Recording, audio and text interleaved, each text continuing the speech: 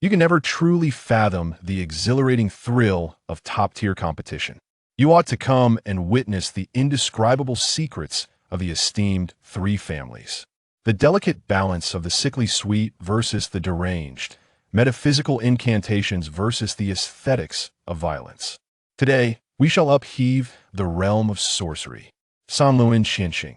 My aspiration is to amass a dowry in search of a husband to carry on the legacy of the Sanluan family. Wu Qiao Wuji.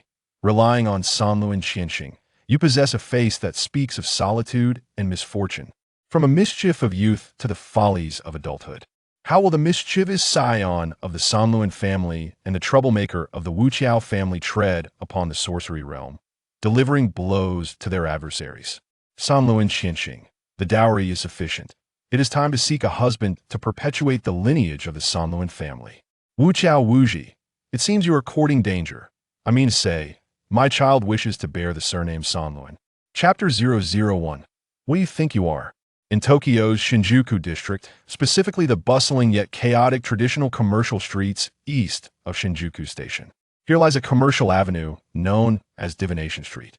This thoroughfare is adorned with various stalls of divination from both east and west, where vendors don diverse attires representing their respective mystical domains, and the air is infused with the fragrances of sandalwood and scented candles.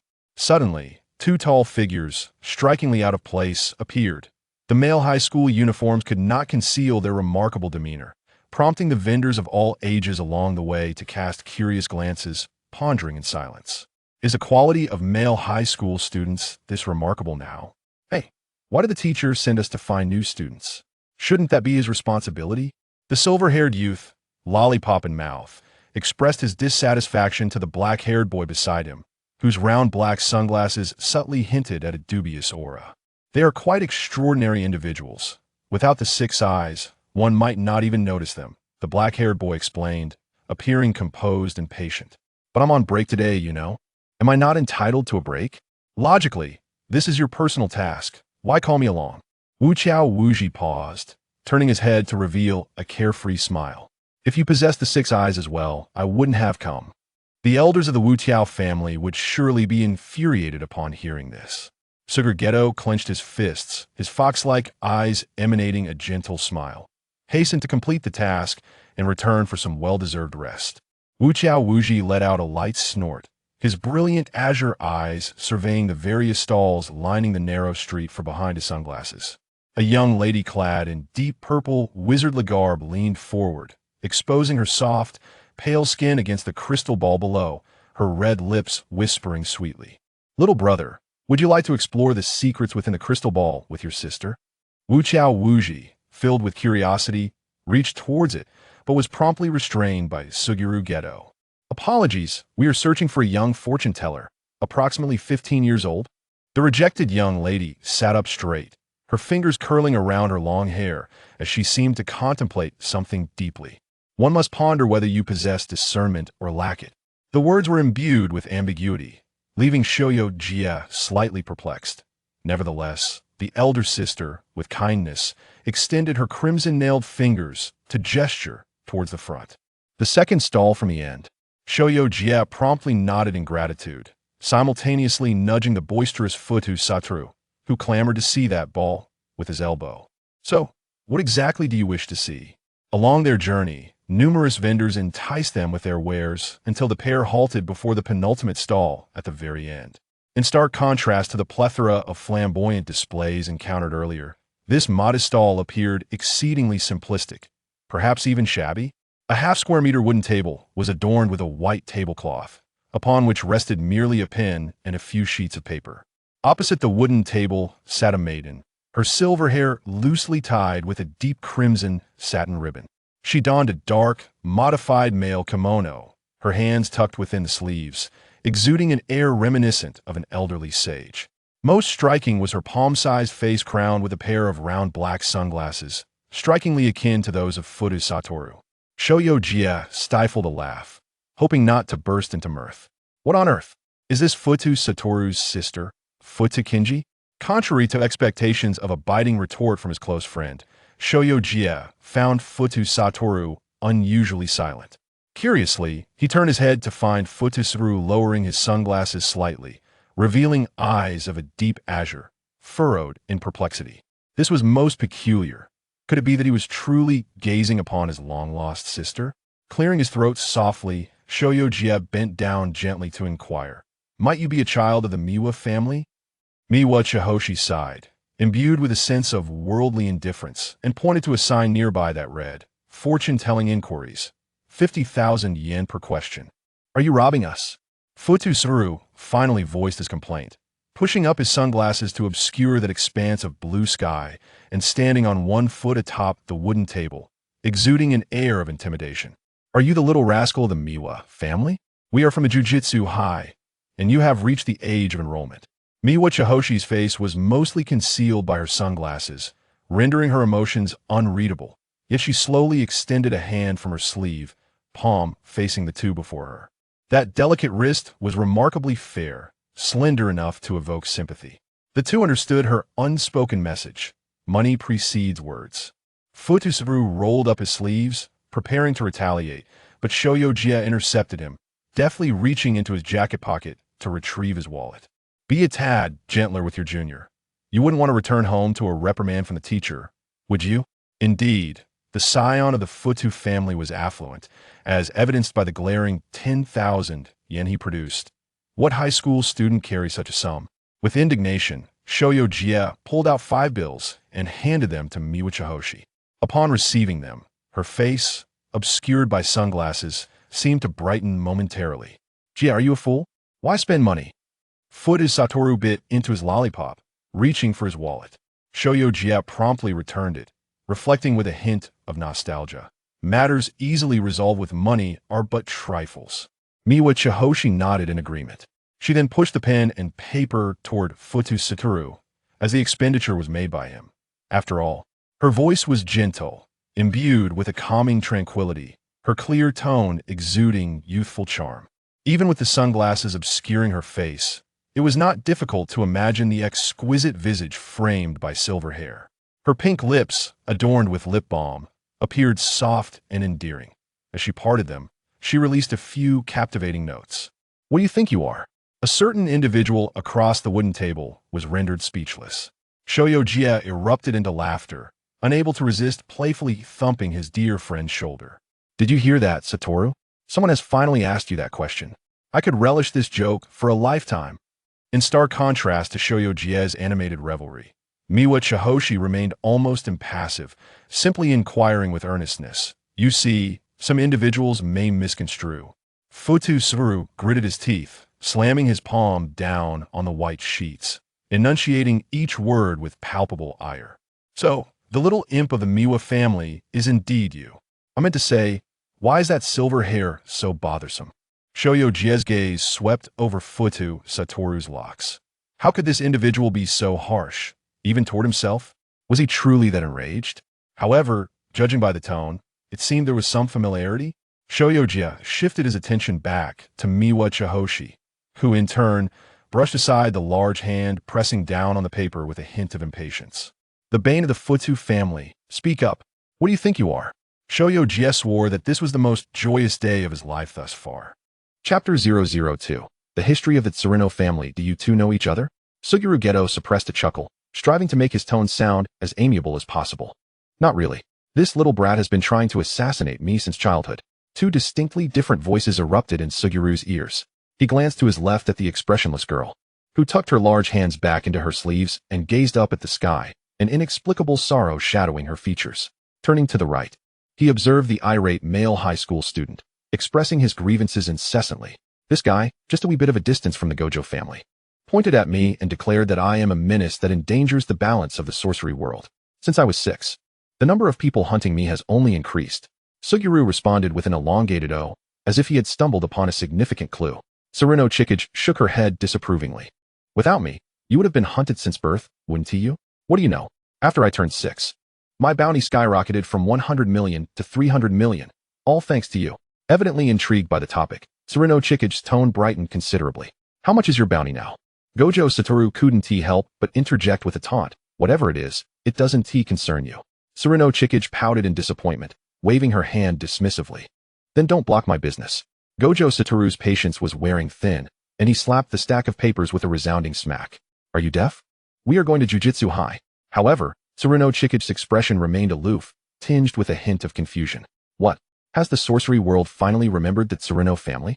This remark left Gojo Satoru momentarily speechless, unsure of how to retort. The Tsuruno family, a lineage descended from Emperor Shotoku, one of Japan's 4 great vengeful spirits, had once been among the ruling families of the sorcery world 500 years ago, but was inexplicably expelled. Now, the Tsuruno family had merged into the world of ordinary people, gradually fading away. The vengeful spirit of Emperor Shotoku is feared and revered, dubbed Japan's greatest demon king. The Tsuruno family's sorcery is profoundly enigmatic, enabling them to glimpse into a person's destiny and alter it through their cursed energy. Their sorcery, being more human-centric, led to their expulsion from the sorcery community, a widely accepted narrative. Tsuruno Chikuge is one of the few remaining scions of the Tsuruno main family. When Suguru was forcefully compelled by Gojo Satoru to participate in the mission, he had perused related materials but found scant descriptions of the Tsuruno family. Miss Tsuruno. As a bearer of cursed energy, Jujutsu High is the most suitable place for someone your age. Tsuruno Chikuge shifted her gaze to Suguru, who suddenly felt as if he were being exposed to scrutiny. Could you write something for me? Suguru, slightly perplexed, nonetheless inscribed the words cursed technique on the blank paper. Tsuruno Chikuge examined the 2 characters intently, and after a brief pause, she remarked, a year from now, you will arrive at a crossroads in your life. Whether it leads to demise or survival is something you must ponder carefully. Abruptly, the girl spoke again, adding, for now, you are still a good person, so I won't charge you for this divination. Suguru's lips twitched, feeling inexplicably fated by a soothsayer, yet compelled to express gratitude. Well, thank you. His tone was laced with incredulity, but Tsuruno Chikuge was unfazed, continuing, the Tsuruno family will no longer step into the sorcery world, so you may leave. Her resolute response, coupled with a polite demeanor, left Suguru in a quandary. Gojo Satoru, agitated, scratched his head, muttering, I had a feeling this morning would be inauspicious. And sure enough, trouble found me.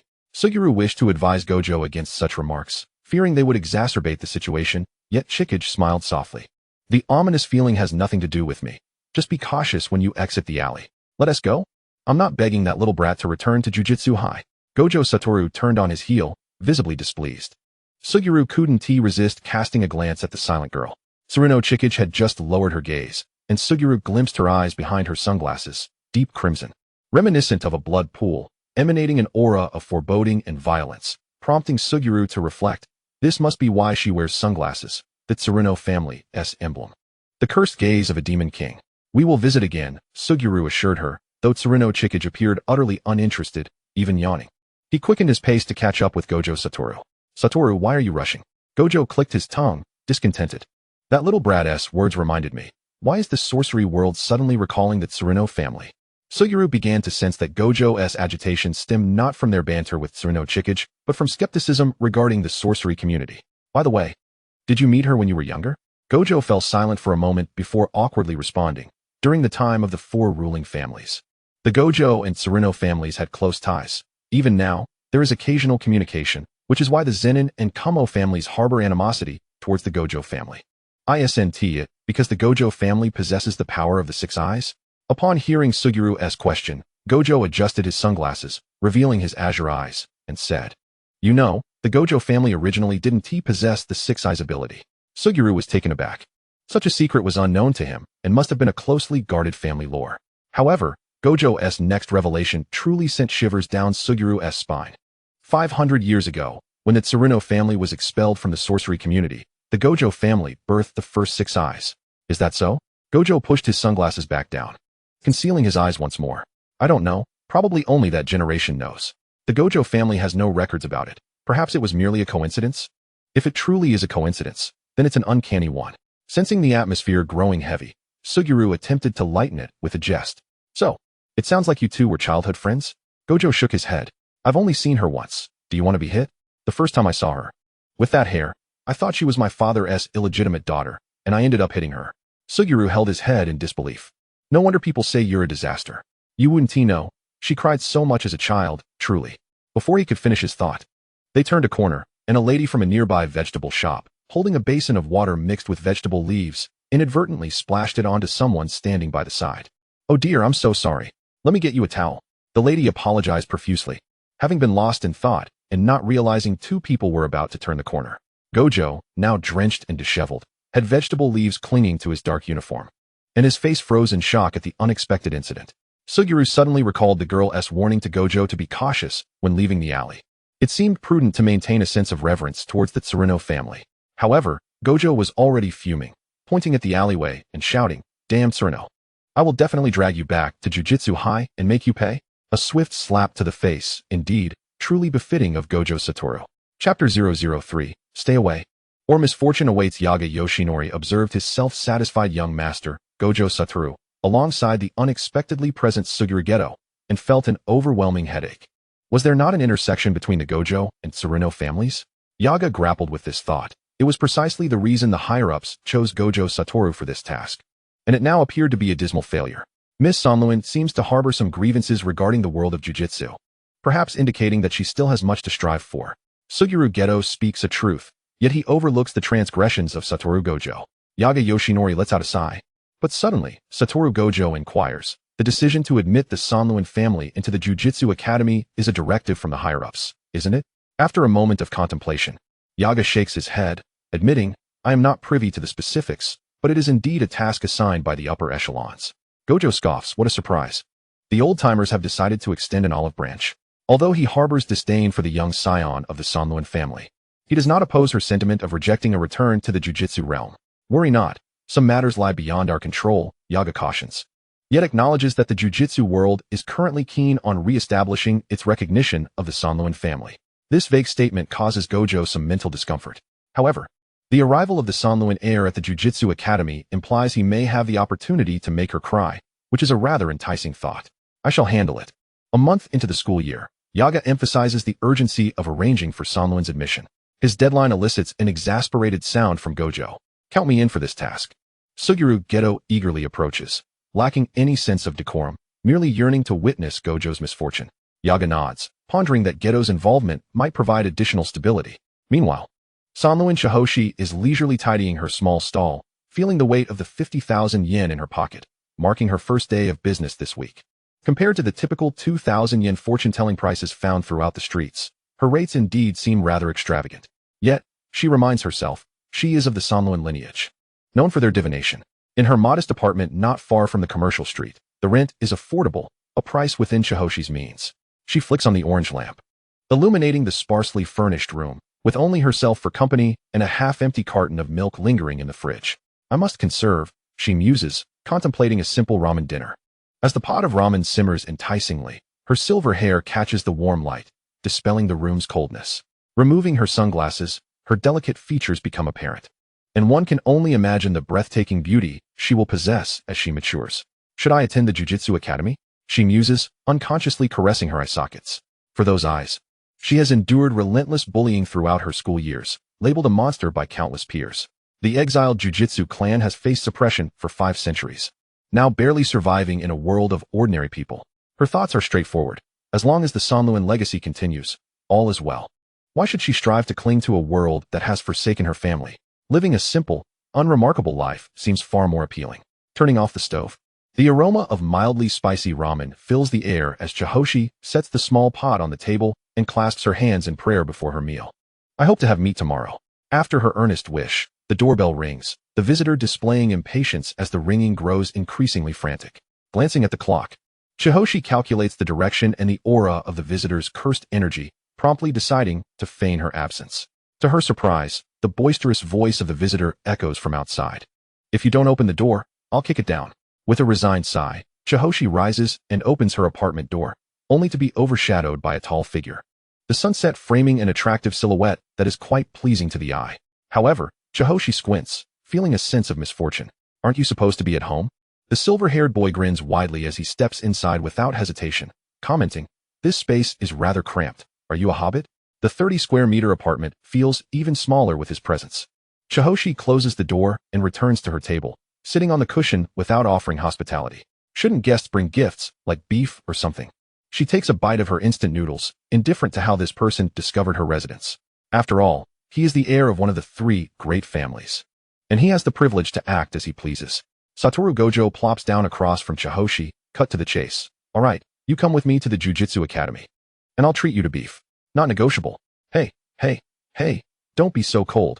We're practically. Chihoshi slams her chopsticks onto the table, her crimson eyes radiating displeasure. The Sanluan family has no ties to the Jujutsu world anymore. Gojo props his chin, scrutinizing the girl before him, who incessantly invokes the name of her family. You don't have the authority to represent the Sanluan family.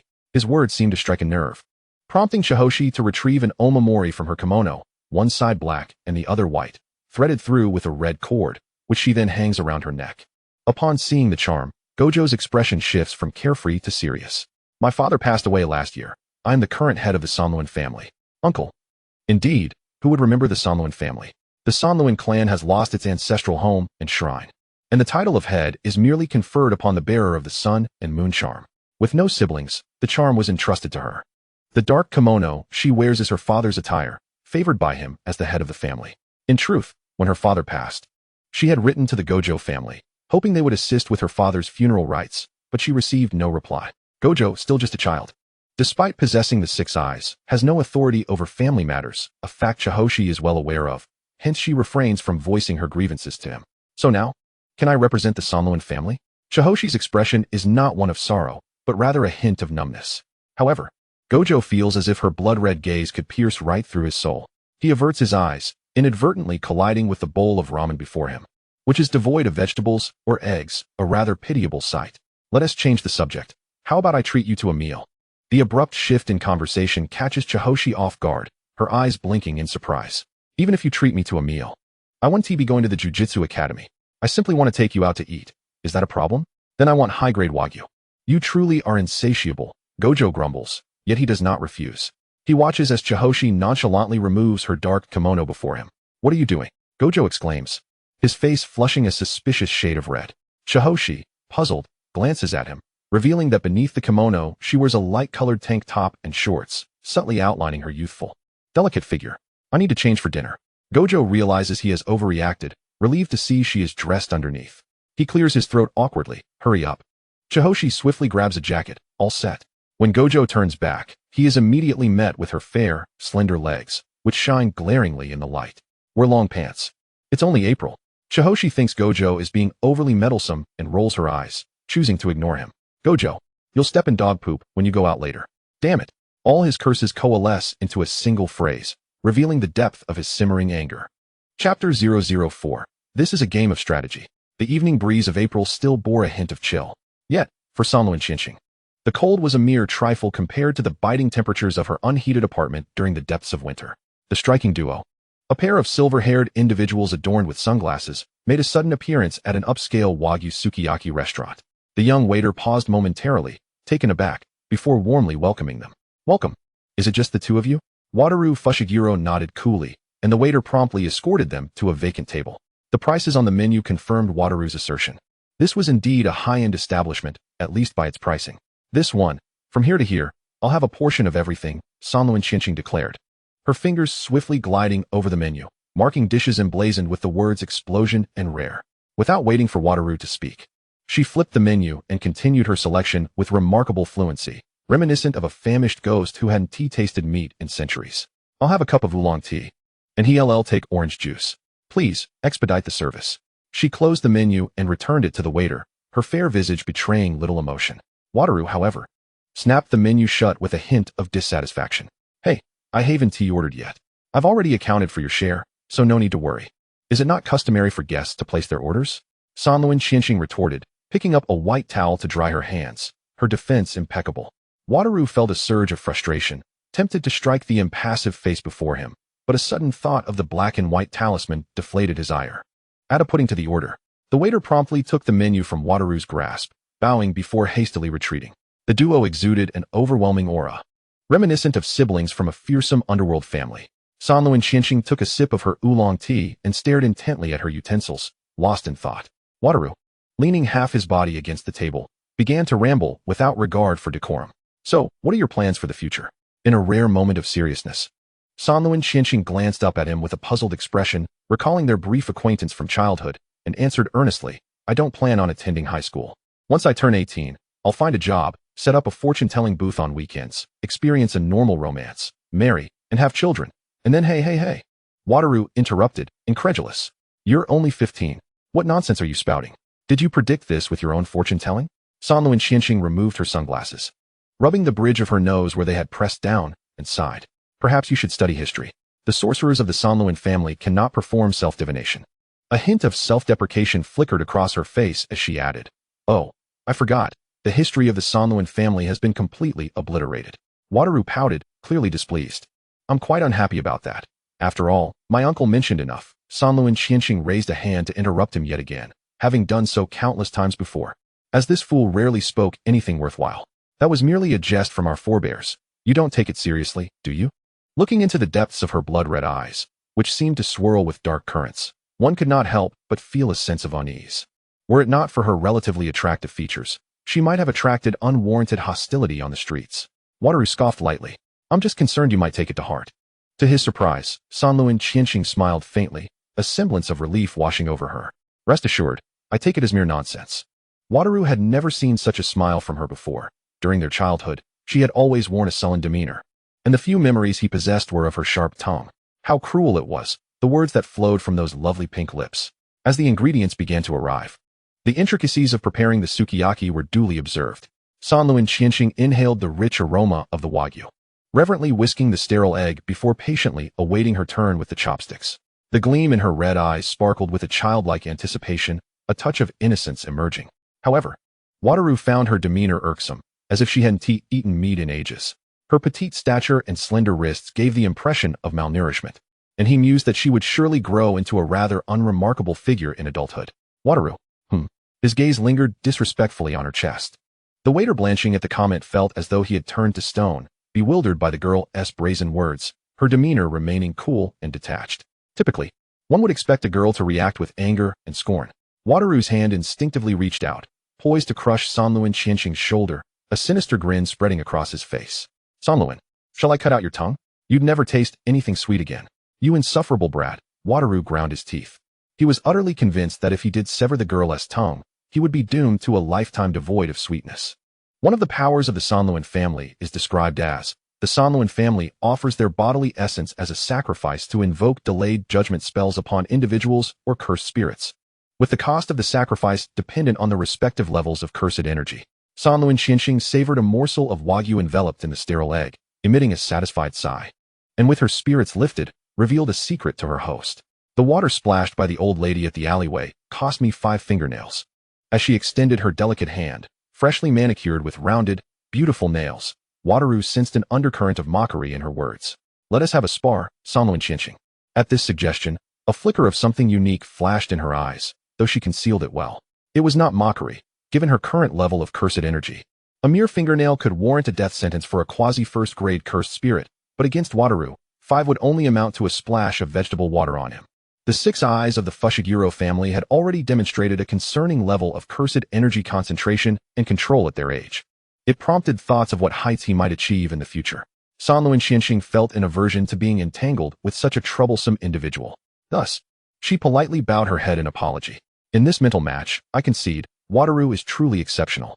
Her words were devoid of spirit, delivered in a tranquil tone. Wataru's lips curled into an enigmatic smile as he retorted mercilessly, One day, I will make you willingly praise my prowess. Don't get too cocky.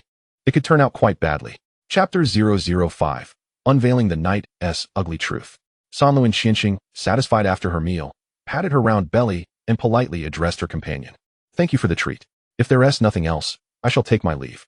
Her demeanor was akin to someone who had consumed every last morsel and was ready to depart.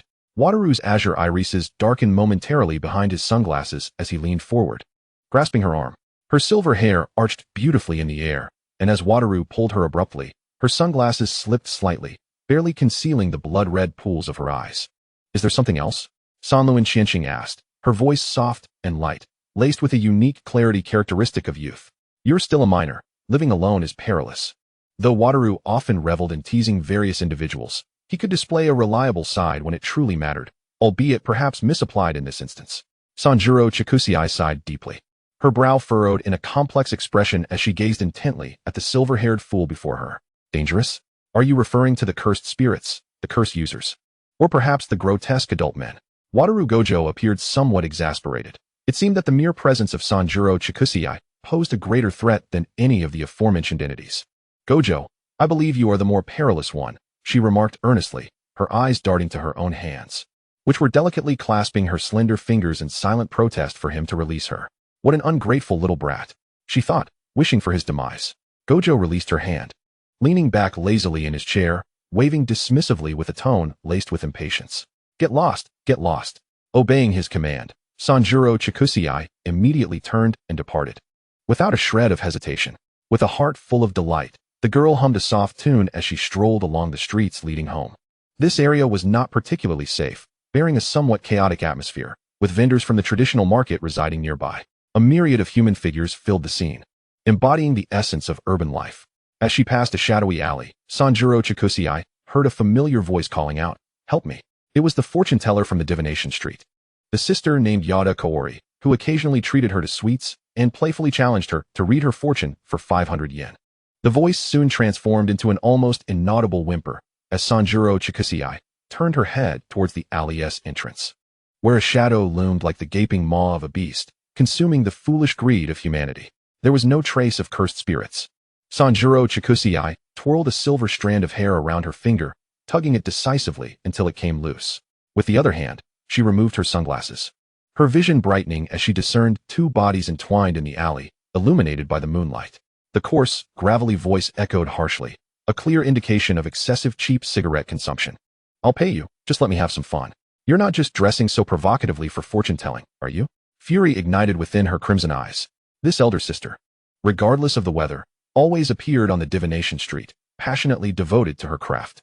Though not affluent, each time she consoled lost girls, a satisfied smile graced her lips. "Do not judge the lives of others without participating in them," Sanjuro Chikusa declared, stepping into the darkness with an air of indifference tinged with mockery. "Hey, beast." The man's pants were halfway down when he was interrupted by her clear voice. He turned back in displeasure, the moon peeking from behind the clouds, casting its glow upon his blood-red eyes that resembled a demon's. A ghost, a ghost. His initial instinct was to scream, but as the moonlight grew brighter, illuminating the girl's figure, her exquisitely beautiful face bore an expression of cold disdain. Such a gaze evoked an inexplicable thrill within him. "Shing, run." Yawata Kaori cried out in alarm, for the girl before her was merely a child, and she must not fall into the hands of the wicked. The man grinned lewdly, grasping Kaori's voluptuous thigh. "Buy one, get one free, I'll only pay for one." This man, robust in stature, bore tattoos reminiscent of gang affiliations, emboldening him to utter such audacious words. Sanjuro Chikusa entwined a lock of hair around her fingertip, forming a hand seal as red cursed energy erupted around her and coalesced into the strand of hair in her grasp. To the two ordinary individuals, it merely appeared as if an eerie wind had suddenly swept through the shadowy alley. "What trickery is this? Let us take care of you first." The man, feeling anxious and agitated, stood abruptly from beside Kaori and approached Sanjuro Chikusa hastily. The girl's expression was frigid, as if encased in frost, her voice devoid of emotion. "Take one more step, and your right leg shall be severed. You son of a The man's curse was cut short as he felt an overwhelming pain in his right leg. Looking down, he saw his calf had been cleanly severed, the wound unnaturally precise. He stumbled to the ground, grotesquely writhing and howling in agony, his eyes bulging with pain as he glared at Sanjuro Chikusa. His face contorted in horror. Yawata Kaori covered her mouth, terrified to utter a sound, her alluring eyes filled with panic. Yet, Sanjuro Chikusa merely smiled faintly, placing her hand on her lips and softly shushing him. "If a fourth person learns of this, or if I see you again, your left leg will follow suit." Her voice, though gentle, carried an underlying menace that instilled fear within the man. "Just a mere girl." Sanjuro Chikusa inhaled deeply, extending her hand towards the distant Yawata Kaori. "Sister Kaori, do not be afraid, let us go home." Kaori hesitated for a moment but then stood, adjusting her clothing. With a resentful glare at the man, she trotted over and grasped Sanjuro's hand. It was soft, slightly cool. Despite the horrific act the girl had just committed, Kaori felt no fear. Upon exiting the alley, Kaori still bore a sense of trepidation. That man. There are no cameras, no fingerprints, no tools. The police wouldn't believe his tale. Sanjuro Chikusa held Kaori's hand as they walked along the main road, her expression serene and harmless. "How did you do that?" After a moment's hesitation, Kaori cautiously inquired, for such feats were beyond her comprehension.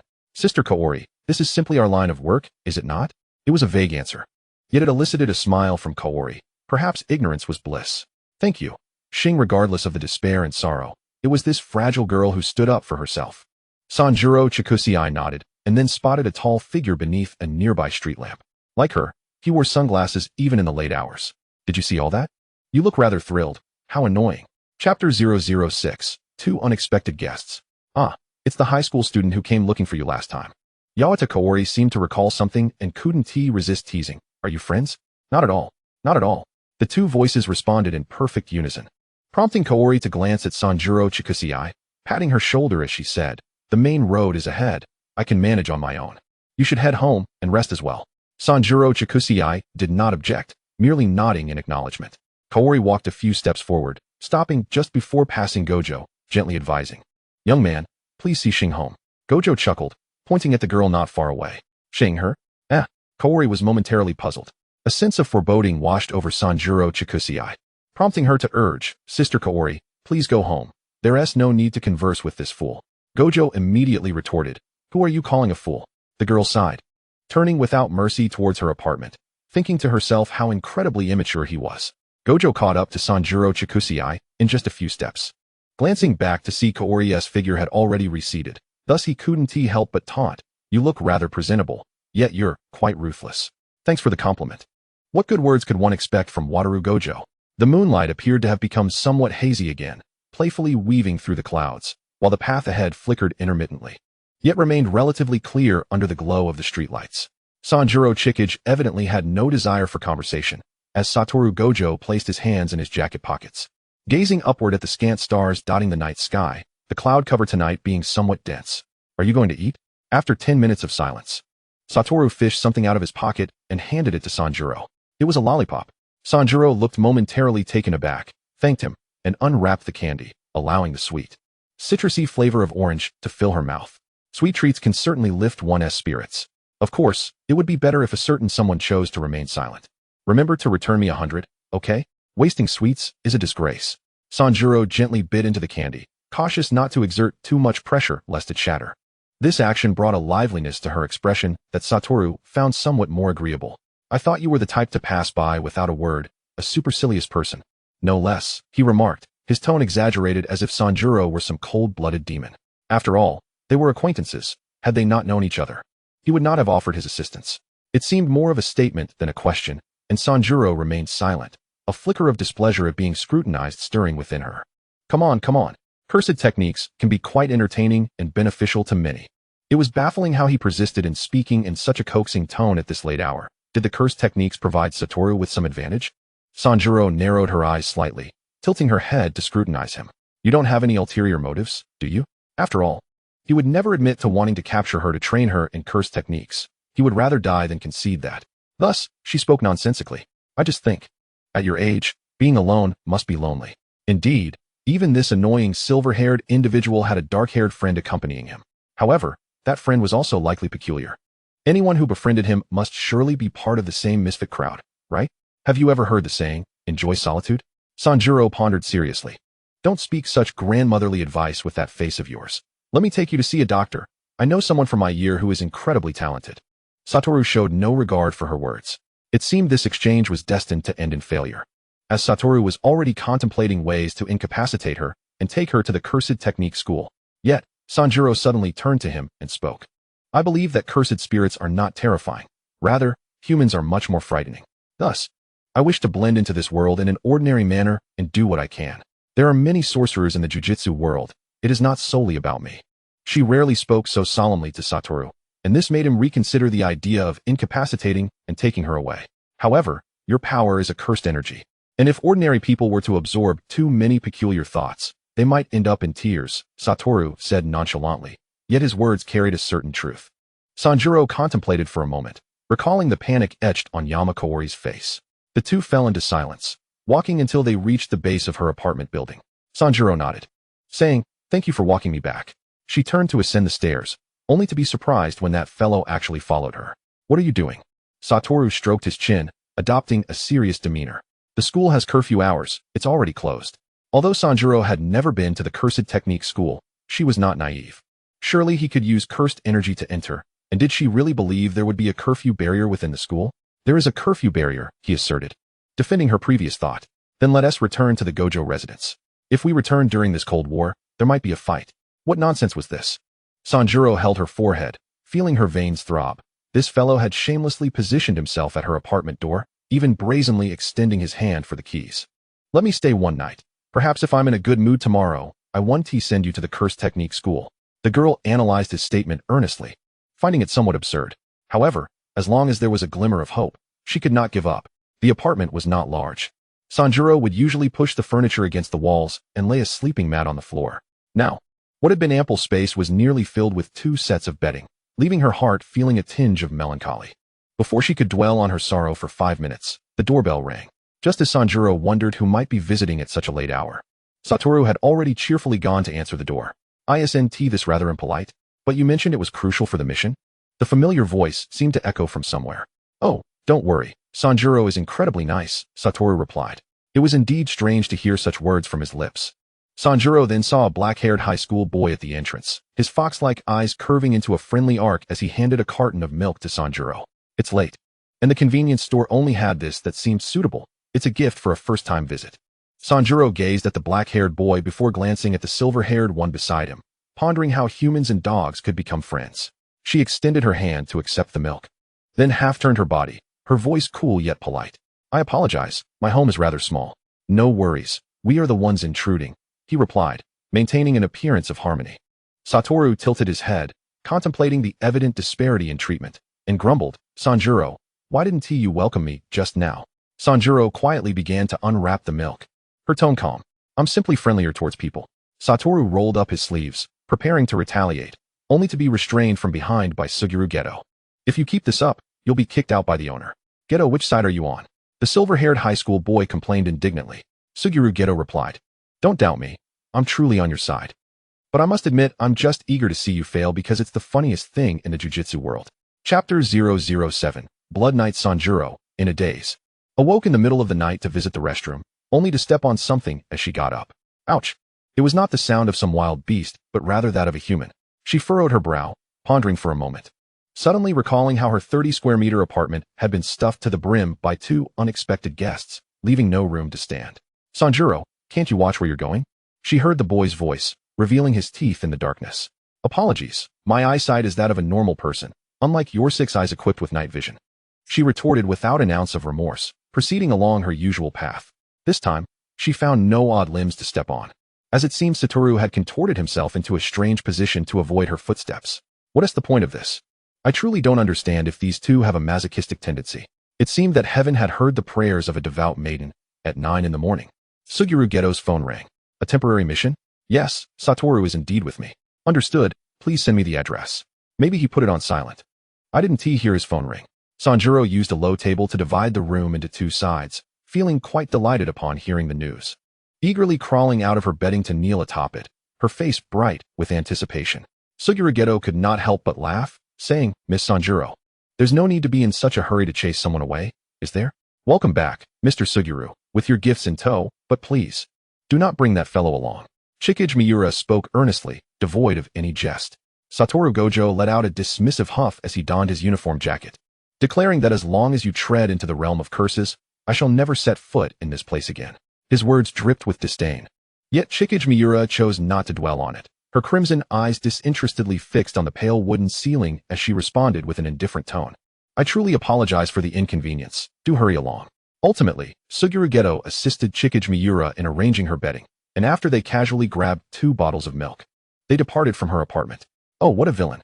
The girl counted the few boxes of milk and resolved to conceal them within the cupboard. It was the weekend, and business at the Divination Street was expected to be brisk. By 1 o'clock, Chigusa Miwa slung her backpack over her shoulders, containing tablecloths, paper, and pens. Her meager divination tools. Vendors had begun to arrive on the street, greeting Chigusa Miwa when they spotted her. After all, a young girl conducting business alone garnered a touch of adult concern. However, upon passing a familiar stall, the alluring figure she often encountered was conspicuously absent, and the fragrant aroma of scented candles had dissipated. An odd sensation stirred within her. Every weekend, Kaho Yamato typically set up her stall promptly after noon. Was yesterday's incident still lingering in her mind? Lacking a mobile phone, she was unable to contact Kaho Yamato.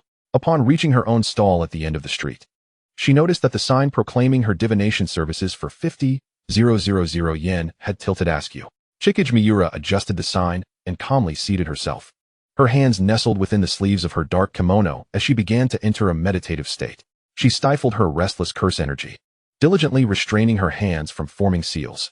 It had been agreed upon, 50,000 yen per session, and peering into another's fate without written traces would lead to a shortening of her own life. Because of this power, her perception of all things dulled gradually. Merely allowing others to scrawl a few words to leave their mark sufficed for her to cast spells. Yet, she genuinely did not wish to become a numb and indifferent person. However, the turmoil within her heart did not stem from the Miura family's techniques, but rather from Chigusa Miwa herself. Her hands, hidden in her sleeves, tightened around her wrist. "Hey, Miura!" Abruptly, a voice resounded before her, and Chigusa Miwa looked up in alarm at the silver-haired boy squatting at her little table. Even with his sunglasses obscuring his eyes, she could discern the emotions emanating from him. Was it resignation, tinged with a hint of compassion? "Come with me." "But I'm still working." "Stop pretending, you feel it too, don't you?" Satoru Gojo's voice rose sharply. "Come with me." Chigusa Miwa rose stiffly, her movements sluggish, leading her to bump against the wooden table. The sound was painful, and Satoru glanced up at the nearly expressionless girl, unable to suppress a quip. "You don't know pain?" Chigusa Miwa stared blankly at Satoru Gojo, who clearly had no interest in her response as he stood and departed.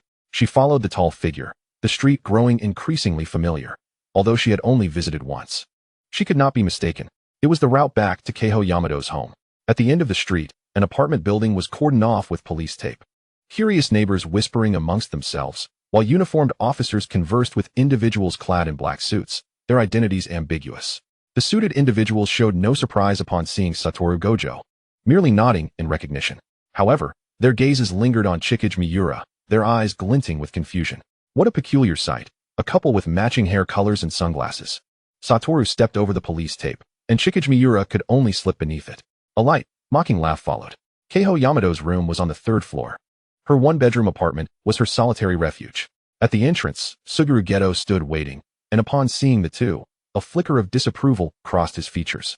"Perhaps it's best to not let Miss Miura enter." Satoru clapped him on the shoulder, his tone casual. "Don't underestimate the little witch from the Miura family." Chigusa Miwa had already caught a faint whiff of blood, and her already pale complexion seemed to drain further. She gently pushed past the two men and stepped into the apartment. Blood splattered from the entryway, and the living room bore the remains of a lifeless body. The crimson stains trailing into the bedroom, the pungent scent of blood growing more pronounced. Chigusa Miwa removed her sunglasses, her movements stiff as she made her way towards the bedroom. The light purple bedding, presumably Kaho Yamado's favorite color, was adorned with charming lavender designs. Yet its elegant hue was now thoroughly marred by dark, congealed blood. There lay Kaho Yamado's mangled form, her right half seemingly cleaved by a sharp blade. Organs spilling onto the bedding, rendering it unimaginable what brutal atrocities had unfolded in this room the night prior. One eye, wide open in terror and despair, stared vacantly from her half-ruined head. How frightened, how tormented she must have been. Chigusa Miwa felt her heart racing, clutching the fabric over her chest tightly in her palm. A large hand silently rested on her shoulder, seemingly attempting to quell her spiraling emotions. Kaho Yamado, time of death, 3 a.m. Remnants of cursed energy remain at the scene. Satoru Gojo's voice remained calm, yet he sighed quietly at the end of his statement. Chapter 008. It is 2 worlds apart. It must be a curse user. Chigusa Miwa's voice trembled slightly as she discerned the traces left at the scene. This was not the work of a cursed spirit. It could not be dismissed as an accident, especially given the events of yesterday. Based on the traces of cursed energy, it was a registered curse user, operating as a paid assassin in the realm of ordinary people. The term paid assassin pierced Chigusa Miwa's nerves. Weary, she closed her eyes, seemingly unwilling to confront the horrific scene before her. It's because of me. How naive she was. If she could intimidate ordinary people, why could they not seek out a curse user? Having hidden in comfort for far too long, she felt a profound chasm between the world of sorcery and that of ordinary folk. As long as she blended into the ordinary world, she could numb herself to the fact that she bore the bloodline of the Miura family. Her actions rendered her an anomaly in the eyes of ordinary people. So how were anomalies resolved? By employing another anomaly, of course. Clearly, it was I who harmed that beast. Tears began to sting her eyes. The opposing party would likewise assume her to be a sorcerer. If they were from the sorcery realm, it was easier to choose to eliminate an ordinary person. This curse user was a mercenary, lacking any grand, noble ideals. Faced with such a scene, even Satoru Gojo found no words for jest, for ultimately, Chigusa Miwa had erred. She ought not to have interfered with the world of ordinary humans using her cursed energy. This was not for their benefit. It could very well harm them. At the tender age of 15, the girl felt an overwhelming sorrow for her foolish notions for the very first time. When her father passed away, his final words to her were, "Protect the weak and ordinary individuals of this world. They are, after all, the foundation of existence." Being the most powerful infant of the Sanluan family, who had been shrouded in dust for centuries, Sanluan Qianqing always believed that she could accomplish any task single-handedly. This was a notion deeply rooted in the abandoned family's psyche. Ultimately, Sanluan Qianqing opened her eyes, approached the remains of Yamato Kaho, grasped the already stiff hand, and gently closed the unblinking eyes with her other hand. Red, cursed energy flowed beside her, swirling around Yamato Kaho's body as if alive, tenderly caressing the corpse. "Sister Kaho, may you find peace in your next life." Blood trickled from her lips, dissolving into a void of crimson luminescence that dissipated into the air. The divination sorcery of the Sanluan family was not merely a means to glimpse the past or future. Using her blood as a medium, she sought not wealth or fortune, but merely the assurance of Kaho's safety in the afterlife. This consumption of her vitality, did it cost Sanluan Qianqing several years of her life? She found it inconsequential, utterly indifferent. Hey, have you lost your mind? The concept of reincarnation is merely a fabrication of novels. Do you truly believe in it? Watanabe Wataru, with a hint of rationality, found the scene before him somewhat glaring. Sanluan Qianqing did not respond with anger. She released Yamato Kaho's hand and stood up, wiping the bloodstains from her mouth. She did not weep. Her hollow eye sockets remained dry, yet Watanabe felt that the irritating figure before him was silently grieving. "Forget it. I want to get involved. This is too much trouble." Watanabe turned away from the bedroom, coincidentally encountering Suguru Geto, who was waiting in the living room. Suguru playfully punched Watanabe's chest, smiling. "All right, go fetch that person before Miss Sanluan. I'm not her bodyguard. Let her handle it herself." Despite his words, Watanabe found himself stepping towards the apartment's exit. The once clear afternoon sky suddenly darkened, heavy clouds gathered, and rain poured down, as if to crush the chaos of the world beneath its weight. The rain washed the ground, seemingly cleansing Sanluan Qianqing's thoughts, layer by layer peeling away certain burdens. She suddenly recalled her childhood conversations with her father. "Daddy, why has the Sanluan family's history vanished since 500 years ago?" Because at that time, the Sanluan family became one with the currents of history, becoming one of the countless lives that cannot be recorded. But why is that? Other families have continued to be documented throughout history. Her father sighed, gently stroking Sanluan Qianqing's head. Perhaps the Sanluan family is simply unrecognized by history. But can you, Qianqing, make history acknowledge the Sanluan family once more? Her father's eyes held 1,000 unspoken words, and he merely shook his head. "Qianqing, this is a task you cannot accomplish alone, so do not dwell on it. Live your life in peace." It seems that even in her youth, she harbored such optimistic thoughts. Was the Sanluan family truly so unfortunate? Was this why they were cast out, and why Yamato Kaho had perished because of her? This melancholic emotion lasted only a few seconds before Sanluan Qianqing couldn't help but smile. Nonsense. She deeply bowed to Yamato Kaho, adjusted her sunglasses back onto her nose, and stepped out of the apartment into the storm. The girl, unprotected by an umbrella, walked down the street, drawing curious glances from passers-by, who found her demeanor peculiar. Compared to the frantic individuals seeking shelter from the rain, her pace exuded a sense of ease, as she strolled leisurely amidst the torrential downpour. Sanluan Qianqing tucked her hands into her sleeves, her wooden clogs clacking rhythmically against the asphalt, reminiscent of a melody composed in harmony. The red, cursed energy before her seemed to stretch toward a certain destination as if it possessed a life of its own. Quite swift. The crimson pupils behind Sanluan Qianqing's sunglasses turned frigid as she languidly pulled 2 silver strands of hair, letting them dance in the air. "The next time you blink, you will find yourself before me." Moments later, a man clad in black materialized before her, wrapping himself tightly, clearly accustomed to underhanded dealings. The instant this man appeared, Sanluan Qianqing discerned a glimmer of relief in his eyes. "Relief? Are you unharmed?" However, at the very spot the man had just fled from, Watanabe and Suguru stood in shock, witnessing the cursed spirit that had ensnared the man vanish into thin air. An accomplice? Found him. Let us kill him together. Watanabe's curse-laden words were only half spoken when he caught a glimpse of a red, cursed energy trajectory through his 6 eyes. Annoyed, he brushed his rain-soaked silver hair back, revealing his smooth, pale forehead. "Geto, let us go catch that rabbit." Suguru, looking bewildered, responded, "Are you out of your mind?" Chapter 009, The Bounty Duo.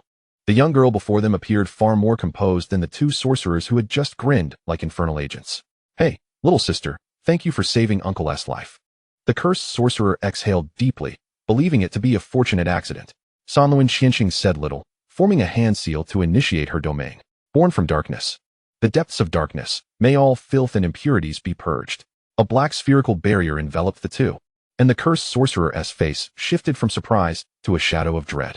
Little sister, what do you mean? Ordinary individuals could not perceive the contents of the domain, especially not in a populated area where they must avoid being seen. Sanluan Qianqing had long since locked onto the last scene witnessed by Yamato Kaho before her death, while blessing her. Cursed path returns would not misidentify its target, rendering any inquiry unnecessary. She removed her sunglasses. Unlike Watanabe, who wore them to block out unwanted sights, she found them obstructive to her vision. Her scarlet eyes appeared somewhat eerie within the darkened domain. The cursed sorcerer froze, his expression contorting with malice. The eye of the red demon, little sister. You must be the girl from the Sanluan family. At that moment, a flicker of emotion crossed Sanluan Qianqing's otherwise impassive face, confusion. The Sanluan family had long since faded from the sorcery world, and few associated red eyes with the Sanluan name. How did this sorcerer know her? You may not realize it yet, but you are quite valuable. There's a bounty of 2 billion on your head. Aren't you afraid of being caught walking around like that? The cursed sorcerer marveled at his good fortune, having escaped 2 plagues only to encounter a windfall. Yet, Sanluan Qianqing was perplexed. What nonsense are you spouting? Why is there a bounty of 2 billion on me? The Sanluan family has been in decline for a century and has not been mentioned. Why has a bounty suddenly emerged? Was it because the sorcery world wished to recall the Sanluan family? What connection lay beneath this? Ha ha ha, my luck is extraordinary. Don't struggle, I'll be gentle. After his sinister laugh, the cursed sorcerer drew a dagger imbued with cursed energy from his waist, and, like a specter, lunged towards Sanluan Qianqing. The speed was astonishing, eliminating any unnecessary movements, a martial art and sorcery honed entirely for the purpose of killing. The figure split into 2, then 4, completely surrounding the cursed master, Sanluan Qianqing. However, Sanluan Qianqing slid her right foot back, the wooden clogs producing a jarring sound against the pavement.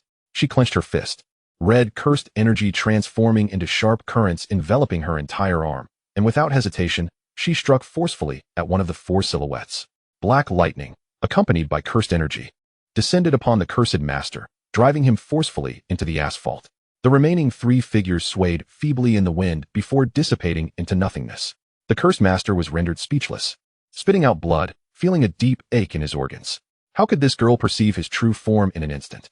After all, he was a grade 1 cursed master. Sanluan Qianqing approached the pit, her knuckles cracking ominously as she prepared to strike down again, only to have her fist enveloped by a warm, large hand. She looked up in astonishment at the boy who had taken her full force. Don't kill him. After all, you're not yet a sorcerer. It could lead to trouble. She thought to plead, but Wujiao Wujing turned, lifting his foot with a refreshing smile. Let me handle it. The black leather shoe mercilessly crushed the back of the cursed master's neck, and Sanluan Qianqing heard the sickening sound of bones breaking. The cursed master's head tilted, eyes rolling back, and he succumbed instantly. It was clean and decisive. In the next moment, that hand gripped the back of Sanluan Qianqing's neck. Because of you, I had to run through the rain for so long. Did you abduct him? Are you his accomplice? Her body, washed by the rain, felt cold, but his hand was warm. Sanluan Qianqing raised her hand to strike at the restless hand, her brow furrowing. Because you're an idiot. You little brat really have no good intentions. When Yeo Jia descended from the cursed spirit, he found Wujiao Wujing holding Sanluan Qianqing as if she were a rabbit, while the cursed master lay lifeless in the conspicuous pit beside them. All right, Wujing, contact the auxiliary supervisor. Capture and eliminate. Task completed. Wujiao Wujing clicked his tongue in dissatisfaction as he released her, only to see Sanluan Qianqing staring blankly at the corpse. You cursed little brat. You don't intend to desecrate the body, do you? Wujiao Wujing shouted, earning a disdainful glare in return. Wujiao Wujing, I have a bounty on my head. Huh? How much? 200 million. Wujiao Wujing felt a strong urge to crack open this guy's head and see what was inside. But Sanluan Qianqing was not one to joke about such matters. Yeo Jia mused. Is it true that all silver-haired, sunglasses-wearing peculiar children end up on the bounty list? The 3 fell into an odd silence, and after a long while, Wujiao Wujing burst into laughter. You're not worth as much as I am. You're too weak. Sanluan Qianqing deemed him unworthy of further discourse, dismissing him with a wave as she prepared to leave. Wujiao Wujing observed the delicate figure, and though the torrential rain drenched her, her posture remained remarkably upright, like a tenacious, stubborn red-eyed rabbit. Sanluan, I will help you investigate the bounty situation. His flamboyant voice was not drowned out by the rain, reaching Sanluan Qianxing's ears clearly. She slightly turned her body, her silver hair cascading over her cheek, giving her a somewhat pitiable appearance. Thank you, but I can manage on my own. With that, she vanished into the misty downpour. Yeojia, witnessing his friend's disgruntled demeanor, patted his shoulder sympathetically. At least she didn't completely reject you. Wujing adjusted his sunglasses to scrutinize Yeojia. Why do I feel like you're mocking me? Yeojia thought. When did this guy learn to read minds? Yet, he maintained his facade, continuing to pat Wujing's shoulder. Don't overthink it. Can we at least find shelter from the rain? Suddenly recalling something, Wujing raised his hand and performed a hand sign, conjuring an invisible barrier around his body that kept the rain at bay. I forgot to activate it. Now you're the one getting wet. Observing his smug expression, Yeojia sighed, muttering under his breath, Wujing, you might as well die. Chapter 010. Some things cannot be hidden. Sanluan Qianxing returned to her apartment, filling the bathtub with warm water, sinking her body into it until she felt a semblance of warmth. The mirror, installed to enlarge the bathroom, reflected the girl's face, slightly clouded with steam. Her youthful features bore an unusually composed expression. Typically, a girl of her age would curl up in the tub and cry in such circumstances. But she found herself unable to weep. Sanluan Qianxing tilted her head back, gazing at the warm light in the bathroom. The disruption of her life was decidedly unpleasant, even somewhat vexing. The mere thought of that noisy calamity named Wujing heightened her irritation. The sorcery world had played its cards well, issuing a recall order on behalf of the Wujiao family, the only family connected to the Sanluan family. To elaborate, only the Wujiao family possessed the capability to locate her. If Wujing's bounty was due to his overwhelming cursed energy, making him a potential influencer on the future balance of the sorcery world, then her bounty seemed rather inexplicable. Presently, two possibilities arose. 1. It was a trick of the sorcery world to ensure she could not integrate into the realm of ordinary people, thus forcing her dependency on the sorcery world. 2. For some reason, they could not allow the Sanluan bloodline to continue. Sanluan Qianxing lowered her gaze, absently toying with a small yellow rubber duck floating in the bathtub. What a pity, the sorcery world still underestimates the Sanluan family. Are you implying that Miss Sanluan is quite formidable? Back at the Sorcery Academy, Wujing and Yeojia brazenly skipped their general studies class, lounging on the covered bleachers beside the playground, engaged in conversation. Yeojia eyed Wujing suspiciously. Hearing such statements from his mouth was indeed a rarity.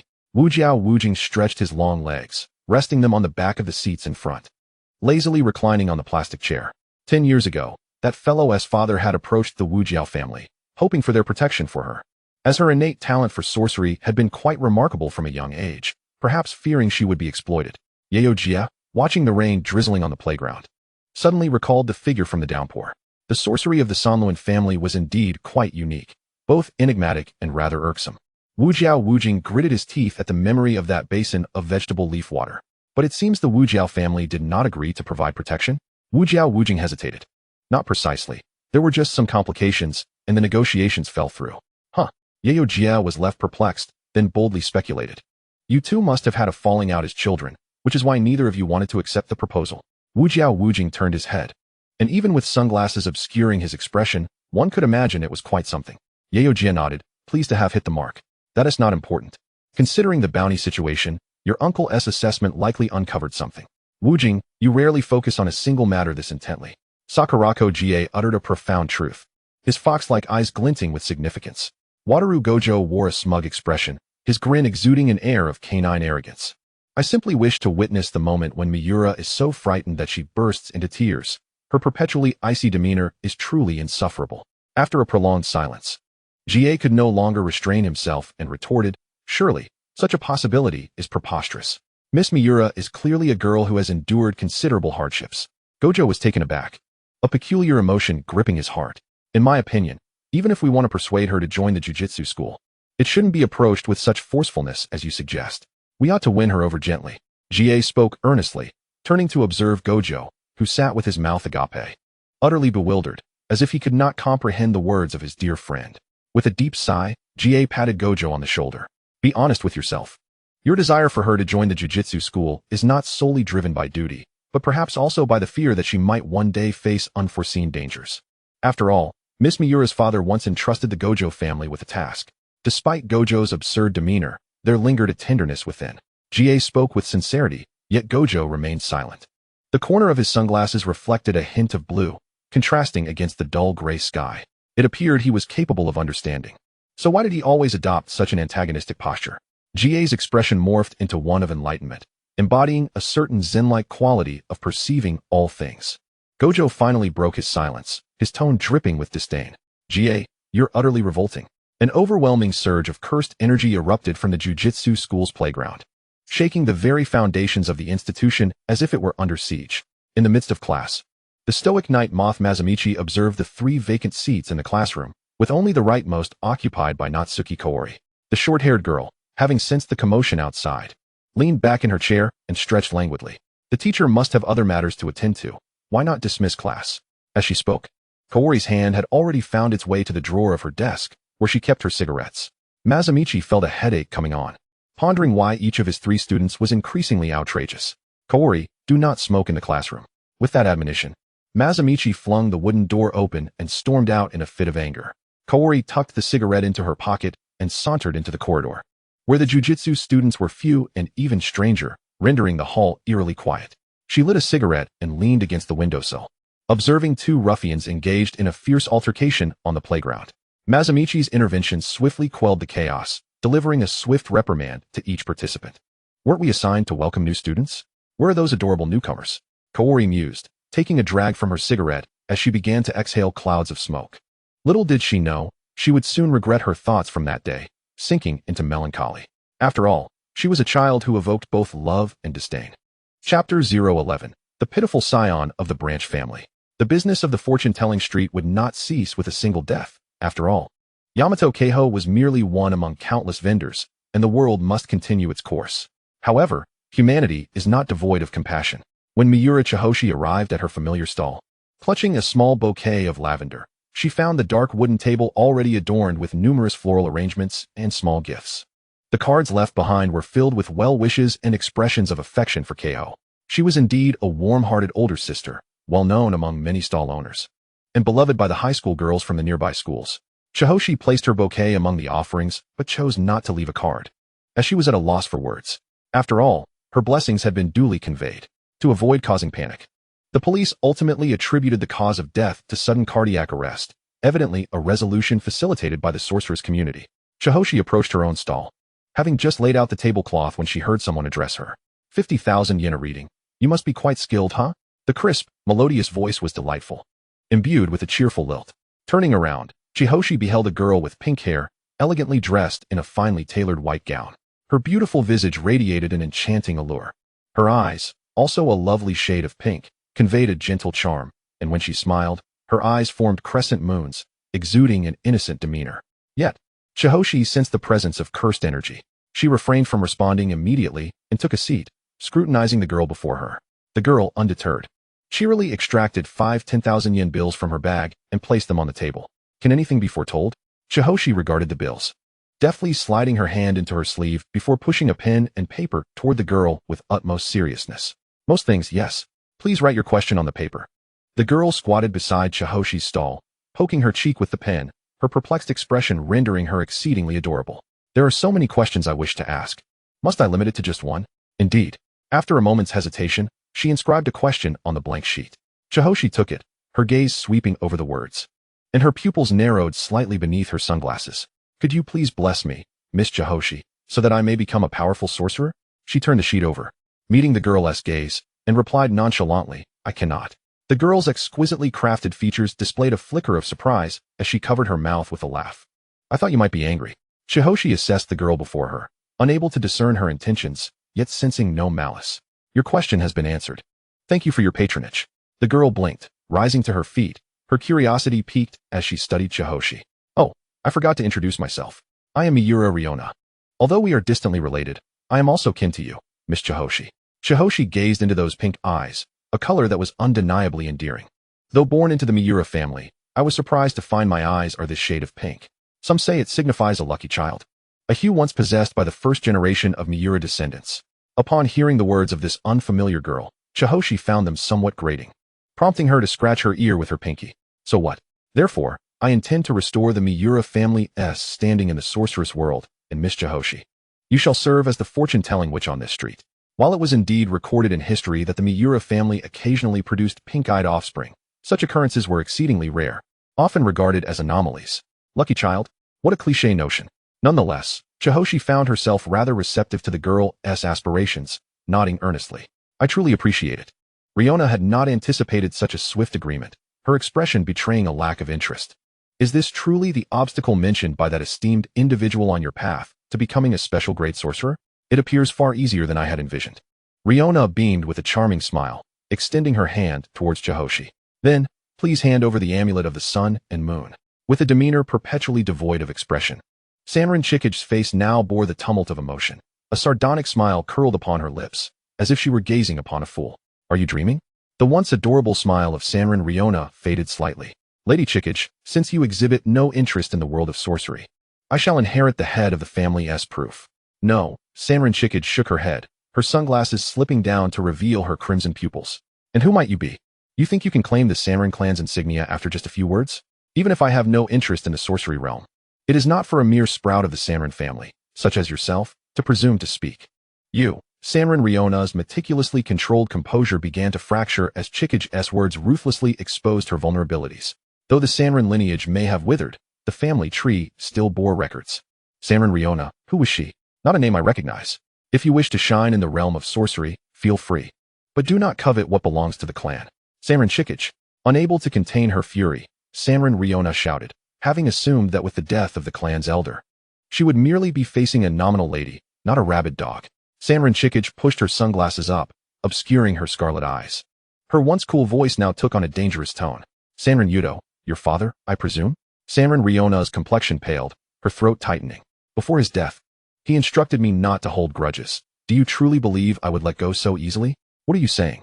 If the Branch family wished to re-establish ties with the sorcery world, they should cultivate relationships with the three great families. Why disturb the peace of the main house? Sanrin Riona bit down hard on her lip, bewildered by how this madwoman knew so much. Meanwhile, Sanrin Chikige merely pointed to the paper recently inscribed by Sanrin Riona, where a strand of red sorcery power entwined. After all, you paid me, and I must tally my dues. I should thank you for leaving me a trace. Were it not for this girl's provocation, Sanrin Chikige would remain oblivious to the reasons behind the Sanrin family's sudden summoning back to the sorcery realm. Sanrin Riona's flawless visage contorted into a grimace. This is impossible. No member of the Sanrin family could pry into the fate of their kin. Sanrin Chikige chuckled lightly. It seems history was not your strong suit. Those with exceptional gifts can glimpse the fates of outsiders. Let me think. Throughout history, the Sanrin family has produced 3 such individuals. I am the third. So what exactly are you? With a few words, she unceremoniously shattered Sanrin Riona's arrogance. Sanrin Chikige lowered her gaze, entirely unconcerned with the expression of the girl before her.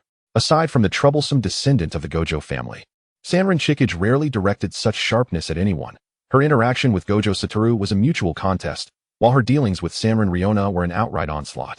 Sanrin Chikige felt the 50,000 yen in her sleeve, pondering that perhaps today would not yield any foolish benefactor, and an early closure would be quite nice. Thus, she hastily stowed several items from the wooden table into her backpack. Just as she stood, she heard the voice of the person she had just mentioned. Aside from Jet, there really are others who play the fool. It's utterly hilarious. Some things should not be spoken aloud, for once uttered, they manifest into reality. Sanrin Chikige grimaced, feeling a wave of misfortune wash over her. Chapter 012. The shadow grows clearer. Upon the arrival of others, Sanrin Riona donned a facade of innocence and purity, evoking a sense of nausea. You are from the Sorcery Academy, are you not?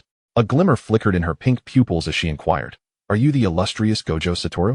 Gojo Satoru cast a sympathetic glance at this unfortunate soul, kindly warning her, this one is a rather eccentric fraud. Sanrin Riona was taken aback. What manner of communication was this?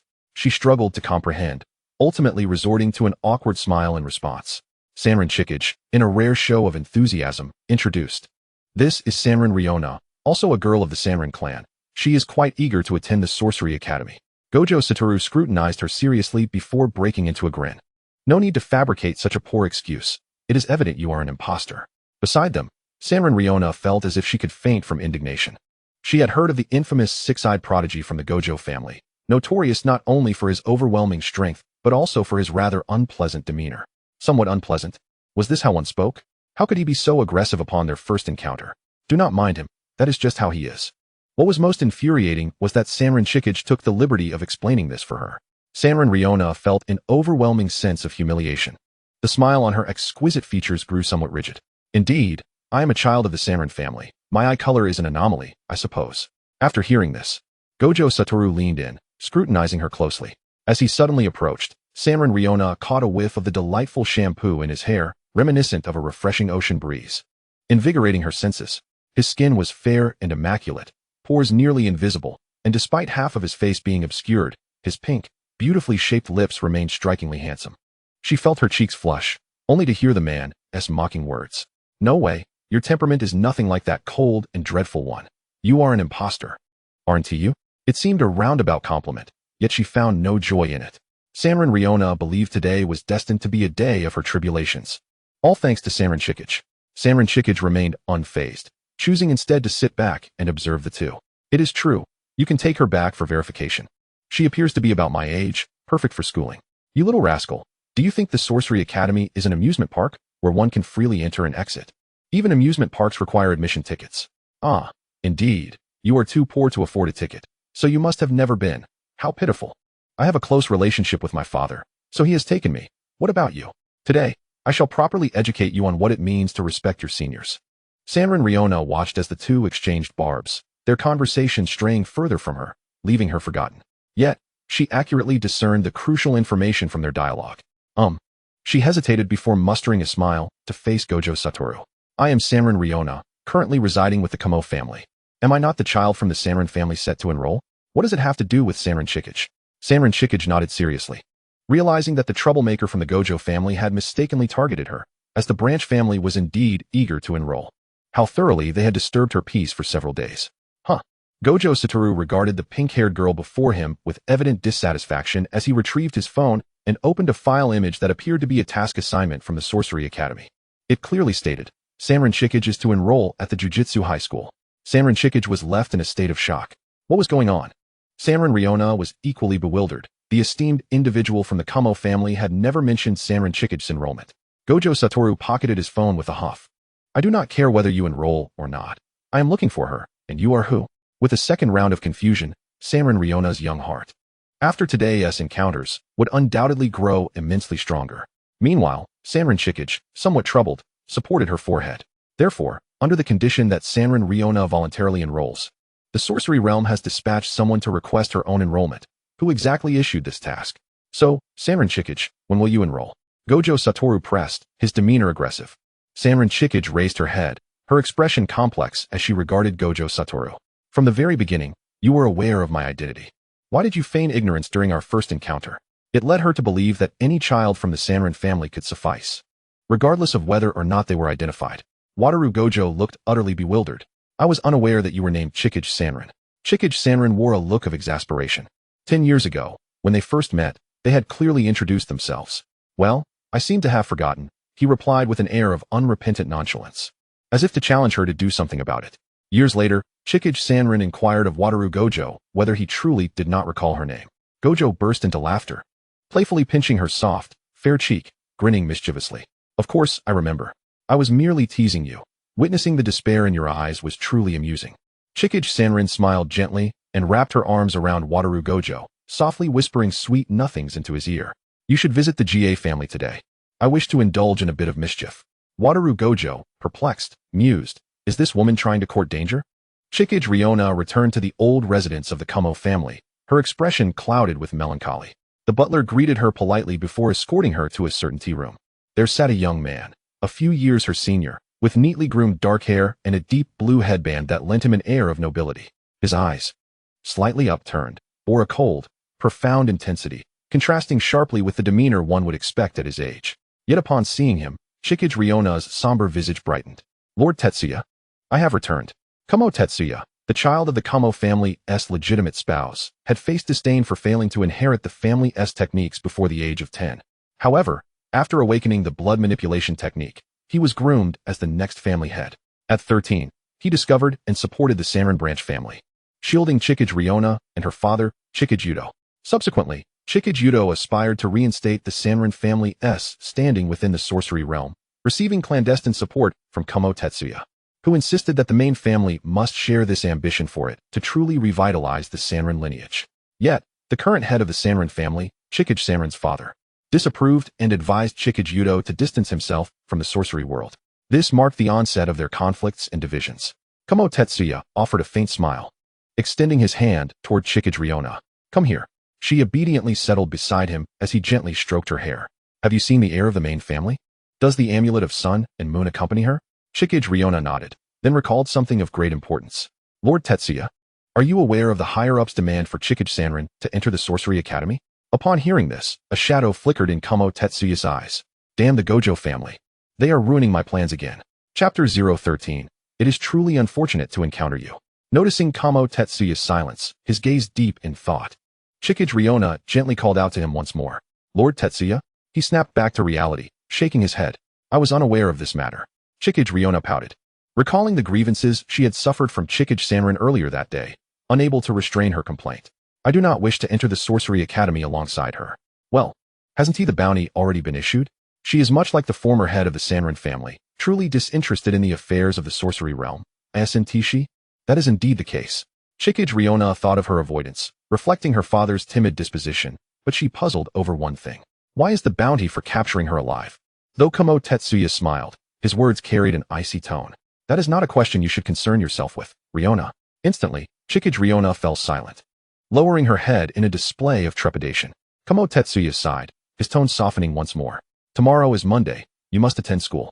So it would be wise to rest early today. Chikage Riona nodded obediently, then added, while visiting her today, I saw Wataru Gojo. It seems he has been assigned the task of facilitating Chikage Sanrin's admission. Kamo Tetsuya's brow furrowed, recognizing the troublesome nature of the young man. I see. This information is quite useful. You have done well. Flushed with praise, Chikage Riona's cheeks flushed a delicate pink, complementing her hair and eyes, embodying the beauty of youthful shyness. She respectfully bowed her head. It is my duty. Ever since you have looked after my father and me, I have remained eternally loyal to you, Lord Tetsuya. Seemingly pleased by her words, Tetsuya smiled. Riona, you are quite obedient. That is what I appreciate most about you. The mere mention of affection sent her heart racing. Lord Tetsuya, am I the only one you favor? You are the sole one I favor. Those words held enough weight to shatter a girl's heart. Chikage Riona raised her gaze, her pink eyes shimmering with a certain light. Lord Tetsuya, rest early, Riona.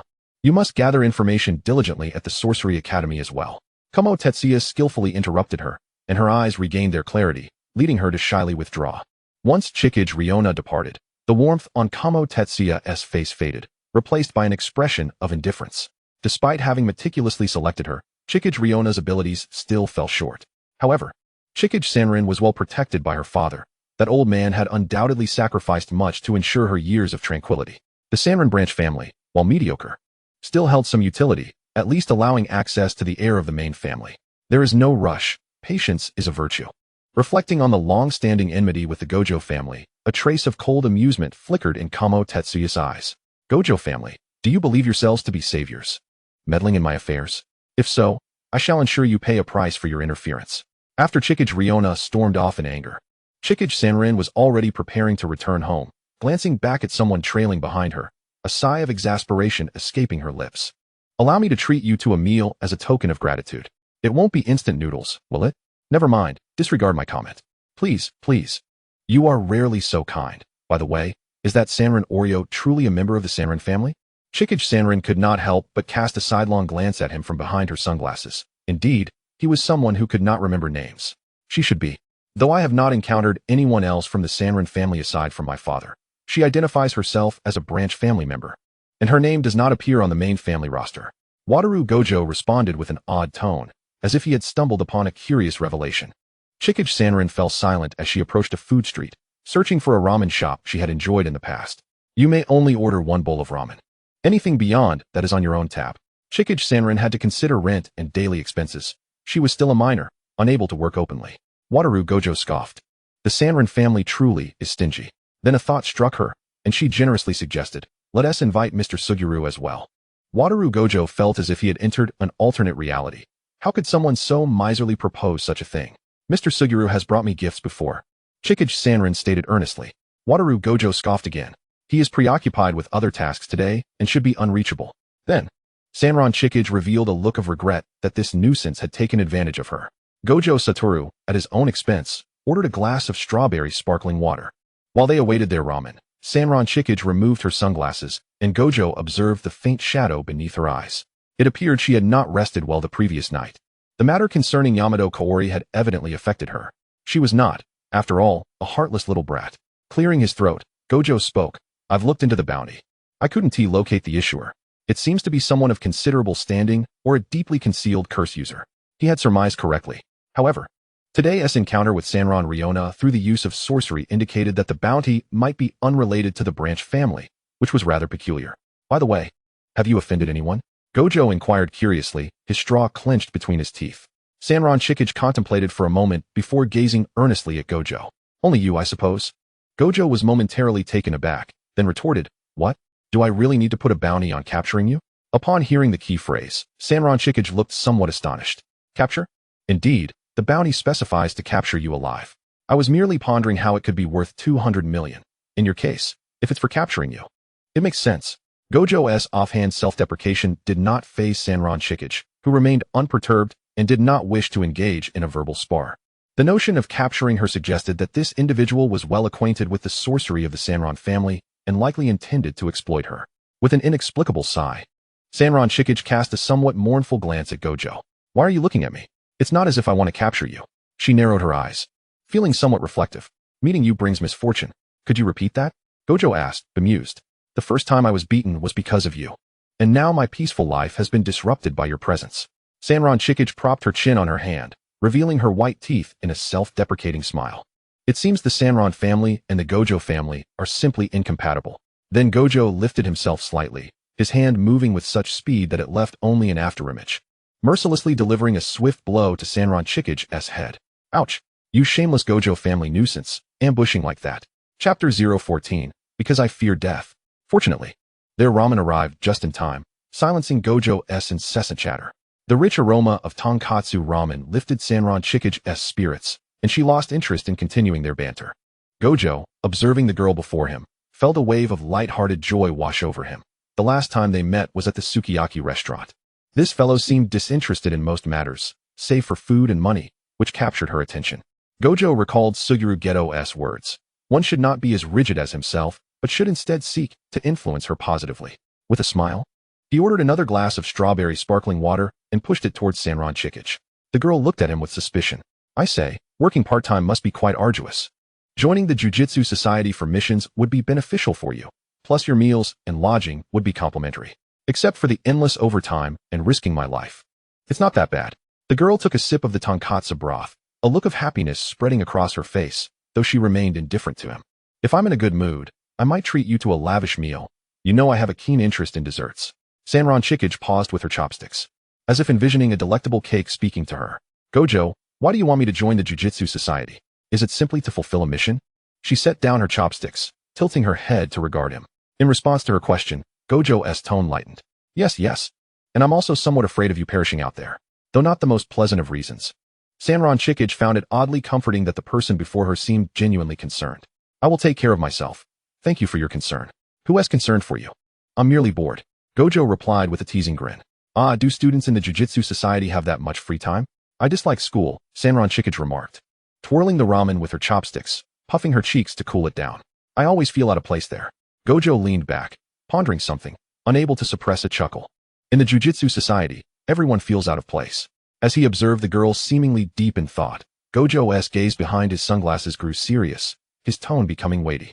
And you wouldn't want to see ordinary people like Yamato Kaori perish because of you, would you? Sanron Shikage's grip on her chopsticks tightened, her knuckles turning pale as she exerted force. Sanron Shikage, your father's dying words do not dictate your life's principles. Or are you perhaps evading something?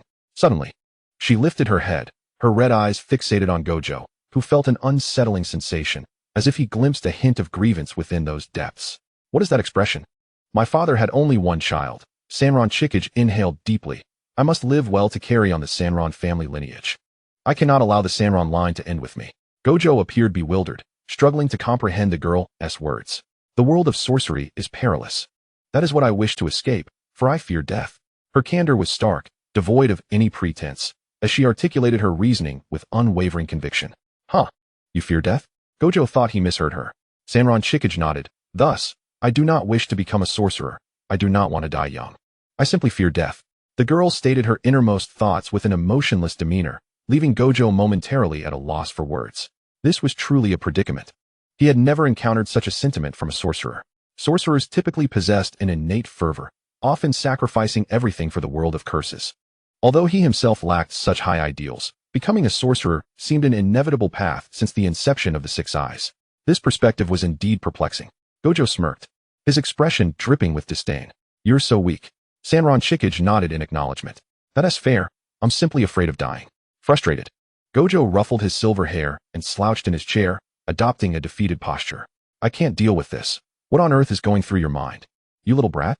Sanron Chikage savored the last bite of ramen, releasing a contented sigh. I'm thinking about normal girl things. In the future, I hope to marry and care for the descendants of the Sanron family, ensuring that our legacy is not obliterated by history. Is that normal? Absolutely not. What kind of underage girl shamelessly talks about marrying?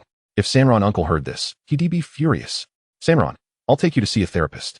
I promise my skills are quite good. His rare seriousness caught her off guard. Sanron Chikage furrowed her brow. She had heard that suggestion twice already. Why did he seem so eager to drag her into that chaotic world? Time to settle the bill. Sanron Chikage called over the waiter without responding, then rose to leave the ramen shop. Gojo did not follow her, and she let out a sigh of relief. Let us bring this to a close. There are 100 reasons not to engage with curses, yet the sole incentive for doing so lies in the generous remuneration, including accommodation and meals. Henceforth, I shall not allow incidents akin to that of Yamato and Kaho to transpire. It is imperative to refrain from excessively exhibiting cursed energy before ordinary individuals. Even in the name of protection, such displays may ultimately endanger them. Chigusa Miwa paused, instinctively running her fingers through her long silver hair. This situation is quite satisfactory. I had once fretted over the possibility of becoming prematurely bald due to excessive hair plucking, but such concerns have now dissipated. She steadied her mind and set off for her apartment. The sky was gently tinged with orange, heralding the approach of sunset, as the clouds were painted with beautiful hues of dawn, inducing a sense of tranquility. Chigusa Miwa retrieved her keys from her backpack, the sound of the lock echoing as she opened the apartment door. Her gaze swept across the immaculate entrance, where the setting sun refracted through the floor-to-ceiling windows, casting a curvature reminiscent of a fateful line before her. The absence of cursed energy. Could this uninvited guest possibly be devoid of it? Come forth. It is inappropriate to hide within a young girl's abode. Chigusa Miwa's voice remained calm as she refrained from stepping inside the threshold. Then, she heard a man's light chuckle as a tall, robust figure emerged from the obscured confines of the room into the entrance. Oh, so this is the perceptive ability of the Miwa family. Quite the surprise. The man, with his raven hair and dark eyes, bore a playful smile as he exhaled a spherical object from his mouth, which immediately expanded into a cursed spirit that perched upon his shoulder. How would you fare if I grant you a 3-second head start? Upon hearing this, Chigusa Miwa's expression remained impassive as she swiftly shut the door with a decisive clap and turned to flee. Fushiguro Zenin's smile faltered. This girl is beyond absurd. Chapter 015, The Celestial and the Bound by Curses. Chigusa Miwa sensed a dangerous aura emanating from this man, deducing from his words that he had come to capture her. This was likely tied to the bounty of 200 million yen for her capture. She hastily plucked 2 strands of her hair, wrapping them with crimson cursed energy. He merely needed to step out of the room to become immobilized. Chigusa Miwa chanted silently as she reached the staircase, glancing back to see the man stepping out of his room, only to become rigid and motionless. Success. The absence of cursed energy allowed her hair to restrain his movements. A slight furrow formed on her brow, as this did not align with the overwhelming sense of danger. In the next moment, Fushiguro Zenin could not suppress a laugh. What an amusing curse. However, Chigusa Miwa felt her cursed technique abruptly severed by sheer brute force. It was not cursed energy or sorcery, but rather a physical resistance that tore through her technique. She recalled her father mentioning such individuals, known as the Celestial and the Bound by Curses, who posed a grave threat to sorcerers. Sorcerers often misjudge their strength based on cursed techniques, leading to misconceptions about the Celestial and the Bound.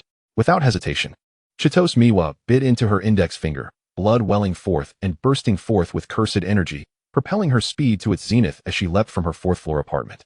There was no concern for whether she would be seen. She needed to reach a populous area. Fushiguro Zenin's eyes sparkled in astonishment. What breathtaking speed! She was the fastest he had ever witnessed, yet regrettably, he had never lost to anyone in a race. As Chigusa Miwa touched the ground, her once impassive eyes finally shimmered with ripples. This person's strength was nearly on par with Satoru Gojo.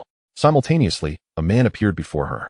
tilting his head with a smile as he drew a katana from the cursed spirit that clung to his shoulder, its blade radiating a chilling black light. Appearing exceedingly sharp, an advanced cursed tool. You're quite unfortunate, little sister, considering this is worth 200 million yen. Such a formidable man. And yet he is motivated by a bounty? Before Chigusa Miwa could fully process this, the man lunged toward her. Without hesitation, she raised her hand and delivered a powerful punch, unleashing a bolt of black lightning that collided with the cursed tool, causing the concrete beneath them to cave and collapse. Residents nearby panicked, opening their doors to investigate. Was there an earthquake?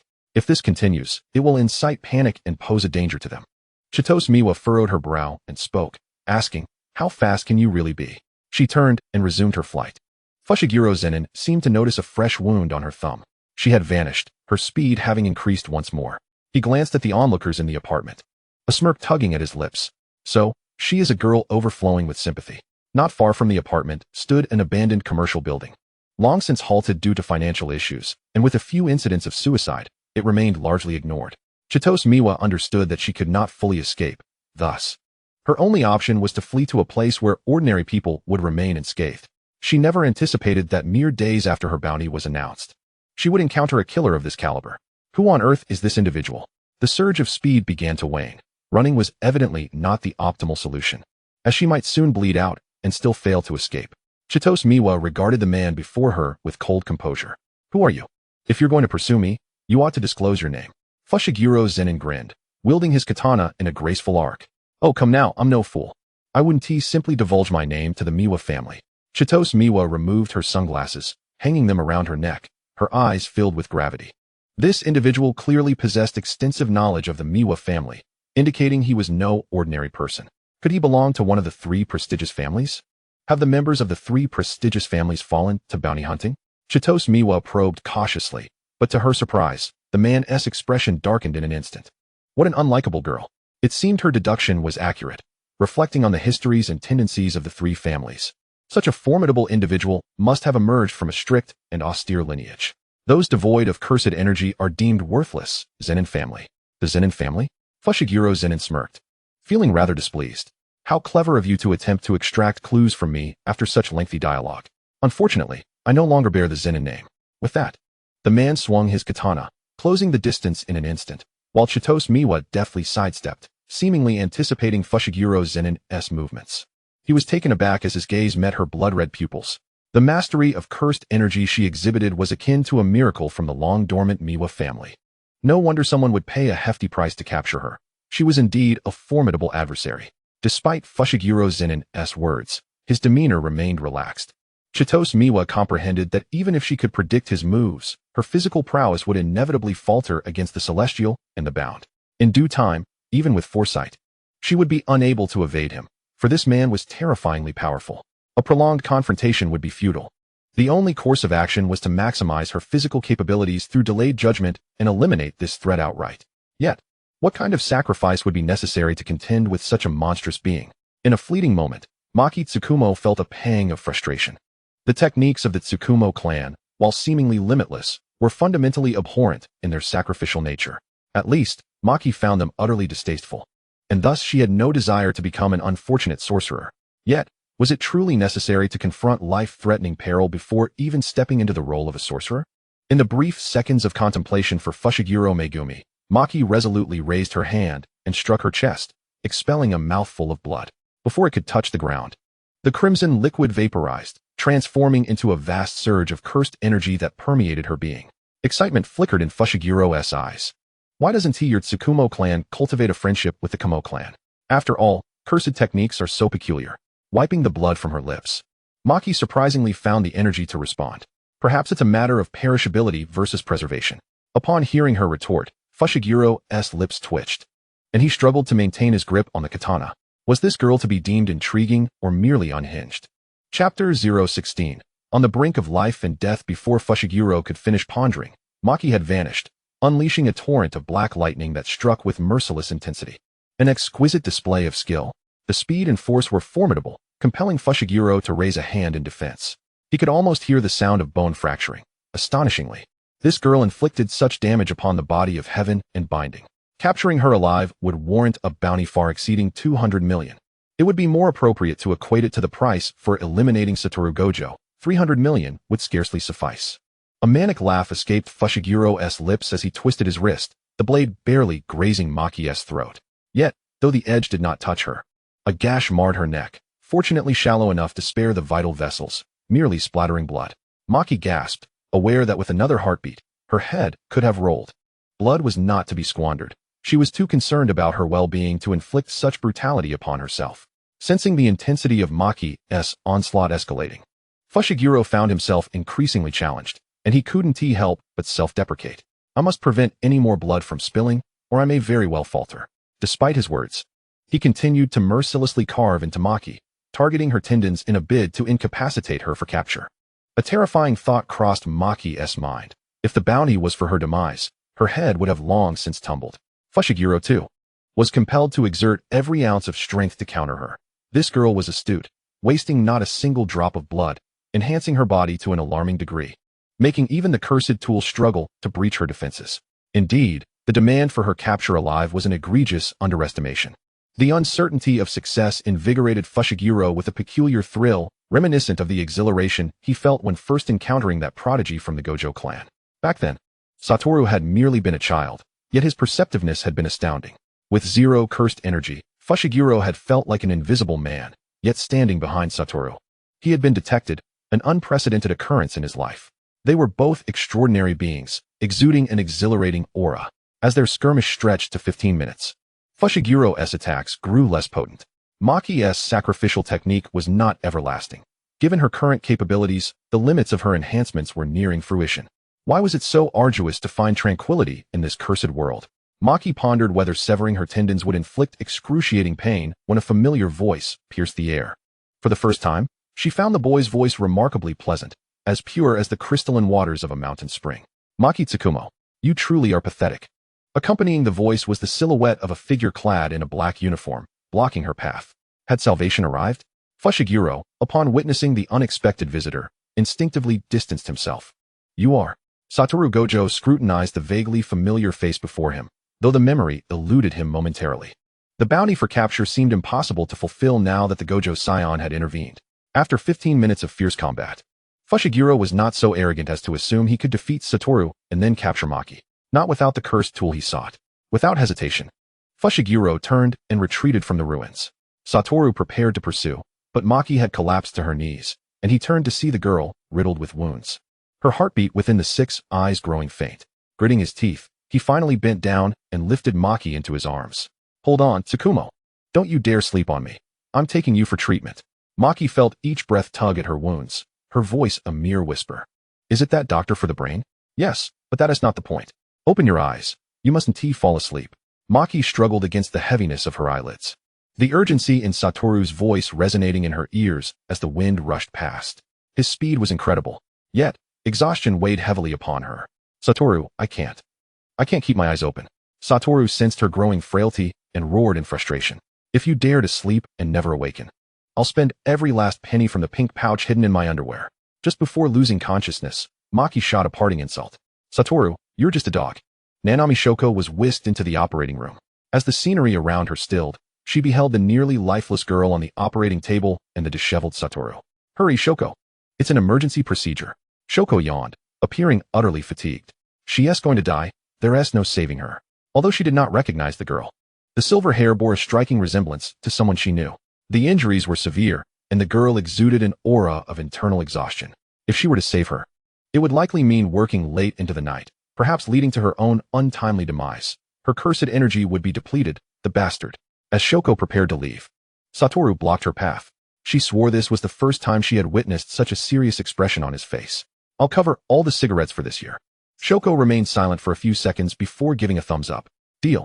Shoko was one of the rare sorcerers capable of utilizing cursed technique reversal to generate positive energy for healing. Revered as a treasure among the upper echelons of the sorcery world, though still a student specializing in sorcery, she had already demonstrated remarkable healing abilities.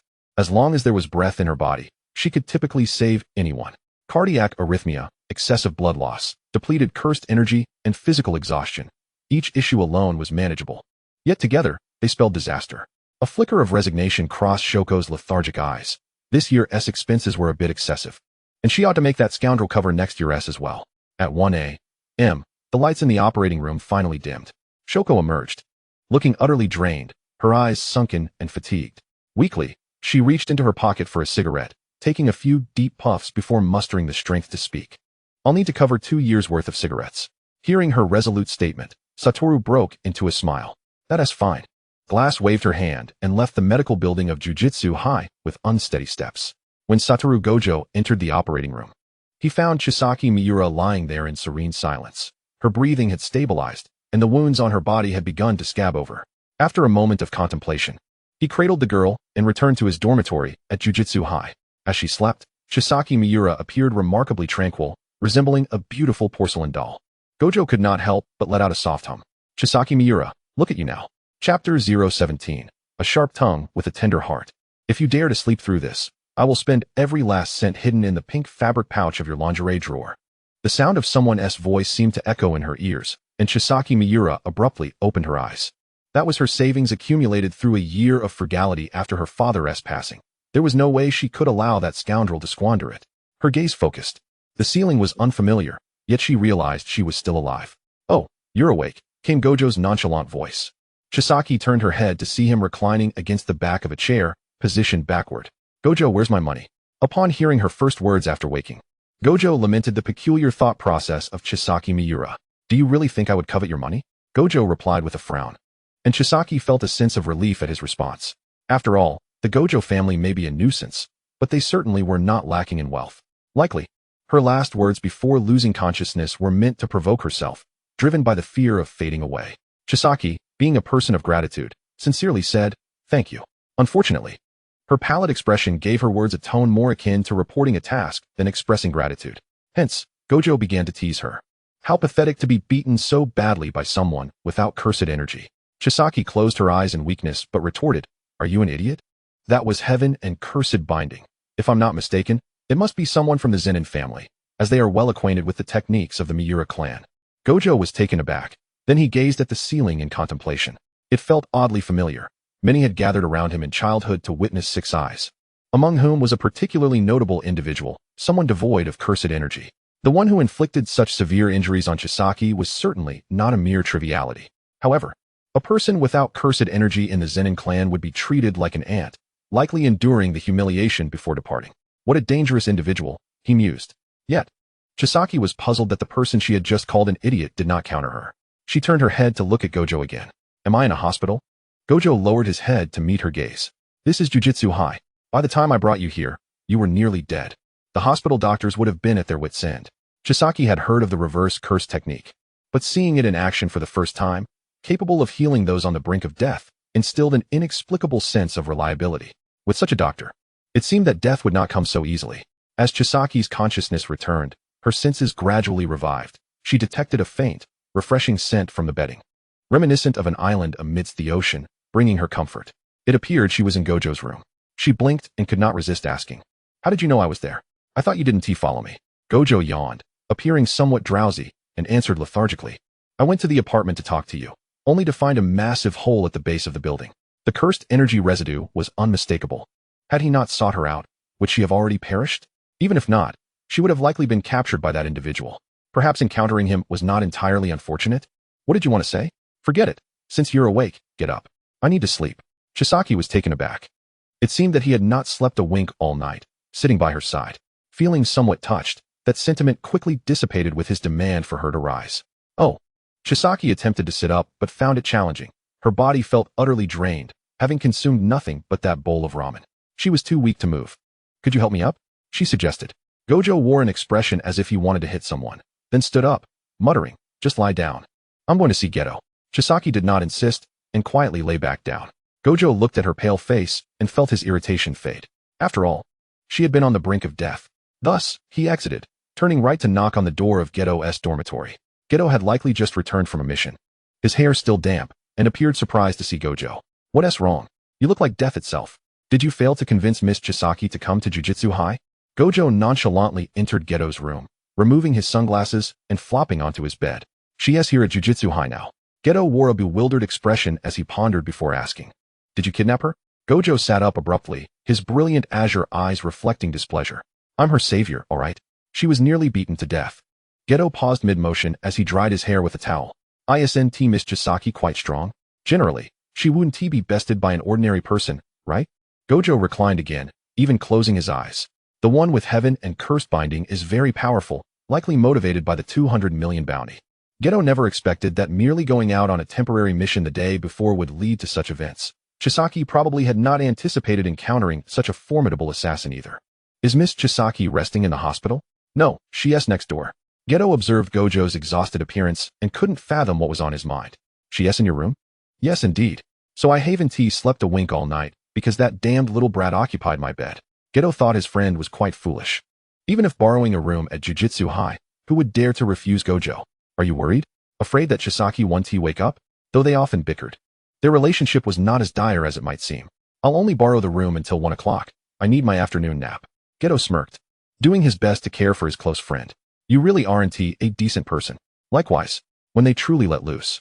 The two would undoubtedly be seen laughing and joking together. Geto glanced at Gojo's fatigued visage and chose not to say more as he turned to leave the dormitory. He planned to report the mission to Yaga in the teacher's office, but in the hallway, he encountered a stranger clad in the Jujutsu High uniform. Are you Senior Geto? The girl with pink hair and pink eyes spoke gently, prompting Geto to nod amiably. Yes, I am. And you are? Chisaki Rina displayed a soft smile, appearing both gentle and charming. I'm a first-year student who enrolled yesterday. My name is Chisaki Rina. Geto was slightly taken aback. He hadn't heard that there were others from the Chisaki family enrolling, and he returned her polite smile. I have heard that Lady Chinching will also be enrolling, yet I have yet to catch a glimpse of her. In response to the young girl's curiosity, Suguru Geto merely shook his head. I do not know, I am sorry. But I must report my task. As she watched Suguru Geto's departing figure, Riona Mitarai bit her lip. Damn Mitarai Chinching, could she truly have succeeded in her enrollment? Chapter 018, Money is a Wonderful Thing. Mitarai Chinching was sleeping soundly, a rarity in such unfamiliar surroundings. Perhaps it was due to the strongest protection, as she felt a peculiar sense of safety, believing that even the most reckless assassin would not venture to harm her here. Perhaps, upon waking, she found Wataru Fushiguro absent from the room. Sitting up, she noticed she was still clad in the dark undergarments beneath her kimono, but they were now stained with blood and riddled with small tears from a knife wound. The dark kimono had been draped over the back of a chair by Wataru, and her gaze softened slightly. The pressing issue was her hunger. She recalled that he had mentioned going to Suguru Geto's place, yet she was unaware of the specific room in which Suguru resided. After contemplating for a moment, she opened the refrigerator in Wataru's dormitory, only to find it remarkably tidy and almost entirely empty. Indeed, it seemed that desserts were only enjoyed fresh. She needed to consume carbohydrates and sugars, lest she risk fainting once more. The kimono, now unwearable due to the blood, prompted her to hesitate for a moment before she opened Wataru's wardrobe, casually selecting a white shirt to wear as a jacket. The shirt was exceedingly long, almost skirt-like. She pondered what one must consume to grow so tall. After rolling up the sleeves a few times to achieve a suitable length, she pushed open the door and stepped outside. The silence of the student dormitory was almost excessive.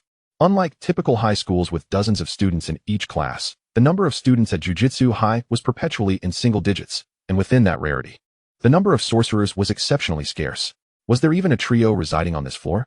Though it felt rather desolate, Mitarai Chinching found herself oddly fond of this atmosphere.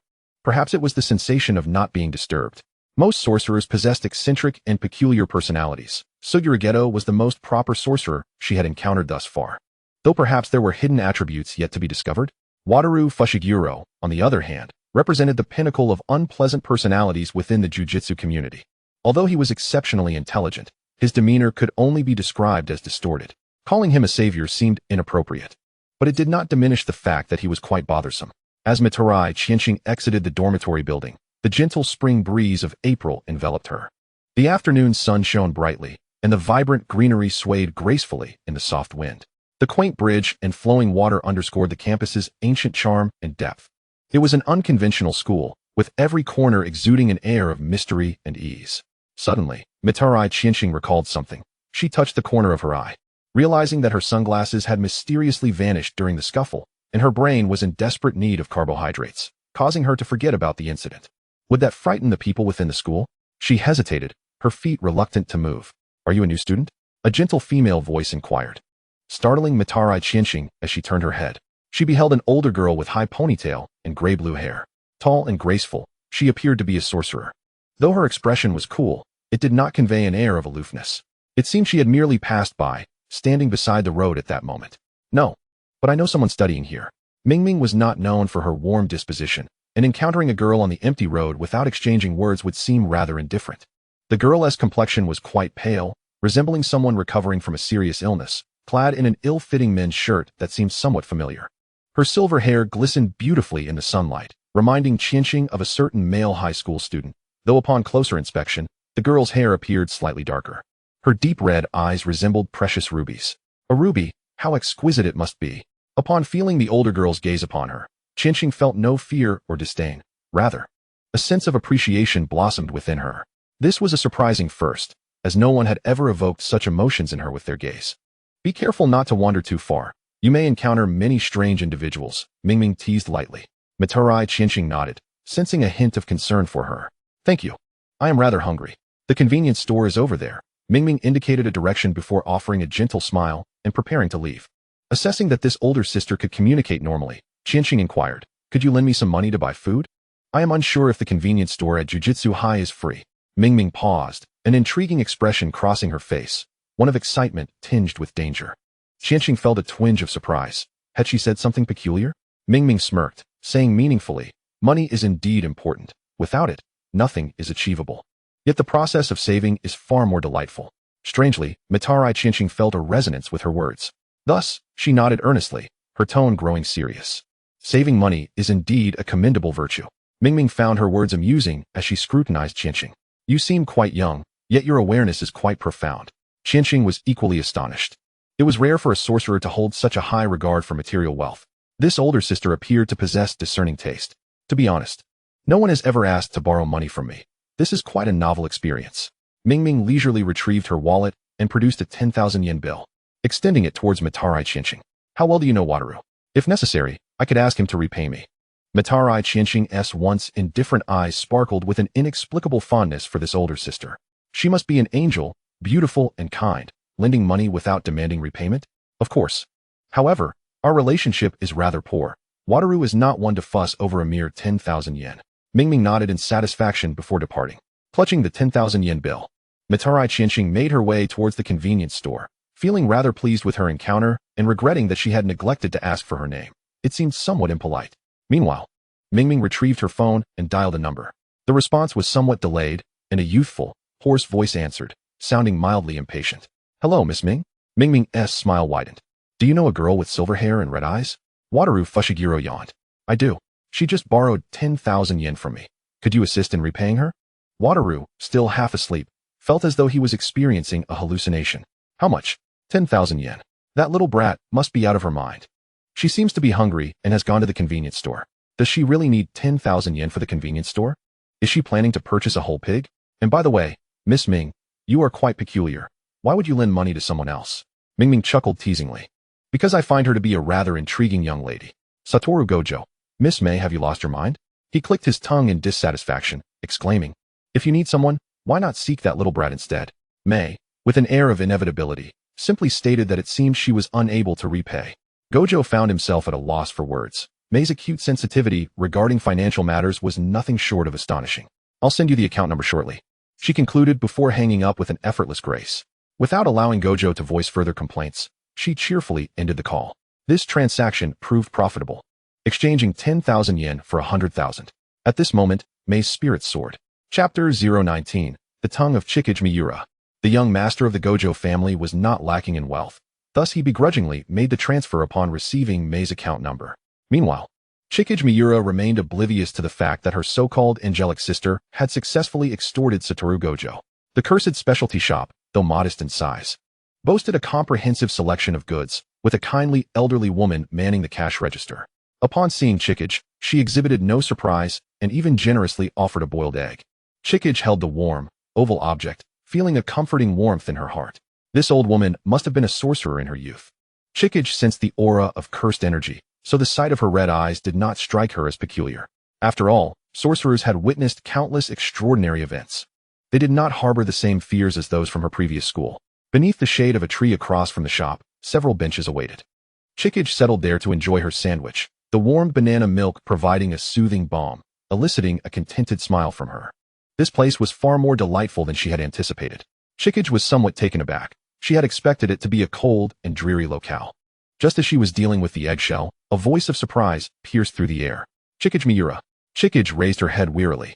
For there were two occasions when she preferred not to be disturbed, while eating and while counting money. The pink-haired girl before her had clearly trespassed into Chikage's forbidden territory. What are you doing here? Chikage replied, biting into her egg and averting her gaze, displaying a clear disinterest in conversing with Riona Miura. However, Riona perceived the girl before her as exceedingly contemptible, feigning indifference to the sorceress world while secretly having ventured into the cursed specialty shop. Don't you find it rather shameless? Lady Chikage, you put on a facade of disinterest, yet your heart longs to be here in the cursed domain, doesn't it? The egg had a delightful aroma.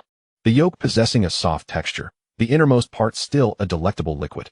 Riona should be grateful to that old woman, otherwise she might have already knocked her to the ground. Am I right? You can't refute it, can you? Riona's tone turned sharp, a stark contrast to her usual gentle demeanor around classmates and teachers. She loathed Chikage Miura, the girl hailed as the heir of the Miura clan, who not only possessed a remarkable level of sorcery, but also exuded an aura of superiority. It was fortunate that Chikage wished to distance herself from the sorceress world. If the Miura family were to reclaim their standing, only one prodigious daughter would suffice. Chikage would eclipse her brilliance and stifle her ambitions. The first time Riona heard of this girl from her father, she couldn't help but compare herself, leading to her growing disdain. You're so annoying. After uttering this statement, Chikage expressionlessly inserted the straw of her banana milk into her mouth. Riona bit her lip, the irritation at Chikage's aloofness gnawing at her. Yet, she misjudged. Chikage was not indifferent. Although her emotional responses were minimal, she was a polite girl without any malicious intent. Her apparent disregard for Riona stemmed solely from her desire to avoid engagement. To evade further torment to her ears, Chikage prepared to rise and leave. But Riona stepped forward and seized her arm. Though the wound had scabbed, it still ached, especially under the grip of a girl filled with animosity. Chikage's gaze flicked over Riona's fair, delicate hand, her tone flat. Let go. You intended to come to the cursed shop all along, didn't you? Those words you spoke last time were nothing but a ruse. Chikage Miura. Is it amusing to toy with people? Chikage felt that Riona's previously gentle facade was now akin to a snarling monkey. This has nothing to do with you. We are not familiar. She couldn't be bothered to elaborate, perplexed as to why this branch family girl harbored such rage towards her. Was it not her own anger? The cause of her father's death and the audacity to demand the sun and moon talisman, all attributable to the branch family? What had she done? And what had her father done? With these thoughts, Chikage mercilessly yanked her arm away, the force imbued with cursed energy, sending Riona stumbling back several steps. Is that all? Riona steadied herself, feeling the power Chikage had just displayed. In terms of combat, Chikage appeared weak. Was her strength merely in divination sorcery? That was a misunderstanding. She had just emerged from a fierce battle the previous day, still in the process of recovering her cursed energy. Chikage found Riona rather foolish. So foolish that she didn't wish to engage. Yet, Riona persisted in her approach. Thus, Chikage extended her finger, several strands of pink hair entwined between them, Riona's. Indeed. I may be weak in combat. Why not test my divination sorcery instead? Just as one could discern the past and future from Riona's handwriting, divination sorcery, when mastered to a certain level, could alter the past and future of those with weaker cursed energy and sorcery. However, the amount of cursed energy and the strength of sorcery were two indispensable conditions, making its application challenging. After all, the Miura family was historically known for their weak, cursed energy during the era of the four great families. Yet Chikage's cursed energy was of T1 tier within the sorceress realm. Moreover, sharing the same lineage and practicing the same form of sorcery, Chikage's control over her sorcery was undoubtedly superior to Riona's. How about I let you start losing your hair from the age of 10? That would be a nightmare for the Miura family, wouldn't it? A rare, peculiar smile graced Chikage's lips. Riona, gazing into those blood-red eyes, felt as if she were staring into the depths of hell, confronted by a malevolent spirit. Human frailties abound, and from Riona's thick, glossy hair, it was evident that she took great care in maintaining her locks, likely believing that dying beneath her hair was a privilege. Observing Riona's pale complexion, Chikage playfully twirled the strands of hair in her hand. Are you still provoking me? If you were to truly cast a counter divination, it would surely come at a hefty price. Riona let out a huff, though cold sweat began to bead on her back. She could hardly believe that Chikage would risk her own lifespan merely to see her bald. Chikage seemed to find amusement in something, her gaze sweeping over Riona as if appraising her. It's just a matter of making someone of your caliber bald, at most. You'll be bettered in for a few days recuperating your cursed energy. Did you truly think you could make me suffer? Such words belittled Riona. demeaning both her cursed energy and sorcery prowess, filling her with a profound sense of humiliation, causing her entire body to tremble with rage. However, Sanraku Chikage wore a bewildered expression, as if gazing at a fool. Sanraku Riona, you are utterly incompetent at arguing. Perhaps next time you could try staging a confrontation? Chapter 020. Words cannot be carelessly spoken. Sanraku Riona, observing the impenetrable Sanraku Chikage, took a deep breath before grimly inquiring, so, in the end, do you still intend to enter the sorcery world? Sanraku Chikage momentarily paused, realizing that Riona's relentless temper revolved solely around this matter. It seemed that her entry into the sorcery realm was not something Riona wished to see. Chikage was indifferent to Riona's reasoning, focusing solely on her own needs. Nonetheless, she sensed a connection between her father's death and this issue. Does the Zong family's entry into the sorcery world obstruct your path of separation? Sanraku Chikage articulated slowly, each word clear as crystal to Riona. Riona indeed took a step back, her complexion paling yet striving to maintain her composure. It was as she suspected. Chikage advanced a step closer in response to Riona's retreat, her gaze earnest. Some matters are beyond your purview, do you understand? But the Zong family is so cowardly, hiding among the masses and refusing to emerge. The Sanraku family is undeniably a distinguished lineage in sorcery. Riona could no longer contain her fury. She could not fathom why Chikage possessed such power, yet remained so timid. Those who are parched will perish from drought, while those drenched will drown. Such is the nature of things. Do not speak so loftily. You merely aspire to transform yourself into the new Zong family. Sanraku Chikage's words pierced through. Thus, you covet the sun and moon talismans. If your only desire is to shine in the sorcery world, the location of the sun and moon talismans is inconsequential. Is it not? You are just like your father, filled with ambition while spouting grandiloquent nonsense. Chikage had never encountered Riona before, but had once overheard a conversation between her father and Sanraku Yudo. That day, due to a school brawl, Chikage had been sent home early and inadvertently discovered the heated argument. 3 months after that confrontation, her father's health rapidly deteriorated, and the doctors proclaimed it late-stage cancer. Yet, her father had undergone annual health checkups. Since her mother had perished in a traffic accident during her childhood, Chikage had relied solely on her father. If her father's death were due to such reasons, she could never forgive them. After all, the Sanraku family had been expelled from the sorcery world 5 centuries ago, with the Zong family's ancestors perpetually instilling the belief to never re-enter the sorcery realm, undoubtedly for their own reasons. If the Branch family were to harm her father for the sake of status and ambition, then even if she had to wade through murky waters, Sanraku Chikage would not allow them to achieve their desires. Moreover, having just escaped from that heaven and curse man, it appeared that this bounty was not as easily resolved as she had imagined. Those who recognize the times are the true wise. Her reasons for joining the Jujutsu High included decent remuneration, complimentary accommodations, and several additional incentives. Sanraku Chikage, you are utterly incomprehensible. Upon hearing such words, Sanraku Chikage could not help but chuckle. I can be even more incomprehensible. Are you afraid I might attend Jujutsu High tomorrow? Riona's expression at that moment was quite remarkable, a blend of agony and a desire to kill. How fascinating. It turns out human expressions can be so complex.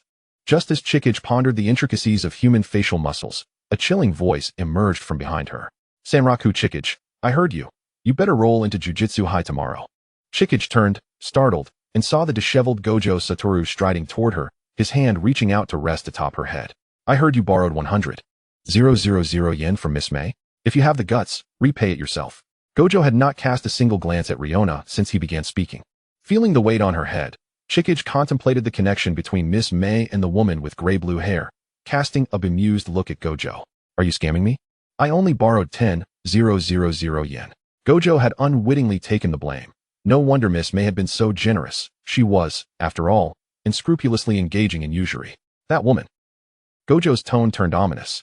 I'll deal with her later. There are more pressing matters at hand. You're reporting for duty tomorrow, understood?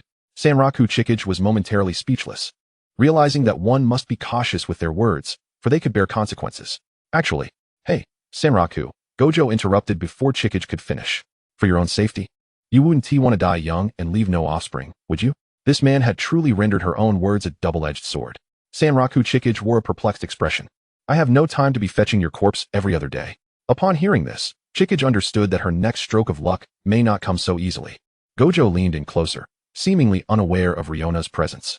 The warmth of his breath brushed against Chikage's face, accompanied by the clean, refreshing scent of youth. If the bounty task was to capture someone alive, it would be exceedingly difficult at Jujutsu High. as one could not resort to genuine killing. Capturing someone alive was far more challenging than taking a life, especially for someone at Chikuge's level. At that moment, Riona could not hear what Gojo and Chikuge were discussing. She only noticed a newfound calmness on Chikuge's otherwise emotionless face, as though she had accepted something. Riona quickly plastered on a smile, albeit a bit stiffly. If Lady Chikuge is coming to Jujutsu High, I would be delighted. After all, we are all part of the Sanraku family. Sanraku Chikuge had to commend this young girl. She was indeed a master of changing her demeanor. Having only caught the tail end of Chikuge's statement, Gojo now patted Chikuge on the shoulder. Oh my, someone is genuinely happy for you. Sanraku Chikuge regarded Gojo with a complex expression, ultimately sighing. You truly are a fool. After all, Gojo was practically oblivious to the intricacies of female rivalry, as he held no interest in such matters. Thus, Gojo, who had been inexplicably scolded, playfully tapped Sanraku Chikuge's head. Though he restrained his strength, Chikuge expressionlessly shielded her head and then earnestly regarded Riona. Is that so? Then I too look forward to the campus life at Jujutsu High. Riona felt as though a lump had lodged in her throat, and facing Sanraku Chikuge again might cause her to erupt. She awkwardly chuckled, then I shall attend class. Lady Chikuge. Goodbye, Senior Gojo. Gojo, pleased by the title of senior, waved cheerfully at her as she departed. Once she was out of earshot, he turned to Sanraku Chikuge, curiosity piqued.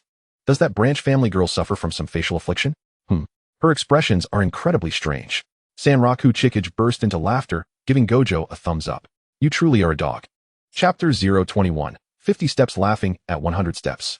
After their verbal sparring, Sanraku Chikuge felt a dryness in her throat and glanced at Gojo. What would you like to drink?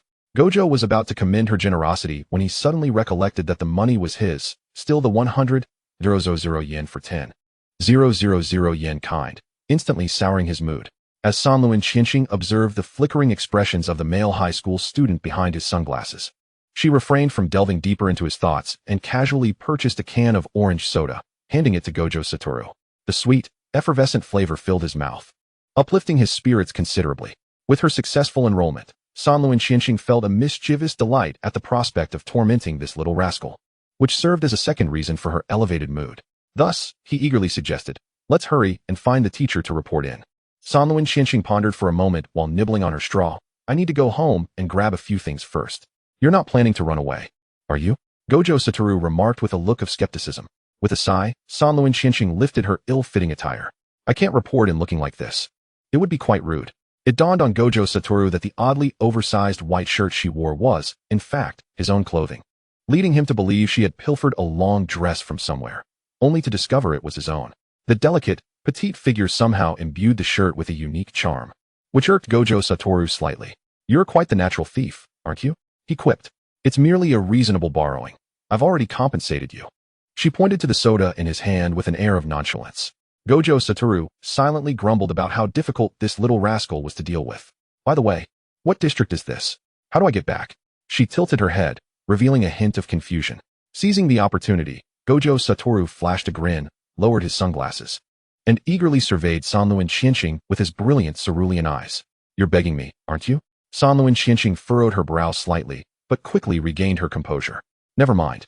I'll look for Mr. Suguru. You ungrateful little rascal, he muttered. Despite the commotion, he ultimately followed Sanluin Qianxing as they left Jujutsu High and returned to their apartment in Shinjuku. During their journey, Sanluin Qianxing commandeered Gojo Satoru's sunglasses, only to realize they completely obstructed her vision, allowing her to see only a halo of light seeping through the frames. With the sunglasses taken, Gojo Satoru had been forced to process a multitude of information, which left him frowning, transforming his otherwise exquisite visage into a rather displeased expression.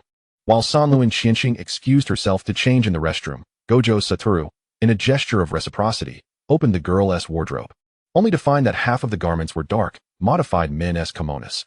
That little rascal may be young, but she certainly carries herself with confidence. Observing her rummaging through his wardrobe, Sanluin Qianxing wore a look of disdain. We can head out now. Her attitude had improved, and Shihenti immediately called the authorities. Gojo Satoru scrutinized the girl now clad in a dark kimono, wooden clogs, and his spare sunglasses, mercilessly teasing her. Why not wear something normal? You look like you're dressed for a middle-aged man all day long. Sanluin Qianxing cast her gaze down at the clothing, her expression somewhat melancholic. These are my father's clothes. After all, there isn't much left of the Sanluin family's possessions. For a moment, Gojo Satoru found himself at a loss for words. However, the girl quickly adjusted her mood, and left the apartment to head to the Divination Street. The vendors lining the street greeted Sanluan Qianxing warmly, and she reciprocated with farewells, informing them of her intention to pursue her studies. It seemed that in the presence of ordinary people, Sanluan Qianxing's aura softened considerably. Though she was not one for pleasantries, she acknowledged their concern with a simple nod.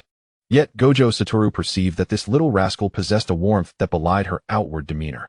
Once everything was settled, Sanluan Qianxing and Gojo Satoru strolled side by side down the bustling streets of Tokyo, their sunglasses duo attracting curious glances.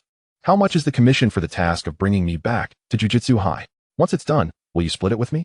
Sanluan Qianxing inquired with an earnest tone, discussing monetary matters inappropriate for her age, as if they were members of some clandestine organization discreetly dividing the rewards of a jujitsu assignment. "Absolutely not." Gojo Satoru promptly refused, having no intention of entertaining the girl's whimsical demands. After mulling it over for a moment, Sanluan Qianxing sighed with a hint of sympathy. "Jujutsu High will need a phone. I ought to buy one. What about the money in your pink fabric pouch?" Listening to Gojo Satoru's self-righteous tone, Sanluan Qianxing cast a complex glance in his direction. While she may not have been as sensitive as an ordinary high school girl, rummaging through a girl's lingerie drawer truly was an abhorrent act. "That's my dowry, you can't touch it." Gojo Satoru thought to himself that one day he would surely ruin her completely. This insufferable little rascal seemed to have nothing but nonsense in her head. However, observing the girl's demeanor, which starkly contrasted with her peers, Gojo Satoru decided to tease her. "If you call me Gojo brother once, I might be in a good mood and buy you a phone." His tone was playfully taunting, akin to someone enticing an underage girl. Sanluan Qianxing, maintaining her focus, replied in a calm and clear voice, "Gojo brother, please buy me a phone." Gojo Satoru cursed her inwardly 1,000 times, yet his ears found her words inexplicably delightful. "Say it again, Gojo brother." A sudden feeling of triumph surged within the silver-haired youth, and he broke into a grin. "I don't feel like buying it anymore." Sanluan Qianxing clenched her fists hidden within her oversized sleeves and took a deep breath to calm herself. One couldn't help but marvel at how the presence of Gojo Satoru seemed to elevate the peaks of her emotional fluctuations. "Gojo Satoru, you shameless rogue. We'll meet his demise one day. Are you cursing me?" Gojo Satoru appeared unfazed, even welcoming the challenge with a look that seemed to say, "Come at me if you dare." Though Sanluan Qianxing was formidable, she too would face peril if she attempted to curse him. After all, he considered himself quite extraordinary. "How unfortunate. I refuse to die alongside such a scoundrel." With a resigned sigh, Sanluan Qianxing began to regret her decision to join Jujutsu High. "If I buy a phone, I'll have to make 10 trips to the snack shop." Having spoken in a more human manner, Sanluan Qianxing's voice carried a hint of excitement. "However, you'll have to pay for the snacks yourself." "Can I hit you?" she retorted, as if it were a separate price altogether. The young rascal from the Sanluan family and the calamity of the Gojo family were equally shameless, each a reflection of the other in their audacity. Chapter 022. A smooth enrollment at Jujutsu High. Clutching her new phone, Sanluan Qianxing wore an expression akin to that of a child, radiating joy. Gojo Satoru let out a scoff, reflecting on how this little rascal was truly a money grubber. Then, he snatched the phone from her, entered a sequence of numbers, and saved them. "This is my number, but late-night chats will incur a fee." Upon receiving her phone back, Sanluan Qianxing glanced at the name field, which read, "The handsomest Gojo brother," and she made a face of disbelief. "If you're dissatisfied, you can just give me back the phone," she proclaimed triumphantly. "What a splendid name." Sanluan Qianxing nodded, stowing the phone away to prevent it from being taken again. As the sun began to set, the atmosphere in Jujutsu High grew quieter, and the sound of her wooden clogs on the stone path created an oddly fitting melody for this serene environment. Gojo Satoru had already messaged Yaga Yoshinori and was now waiting in the office. "It seems yet again we have a troublesome child, albeit a first grader. And thankfully not from my own class." Yaga Yoshinobu quietly breathed a sigh of relief, just as the office door was abruptly flung open. The newcomer did not bother with a greeting, but casually strode in. "Teacher, I've brought the student," said Gojo Satoru, nonchalantly pulling out the chair of an unknown teacher and lazily leaning back. Yaga chose to ignore him, allowing himself to remain unfazed. Mikumo Chikage scrutinized the adult before him. Sporting rather peculiar glasses, his hair shorn closely on the sides, complemented by a rugged beard that exuded masculinity, he appeared quite reliable. "Hello, I am Mikumo Chikage," he greeted, removing his sunglasses as the crimson hue of his pupils caught the dying sunlight streaming through the window, enhancing his otherworldly aura. "I am Yaga Yoshinobu, the teacher of Gojo Satoru. The mission of your enrollment has been assigned by the higher-ups for Satoru to complete. Welcome to Jujutsu High." Initially, Yaga had anticipated a few more days to prepare, yet the progress had exceeded his expectations. Just as he was reflecting on this, Gojo interjected, "By the way, teacher, Chikage almost got killed yesterday." Yaga's heart tightened. He sensed that matters were more complicated than they seemed. Was it a bounty? A live capture bounty. Quite peculiar, isn't it? Generally, bounties are issued for extermination. Even in Gojo's youth, the bounties were to eliminate him. However, since he joined Jujutsu High and showcased his abilities, the so-called bounties have ceased to be relevant due to their expiration. After pondering for a moment, Yaga turned his gaze toward the silent Mikomo Chikage. "Do you have any thoughts on this, Chikage?" Mikomo lowered his gaze, earnestly studying the wooden floor, and shook his head. "I am unclear about the motives of the bounty issuer." "I see," Yaga mused, realizing that this issue would need to be escalated to the higher-ups. In truth, there were matters Yaga had not disclosed to Gojo and Mikomo regarding Chikage's enrollment. The higher-ups had a divided stance, half in support and half against, resulting from a heated debate. Initially presumed to target the Mikomo family, the smoother enrollment of another new student from the family indicated that the focus was indeed on Mikomo Chikage. Yaga opted not to elaborate further, unwilling to burden a newcomer with excessive pressure. "This is your enrollment application form.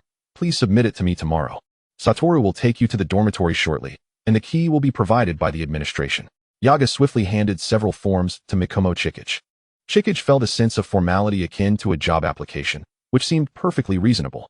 The student dormitory consisted of a single building with separate floors for boys and girls, and there were plenty of vacant rooms. The dormitory manager, a kind middle-aged woman, greeted the new students with enthusiasm, becoming quite chatty, and generously supplied Mikomo with student materials. Chikage's fondness for Jujutsu High increased further. Gojo's dormitory was on the 3rd floor, while Chikage's was on the 4th, leading them to part ways on the 3rd floor. Mikomo felt a bit dazed. It appeared that enrollment at Jujutsu High required no tuition, and the dormitory was free, allowing him to save a considerable sum. The bedding provided to Mikomo exuded a delightful scent of sunshine, ensuring a peaceful slumber that night. He was aware that this was merely the beginning. The following morning, after submitting the enrollment application to Yaga, Mikomo Chikage proceeded to the 1st grade classroom. Inside sat 3 other new 1st graders, one of whom was a familiar face. The custom-made uniforms would not be issued until 3 days after the enrollment application, so Mikomo still wore the comforting dark kimono. Mikomo Riona's face flickered with a hint of gloom before she plastered on a smile to greet him. "Welcome to Jujutsu High, Lady Chikage." One boy with a black mushroom haircut enthusiastically waved. "Hello, I'm Hayakawa. Wow, are you related to Riona from the same family?" He was a naive and sunny boy, whom Mikomo did not find off-putting. The other boy, with deep, narrow eyes, appeared to be of mixed descent. His neat golden hair impeccably styled. He gave a slight nod to Mikomo. "Hello, I am Nanami Kenji." He also seemed to be a decent person, so Mikomo exchanged greetings with both. "Hello, I am Mikomo Chikage, but you may call me Chikage." Then her gaze fell back upon Mikomo Riona. "In school? Let's drop the formalities. Don't you prefer to call me Mikomo Chikage directly?" Riona's face bore a trace of embarrassment, though she concealed it adeptly. Hayakawa, curious, leaned closer. Innocently commenting, "Riona and Chikage's hair colors are completely different. It's hard to tell you're cousins." Upon hearing this, Nanami shifted his attention as well. Indeed, this newcomer's hair color resembled that of an unreliable second-year senior. Hayakawa might not have noticed, but Nanami clearly sensed that the supposed cousin relationship between the two was strained, likely stemming from Mikomo Riona, not wishing to involve himself in the girls' dynamics. He tactfully advised Hayakawa, "Hayakawa, the teacher is about to arrive. Let us take our seats." Hayakawa nodded and promptly returned to his place. Meanwhile, Mikomo settled into the only available seat. The classroom held just 4 desks and chairs, creating a spacious atmosphere. At 9 o'clock, the 1st grade homeroom teacher, Hirakawa Yohei, arrived punctually. He was a bespectacled man, appearing somewhat frail, with a slightly sunken face. "The new students have arrived.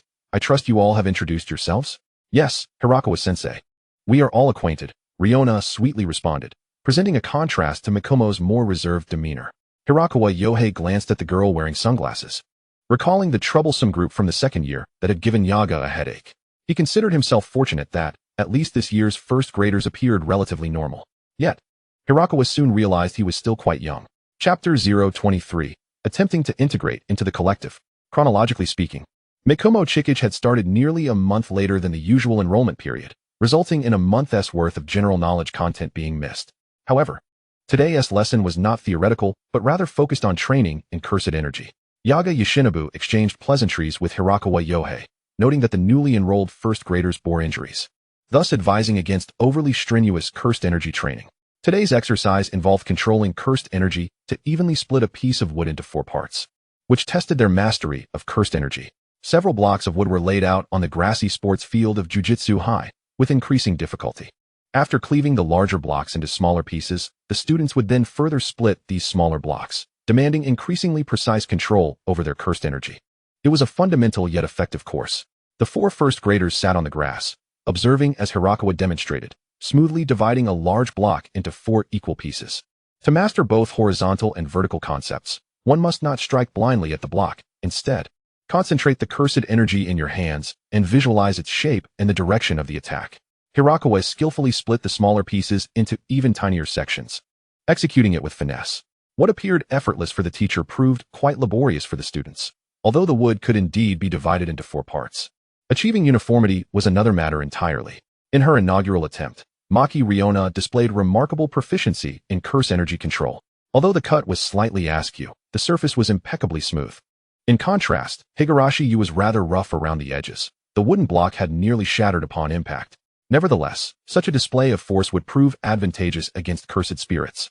Nanami Kinto's struggle lay in the lack of power, though his aim was commendably precise. The attention of the onlookers gravitated towards Maki Chikage, who, donning a kimono and wooden sandals, sat upon the grass, reminiscent of an elder attending a spring garden festival. Maki Chikage scarcely needed to gather strength. She merely lifted her palm, and the wooden block before her was swiftly cleaved into 4 pieces. The clarity of the cuts was striking, indicative of her adept control over curse energy. Rokuro Yohei was taken aback. He was aware that Maki Chikage was a specially recruited student. But this level of skill was unexpected. Maki is truly impressive. Higurashi Yu, a spirited boy, expressed genuine admiration for Maki Chikage's abilities. Meanwhile, Riona's pink eyes clouded with a hint of discontent. Maki Chikage remained silent, her demeanor inherently modest, unless provoked. If Satoru Gojo's arrogance was a passive skill, then Maki Chikage's subtle provocations were undoubtedly an active skill. Students who successfully divided the larger wooden blocks began to experiment with the smaller ones. Higurashi, take your time. If we continue at this pace, the teacher will have to bring in new wood. Rokuro Yohei, a kind-hearted instructor, encouraged everyone with light-hearted jokes. Maki Chikage gazed up at the cerulean sky, her sunglasses reflecting not the vibrant blue, but rather a tranquil, deep brown. Riona, having swiftly progressed past the larger blocks, began to tackle the smaller ones, her high aptitude allowing her to complete them with ease. Once the technique was grasped, the task became deceptively simple. Satisfied with her neatly arranged miniature wooden blocks, Riona couldn't help but glance at Maki Chikage, who was lost in thought, and called out, "Chikage, why aren't you practicing with the small blocks? Are you tired?" Maki Chikage returned her gaze, observing the small blocks that Riona had divided. Leaning forward to pick one up, approximately the size of a standard eraser, she then tossed the diminutive block into the air, extending her hand to lock onto it. And in an instant, the small piece fragmented into 4 nail-sized fragments, exceeding the expectations of today's lesson. The size of the block surpassed what Rokuro Yohei had intended to teach. Riona found the meticulously arranged mini blocks glaringly bright. Although they were nearly invisible when buried in the grass, she had nonetheless managed to capture them with precision. When there's time to converse, it's better to practice diligently, she remarked, directed at Riona. Maki Chikage displayed no particular emotion, yet Riona felt a fire igniting within her, as if being mocked. Observing from the sidelines, Rokuro Yohei discerned that Maki, like the 3 second-year students, was no ordinary child. The scene on the playground was witnessed by 3 second-year students peering from the corridor of the teaching building. Nakato Shuko, with a cigarette clenched between her lips, observed a certain individual on the verdant grass, her silver hair glinting in the sunlight. "Ah, that's the child Satoru rescued the other day," she remarked. Satoru Gojo chuckled lightly, revealing his slightly sharp teeth, exuding an air of audacity. "Looks like she's lively now."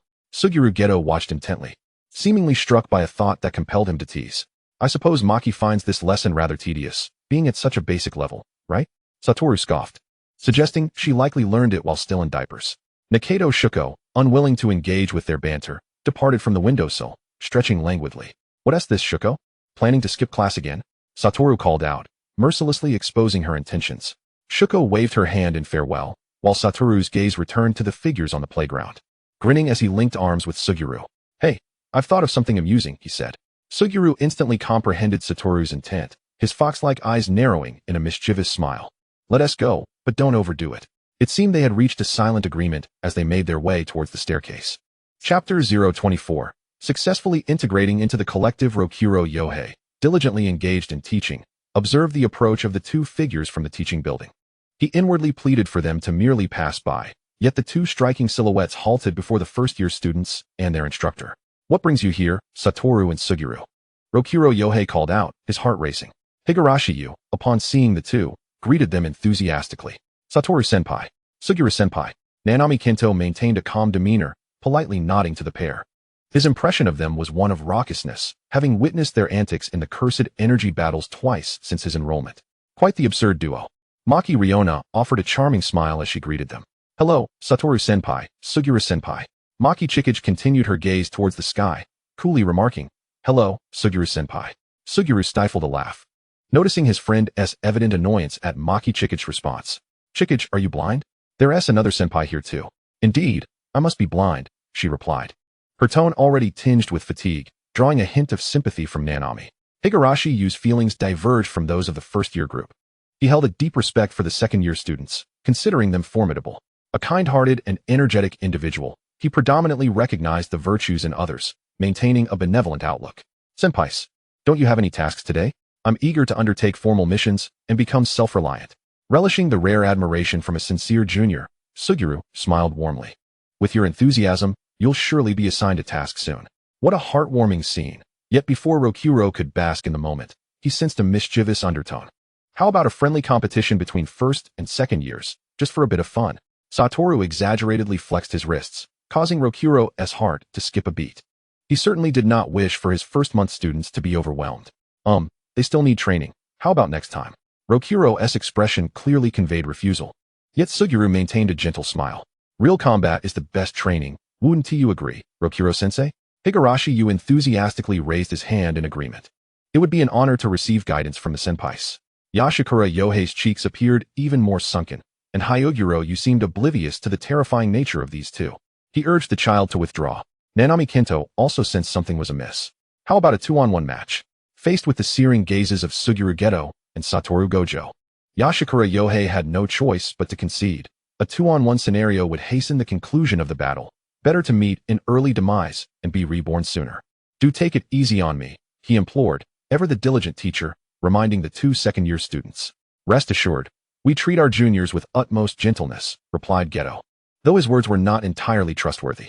If it had been Gojo speaking, one could dismiss it entirely as nonsense. "Mikage, it's your turn," Gojo declared confidently, a broad grin illuminating his face. Mikage Chikage sat in a meditative state, seemingly indifferent to the unfolding events. Meanwhile, Mikage Riona, mistakenly believing she had been summoned, beamed warmly. "Ah, Gojo-senpai, I look forward to your guidance." A subtle smirk graced Chikage's lips, suggesting that Riona still held some value. Gojo hesitated, poised to clarify that she was not the one being addressed, but Chikage, seated on the lawn, teased, "Gojo, you're not afraid of Mikage Riona, are you?" Riona sensed a hint of malice in his words. Unsurprisingly, the provoked high school boy scoffed. "All right, Chikage, I'll first make Oreo weep. Then I'll turn my attention to you." Riona instinctively took a step back, bewildered by Gojo's unprovoked ire. But what was this Oreo he mentioned? Was he referring to her?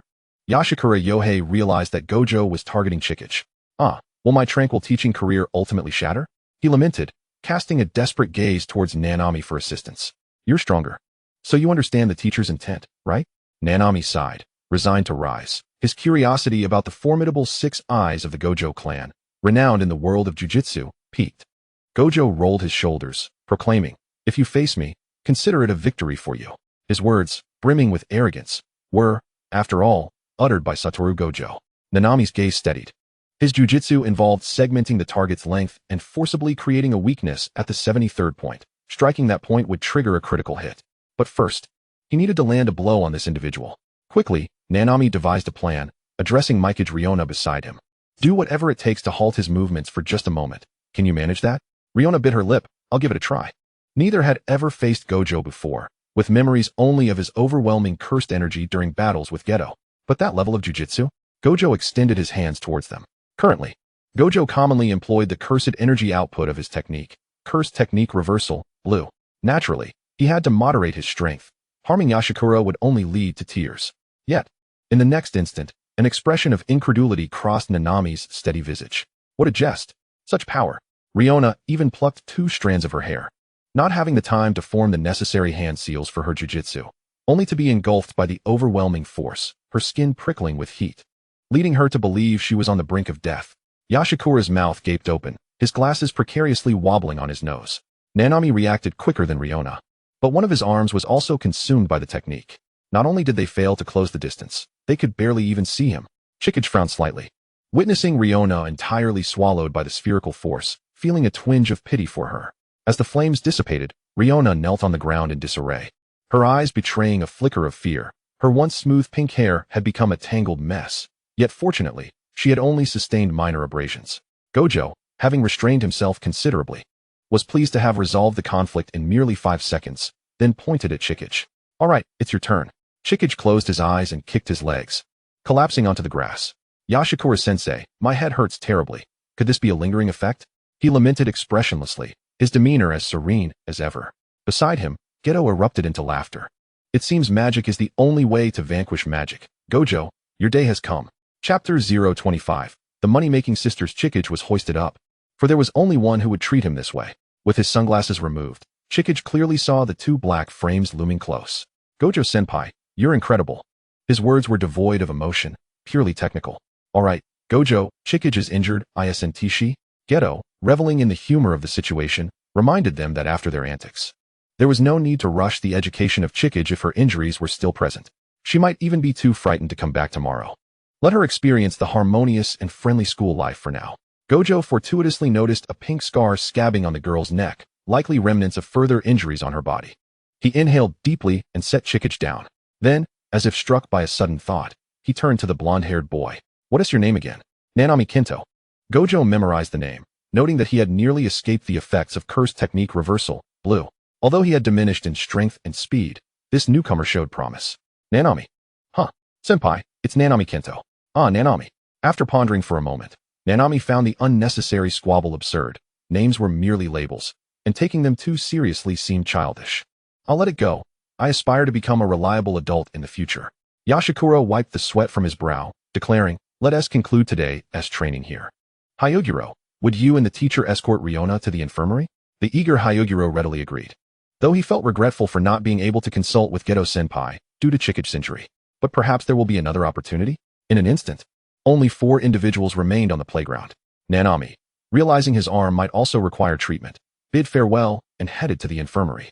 Chikage retrieved her phone from her pocket. It was 11:30, nearly time for a meal.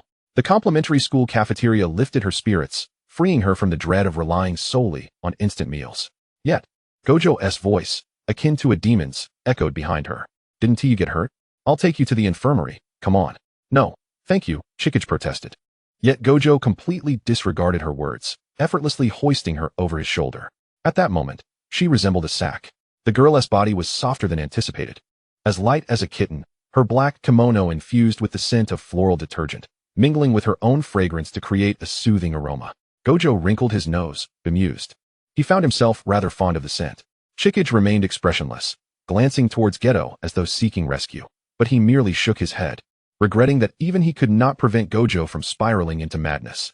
The silver-haired high school student, with his robust muscles and hardened bones, inadvertently pressed against the abdomen of Chikage Miura, causing her considerable discomfort. She gently patted Satoru Gojo's shoulder, noting that she had inadvertently aggravated her injury. Gojo paused, visibly displeased, and set her down, noticing a slight pallor on Miura's face. "You really are quite weak," he remarked. Miura, with an innocent expression, twirled a strand of her silver hair around her finger, exuding a demeanor of helplessness. In the next instant, Gojo sensed a familiar flow of cursed energy. "Damn it, Miura!" he exclaimed, watching as the girl mischievously winked at him before vanishing from sight. This was the first time Suguru Geto witnessed such a phenomenon, finding it quite intriguing. "Is this Miura's sorcery?" he pondered. The last curse user had similarly vanished before them. Indeed, the Miura family's techniques resemble a form of judgment, activated under specific conditions. Gojo muttered, his frustration palpable. "That damned brat, unable to win a fight, yet excels at fleeing." At that moment, the elusive Chikage Miura had already materialized at the entrance of the Jujutsu high cafeteria, where the aroma of food wafted invitingly, stirring her appetite. The cafeteria was filled with unfamiliar faces, including several who had graduated and become professional sorcerers. Among the crowd, Miura spotted a woman with gray-blue hair. Mei, recognizing Miura as her little tool who had earned her 90,000 yen, flashed her a smile. Coincidentally, Miura had questions for Mei. The food at Jujutsu High was both appetizing and aromatic, a reflection of the sorcerer's demanding work, as they might not have a next meal. Miura seated herself across from Mei, indulging in a few bites before inquiring, "Miss Mei, do you have any methods for making money?" Mei regarded the first-year student with a pleasant demeanor and countered, "What skills do you possess?" Miura replied promptly, "I can tell fortunes."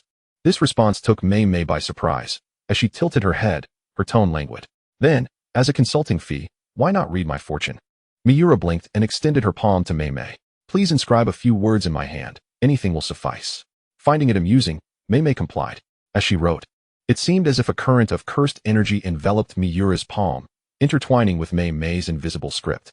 "I've finished writing," Mei announced, and Miura withdrew her hand, calmly stating, "Miss Mei has a younger brother who was just born, and your connection to Jujutsu High stems from your family. It appears you have a good relationship with them." At that moment, Mei's eyes held a depth of meaning. "What is your name?"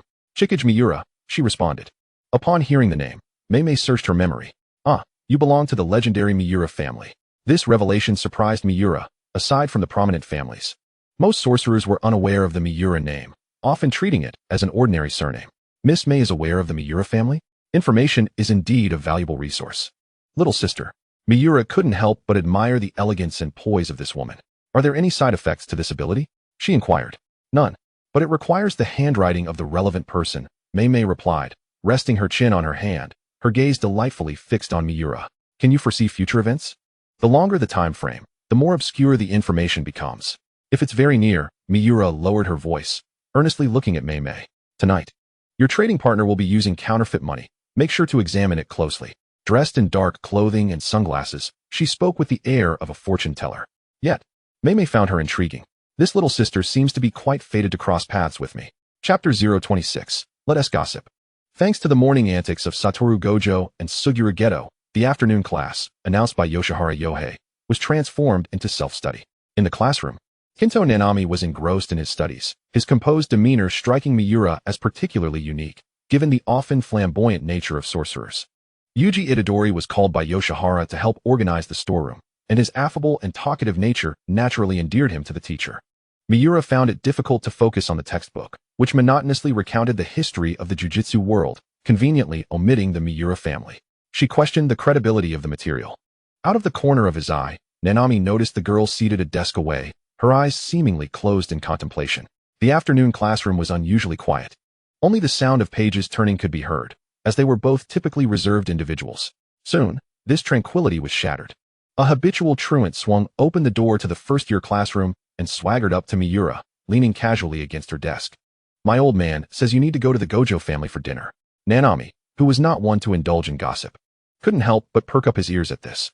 Miura, nearly lost in thought, stirred at the sound, recalling Gojo's words. "Why? How should I know?" "Probably something to do with your uncle," the boy replied. Miura's thoughts drifted. She remembered that Satoru Gojo's father was a man of strict principles, bordering on rigidity.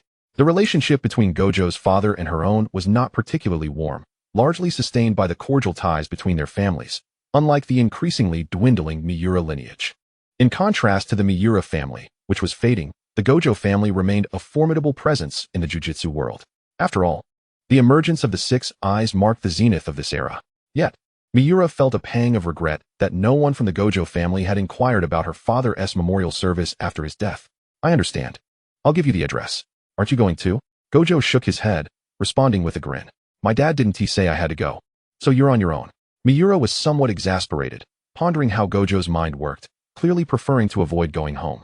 Surprisingly, he didn't press her further, simply pocketing his hands and sauntering away. After a moment's hesitation, Nanami, concerned for his classmate, decided to inquire further. "Are you close to the Gojo family, Miura?" Hearing Nanami's calm voice, Miura simply shook her head. "There's some connection through our parents, but my relationship with Satoru Gojo isn't good." That much was evident. Nanami remarked, noting Gojo's eager demeanor as if he wanted to hit Miura. However, Gojo had grown accustomed to bullying, and it hardly qualified as school violence. Though his attention remained on his book, Nanami continued conversing with Miura. "Being entangled with the three prominent families is quite troublesome." This statement prompted Miura to glance at him, as many would instinctively react to the mention of the three families with surprise. However, it was the first time a sorcerer had expressed to Miura that being involved was indeed troublesome. "Do you feel quite enlightened, Nanami? It is not merely an insight. but rather an intuition. Indeed, it is quite remarkable. Mirroring this sentiment, Chigusa Miwa finds a sense of reassurance in Kenji Nanami, which evokes within her a desire to confide. However, such an expression might come across as rather abrupt. Thus, Miwa gently closes her eyes and resumes her slumber. It is not until 5 o'clock in the afternoon, at the conclusion of the school day, that Kenji Nanami stretches his limbs. He gazes at Miwa with admiration, noting that she has maintained the same seated posture for nearly 2 hours of sleep. One could say her composure is truly exceptional. Miura-san, it's time to go home, he calls out. Awakened from her slumber, Chigusa Miwa blinks groggily and raises her gaze to the clock above the blackboard, which ticks precisely to 5 o'clock, not a moment more, nor a moment less. How precise. Thank you, Nanami-kun. See you tomorrow, she replies, rising to leave the classroom, while Kenji follows closely behind, dutifully closing the door. This scene is rather peculiar at the Jujutsu High School, as its students are notorious for skipping classes, arriving late, or leaving early, some out of necessity, others simply on a whim. In fact, the only students who remain seated until the end of the school day are Miura and Nanami. Not long after Miura departs, her phone rings with an unfamiliar number. Upon answering, she hears the voice of a middle-aged man. Miss Miura, Mr. Gojo has sent me to pick you up. Gojo Satoru's father is far more meticulous than his son, as he takes great care to ensure that the impoverished Miura is transported from the outskirts to the Gojo family estate, which she finds quite painful. The middle-aged man, unperturbed by her presence, invites Miura to take a seat in the back of the vehicle before quietly driving. The two remain silent throughout the journey, an absence of conversation that does not breed awkwardness, for it is simply the manner of the Gojo family, stoic and taciturn. It is likely that all the loquacity has been inherited by Gojo Satoru. Otherwise, how could he possess such a talent for incessant chatter, traveling from one suburb to another? The Gojo family residence is nestled in the mountains on the outskirts of Tokyo. The estate exudes an air of antiquity and grandeur, embodying the essence of an esteemed lineage. Once brought to the tea room, Miura removes her sunglasses just as she hears the steady footsteps approaching from the corridor. Gojo Satoru's father has a rugged, unsmiling visage. Yet when he sees Miura, a flicker of nostalgia crosses his eyes. The child of Tachi has grown up, hasn't she? The last time we met, you were merely 5 years old. Upon hearing her father's name, Miura's expression softens considerably. Uncle Yu, she greets. Yu Gojo settles cross-legged without indulging in excessive pleasantries, instead opting for a more forthright approach than Miura had anticipated. You were likely disappointed when the Gojo family showed no reaction to Tachi's passing. Miura's gaze remains tranquil, albeit with a hint of indifference. I was disappointed, but you have done nothing wrong. After all, this is a matter pertaining to the Miura family. During that time, she was suddenly thrust into a state of isolation, with only the memories of visiting the Gojo estate with her father in her youth and the historical ties between their families to sustain her. She had harbored expectations and experienced disillusionment, learning through a year of solitude that even within a single family, individuals remain distinct, let alone between two families. Yu Gojo observes the girl with blood-red pupils before him and smiles faintly. You are a clever girl. However, being too clever is not always a virtue. Upon hearing such words, Miura remains silent, patiently awaiting his further remarks. It is not that she wishes to interfere, but rather that she cannot. Many disapprove of the alliance between the Gojo and Miura families, despite the latter's decline. She surmises that there is an element of self-preservation within this context. Miura does not feel anger, instead recognizing it as a natural inclination. Yu Gojo, as the current head of the Gojo family, is indeed a rational and measured individual. Uncle Yu, you need not explain all this to me. I can comprehend, she asserts. In Yu's recollections, Miura still resembles the chubby child who, at 6, was brought to tears by Satoru. However, that incident was but a charming misunderstanding. This is not an explanation, it's merely sharing my thoughts. The initiative to enroll you in Jujutsu High was orchestrated by me in secrecy. Miura's mind races with countless conspiracy theories. Yet she had not anticipated that this endeavor was being subtly guided by Gojo Satoru's father. Confusion washes over her. Logically, you should understand his father's intentions. Yet why? Since she has already become the target of scrutiny, why not embrace it openly in the light of day? A seemingly simple statement from Yu Gojo ignites an enigmatic flicker in Miura's gaze. It appears that Satoru's boundless nature has indeed been inherited from his father. Uncle Yu, are you not one to shy away from chaos? Miura's tone carries a hint of exasperation, yet remains polite, revealing a rare touch of charm. I am also curious about the attitudes of the other two families towards the Miura family, the Zenin family and the Kamo family. Yu acknowledges. Those heads and elders certainly bicker with me passionately. It is quite amusing, wouldn't you agree? Speaking such words in a deep, earnest tone. The Gojo family is indeed a curious bunch. Without a doubt, You are their flesh and blood. Miura sighs, narrowing her eyes in disapproval. Please do not involve me in the power struggles of the three families. I despise feeling like a mere pawn in someone else's game. Uncle, I am currently unencumbered. I am willing to do anything in a fit of madness. This is not a threat. Miura is simply sharing her thoughts. Upon hearing her words, Gojo experiences no anger, but instead shows a glimmer of appreciation in his deep blue eyes. He draws Miura into the fray, not solely for the sake of the three families' rivalry, but primarily for the sake of Satoru. As Satoru matures, the strength and ideas he embodies become increasingly complex. Satoru is a child of conviction, yet such a sorcerer is inevitably bound to face opposition within the sorcery realm, and perhaps even beyond. He requires someone to share the burden of conflict, and if they can stir the sorcery world together, so be it. This is but one of Yu's thoughts. There are other matters that do not warrant consideration at present, or perhaps he is merely overthinking. This is not merely my one-sided desire, if Chikage does not wish it. No one can coerce you into the sorcery world. You have your own goals, do you not? Miura hesitates momentarily. He is indeed seasoned in the game of wits, quickly turning the tables on her. However, seeing her flourishing health brings you a sense of relief. It is regrettable that the plans he and Tachi had devised together did not come to fruition. Miura detects the scent of conspiracy and prepares to retort. Yet Yu swiftly interrupts, leaving no trace of his intentions. Focus on getting along well with Satoru at Jujutsu High. You may even meet many intriguing friends. At 15, Chikage Miura could likely outmaneuver Satoru, but she is no match for Gojo. Then, Uncle, please refrain from using me as a pawn in your future schemes. We are in the era of the three families, not the four. You remain silent for a moment, not responding to Miura's words as he shifts the conversation to other topics. Satoru is unaware of this. He is a pure-hearted child, and I trust that Chikage is well aware of this. Miura rolls her eyes in response, thinking, yes, he is indeed pure-hearted to the point of naivety. With eyes that seem to reach the heavens, that fellow seems rather disdainful of such matters. Gojo's expression softened, even revealing a hint of a smile. Indeed, Chikage is a clever child, yet being overly astute can ensnare one in their own intellect. From the ample sleeve of his kimono, Gojo produced a light pink envelope, which appeared to carry some weight, and placed it upon the tatami mat between them. March marks your birthday, although it has passed. This is a small gesture from me and Wataru's mother, a birthday wish from an elder. Chikage Miura gazed at the envelope, an inexplicable sensation enveloping her heart. Her throat tightened, and this feeling radiated to her eyes, as if warm tears were about to spill forth uncontrollably. She recalled her own birthdays, when her father would not only gift her presents, but also provide her with an envelope he referred to as wish money, with her mother having passed away early. No matter how well her father cared for her, a little girl always harbors her own secrets and thoughts that her father could not wholly attend to. Thus, he would give her money to purchase what she liked. She had thought she would never receive such a thing again. Chikage extended her hand to accept the pink envelope. Her head bowed low, yet something dripped down, staining the light hue a deeper shade of pink. Thank you, uncle. I accept it. Her voice remained calm, though a quiver lingered at its end. Gojo feigned ignorance, his tone softening considerably. I know you prefer solitude, so I've arranged for your dinner to be served privately in the guest room. You may depart after your meal. The girl kept her head down as she exited. As the last vestige of orange light sank below the horizon, Chikage returned to Jujutsu High in a vehicle. On the journey back, she could not resist inquiring of the driver. Is Wataru on good terms with his family? The driver, somewhat surprised by the normally reticent girl's question, nonetheless replied courteously. Although Master Wataru is in his rebellious phase, he does not have severe conflicts with his family. Chikage lowered her gaze, reflecting on the pink envelope she clutched in her hand, which contained a generous sum of 100,000 yen, a considerable birthday gift. It was only to be expected, given a father like Gojo, who would surely transform discord into harmony. He truly is a cunning old fox.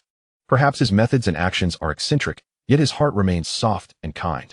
Suddenly, Chikage felt herself easily swayed, prompting her to shake her head and cast aside such disconcerting thoughts. The driver, observing her peculiar behavior through the rearview mirror, could not help but smile. No matter how mature, she was still merely a 15-year-old girl, quite endearing indeed. Chapter 028. Divination transformed into intelligence. Chikage's mindset inexplicably broadened as she made her way back to the dormitory from the school gate, receiving a call from Mei. It was from the contact information exchanged at noon. Calling at this hour implied that Mei had likely experienced the event in question. Mei, it's me. Laughter echoed from the other end, revealing her good spirits. Little Chikage was right. Half of the bills were counterfeit mixed with real ones. Their faces turned pale when they had to verify them with a cash machine. So everything went smoothly for you, Mei. Rest assured, the amount has been compensated, with an additional double as restitution. They must have suffered quite a bit, right? Some punishment is warranted, I assent it. In truth, Mei did not possess a great love for money. She relished the process of saving, finding it exquisite. Thus, with this unexpected gain, Mei's attitude towards Chikage shifted slightly, as if she had been blessed with an additional source of income thanks to her. That 10,000 yen served as a catalyst, occasionally helping others leads to rewards.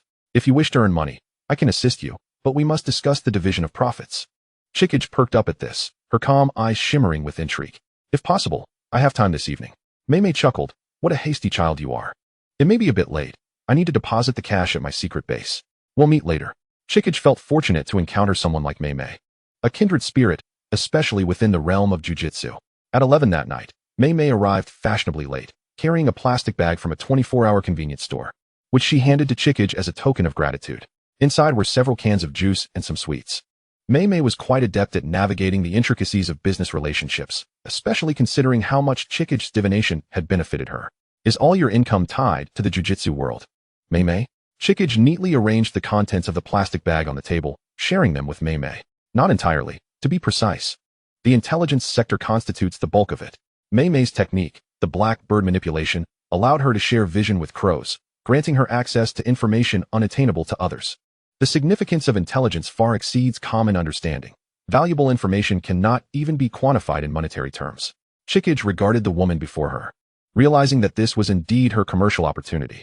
Let me guess, Mei wishes to transform my divination content into intelligence? Mei smiled in acknowledgement. You are quite astute. If divination is rephrased, the potential profits differ vastly, especially when dealing with such a high accuracy jujutsu. Transforming divination into intelligence aligns better with the preferences of higher-ups, connections that Chikage once did not tap into, but times have changed. By obtaining a target's handwriting, one could divine their past and future, extracting favorable intelligence to sell to interested buyers. This innovative model could only be realized through the unique capabilities of the Miura family's jujutsu. If Riona Miura were to attempt it, her time frame would be considerably shorter, and accuracy would diminish. Mei's connections had been cultivated since her tenure at Jujutsu school. Having graduated several years prior, she had undertaken more field missions, gaining access to additional resources as an adult. She had even begun negotiations with certain enterprises to invest in shares of promising businesses. Thus, Mei possessed a keen commercial instinct, having personally vetted Chikage Jujutsu, which gave her confidence in the collaboration. I will provide the connections and resources. I'll handle the negotiations, while you are responsible for securing the target's handwriting. Mei succinctly delineated their respective roles, her eyes sparkling with excitement. As for the profit share, how about a 3-7 split in my favor? Mei was somewhat taken aback, yet a smile crept across her lips. I feel as though I'm taking advantage of a child. Chikage shook her head, her tone earnest. Connections and resources are invaluable. All I need to do is execute the jujutsu. To say I'm profiting is a misrepresentation. Mei appreciated Chikage's clarity of mind. Conversing with her was straightforward and unhurried, and notably, she was devoid of greed. This piqued Mei's curiosity, though it may be inappropriate to ask. What drives your desire to earn money? After all, being a jujutsu sorcerer is a profession where one earns well, but has little time to enjoy it. Chikage answered without hesitation. To save for my dowry. In the future, I wish to find a man who can marry into my family and carry on our lineage. Even the worldly Mei paused for 3 seconds, then burst into laughter, covering her face. Xiao Qianxing, you are utterly delightful. Sanluan Qianxing does not mind, after all. This is a family matter. The Sanluan lineage cannot face extinction under her watch, or else the history of the Sanluan clan would indeed fade into oblivion. The old woman at the corner of Fortune Street once remarked that marriage and child-rearing are immensely costly endeavors, and she must prepare herself in advance. So shall we wish for a pleasant collaboration? Ming raised her drink in a toast, and Sanluan Qianxing clinked her glass against hers. Within the student dormitory of the Jujutsu Academy, the two young women conspired on a savings plan, quietly reaching a consensus. After Ming departed, Sanluan Qianxing opened the specially locked drawer by her bedside and retrieved a pink cloth pouch, inside which lay neatly rolled stacks of 10,000 yen bills. With the additional funds graciously provided by Uncle Gojo, her total had now reached 280,000 yen. She also felt grateful to Gojo Satoru and Sanluan Liana, who had each contributed 50,000 yen not long ago. Living alone is no easy feat, and Sanluan Qianxing had been quite frugal to save this amount, though she sensed that she might soon require a larger pouch. As she pondered this, a rare smile, genuine and warm, graced the usually cold features of the girl. She found herself somewhat looking forward to her life at the Jujutsu Academy, which seemed infinitely more interesting than she had initially anticipated. Chapter 029, My Fist is Quite Hard. The following day in class, Sanluan Qianqing observed Sanluan Liana seated there, having already undergone treatment, though her hair still curled slightly, indicating it would require considerable maintenance for some time. Good morning, Qianqing. Huayuan greeted with his round eyes sparkling. Sanluan Qianqing raised her hand in response. As her gaze met Nanami Kinto's, they exchanged polite nods, acknowledging one another. Just as Sanluan Qianqing was about to take her seat, she felt a gaze filled with resentment from the girl beside her. Confused, she wondered why she was being blamed when it was Gojo Satoru who had dealt the blow. Eager to showcase her enthusiasm when called by her surname, she had not anticipated Gojo's merciless approach. It was an instant defeat. Not only had she failed to demonstrate her prowess, but even Sanluan Liana's techniques had not been invoked. Good morning, Qianjia. Despite her lingering resentment, she managed to force a cute smile in greeting, especially with other classmates present. Sanluan Qianqing observed the beaming face before her and impulsively replied, Good morning. Is your injury healed? Sanluan Liana shuddered, an uncomfortable sensation creeping down her spine. Was that insufferable Sanluan Qianqing out of her mind, actually greeting her? Perhaps she had taken the wrong medicine? Sanluan Qianqing relished the evident panic in her eyes before shifting her gaze away. Soon, Rongsong Yangping entered the classroom, perusing several documents in hand. The 4 students were all present and accounted for, stirring a deep sense of gratitude within him. What wonderful students, he mused.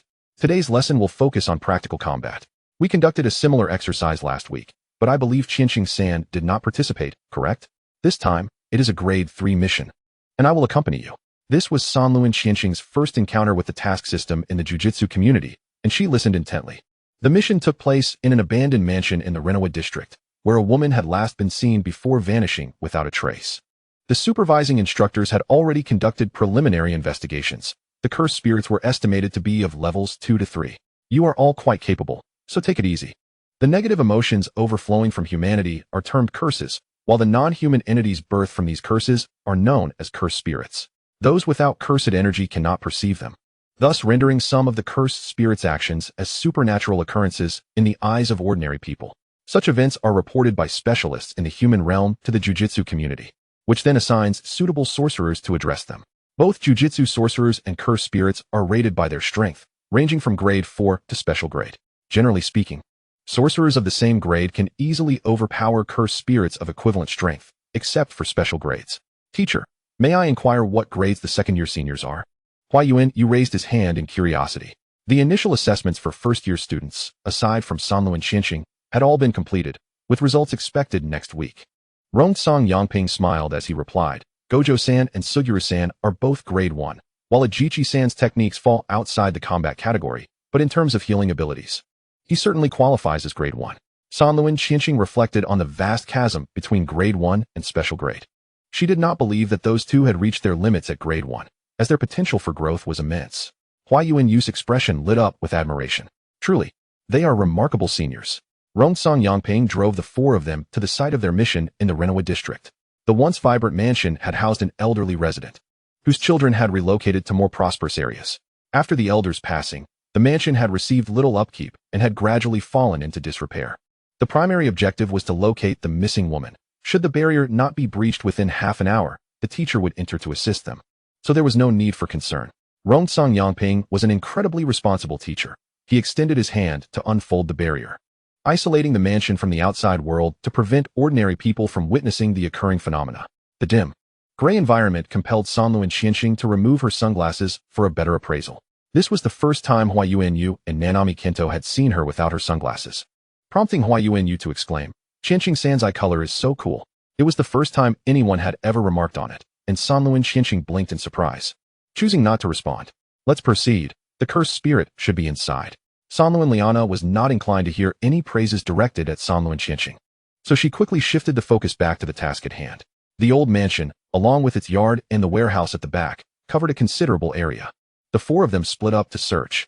It was evident that the elderly resident had a flair for aesthetics, as many beautiful vases adorned the premises, though they were shrouded in a thick layer of dust.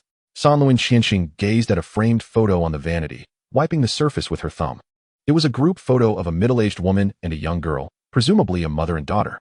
After setting the photograph down, she continued her search, only to sense a heavy, dark aura emanating from the wardrobe. A faint, raspy voice seemed to be murmuring something. It was only upon closer proximity that Sanluan Qianxing could discern the words. "Why don't you come see me?" This phrase repeated incessantly, laden with intense resentment.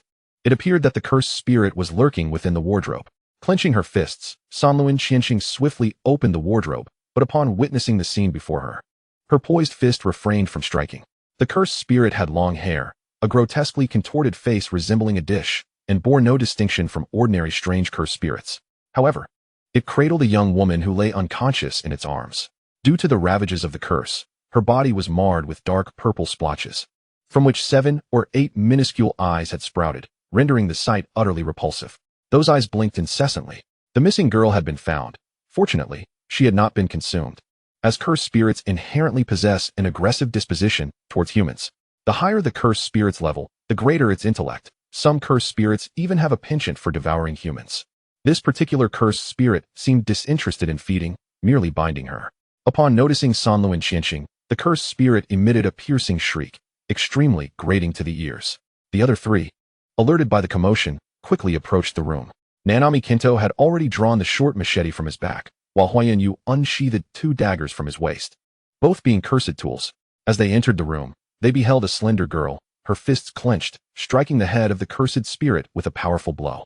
Purple blood splattered across the dark kimono of Sanjuro Chihoshi, and the force of her punch shattered the entire cabinet.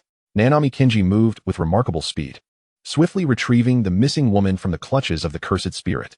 Meanwhile, Sanjuro Riona's complexion turned ashen. The Sanjuro clan specialized in divination and judgment. How could this woman have unleashed such a formidable punch without enhancing her body through judgment? Was she mocking Riona's own perceived ineptitude in battle? The cursed spirit was struck in a vital spot, quickly dissipating into a cloud of black mist, and the barrier, now devoid of its inner spirit, vanished as well.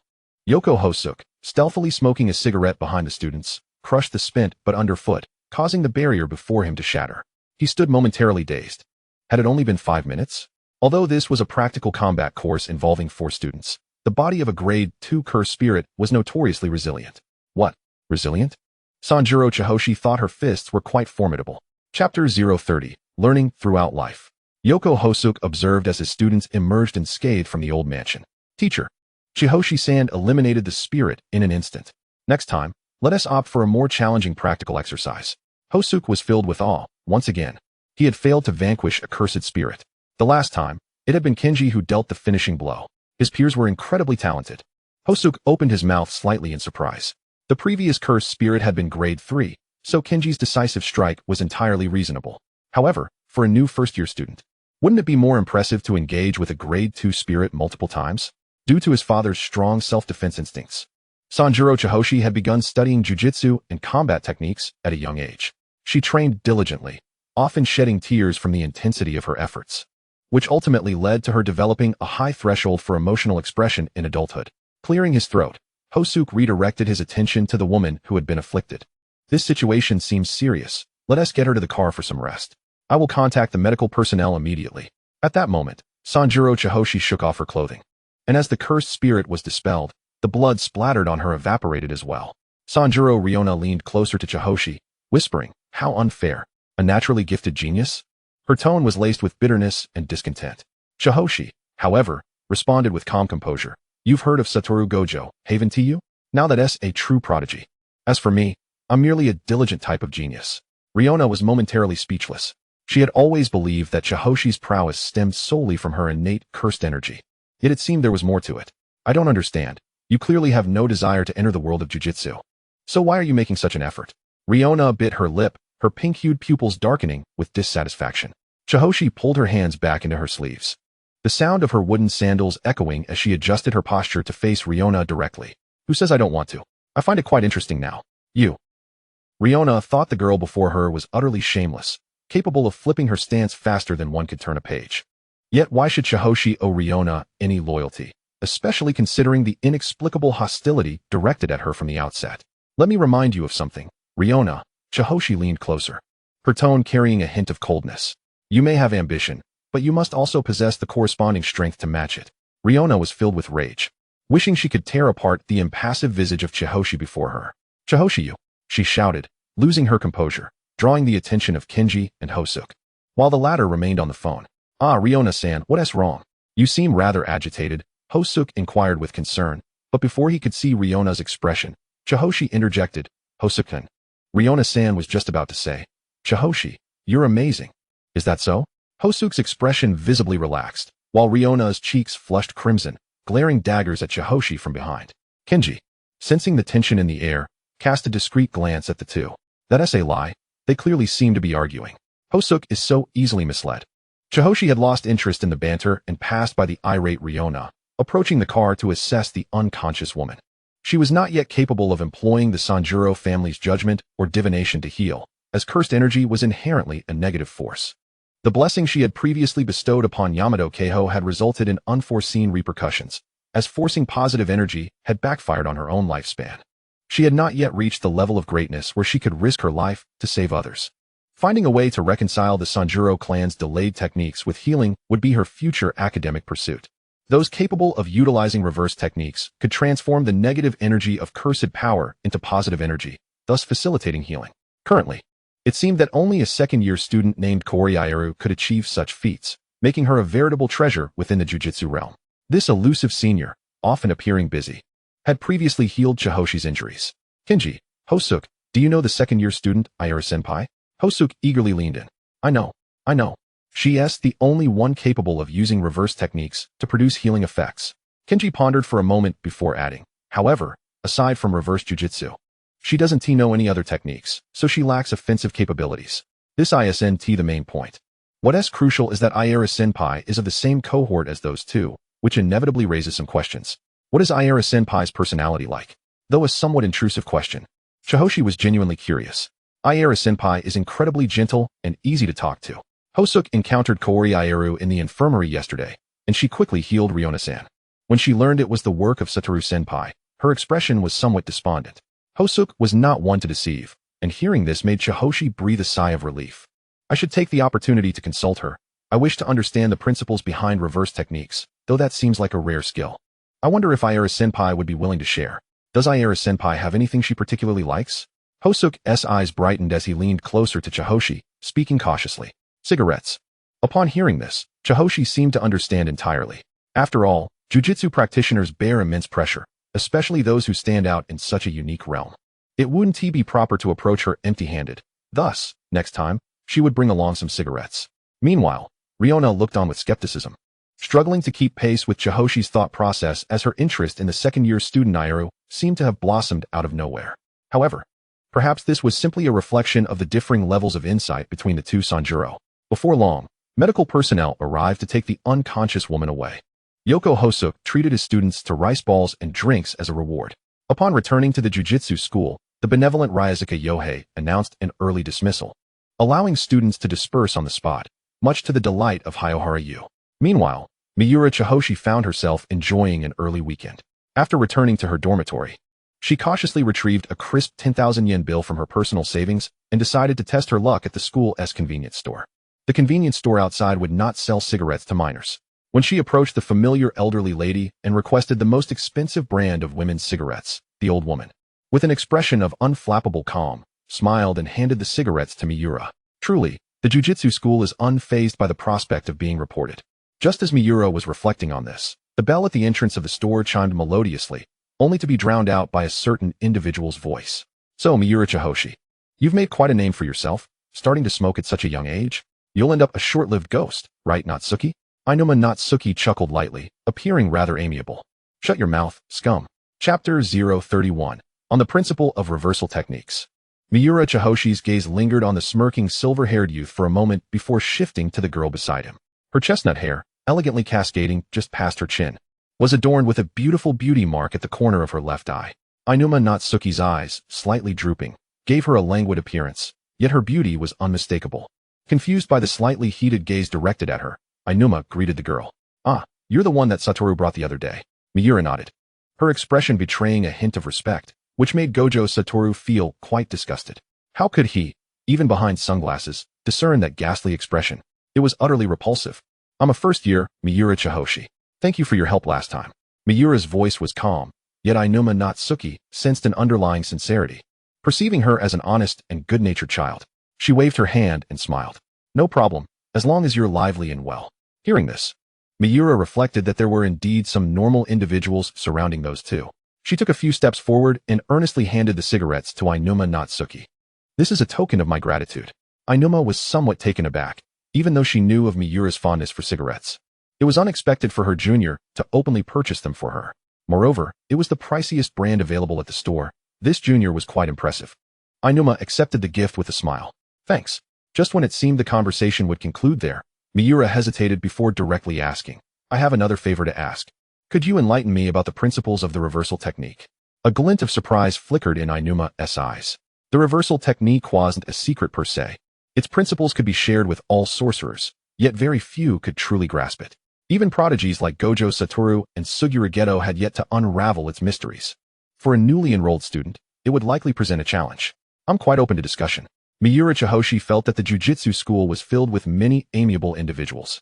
Gojo Satoru, who had been overlooked thus far, let out a scoff, tinged with disdain. If you can comprehend it, I'll have Suguru sing for you while standing on his head. At that moment, Suguru Geto, who was in the classroom, suddenly felt a chill. As though he were being scrutinized, Miura Chihoshi remained silent, but a trace of distaste appeared on her fair face. Ainuma Natsuki, keenly perceptive, noticed this and waved her hand. Let us find a place to discuss. Does Satoru want to listen? Gojo, recalling Ainuma's abstract teaching style, was eager to see Miura's bewildered expression upon hearing it. Thus, he eagerly raised his hand. Sure. It was a rare moment of enthusiasm, and Ainuma eyed him skeptically.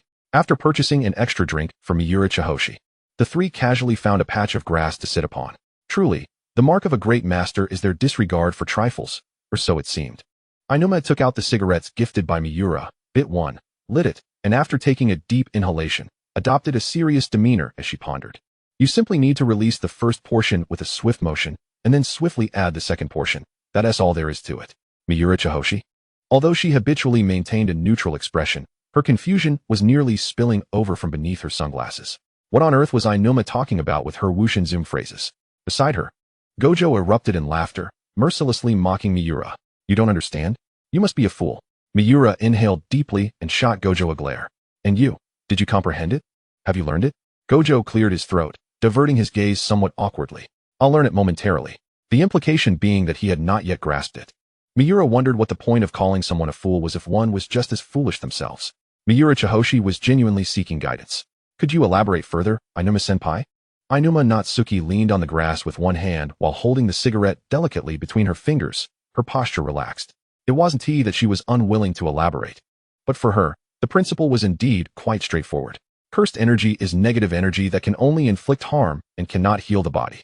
However, when two negatives are multiplied, they yield a positive. While addition might be manageable, the description of multiplication when applied to cursed energy is immensely challenging. In fact, when Ainuma first activated her cursed energy, she simply learned it with a snap, but if one were to ask how to achieve multiplication, it was just like that. It requires a swift application of cursed energy followed by an instant layering of cursed energy, ensuring that both are completely fused without leaving any trace of cursed energy uncovered. This was the limit of Ainuma's understanding. Miura Chihoshi grasped the concept. No wonder there was only one user of the reversal technique today. Indeed, it was profoundly intricate. For Ainuma Natsuki, it was a matter of course, so she truly struggled to articulate it. She glanced at Miura Chihoshi with a hint of regret, saying without malice, can't comprehend? It seems you lack talent as well. The other two lacking talent referred to Gojo and Suguru. Nevertheless, Miura Chihoshi had gained a crucial insight. In essence, reversal cursed technique stemmed from a transformative process of the same cursed energy. The question was how to induce a qualitative change in identical substances. For example, pouring water into another cup would only yield more water. It wouldn't compress 2 portions of water into 1 cup's volume. Yet, what if one were to compress, forcing the atoms of 2 cups of water to merge, altering their volume by increasing their density? Could one achieve a cup that weighs as much as 2 but occupies the space of 1? Thus, Ainuma Natsuki had effortlessly accomplished this step. Miura Chihoshi's expression grew more serious. It was evident that being alongside Gojo and Suguru in the same cohort could not be mere coincidence for an ordinary sorcerer. Thank you, Ainuma-senpai. The contemplative look on the girl's face did not escape Ainuma's notice. She observed Miura Chihoshi leaving with her newfound answers and couldn't help but express to Gojo beside her, the new girl is quite clever, isn't she? At such a young age, one wonders what knowledge fills her mind. Kaido Shoko had grown accustomed to the nonsensical banter of her contemporaries. Yet she couldn't resist the urge to provoke them. Perhaps she would soon master techniques akin to reverse cursed technique. Gojo Satoru ought to put in some earnest effort. Wouldn't you agree? What does that have to do with me? Gojo Satoru appeared utterly perplexed. Have I misunderstood something? It seems as though there is a subtle rivalry at play. Observing Kaido Shoko's teasing demeanor, Gojo Satoru tapped his temple. Shoko, you ought to cut back on the smoking. You might ruin your brain. Unfazed, Kaido Shoko nonchalantly picked up another cigarette, puffing a cloud of smoke in Gojo Satoru's direction. Chapter 032, The Heavens and the Child of Cursed Techniques. Mikihiko Miwa was still savoring the secrets of a swift technique when he received a call from Mei. Mikihiko, are you at Jujutsu High? Mei's voice resonated with a pleasant tone. Her call was surely not mere idle chit-chat, likely concerning matters of information. On his way back to the dormitory, he replied, All right, I'll come find you shortly. It seems business is afoot. Mikihiko couldn't help but admire Mei's dedication to her work, especially considering it was only the second day. When Mei arrived at the dormitory to meet Mikihiko, she was not clad in the Jujutsu High uniform, but rather donned a tailored light gray women's suit. The fitted cut accentuated her figure, and her hair was elegantly styled in an updo, exuding the aura of a young office lady. Is Mei off to negotiate a deal? Mikihiko mused. Mei accepted the freshly brewed tea from Mikihiko, nodding with a smile. Would dressing this way lend an air of approachability to business transactions? At that moment, Mikihiko had removed his sunglasses, revealing his crimson pupils that conveyed a sense of composure. Unusual for one of his age. However, the girls at Jujutsu High were no ordinary high schoolers. Their thoughts were far more profound than mere romantic musings. Kaido Shoko, too, maintained an air of languid indifference. This time, regarding the intelligence on the demand side, I might not be able to ascertain everything on my own. Mei remarked, her tone tinged with rarity. Mikihiko was intrigued. What does it pertain to?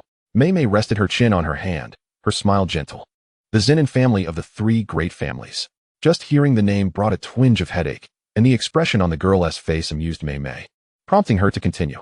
They are investigating an individual named Zenin Maki, or rather, they wish to probe into his offspring. This revelation surprised Mikihiko, logically. Given the Zenin family's prowess, such inquiries should be trivial unless they had reasons to act covertly. And who might that be? Yet, Mikihiko's knowledge of the three great families was limited. Mei fell silent for a few moments, revealing a knowing smile. A non-cursed user from the Zenin family. Yet a heaven and cursed binding individual who left the Zenin household to wander the world. Upon hearing this, Mikihiko's pupils dilated. He recalled a suspicion regarding the Zenin family's heaven and cursed binding. That was the very person who had nearly beaten him to a pulp, an individual of extraordinary strength. Mikihiko sighed, bracing his forehead. It wouldn't happen to be a muscular man in his 30s with black hair, would it? Mei gasped, then was quickly engulfed by laughter. Do you know him? More than just knowing. From a certain perspective, our relationship is rather intricate. Mei, acquiring this information could pose a threat to my life. My bounty has been targeted by that individual. Mei fell silent for a moment, scrutinizing Mikihiko from head to toe, her expression one of regret. What a coincidence. All the crows I sent out have been eliminated, so I thought perhaps it would be easier for you. If it were that person. Discovering Mei's surveillance would not be a challenge. Mikihiko was reluctant to engage with such a perilous figure. No wonder a mere piece of information would cost 10 million yen.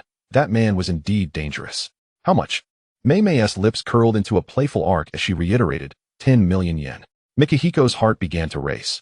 If it were to be split 30-70, that would mean he could pocket 3 million yen, a sum beyond his wildest dreams. The intelligence pertains to investigating his offspring, not him personally? Mei nodded, her fingers tracing the bamboo-patterned teacup. It seems they wish to ascertain the child's potential as a jujutsu sorcerer. While this might be cumbersome for others and require prolonged observation, for you, Mikihiko, it's likely much simpler than you presume. If possible, I only need to approach the child. There's no need to get close to that terrifying man. Mei, I require your assistance. Upon hearing Mikihiko's request, Mei graciously nodded. To the best of my ability. She knew that if she presented a price, Mikihiko would find it hard to refuse. However, she had no intention of placing a student in danger, yet Mikihiko seemed to possess other plans. I need to meet that child for about 10 minutes. Mei quickly signaled an affirmative. No problem. It seems that family is a blended one. Zenin Maki has brought his child into a woman's household, where the stepmother often looks after them. What a complicated family dynamic. Mikihiko furrowed his brows, hoping fervently not to encounter that man. On weekends, the boy usually goes out shopping with his sister and stepmother. Mikihiko nodded. How old is he? They appear to be around 3 or 4 years old. Mei tilted her head in thought, though they both possess a rather precocious demeanor. 3 or 4 should be manageable, Mikihiko mused, contemplating the formidable man. It was entirely unfathomable that such a character would have children. However, those 2 children likely had no idea that their father was akin to a murderer. Mikihiko sighed. He had no right to meddle in the affairs of others. All he needed was to ascertain the child's potential as a jujutsu sorcerer. He was not a compassionate person. All feelings of sympathy would remain buried within his heart. Early the next morning, still ensnared in dreams, Mikihiko was roused by a call from Mei, prompting him to drive to Saitama Prefecture. Mei, resourceful as ever, arranged for Mikihiko to assume the role of a sales associate. Her silver hair was concealed beneath the supermarket's standard cap, and decorative sunglasses perched on her nose, creating an atmosphere of promotional enthusiasm.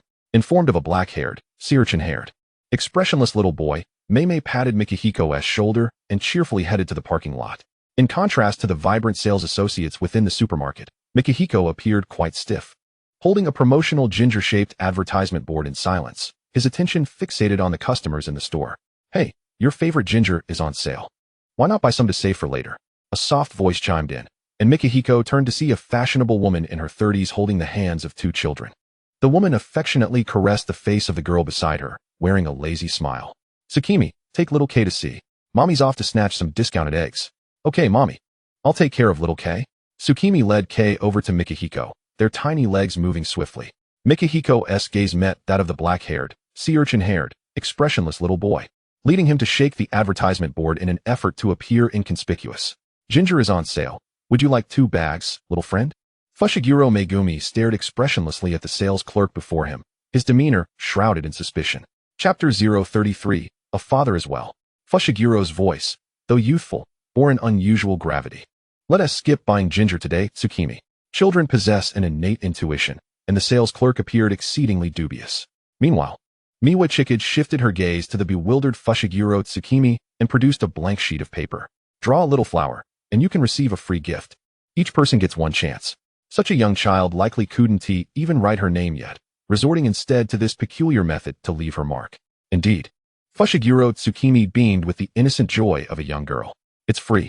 Megumi, let us get 1 together. Mommy will be so happy." After a moment's hesitation, Fushiguro sighed and nodded in agreement. The child struggled slightly as she gripped the pen, yet she managed to draw a charming little flower. As the black ink traced its course, Miwa Chikage initiated a cursed technique divination. She was somewhat surprised, sensing a connection between this young boy and Satoru Gojo, despite their apparent lack of relation. Furthermore, this child was destined to grow remarkably strong, likely becoming an exceptional sorcerer. Shadows of darkness seemed to coil around his cursed energy, as if poised to unleash their potential. Just as Miwa Chikage immersed herself in these revelations, Fushiguro Megumi suddenly lifted his head, gazing intently at her, as if he had perceived something profound. Yet, Miwa Chikage maintained her composure, turning to hand 2 bags of ginger to Fushiguro Tsukimi. "Thank you for your patronage." "Thank you, big sister." Fushiguro Tsukimi laughed with genuine delight, clearly satisfied with her unexpected acquisition. Watching the 2 figures depart to seek out their mother at another display, Miwa Chikage felt it was time to withdraw. She had obtained the information she sought. However, Fushiguro Megumi unexpectedly glanced back at Miwa Chikage once more. For a child, his perceptiveness was uncanny. She lingered for a moment before quietly exiting through the staff passage to the parking lot, dressed in her own attire. Miwa Chikage donned sunglasses as she approached the vehicle of Mei, who had parked beneath the shade of a tree. Upon seeing Miwa Chikage emerge, Mei rolled down the window and waved. Miwa Chikage took the passenger seat and removed her sunglasses, giving Mei a thumbs up. Information collection successful. That child possesses cursed energy and a promising future. If I'm not mistaken, he will inherit the 10 shadow techniques of the Zenin family. Mei's eyes glimmered with appreciation. To discern such depth in just 10 minutes is quite impressive. However, she refrained from divulging other details, such as the nature of the child's connection to Satoru Gojo. If it were merely a matter of becoming a sorcerer, it would be inconsequential. But the timeline of their interactions spanned several years, coinciding with when Fushiguro Megumi would be starting elementary school. Miwa Chikage pondered briefly but decided against dwelling further on it. After all, Satoru Gojo was known for engaging in the most peculiar affairs. Mei started the car and first drove Miwa Chikage back to the Jujutsu Institute, indicating she had other matters to attend to. She instructed Miwa Chikage to await good news before departing. Just as Miwa Chikage stepped back into the Jujutsu Institute, she noticed a black-haired man squatting beneath the torii gate.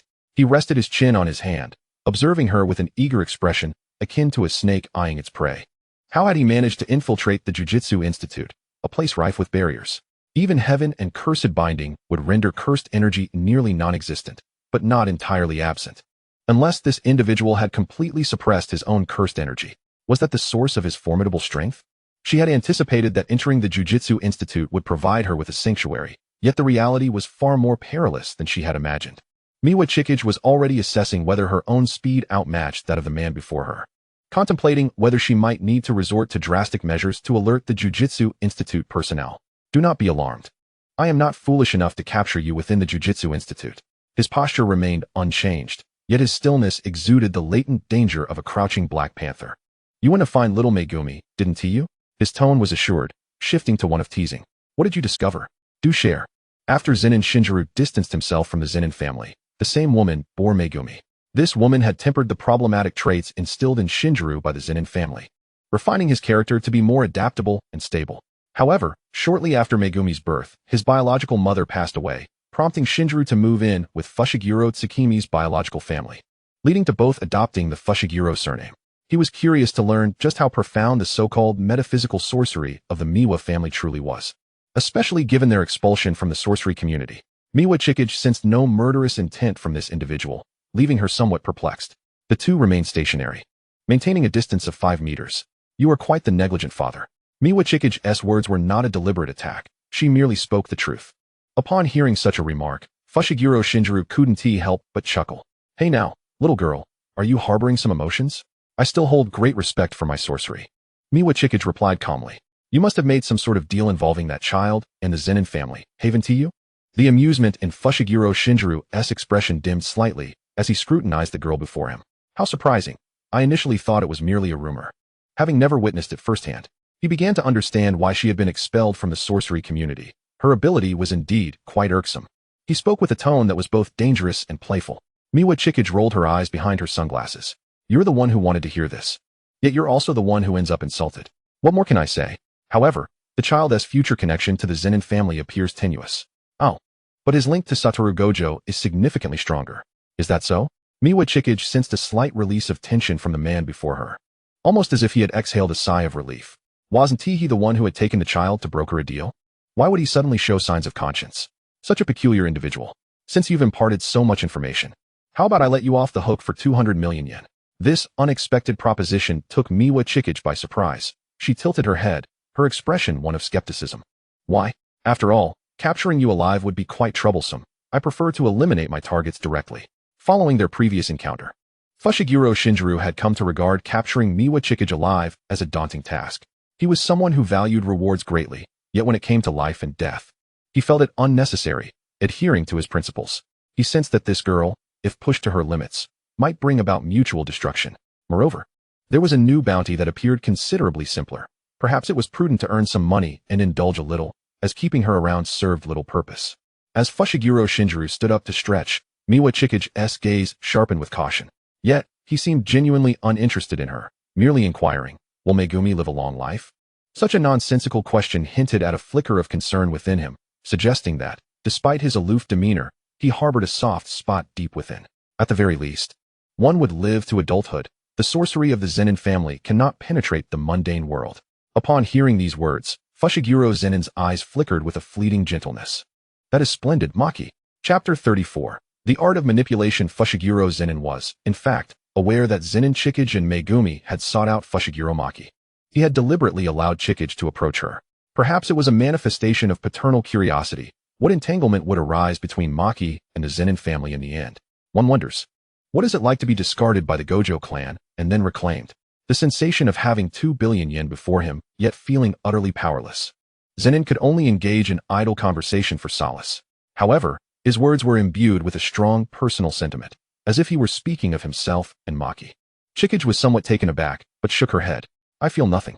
Upon hearing such a response, Zenin's expression softened with a hint of relief. Observing the myriad questions in his gaze, she tentatively inquired, what do you wish to know? Or would you prefer I write down a few words? Fushiguro Zenin grinned, a teasing glint in his eyes. I do not believe in such things. Then what do you wish to ask? You seemed quite contemplative when discussing your son's fate. And who knows if you might not curse me in return. That is the crux of the matter, is it not? Chikage shrugged. If there's nothing else, I shall take my leave. Zenin watched as the girl reverted to her nonchalant demeanor and couldn't help but chuckle lightly. Aren't you curious who issued the bounty? Chikage paused for a moment. This was information even Gojo Satoru could not uncover. Could the man before her possibly know? Bounties are more my specialty as a professional assassin, he implied, suggesting that such matters were beyond the comprehension of ordinary individuals, even Gojo Satoru. What are your terms? Chikage recognized that there is no such thing as a free lunch. Help me locate an item, a cursed tool. This was the true purpose behind Zenin's encounter with Chikage. He had not been foolish enough to merely engage in idle chatter about Maki. Chikage's face was overtaken with a look of refusal. Heaven knows what kind of extraordinary cursed tool he sought. What if he were to use it against her once found? Zenin observed the unmistakable rejection concealed beneath her sunglasses and could not suppress a laugh. It's not intended for you. Not for anyone, she retorted, that dangerous fellow. Forget it. I do not wish to know. Zenin merely sighed and remarked, surely, you could at least provide me with a direction? A glimmer of interest flickered in Chikage's eyes. Just a direction? Indeed. After a moment of contemplation, she asked, what is the clue? Zenin extracted a tattered piece of cloth from his pocket. Appearing to have seen better days. This was once used to wrap the cursed tool.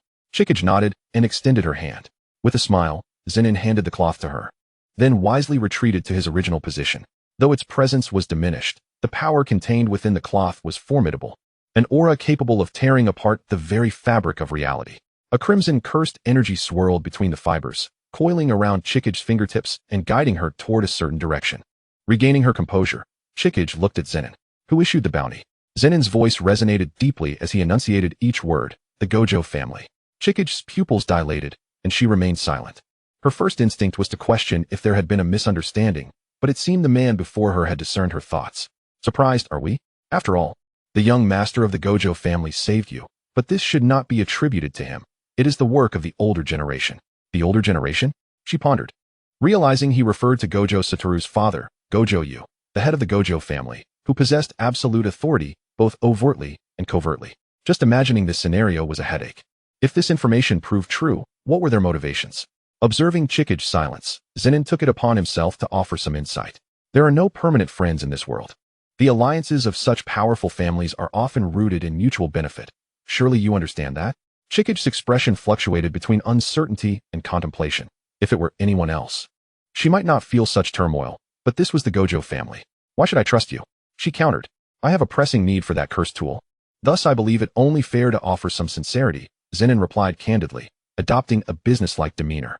His nonchalant attitude made Chikage feel exceedingly uncomfortable. The crimson thread extended eastward, vanishing into the ether. Taking a deep breath, she regarded Zenin earnestly.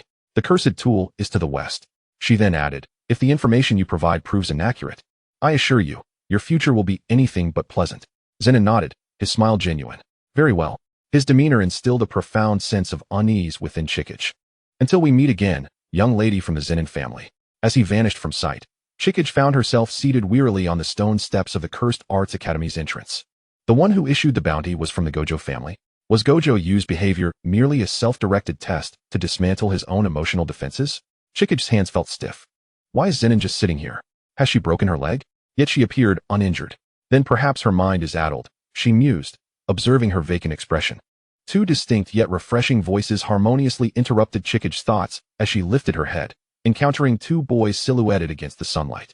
The halo surrounding them seemed to cloak them in a garb of sanctity and redemption. Chikage parted her lips, her voice somewhat hoarse. It's Gojo and Geto. In private. Chikage preferred not to refer to these two as her seniors. Are you planning to go out with friends today, Zenin? Geto asked, noticing her seated on the steps. Assuming she awaited someone. Before Chikage could respond, Gojo, grinning broadly, interjected, what friends does she have? She's just being foolish. It must be said that Gojo had a slight edge in understanding her. Yet, gazing at the infuriatingly cheerful face before her, Chikage recalled Zenin's words, the Gojo family. Thus, with utmost seriousness, she stated, I'm waiting for you, Gojo Satoru. Gojo was momentarily speechless by her earnestness, his peripheral vision catching Geto's suppressed laughter. Enraged, the silver-haired youth retorted, I am not your friend, you insolent brat. I am your father. Chikage winced at his volume, expressionless as she covered her ears, glaring at the imbecile before her. Fushiguro Zenin, you utter fool, I wouldn't believe a word you say. Chapter 35. Let us sit and chat. Father might just rise from his grave upon hearing this. Sanjuro Chikage shares a close bond with her father, hence her playful banter does not come across as disrespectful.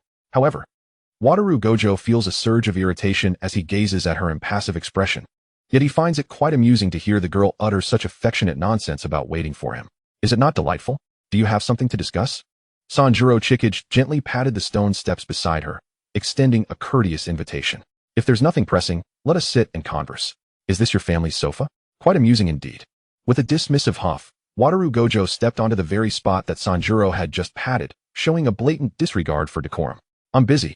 I have matters to attend to with Suguru. However, Suguru Geto, intrigued by the rare occasion of Sanjuro approaching Wataru, was determined not to miss this opportunity. Does Wataru have something to do? After all, today's tasks have all been completed. Wataru tilted his head, adjusting his sunglasses. His pristine azure eyes now exuding a dangerous aura. Suguru, do you wish to perish?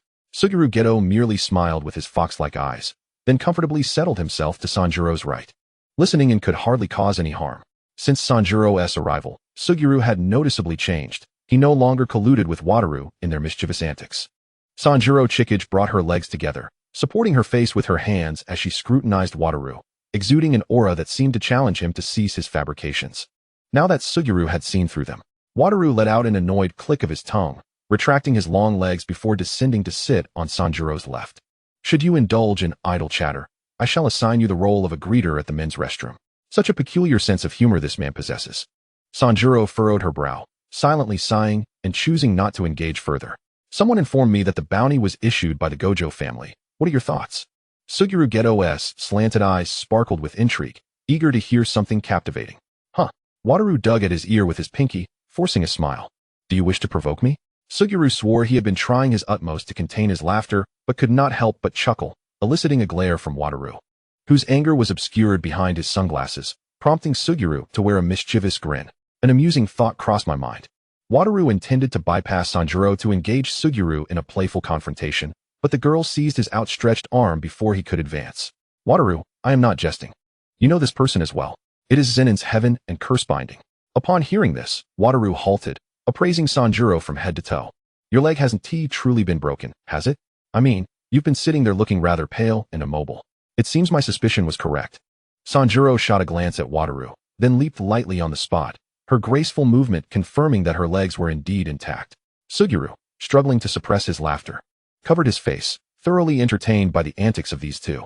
It seems you've abandoned the idea of capturing me. However, you spoke some odd words. So answer my question. What are your thoughts? Listening to Sanjuro, it appeared she was not merely joking, prompting Wataru to reflect on his investigations, wherein traces of the issuer were nearly non-existent. Thus, he concluded it could have been a member of the three great families, or perhaps an exceptionally enigmatic sorcerer. Surely, they couldn't be implicated? Wataru feigned ignorance, but his keen intellect quickly led him to a conclusion. It cannot be the Gojo family. His tone rarefied from its usual arrogance. Even Suguru leaned in, his expression calm yet attentive. There's no reason. My father prefers to conduct schemes openly. This person is evidently lurking like a rat in the shadows. Wataru's analysis of his father was sharp, and Sanjuro seemed to concur. Yet, she remained silent, her head bowed in contemplation. The trio sat brazenly on the stone steps of the Jujutsu High, their sunglasses and rebellious demeanor reminiscent of thugs collecting protection fees at the school entrance. Wataru, unusually quiet, refrained from interrupting Sanjuro's thoughts, uncertain of what she might be contemplating. However, if she truly suspected the Gojo family, Wataru felt a wave of discontent wash over him. The silence was broken by Suguru, who seemed to deliberate his words deliberately. It is also possible that it could be the Gojo family. After all, my uncle is quite formidable, and Wataru cannot possibly know everything, can he? Hey, Suguru. Wataru frowned, suspecting his friend was merely grasping for conversation, but Sanjuro turned to look at Suguru with earnest intent. Compared to my uncle, Wataru is indeed far too inexperienced. Wataru replied, would you prefer I leave you to converse? Damn it, the silver-haired high school student muttered, poised to speak, but was soothed by the girl's gentle and soft voice. However, I too believe it is unlikely to be the Gojo family. Suguru's expression brightened, as if to say, I knew it. Although my uncle possesses many stratagems, Sanjuro paused, recalling how that person had drawn her into the world of sorcery, but she continued, if they truly wished to capture me, they could have acted during my visit to the Gojo estate. There would be no need for such candid discussions or to present me with birthday gifts. The Gojo family never engages in superfluous actions. If Wataru wished it, capturing me at the Gojo estate would have been entirely feasible. Had I not visited the Gojo estate, I might have remained skeptical, but I happened to go. Wataru grasped the implication. Thus, this individual knew it was a ruse upon receiving the news? Sanjuro was fully aware. And so she calmly directed Fushiguro Zenin towards an entirely different direction. So, why are you inquiring about this? Wataru tilted his head, casting a dubious glance at the girl. She gazed upward at the clouds racing across the azure sky, the gentle breeze stirring her silvery hair in a dance, embodying a serene passage of time. It's nothing. I merely wished to see if you would display any signs of panic upon hearing this news. Regrettably, there was none. It appears your intellect remains intact. After uttering these words, Sanjuro's lips curled into a faint smile, a fleeting arc that vanished as quickly as it appeared, returning her face to its previous placidity. Suguru suddenly rose, his expression contorted with the effort of stifling laughter. Excuse me, I need to use the restroom. He dashed away swiftly.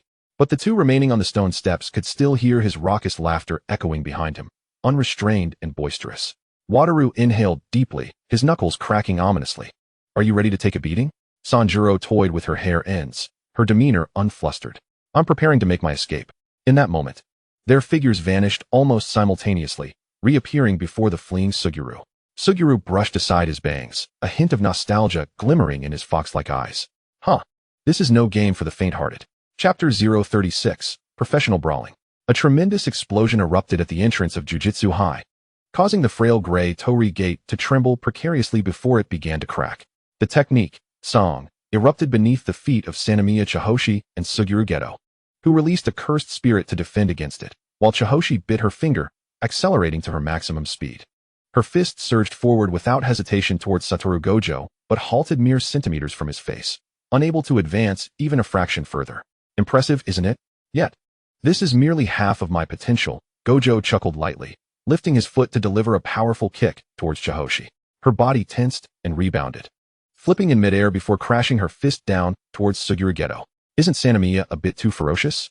Geto sidestepped, observing the girl effortlessly shred his grade 1 cursed spirit. I take back what I said upon our first meeting. You're not exactly a good person either, so how about settling that fee for my free fortune-telling? Laughter spilled from the corners of Geto's lips as he extended a hand, conjuring cursed spirits to obscure Gojo's line of sight before launching another surprise attack. We're all friends here, no need to take it to heart. Gojo firmly grasped the long-necked cursed spirit that had attempted to ambush him, crushing it without hesitation while grumbling in dissatisfaction. Who wants to be friends with her? The grand entrance of the Tokyo Jujutsu High, a showcase of the institution's pride, had been meticulously maintained. Yet, as Yaga Mazamichi, newly appointed principal, arrived, he was greeted by a scene reminiscent of an earthquake. Enraged, he stormed in accompanied by cursed corpses. The once stately entrance square now reduced to ruins. He leapt into the fray, delivering swift punches to the heads of 3 individuals. Wait, 3? Calming down. Yaga observed a first-year student clutching their head, feeling a headache begin to form. At least they were good enough not to resist the teacher. Perhaps a compliment was in order? Gojo stood with his hands in his pockets, pouting at the burgeoning lump on his head, while Geto, despite his own swelling, managed to maintain a polite smile. Yaga inhaled deeply, scolding them. Why are you fighting? And with a first-year student involved, the 3 present, in perfect unison, extended their hands to point at one another. Two, it's a tie, yay. However, Yaga was not about to let such a verdict stand. All of you go to the office and write a reflection. He gazed at the entrance, feeling a pang of sympathy. Repairs would undoubtedly cost a fortune. And since those 2 had joined, the school's funds had dwindled sharply. Now another one added to the mix? It seemed they were all sent to test his patience as he stepped into the principal's role. Though typically carefree, the students occasionally listened to Yaga, for he was indeed a respectable teacher. Thus, the trio obediently made their way to the teacher's office, with Geto unable to suppress a chuckle along the way. Sanemiya didn't ask Gojo that question for such trivial reasons, did she? Geto, being observant, was more perceptive than Gojo.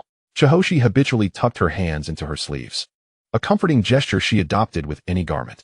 When asked, she candidly replied, "It's nothing, I just thought it was something I should tell Gojo." Despite the trouble he often brought her, Chihoshi felt that with Gojo, there was no need to conceal anything. In a sense, he was someone who could accept her every whimsical thought, perhaps because he himself was boundless. Chihoshi disliked when others preached to her, finding it absurd. Gojo shared her disdain for preachy discourse, labeling it as nonsense. So that's how it is. It seems Chihoshi trusts Gojo quite a bit. Geto, ever the instigator, found amusement in the situation, for it was undeniably entertaining. Chihoshi, however, appeared perplexed, merely a receptacle for idle chatter. Just a trash can for nonsense, she mused. Only for the metaphorical trash can to retort, Yes, a waste of space that produces garbage. Chihoshi fell silent, deciding it best not to speak. Recognizing the futility in self-destructive contention. Before long, they arrived at Yaga's office, where Gojo and Geto adeptly retrieved a few sheets of blank paper from Yaga's desk and handed them to Chihoshi, exuding the air of seasoned offenders. Reflecting on her middle school days, Chihoshi recalled having penned numerous reflections for her frequent brawls. She despised being scolded with fingers pointed at her, especially when she found nothing wrong with her eye color. As she pondered how to begin, Gojo tossed his pen aside, declaring, "Done. Geto, you're so slow. So fast." Chihoshi leaned over to see what he had written. The large, hasty scrawl on the paper read, "I was wrong, I don't know why." Chihoshi's response was a baffled stare. At that moment, Geto also set down his pen, complimenting, "Gojo, you're getting better at this." It didn't sound like praise. Indeed, Geto had a natural talent for sarcasm. Chihoshi curiously glanced at Geto's work, which, while more legible than Gojo's, consisted of just one line, "I won't fight again next time." A reflection devoid of credibility. Chihoshi felt her understanding of common sense upended. Gojo, dissatisfied, furrowed his brow and urged, "Hurry up. Are you an idiot who can't even write this?" Though Chihoshi was no stranger to fighting, she intended to write her reflection properly, acknowledging her mistakes but still feeling inclined to repeat them. Suppressing her conscience, she boldly penned, "Apologies, Teacher Yaga. Fighting is wrong. I won't do it again." Unlike the other two, she added her name and the date. Geto, with practiced ease, took the reflection and placed it on Yaga's desk, patting the shoulders of his companions with a smile. "Shall we go find Shoko to grab a bite?" Gojo nodded, muttering about Shoko's possible dissection activities. As long as she isn't in the middle of dissecting, otherwise the stench of corpses would be unbearable. Chihoshi, somewhat dazed, was led along with an arm around her shoulders, glancing back in confusion at the reflection. Is this really sufficient? Indeed, it was more than enough. Upon returning to his office, Yaga gazed at the signed and dated reflection, feeling a flicker of emotion within his weathered heart. Not completely lost. This new student still has hope. "Apologies, Teacher Yaga, but I hope you maintain such optimistic thoughts 3 months from now." Chapter 037. Special treatment received. Jotaro Shikuna was not present at the Jujutsu High, likely out on a mission or perhaps slacking off somewhere. Geto assessed the two beside him and proposed, "How about I wear sunglasses too? Shall we debut right here?" Gojo had no objections, flashing a smile at Geto. "I could give you a pair." Geto politely declined. "If I wear your sunglasses, I might break my leg the next day. Some sunglasses might be worn after going blind." But Gojo's were such that wearing them would induce blindness. Chihoshi tenderly stroked her own sunglasses, the only pair she owned, and felt a pang of sorrow at the thought of losing them. One appealing aspect of Jujutsu High was its lenient policies regarding students' appearances, allowing both Gojo and Chihoshi to wear sunglasses to class. This arrangement conveniently enabled Chihoshi to sleep openly without fear of reprimand. The trio of brawlers enjoyed a rather harmonious lunch, but upon returning to the dormitory, the amiable matron on the first floor gently called out to Mikihira Chikage. "Mikihira-san, your school uniform has been prepared. The uniforms for Jujutsu High are consumables, and Chikage received 3 sets for the spring and autumn seasons." Her small face, no larger than a palm, radiated joy as she extended her hands to accept them, politely responding, "Thank you, Aunt Akiyuki." Fuji Akiyuki immediately beamed with a smile. "Oh, don't mention it. If you need anything, do let me know." Observing Chikage's demeanor, Wataru Fushiguro couldn't help but voice his displeasure. "Look at that face, so pretentious. It's truly irksome." Chikage shot him a sidelong glance, unwilling to engage with the fool. She understood all too well that a touch of sweetness in her words could endear her to elders, thereby yielding certain benefits. Living independently, she was acutely aware of such dynamics. However, when Suguru Geto saw the vibrant hue of Chikage's uniform, he was taken aback. This shouldn't be the case, should it? With Geto's comment, Fushiguro soon spotted the color as well and couldn't resist teasing. "Ah, indeed, a troublesome little brat." Chikage examined her uniform with a hint of confusion. When asked about the style, she opted for trousers, perhaps because she was a girl. The pant legs flared out, creating a graceful drape that, upon a cursory glance, resembled a long skirt. To facilitate movement, she chose a cropped jacket, partly to appear taller, as she disliked being called short. Yet, the accompanying belt was a muted haze of blue, contrasting with the standard black belts worn by others. "Is there a problem?" she inquired pointedly at Geto, clearly not expecting an answer from Fushiguro. After a moment's hesitation, Geto replied, "I've heard that uniforms for students requiring special attention come in distinctive colors for easy identification. However, I recall that the other child from the Mikihira family had a perfectly normal uniform." A flicker of doubt crossed Chikage's crimson pupils. "What is this? Are they targeting me?" She quickly redirected her gaze to the two boys before her, asking, "Then why do you two lack any distinctive colors? Not only is there an issue, but it's a significant one. This isn't fair. Why are these two bizarre high school boys exempt from special consideration, especially that silver-haired one with that irritating grin?" Geto shrugged nonchalantly. "In terms of cursed energy, jujutsu, and identity, we don't possess anything unusual. The only oddity might be in our brains." He added, "Don't worry too much. That color suits you well. There's no need for a high school girl to dress so drearily." While his words seemed comforting, they also had an odd ring to them. Chikage reflected that perhaps it was not worth fretting over. Her family's status might be sensitive. And perhaps Riona Mikihiro was not marked with a special color due to her association with the Kamo family. The Kamo family, known for their lineage in blood manipulation jujutsu, maintained a relatively mysterious and low-profile existence, as the practice was quite taxing on one's vitality. What a fortunate alliance, Chikage mused silently, taking her uniform and bidding farewell to the two boys. As Geto watched her figure disappear down the staircase, he nudged Fushiguro playfully, his tone teasing. "What are your thoughts? Damn, why do both of you insist on asking such questions? If the higher-ups have their eyes on her, what can we do?" "Poor Chikage," Fushiguro replied. "Poor. The ones who are eyeing her are the ones to be pitied," he scoffed. "That madman, if he sets his sights on her, they're in for a lifetime of misfortune. You'll regret those words, Fushiguro." Just as they returned to their dormitory, Chikage received a call from Harukawa Yohei, informing her of the upcoming entrance assessment. The content was rather straightforward. 2 staff members from Jujutsu High would evaluate her physical and jujutsu skills. The ranking of jujutsu sorcerers is not static. Those below grade 1 can ascend through assessments, while promotion to a grade 1 sorcerer is quite special, requiring recommendation from 2 grade 1 sorcerers who are not instructors, followed by participation in several missions alongside grade 1 sorcerers or those possessing equivalent capabilities. The adaptability demonstrated in these missions serves as a criterion for evaluation as a grade 1 sorcerer. In the jujutsu community, grade 1 sorcerers represent the core strength. In terms of task remuneration and confidentiality, there is a chasm between grade 1 and pre-grade 1 sorcerers. Moreover, grade 1 is the level that all sorcerers aspire to touch. With dedication and experience, becoming a grade 1 sorcerer is not merely a dream. Thus, the promotion mechanism within the jujutsu world is designed to facilitate smooth operation. However, special grade sorcerers are an entirely different matter. To put it bluntly, without innate talent, one should not entertain such thoughts, as it cannot be achieved solely through hard work.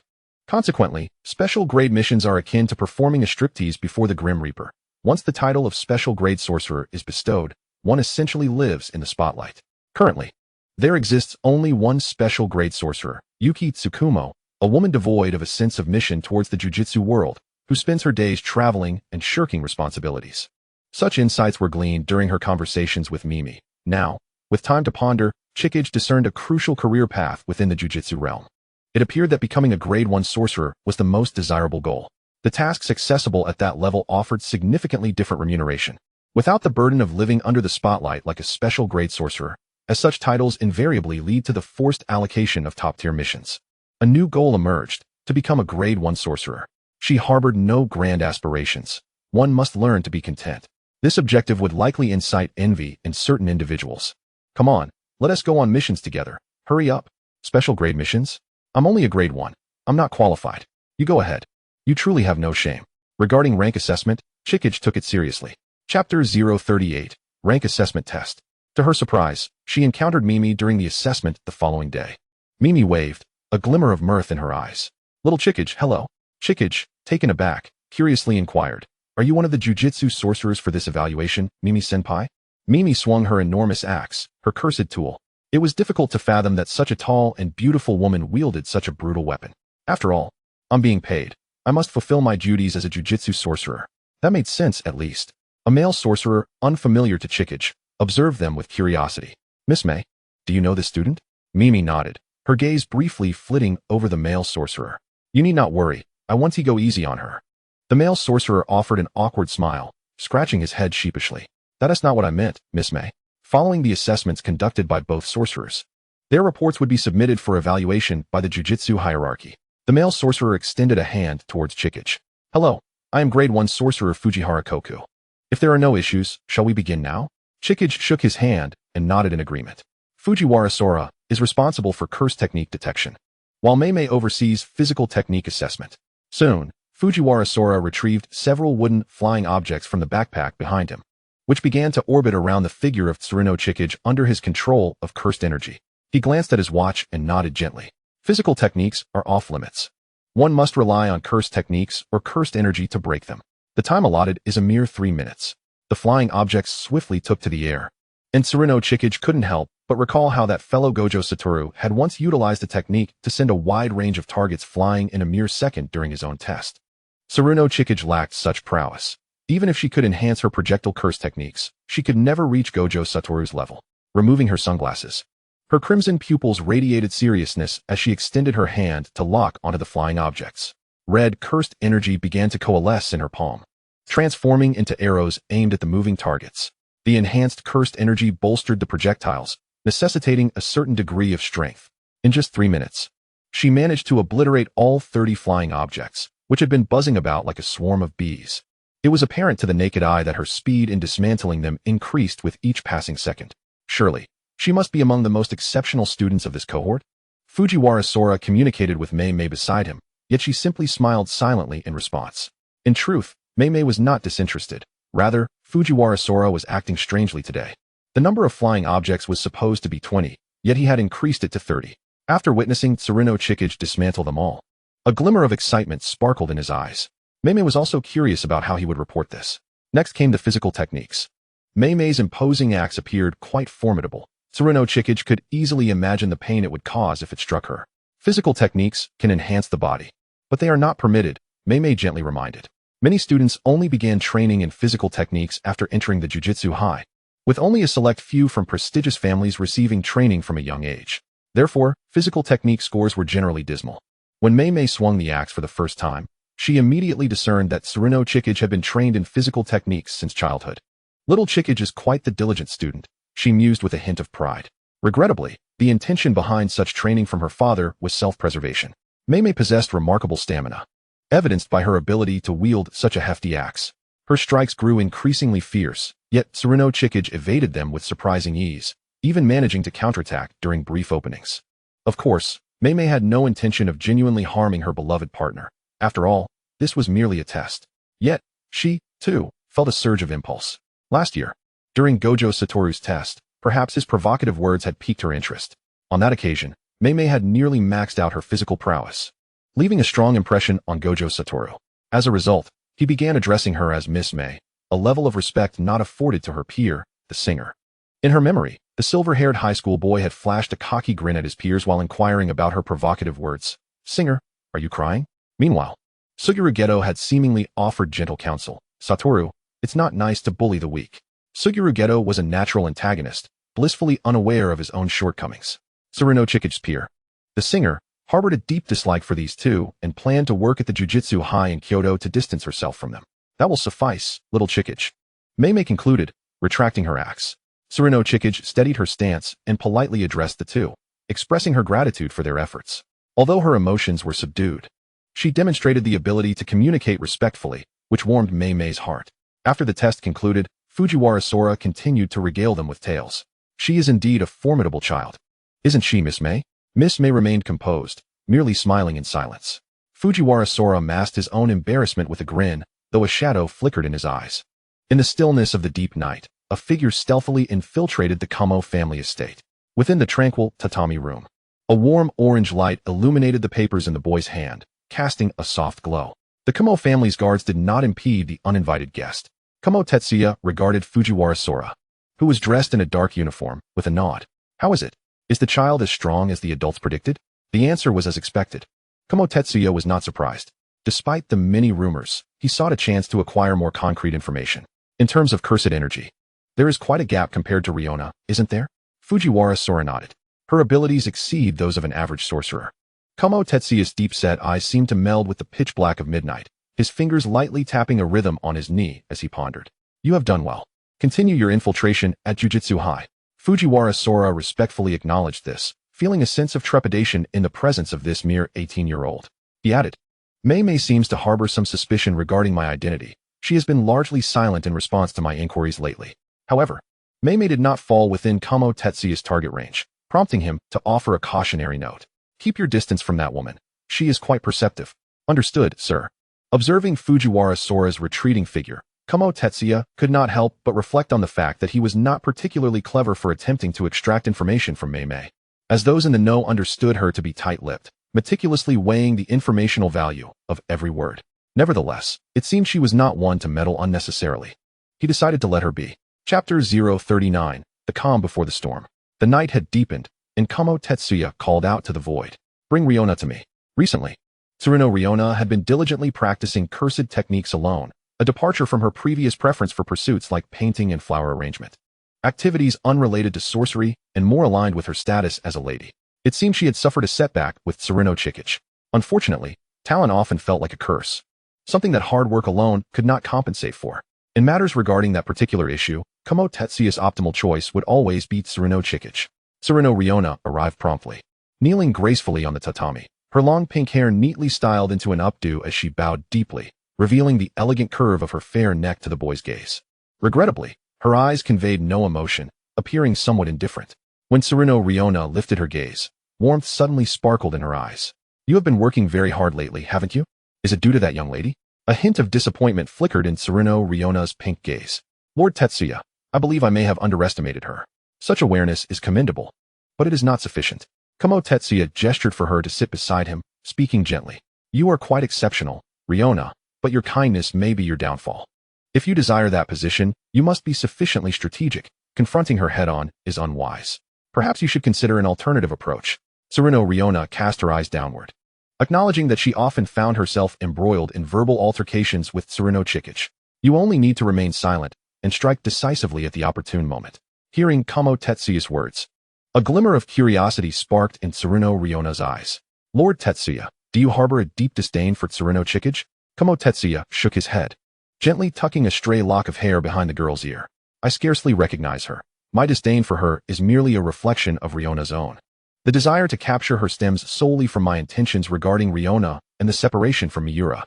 After all, I cannot bear to witness the adorable Riona donning a sorrowful expression. A hint of shyness flickered in Miura Riona's eyes, accompanied by a resolute determination. Lord Tetsuya Kumo is indeed a gentle soul, wholeheartedly supporting my aspirations and ambitions. Oh, Tetsuya, you are truly wonderful. Bathed in moonlight, the young girl's rosy visage harmonizes with her exquisite pink locks, swaying gracefully like a cherry blossom sprite. Meanwhile, Kumo Tetsuya tenderly touched his forehead protector, yet a shadow of darkness crept into his smiling eyes. Engaging in romantic antics with a young girl is utterly tiresome.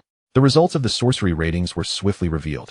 Miura Chikusi was rated as a quasi-first grade, while Nanami Kenjin and Miura Riona received second-grade ratings. Hibarayu, the spirited youth, was classified as third grade. Casting a glance at the student ID, Hibarai felt a twinge of disappointment, yet Nanami Kenjin patted him on the shoulder, reassuringly stating that Hibarai would grow rapidly. Is that truly the case, Nanami? Or are you merely comforting me? If he had ears and a tail, they would undoubtedly droop at this moment. Of course not. After all, you idolize Senior Suguru. Though Nanami Kenjin was not particularly enthusiastic, he still offered encouragement to his despondent classmate. Indeed, Hibarai is a remarkably reliable peer. Miura Riona also displayed a charming smile, uplifting Hibarai's spirits. In contrast, Miura Chikusi appeared somewhat aloof. She met Hibarai's gaze and, devoid of emotion, offered a thumbs up, an encouragement of sorts. Hibarai was deeply touched, realizing that his contemporaries were truly exceptional individuals. Recently, Miura Riona had been oddly quiet, for she could never outmatch Miura Chikusi in verbal sparring. Rather than engage in futile debate, she chose to devote her time to diligent practice. A quasi-first grade rating is merely half a level above her. It won't be long before she surpasses it. Miura Chikusi found solace in these tranquil days. And there was also good news. Miss Mimi successfully completed an intelligence trade with the Zenin clan. When she pulled out a stack of cash amounting to 3 million yen from her bag, Miura Chikusi's usually indifferent eyes sparkled with excitement. Mimi, I truly feel fortunate to have you, she expressed, her youthful face betraying her earnestness. Mimi found it amusing to hear such mature words from one so young. Complying obediently, Miura Chikusi ventured to the city bank on an afternoon during the workweek. Having just deposited her money, she clutched her passbook, relishing it. The girl, adorned in sunglasses and a student uniform, strolled down the street, resembling a delinquent skipping class. Her striking silver hair drew attention, prompting a passerby to greet her through the crowd. Miura-chan, what a coincidence. To be honest, it was not a voice Miura Chikusi was eager to hear. The imposing adult male before her bore dark hair and an intimidating demeanor, with a scarred chin that complemented his unsettlingly handsome face, exuding an air reminiscent of the underworld. Wishing to avoid such an encounter, Miura Chikusi merely nodded, intent on walking past. Thank you, Miura-chan, for helping me locate the cursed tools. I truly ran in circles. Yet I eventually found them, Fushiguro Megumi taunted, his tone laced with sarcasm. Miura Chikusi paused momentarily, casting a sidelong glance at him. His implication was clear. He was aware of having pointed her in the wrong direction and had come to seek trouble. I can be quite inept at times, she replied. Her expression unchanging, her heart steady. Fushiguro Megumi, however, was not concerned with her proficiency. The items had been located, which was all that mattered. From the moment the child had mentioned the West, he had outright dismissed that direction. It seemed that when he stated, the Gojo clan is the one offering the bounty, this little girl did not believe him at all. He had no interest in the conflict among the three prominent families. As long as someone paid him, he would relay what he needed to say to Miura's family. He was indifferent to whether she believed him or the repercussions that might ensue. It was simply a matter of doing his job for pay. As Miura Chikusi prepared to depart, Fushiguro Megumi, with a hint of mischief, proposed. Since it's such a coincidence, why not accompany me to purchase something? After all, I'm uncertain what a little girl would prefer. Miura Chikusi regarded him with skepticism. You've met Sumiki, haven't you? It seems her birthday is approaching. After all, she is your stepdaughter. His words were whimsical and impulsive. Miura Chikusi was about to politely decline, yet he added in a teasing tone, as a form of thanks, would you like me to divulge the weakness of Gojo Satoru? His face was inscribed with ulterior motives. Who would believe that? Yet, in the end, their figures appeared incongruously together in a boutique toy store in the city. Apologies. Miura Chikusi couldn't help but feel a tinge of curiosity. Chapter 40. Satoru, you've caught someone's eye. Having been cherished in her father's hands. Miura Chikusi was not particularly fond of the man beside her. He seemed to rarely return home, perhaps only remembering to buy gifts for children occasionally, neglecting them otherwise. The growth of children is inextricably linked to the guidance of adults. This realization stemmed from Miura Chikusi's own intention to nurture a proper successor for the Miura family. Thus acquiring some insights, she glanced at the doll in her hand and abruptly inquired, what color does your stepdaughter favor? Fushiguro Megumi shrugged. Whatever. It was indeed a frivolous question, prompting Miura Chikusi to sigh as she continued selecting dolls. Upon spotting an adorable sea urchin plushie, a child's face unexpectedly flashed in her mind. Almost instinctively, she remarked, Sumiki is a very bright child. Be sure to spend time with her. Not one to meddle in the affairs of others, she felt a pang of regret after speaking. However, Fushiguro Megumi appeared intrigued. Did you deduce that? Miura Chikusi neither confirmed nor denied it, yet her perception stemmed more from a fleeting encounter with the child. It doesn't matter, I prioritize my own interests. Her casual tone resembled that of someone who had casually adopted a stray cat or dog, yet Miura Chikusi was aware that, deep down, Fushiguro Megumi cared for Fushiguro Tsumiki. After all, he had once displayed a rare tenderness. However, Miura Chikusi held no inclination to assist him in reforming his ways, so she refrained from elaborating further. She selected a pink kitten plushie and handed it to Fushiguro Megumi, deeming it a gift unlikely to offend a little girl. Fushiguro Megumi accepted it, preparing to pay, and he scrutinized the girl who had been coerced into selecting a gift for herself in exchange for knowledge of Gojo Satoru's weaknesses, teasingly stating, why are you so eager to know Gojo Satoru's weaknesses? You two seem to have a good relationship. Miura Chikusi cast a complex look at Fushiguro Megumi, her tone somewhat indifferent. What led you to that misunderstanding? He was quite eager to arrive that day, wasn't he? That was merely a coincidence. Ah, I see. However, it seems that I have caught you in this fortunate coincidence. Zen and Chiharu fell silent, unwilling to engage in futile conversation with this individual. So what of the reward? Fushiguro Megumi's eyes glimmered with a hint of exasperation. Truly, this girl was rather unyielding. You must have encountered the impenetrable barriers surrounding Satoru Gojo, have you not? Chiharu remained mute, clearly disinclined to respond to such an interrogative. A smirk played on Fushiguro's lips. What a clever little imp she was. Yet, she was not without vulnerabilities. The use of the limitless technique is exceedingly taxing on cursed energy, rendering it not perpetually active. If one were to diminish his guard and strike unexpectedly, an attack could indeed be executed. After a moment of contemplation, Chiharu could not suppress her scrutiny of the man before her. Do you intend to kill Satoru Gojo? Otherwise, why delve so deeply into his intricacies? Fushiguro waved his hand with a chuckle. His bounty has already been rescinded. Why would I undertake such a task? After all, facing someone of his caliber is a swift path to demise, and I wish to continue enjoying life. However, Chiharu felt that this so-called weakness held little utility for her. His reflexes were quick, and without a technique capable of a swift kill, opportunities would be scarce. Given Gojo's current abilities, even if the man before her approached silently, it would only result in a mere injury, for he would undoubtedly activate Limitless in an instant. Fushiguro nodded with a wistful smile, somewhat disappointed. I had hoped it would be useful information. It appears you have already grasped the situation, Chiharu. So, you were lured here under the pretense of selecting a gift for this perilous individual? Chiharu sighed, deciding to overlook the matter for the sake of her savings. I shall take my leave now. I will not engage in such affairs again, especially with you cornering me. Fushiguro made no move to impede her departure, instead raising his hand in a casual farewell. Thank you, young lady from the Chiharu family.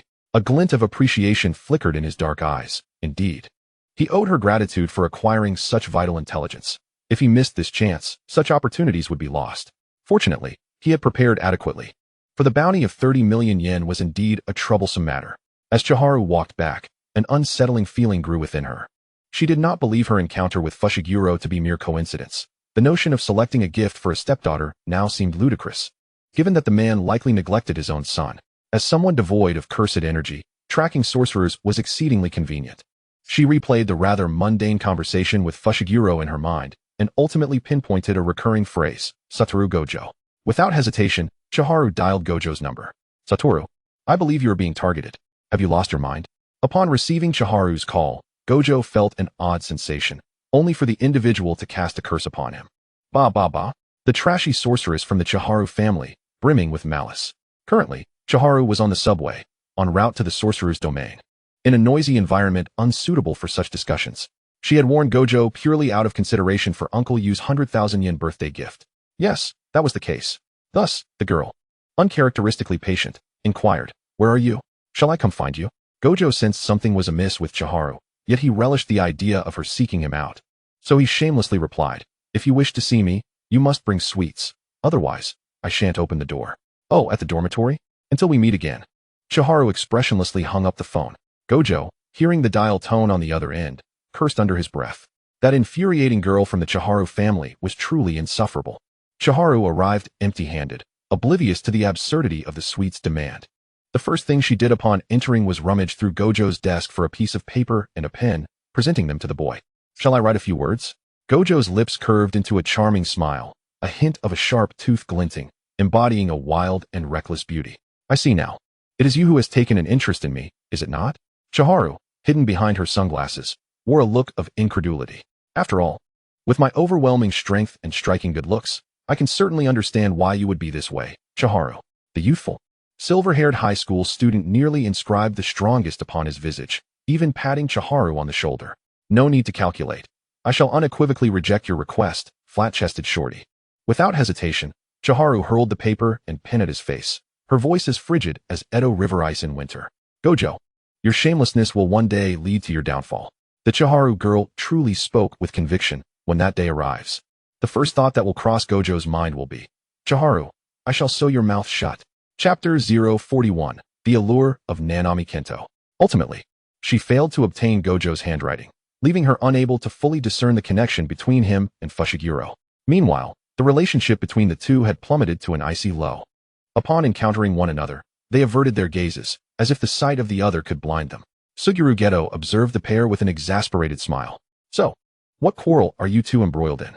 Chiharu remained impassive, her hands tucked within the sleeves of her tailored sorcerer uniform, designed to allow her to keep her hands warm. What a humorless little brat. Gojo commented with a scowl, and Geto quickly grasped that this fellow had likely said something outrageous yet again. All right, Satoru. We are scheduled to undertake that mission in a few days, and we shall be absent for a while. I can only wish for that. I genuinely hope we depart tomorrow. Chiharu listened as the two prepared for their journey, anticipating a return to tranquility. She nodded at Geto. Travel safely. Geto chuckled, patting his head, feeling rather cheerful. However, he sensed that Chiharu's words did not carry a tone of blessing. Indeed, he received Chiharu's half-hearted expression, prompting him to quickly amend his words. Thank you for your well wishes, Chiharu.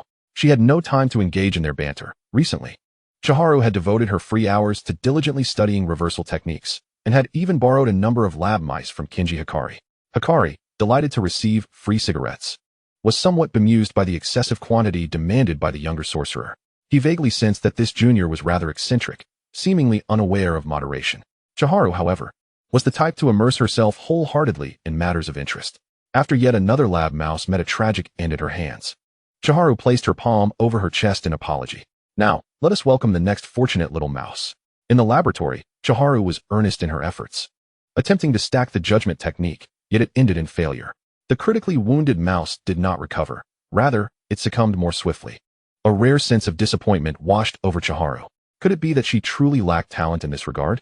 At that moment, a knock resounded at the laboratory door, and Chiharu glanced up to see the silhouette of Nanami Kinto and the familiar outline of cursed energy outside. Please, come in, Nanami. Kinto entered, carrying a stack of documents, which he handed to Chiharu. I just visited Teacher Ari's office. He asked me to pass this along to you. It appears to be a summary of last month's curriculum. Sanluin Xianxing walked over to pick it up, and a ripple stirred in her calm eyes. For the first time, she felt the warmth of a teacher's care. Nanami Kinjin's gaze drifted over the pitiful corpse of the little white mouse, and he sighed. Is the experiment on the reversal technique still ongoing? Sanluin Xianxing nodded, her tone slightly weary. One cannot help but admire Kaizuru-senpai. It is indeed challenging. Do you have any insights, Nanami-kun? After a moment of contemplation, Nanami Kinjin shook his head with a degree of nonchalance. In fields where I am entirely unskilled, I generally avoid involvement to prevent squandering time. How rational. Truly befitting of Nanami Kinjin. Sanluin Xianxing mused inwardly as she leaned against the lab table, running her fingers through her hair tied with a deep blue ribbon. At this rate, I might go bald. Having already sought treatment from Kaizuru-senpai once, she could not forget that barely suppressed smile. To give up like this is indeed unsatisfactory. Observing her typically composed peer, aside from encounters with a certain troublesome senior, exuding a rather somber aura, Nanami Kinjin offered a suggestion within his capacity. Perhaps a shift in perspective would be beneficial, as Kaizuru-senpai's techniques are completely focused on healing. Nanami Kinjin's words piqued her interest. What type of technique is it? Clearly, her own inclination lies in enhancement and exploration, while Gojo Satoru is straightforwardly categorized as space and attack, and Suguru Geto as summoning. The judgment technique indeed shows no efficacy in healing, having faced continuous failures. Therefore, perhaps attempting something unrelated, like divination, might serve as a breakthrough? Sanluin Xianxing's expression brightened with realization as she nodded at Nanami Kinjin. Thank you, Nanami-kun. I haven't contributed much. Nanami Kinjin was not one to seek praise. After all, Sanluin Xianxing was inherently quite intelligent. He glanced at the time. Dusk had quietly approached, painting the sky in hues of orange with its fiery clouds. And it was getting late. Yet, Sanluin Xianxing, with a spark of enthusiasm, returned to the lab, jotting down notes. Watching her fervently absorbed figure, Nanami Kinjin felt somewhat surprised. Aren't you going to eat? This is quite uncharacteristic of Sanluin Xianxing. Sensing Nanami Kinjin's kind scrutiny, she tilted her head in curiosity. Is something the matter, Nanami-kun? It's nothing, he replied steadily, discreetly retrieving something from behind his back. It was a meat floss rice ball from the convenience store. He placed the rice ball before Sanluin Xianxing, a hint of helplessness flickering in his elongated eyes. Remember to eat, okay? Sanluin Xianxing was taken aback. She stood up to accept the rice ball from Nanami Kinjin, feeling the genuine concern emanating from her peer. This novel experience had become frequent since her arrival at the Jujutsu Academy. Thank you. Compared to her previous polite but distant expressions of gratitude, this time, her thanks resonated with heartfelt sincerity. Nanami Kinjin chose not to say anything further, simply nodding before departing the lab. Sanluin Xianxing gazed at the rice ball in her palm, unwrapping it for a bite. The soft texture accompanied by the fragrance of seaweed revealed her unrecognized hunger. She pondered over Nanami Kinjin's composed and principled demeanor, finding him to be quite a commendable person. One might say he would make an excellent husband, capable of raising wonderful children, perhaps? Yet, she wondered if his family dynamics were intricate. If so, the matter of entering his family would require careful consideration, and the bride price would likely be considerable, right? Sanluin Xianxing brazenly scrutinized her peer, her face unflushed and heart undeterred, as if analyzing stock market investments. Much later, upon hearing this news, Nanami Kinjin remained calm and indifferent, listening to his peers sketching grand plans to entice him into marriage, merely tiredly pressing his forehead with a sigh. Xianxing, perhaps you should take a look at the eager face of a certain individual wishing to marry into your family? Sanluin Xianxing responded with indifference. Which one? Geto is unsuitable for raising children, and you and Idid are too weak, while you two and Suji are minors. From an investment perspective, you are a stable stock, Nanami. Nanami Kinjin fell silent, realizing he wasn't even on Sanluin Xianxing's consideration list, a clear indication of his unworthiness as a respected senior. Moreover, do you even understand love? This is merely an investment analysis, you fool. The hopeless peer hastily found himself in a state of exasperation. Chapter 042, A Day Tour at the Airport. A gentle breeze stirred the fallen fairies from the treetops, painting a unique landscape outside the classroom windows. Inside the spacious classroom, the first-year students sat dutifully at their desks. And Hirakawa Yohei felt a deep sense of satisfaction at this sight. Nevertheless, the recent notification from the upper echelons caused him some concern, as assigning such a task to first-year students still posed challenges. Hirakawa Yohei distributed several documents, and the 4 first-year students quickly perused them. This mission entails assisting the second-year students in monitoring illicit activities at the airport in Okinawa. Sanlu and Shinshing noted the unusual tranquility of recent days. Realizing that the bothersome individuals had gone to Okinawa for their mission, Hayohara-U's face was alight with excitement at the prospect of working alongside his senior, Suguru Geto. He felt immensely honored. The other 3 maintained a calm demeanor. It was a last-minute notification.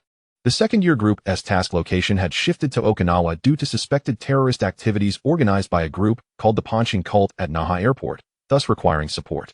After hearing Hirakawa Yohei's description, the observant Nanami Kinjin inquired, "Will the second-year seniors also participate?" Hirakawa Yohei shook his head. "They have other tasks. The airport mission is to be completed solely by you." Hayohara-U's excitement waned, his face now filled with regret. Sanlu and Shinshing tilted her head, watching the birds soaring outside, remarking on the mysterious nature of the situation. Nanami Kinjin sighed. Regardless of how one considers it, this is not a task suitable for first years. Mid-sentence, he glanced at Sanlu and Shinshing, but with her around, it might be manageable. Hirakawa Yohei checked his watch, his eyes reflecting reassurance.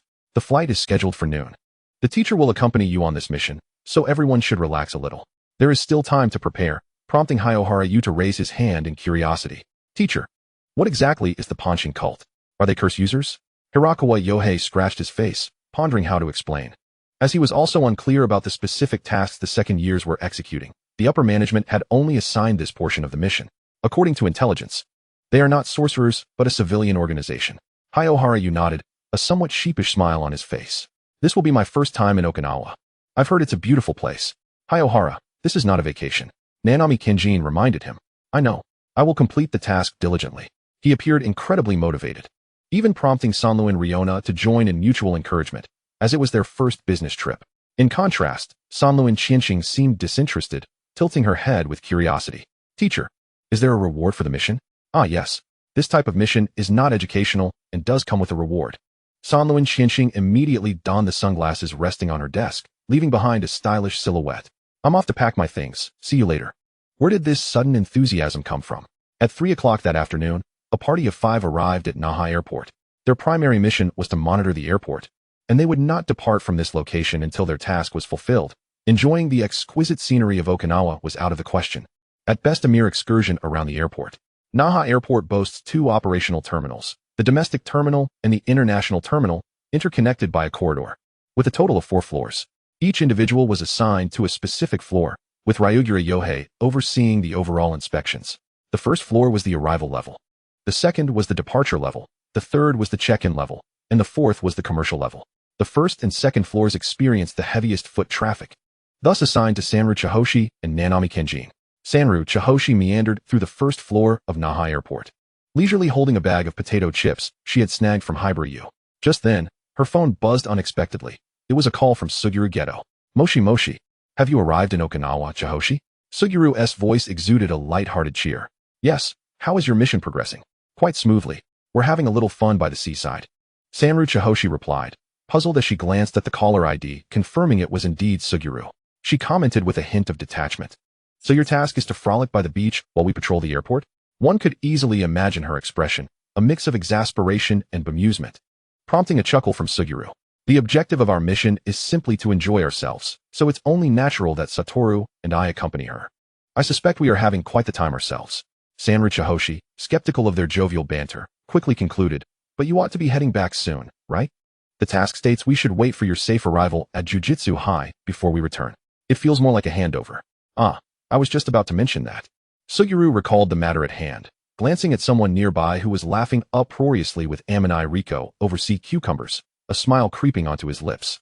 "Satoru suggested we return tomorrow, so I appreciate your commitment to staying up all night."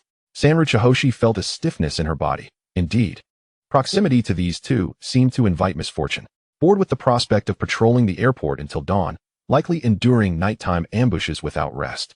She inquired with a smile that barely masked her irritation. What are your plans next? Suguru contemplated briefly before responding gently. Beach volleyball, followed by a barbecue by the seaside. I've heard there will be fireworks later. It should be quite delightful. Sanru Chihoshi tightened her grip on her phone, recalling the luxurious ocean view room they had booked, complete with a highly rated hotel breakfast, a visit to the aquarium, and so on. Well, good luck with your tasks. Goodbye. She abruptly ended the call, not wishing to hear more, leaving Suguru puzzled as he glanced at his phone, while Satoru raised an eyebrow, a teasing glint in his gaze. Did you get scolded, Suguru? Suguru squinted, shaking his phone dismissively. So you had me make that call for nothing? Satoru pushed his sunglasses up onto his forehead, giving a thumbs up, his azure eyes sparkling with mischief. I had no desire to call that brat. So the correct step was to call Ryogura-sensei directly.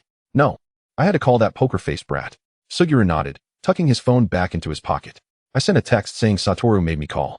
Satoru's expression turned serious as he unceremoniously splashed a handful of seawater at Suguru. Suguru raised his hand in defense, but still ended up with water on his face, shaking his head with a knowing smile. I won't show any mercy. I welcome it. On the beach, the youthful silhouettes of the boy and girl chased each other, reveling in the joyful atmosphere of the seaside. Meanwhile, inside the airport, Sanru Chihoshi opened the group chat for her first-grade teacher-student cohort. Expressionless as she typed a new notification. Suguru Geto has extended the task duration until tomorrow noon. We must maintain our vigil at the airport overnight. Keep up the good work. Upon reading the message, Nanami Kenjin exhibited a pained expression, while only Hibarayu responded enthusiastically in the chat. It must be an incredibly important mission. Everyone, stay alert. Sanru Chihoshi gazed at the innocent and endearing Hibarayu, letting out a sigh. How naive. Those two are having a blast. It's truly infuriating. Chapter 043, A Light Task. The airport teemed with a diverse array of individuals, making the identification of suspicious persons a challenging endeavor. Sanru Chihoshi surmised that the cursed cult aimed to seize control of Naha Airport to prevent Satoru and Suguru from departing Okinawa with their target. A tactic of delay whose motives remained unclear. Leaning back in her seat within the airport, she took a brief respite. Unscrewing her bottle of oolong tea for a sip, this perk of public expense was indeed delightful, especially given the airport's exorbitant prices. As night fell, the airport remained brightly lit, bustling with travelers. Every hour, the group would report their patrol findings, and any suspicious individuals would be reassessed by Ryogura Yohei, who confirmed there were currently no remarkable occurrences. At 9 o'clock, after typing "no abnormalities" into the chat, another notification chimed in. A feast of barbecued delicacies appeared on the screen, featuring Suguru and two unfamiliar girls, one of whom seemed to be a student while the other appeared slightly older. The indulgence of a public-funded excursion was evident. The lobster looked scrumptiously plump. Sanru Chihoshi, having only consumed instant noodles for dinner, felt a pang of envy. With a stoic expression, she replied to Satoru with a blank expression JPG. What a childish fellow. Disposing of her empty drink bottle, Sanru Chihoshi caught sight of something glimmering and, unable to resist, adjusted her sunglasses for a clearer view. It was merely the landing lights of an airplane, yet they seemed to convey some sort of message to her. Checking the time on her phone and surveying her surroundings, she recalled that the Sanru family's fortune-telling was not solely reliant on cursed techniques. It sometimes required a return to mundane methods. Something felt off in the southeast direction. Quickly, she sent a message to the group instructing everyone to investigate the southeastern area of their floor. Upon receiving the message, Sanru Riona displayed a complex expression. She recognized that Sanru Chihoshi was employing the fundamental skills of the Sanru family, which also encompassed metaphysical practices. She was indeed more perceptive than herself. Soon, Sanru Chihoshi spotted a small tourist group emerging from the arrival level. They appeared normal, yet something about them struck her as peculiar. They were mostly middle-aged individuals, yet unnaturally quiet. Typically, one would expect a lively demeanor. Before long, they began to disperse in pairs. Despite sensing no cursed energy, upon closer inspection, she noted about 20 individuals, seemingly ordinary. Sanru Chihoshi furrowed her brow, promptly notifying the group to remain vigilant regarding the tourists clad in orange attire. Although the group had separated, their leisurely stroll through the airport appeared intentional, moving in pairs at a relaxed pace. With so many people around, they had to be cautious to avoid causing a disturbance. Since they were ordinary citizens, a simple knockout would suffice. Sanru Chihoshi pulled out 2 strands of her hair, stealthily trailing the pair, her red, cursed energy extending like a living entity, enveloping them. The 2 individuals took a step forward, their bodies swaying uncontrollably, and Sanlu and Xianqing promptly stepped in to support them. The 2 middle-aged men had their eyes tightly shut, their breathing steady, appearing to be in a deep slumber. Very well. They might as well sleep the entire day at the airport. Sanlu and Qianqing helped them to a seat in the airport and arranged them to look like they were sound asleep before swiftly moving on to find the next target. Rongsong Yangping's decision aligned with Sanlu and Qianqing's. He quickly informed the group to incapacitate the others without causing a commotion, lest it trigger in order to seal off the airport. For sorcerers, it was exceedingly simple to quietly render ordinary people unconscious. Before long, scattered across the 4 floors were groups of tourists from an orange tour group, sleeping soundly. Reminiscent of those who wait in anticipation for an early morning flight. Everything was proceeding smoothly. However, the tourists soon discovered something amiss when they stumbled upon their comrades in an unshakable slumber. They quickly altered their strategy, and several of them found weapons stashed in the corners of the airport, concealed within luggage, and rushed towards the broadcasting room. Their plan was to announce a terrorist attack at Naha Airport and take hostages, which would surely halt all flights and delay the return of the Star Matter, allowing them to mobilize more personnel to eliminate it. The organizer revealed a sinister smile. What could sorcerers do against so many people? To protect ordinary citizens, they would have no choice but to remain passive. The map provided by the insider quickly led the organizer to the broadcasting room, where they disregarded the staff signs prohibiting entry, boldly entering the corridor with a forged work ID. However, within the corridor, they encountered a girl with her hair loosely tied back with a deep blue ribbon, wearing sunglasses. Her attire indicated she was affiliated with the sorcerers. How could she possibly know their plans? Was there a spy among them? Sanlu and Qianqing caught the astonished expressions on their faces and calmly remarked, "Apologies, but I can read fortunes." With that, she dashed toward them at lightning speed. The followers of the starry sect had already reached for the guns within their backpacks, but the girl's hands were swifter. She curled her fingers into a gesture resembling snapping, mercilessly delivering a swift strike to each of the 4 men's foreheads. The overwhelming impact surged through them, followed by a buzzing sensation in their heads. In the final second before they lost consciousness, their thoughts were consumed with disbelief. I can't believe I was knocked out just like that. Chapter 044. Sorcerers are not human. When Rongsong Yangping arrived, he found Sanlu and Qianqing leaning against the corridor, guarding the unconscious bodies. Each of the 4 had suspicious red marks on their foreheads. Rongsong Yangping's heart tightened as he raised his hand to check their breathing. Thankfully, they were all alive and appeared to be in good health. The remaining individuals had been cleared out by Nanami Kenji and others, and Rongsong Yangping had already contacted the auxiliary supervision team. They would coordinate with the local police for an arrest. As expected of Qianqing, the task seems to have become considerably easier, praised Huahara Yu with sparkling eyes, unabashedly complimenting his classmate.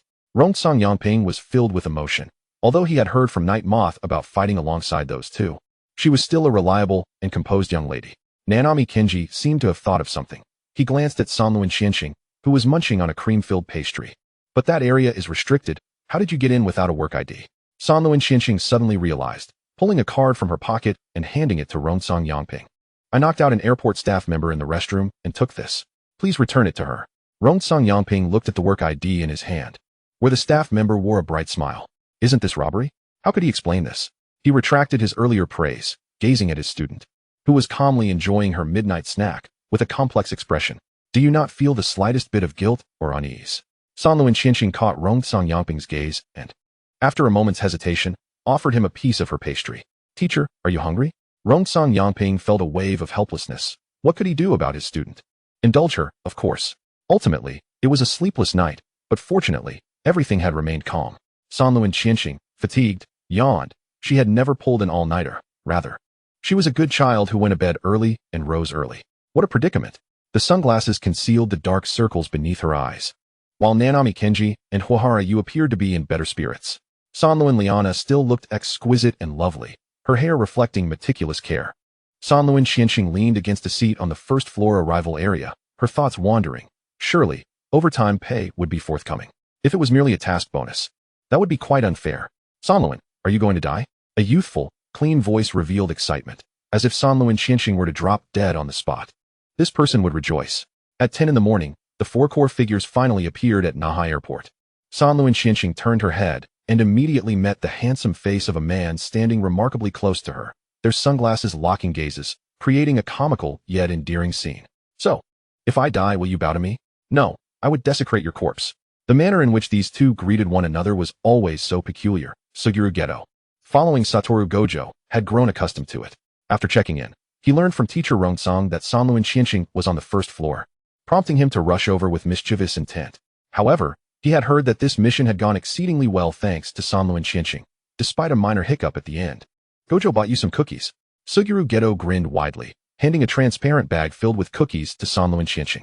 Although it was his suggestion, in the end, Satoru Gojo had paid for them, so it could be said that it was a gift from his dear friend. Sanlo and Qianqing's crimson eyes shimmered like glimmering jewels as she reached out to accept the bag and tore it open. Just as she was about to take a bite when she hesitated. Is it poisoned? This question was directed at Satoru Gojo, while Suguru Geto formed a fist and covered his mouth to stifle a laugh. Don't eat it. Satoru Gojo failed to snatch it away. For Sanlo and Qianqing had already taken a bite, mumbling what sounded like thanks. The group eventually converged. Due to the prolonged duration of the mission and their successful thwarting of the Starry Sect's plan to seize Naha Airport, the sorcerers would return to Tokyo together. Riko Eminai, seeing so many neatly uniformed individuals for the first time, felt a tinge of surprise.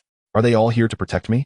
The way she referred to herself was somewhat peculiar, reminiscent of an ancient noblewoman's title. Sanlo and Qianqing surveyed the black-haired girl with a white headband. A task that could mobilize both Satoru Gojo and Suguru Geto must surely involve some clandestine high-level secrets.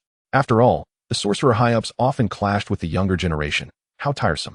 The woman accompanying her, akin to a servant, politely bowed in gratitude. Thank you for your hard work. Rongsang Yangping immediately reciprocated the bow, saying, Miss Korwa, you are too kind. It is our duty. Suguru Geto nodded as well. Little Riko's bounty deadline is at 11, so we can all relax a bit. It will be much safer once we return to the Sorcerer's Institution. Sanlo and Qianqing was already drowsy but perked up upon hearing about the bounty, as she seemed to recall hearing something about a new bounty from Fushiguro Megumi. Have you encountered heaven and curse-binding? Murmured Sanrin Chikusei to her companion, Fushiguro Wataru, who responded with a look of utter bafflement. What nonsense was she spouting? Had she lost her mind? Upon hearing his reply, which indicated he had not encountered such a phenomenon, she noted his buoyant demeanor. Perhaps it was merely a coincidence. Sanrin Chikusei felt a heaviness in her head. All she wished for was to catch up on sleep on the plane. With Fushigiro's presence, thanks to the 6 eyes, suspicious figures were rendered powerless to escape, allowing their party to board the aircraft smoothly. They found themselves seated together, Sanrin Chikusei, Fushiguro Wataru, and Suguru Geto, an unfortunate alignment of adversaries. As Fushiguro engaged in a lively discussion with Suguru, he suddenly felt a weight on his shoulder. Turning his head, he was confronted by the unguarded sleeping face of the girl beside him. How dreadful! He found her somewhat endearing. Fushiguro resolved that upon returning to Tokyo, he would purchase eye drops to remedy the affliction of his 6 eyes. Chapter 045, Fushiguro Wataru was doomed. From Fushiguro's perspective, he could see the delicate eyelashes of the girl resting peacefully, their slight flutter indicating her sleep was not entirely serene. Compelled by an inexplicable impulse, he shifted slightly to afford Sanrin Chikusei a more comfortable position, prompting a soft chuckle from Suguru beside him. What are you laughing at, Suguru? He inquired, lowering his voice as if to avoid disturbing her slumber. Suguru found the dynamic between Wataru and Chikusei amusing, responding earnestly yet quietly. Wataru's expression quickly soured, as he shot a glare at the peacefully sleeping Sanrin Chikusei, leaning closer to Suguru to mutter his grievances.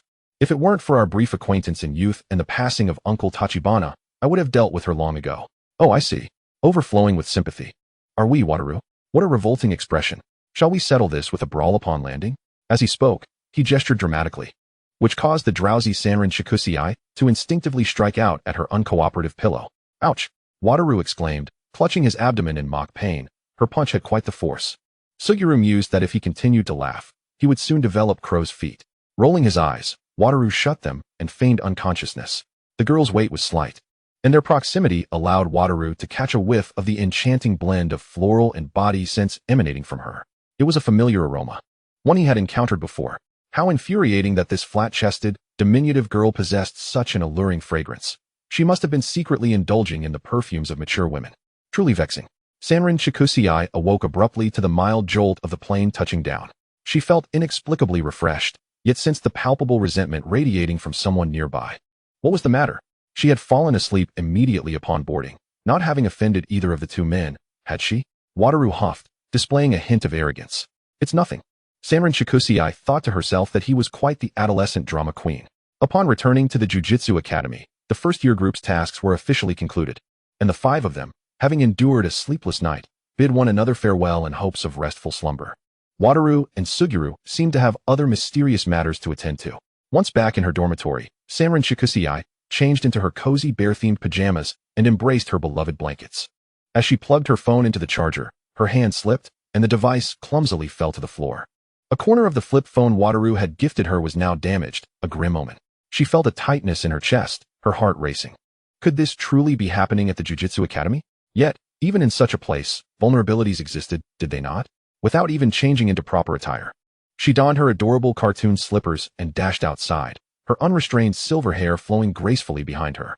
Wataru, you better be all right, she called out, utilizing her cursed technique judgment to hasten her steps to the very stairs where they had all just parted ways. The two blinding figures before her pierced her vision.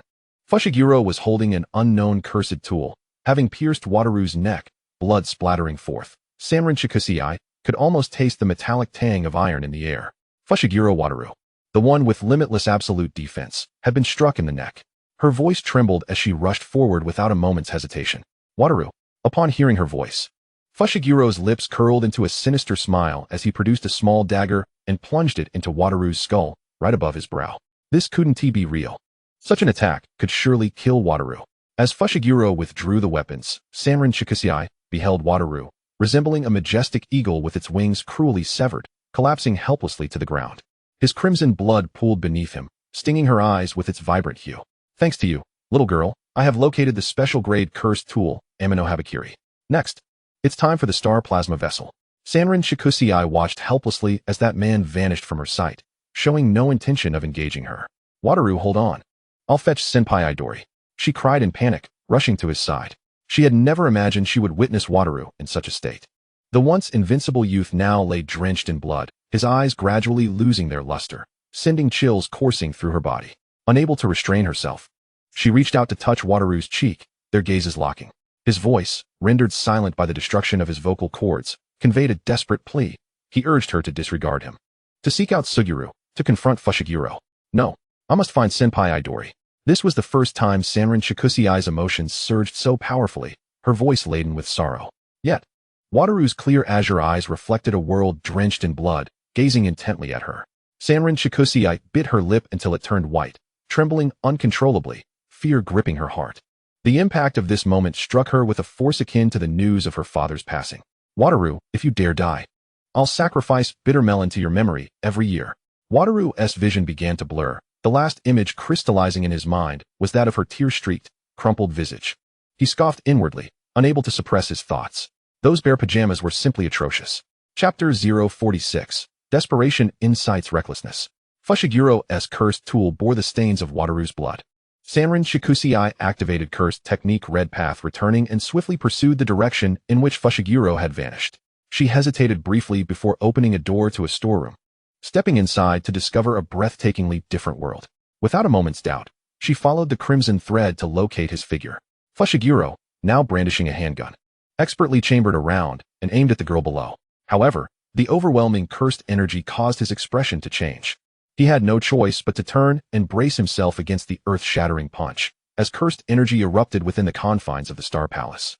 Below, Suguru heard the commotion and looked up at the two combatants, immediately unleashing a cursed spirit to shield Amini Riko, signaling her to flee with a glance.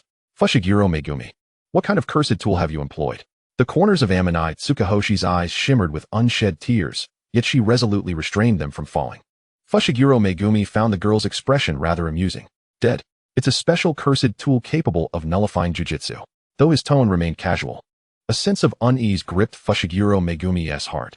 He had confirmed that everyone else had departed, so how could Amini Tsukahoshi have appeared so suddenly? Truly, the predictive ability of the Amini clan is exceedingly vexing. The stakes have been raised, and the malevolent spirit under his command is no trivial adversary. Should he incapacitate them before eliminating the star body? Perhaps with this cursed tool, it might be feasible. Without hesitation, Fushiguro Megumi drew Tenkabito, thrusting it toward Amini Tsukahoshi. Amini?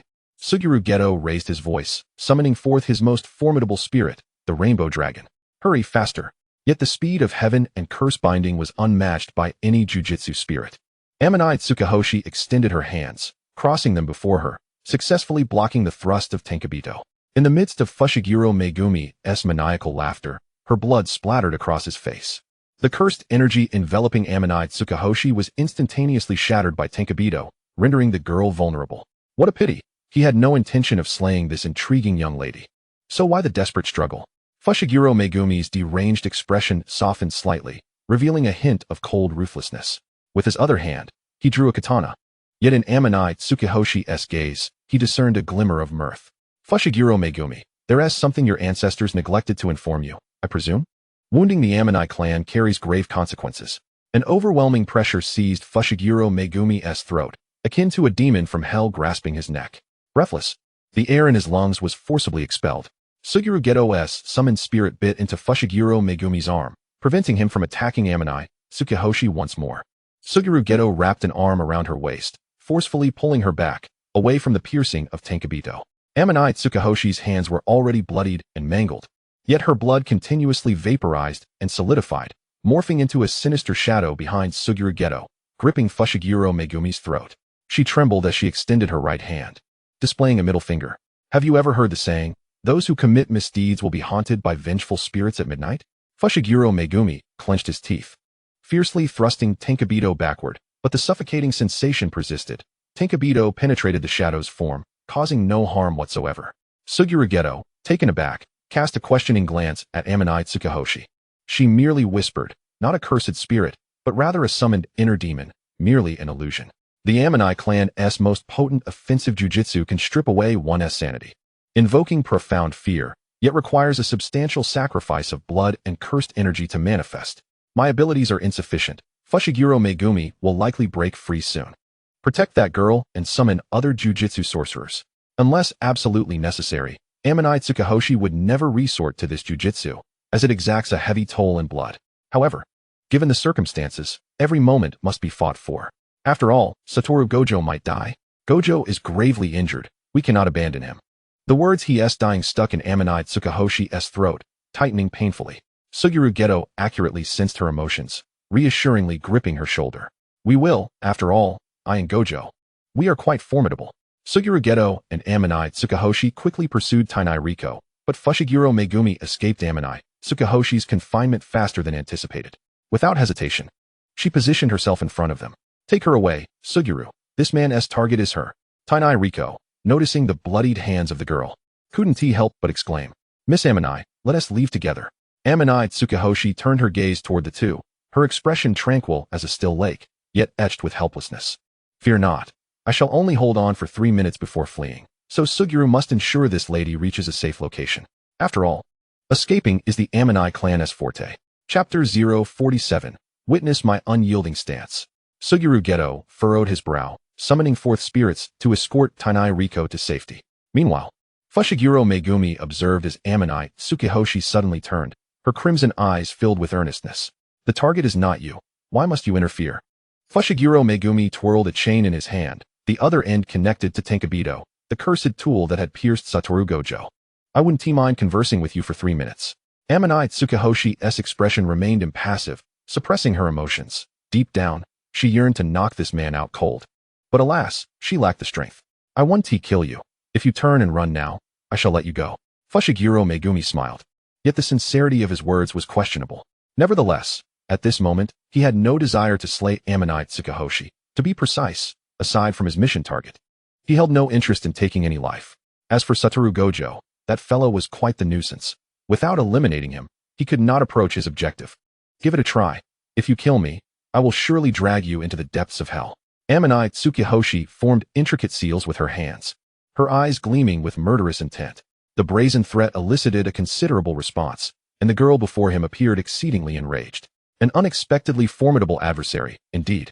Fushiguro Megumi's gaze darkened slightly as he grasped Tenkabito, his muscles taut like a coiled panther ready to pounce.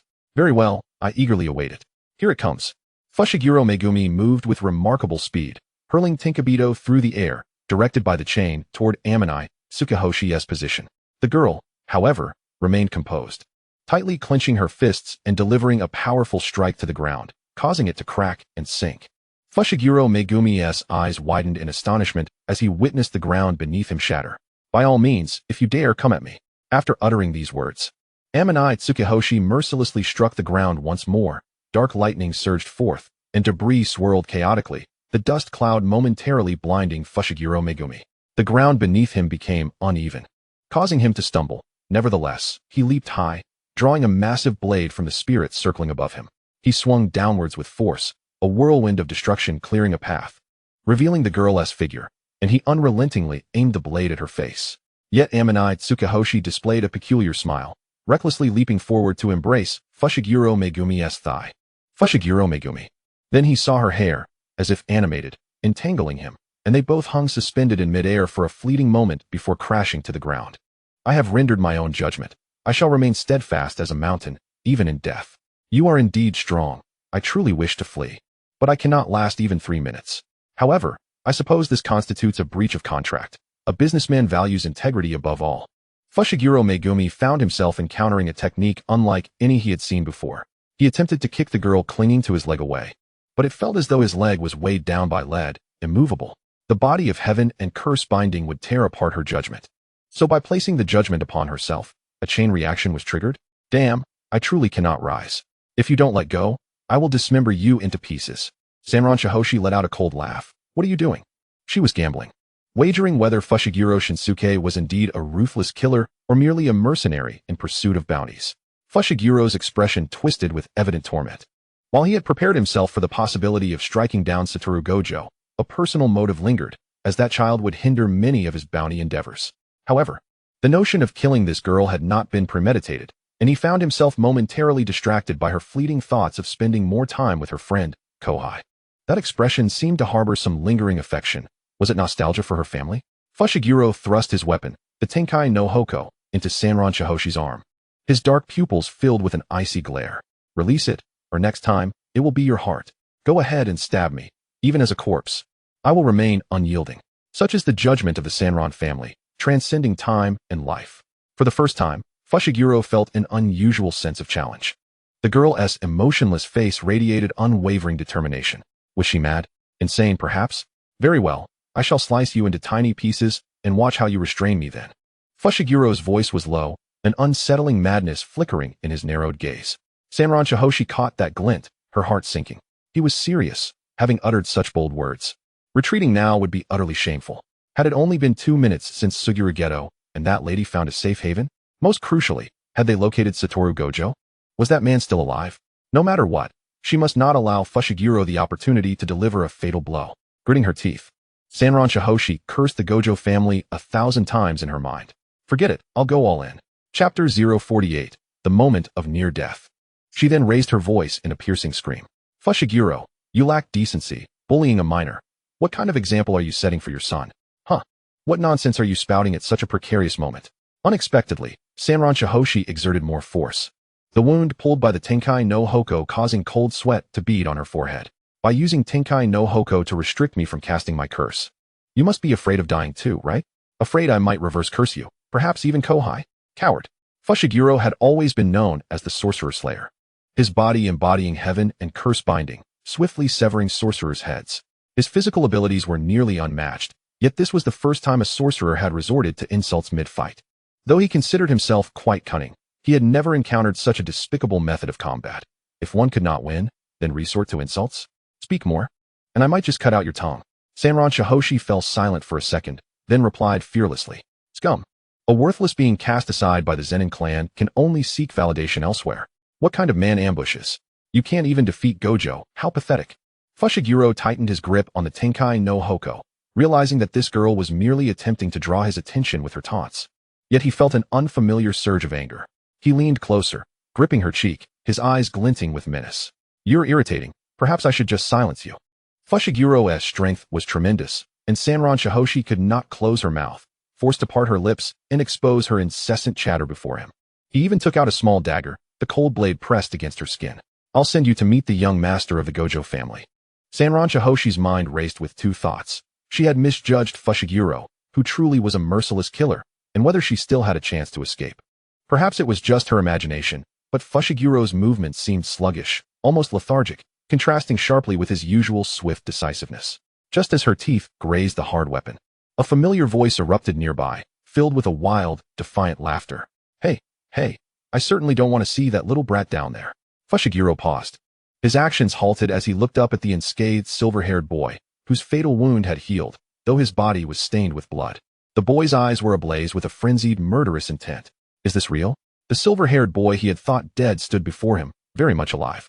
Indeed. I'm quite awake now.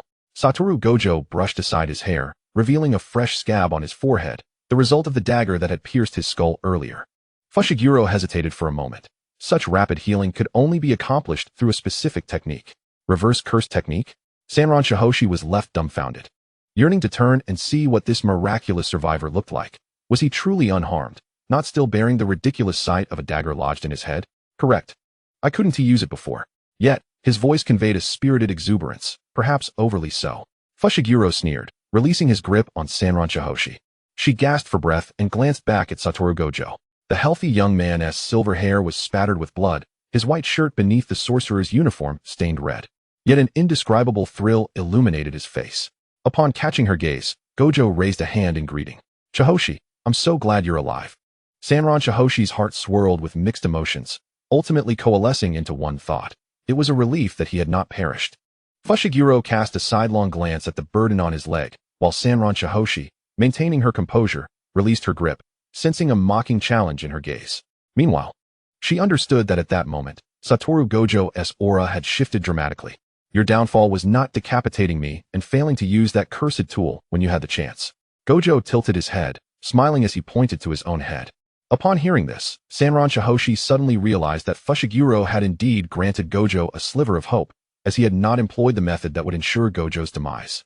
What was this man thinking? Sanron Shihoshi coughed a few times, taking a few shaky steps aside, sensing that Satoru Gojo no longer required her assistance. If he had mastered the reverse curse technique, it meant he could heal himself as long as he drew breath. Let this man learn it first. He appeared to possess greater talent than herself. Although Sanron Shihoshi grumbled inwardly, a gentle smile curled at her lips. Thank goodness you learned it, you fool. Chapter 049. Transformed into the Invincible. Sanron Shihoshi felt stars in her eyes, a symptom of excessive blood loss, and staggered a few steps into a warm embrace. Even though this embrace reeked of blood, she found a strange comfort in it. How strange, can I use it on you? Satoru Gojo attempted to apply the reverse curse technique on Sanron Shihoshi, but it seemed he could only utilize it on himself. Sanron Shihoshi patted Gojo's shoulder, sighing. Your turn. I'm utterly exhausted. Gojo's laughter rang out as he simply raised a hand to wipe the blood from her face. Sorry, Shihoshi. I'm too preoccupied to tend to you right now. In this moment, I find myself reveling in the unparalleled bliss of this world. Above and below, I reign supreme. After uttering these words, Satoru Gojo exerted his legs with vigor, propelling himself into the air, his form as graceful as a crane soaring through the skies. An exquisite blend of elegance and ferocity coalescing within the youth without conflict. Choso felt that Satoru had truly lost his mind. What a disaster this was. He inscribed the positive energy generated from the reversal technique into his limitless cursed technique, giving rise to an entirely new form of sorcery. The technique's reversal, red, unleashed its full, cursed energy. Fushiguro Megumi braced himself for this rapid strike, the destructive power amplified exponentially compared to the previous technique. Indeed, this fellow was a true monstrosity. He flexed his muscles, gauging the intensity of the attack his body could withstand. The absolute defense of the limitless cursed technique, the enhanced blue, and the reversed red technique all merged. As a legacy passed down through the Gojo family, such information was easily leaked. Yet even the devastating red could be endured by Fushiguro Megumi. Satoru Gojo's abilities were ultimately finite. No worries, I can withstand heaven and binding. For the first time, he felt a desire to disregard the pursuit of monetary rewards. He yearned for an exhilarating battle with this youth, to topple everything that denied him, to dismantle his Zenin family, to challenge the pinnacle of the sorcery world represented by this boy. A genuine intent to kill blossomed within Fushiguro Megumi. Unable to suppress the excitement on his face, as he wielded the tenjin and charged towards the figure descending from the sky. Yet, in that instant of his onslaught, he caught a glimpse of Satoru Gojo's gaze. It bore an air of arrogance and compassion, akin to a war god surveying the insignificant masses below. Why did this individual display such an expression? Satoru extended his fingers, an unsettling aura emanating from the boy. As the resplendent azure starry eyes encompassed the vast heavens and clouds, embracing all living beings, culminating in an unparalleled divine grace. The void technique purple. Choso's pupils constricted. He had never experienced such an overwhelming presence, his very bones trembling. Almost instinctively, she channeled the still warm blood in her hands, enveloping Fushiguro Megumi with cursed energy. Yet, even as he unleashed all his muscular strength, he could not evade this assault. It was an unprecedented strike, transcending all comprehension. In the final moment, his body seemed to flicker as that violet-white beam engulfed half of him. The impenetrable heaven and binding was pierced and torn asunder, devoured without mercy. Pain surged alongside countless thoughts. Yet at that moment, Fushiguro Megumi felt an unexpected sense of liberation. He had lost. No. Had he not already forfeited the moment he abandoned his principles? To disrespect himself and others, had he not chosen this way of life? Suddenly, memories of a soft infant flashed through his mind. Though their encounters were few, the image was etched into his memory. The young girl from the Choso family was right. Little Mei was indeed a clever child. Satoru gazed upon the man before him, perhaps the last to pierce his body from this day forth. From now on, he would become an invincible existence. Before death, do you have any last words? Satoru's expression mirrored that of Choso, devoid of emotion, revealing no ripples of feeling. Fushiguro Megumi smiled self-deprecatingly. None. After a moment's hesitation, he added, in 2 or 3 years, my child will be sold to the Zenin family. Do as you wish. A ripple flickered in Satoru's cold azure eyes as Fushiguro Megumi fell. He sighed, glancing at Choso, who had collapsed nearby. Why save him? Within his 6 eyes, no technique could escape. He saw Choso activating a divination curse at the last moment. Was she attempting to alter Fushiguro Megumi's fate? A complex emotion flickered in Choso's eyes. Yet she regarded Satoru with utmost seriousness. If he wished, I would have perished 100 times over. He wouldn't have granted me so many opportunities for idle chatter. Satoru Gojo, just pretend you didn't see this? Unable to contain his laughter, Satoru covered his eyes and turned to leave the chaos behind. Truly, what a madwoman. Chapter 050, You Will Be My Enforcer. Fushiguro Megumi wandered in darkness for what felt like an eternity, akin to a lost soul without a home. In the instant he was struck by Satoru Gojo, the myriad thoughts bursting in his mind fell silent. As he prepared to dismiss those distractions, a flicker of light erupted from the void, as if a pair of hands had torn apart the darkness, the illumination growing ever more intense. He squinted against the brightness, and upon reopening his eyes, he beheld an unobstructed expanse of blue sky and white clouds. Am I truly awake? The girl's voice was calm, tinged with a sense of reflection. Fushiguro Megumi turned his head, momentarily dazed, to see the bloodied girl, her expression weary. I am not dead. Despite Satoru Gojo's attack piercing through his organs, a lethal blow indeed. He attempted to move his arms, feeling a strange sensation. He could only control his right hand, while his left arm seemed to have vanished. I can only save your life. Your hand is beyond my capabilities. Staring blankly at Choso, he managed a faint smile. Why save me? Choso did not shy away, letting out a sigh, her fair face betraying a hint of melancholy. I am no great benefactor. Saving you is purely for utilitarian purposes. Stop living on the edge of a blade. Join me in building an enterprise. Fushiguro Megumi, his mind befuddled, wore a face full of questions. If you refuse, I could easily end your life right now. Choso's expression returned to tranquility, even bearing an air of ruthlessness. Unable to suppress a laugh, Fushiguro gazed at the clear azure sky, his tone uncharacteristically yielding. I concede defeat. All he needed was someone to offer him a way out. Yet he had not encountered such a person in years. Not through grand moral arguments or threats, but rather a calm invitation. Shall we pursue wealth together? If given another chance at life, would he choose a path entirely different? He did not know and did not wish to ponder. For they were both individuals who had faced death once. It was best to let it be. Choso, too, was unsure why she found the courage to speak such words. She simply believed that this person's demise would bring no good. I am currently quite impoverished. Let us defer my salary for now. So what do you want me to do? Intelligence gathering or enforcer duties? Choso tentatively suggested, noticing his lack of resistance. In truth, she had no certainty that Fushiguro Megumi would heed her words. Perhaps someone else with sufficient funds could sway him. Yet for now, the calm expression on this man's face brought her a sigh of relief. Very well, consider this bounty concluded. You should swiftly depart the cursed realm to tend to your injuries. Just as Choso prepared to rise, she heard Fushiguro call out to her. Give me your number, boss? The term boss felt unfamiliar, yet it stirred a peculiar sensation within Choso, one that was oddly pleasant.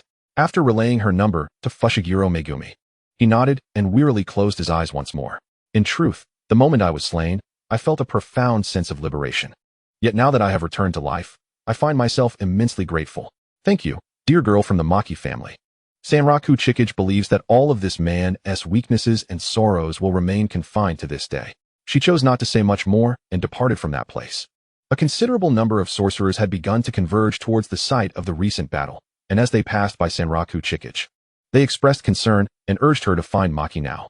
At the end of the path, A silver-haired youth leaned against a towering tree, lost in thought. Sanraku Chikage approached to greet him, expecting the boy to scold her in anger, considering she had rescued someone who had just attempted to kill him. However, Wataru Gojo merely observed her bloodied hands, a slight curve forming at the corner of his mouth. Why didn't you sever your hands? Sanraku Chikage lowered her gaze and spoke of other matters. You don't blame me? Wataru Gojo appeared puzzled. Blame you for what? I privately saved Fushiguro Zenin, she replied.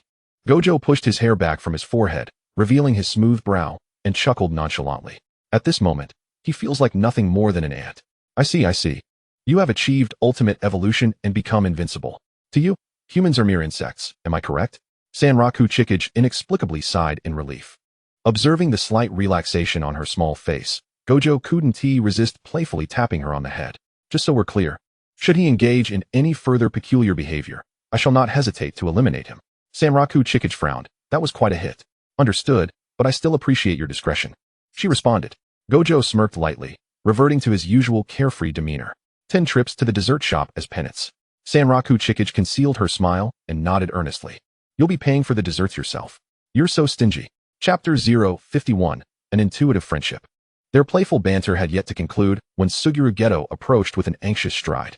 He grasped Gojo's arm and pulled him close, checking to confirm whether the boy before him was alive or dead. What are you doing, acting like a creep? Even amidst the boy's outburst, Geto felt a sense of relief wash over him. His anxious expression eased considerably. You're unharmed. Gojo let out a light laugh and playfully punched Geto's shoulder. I want to die before you do.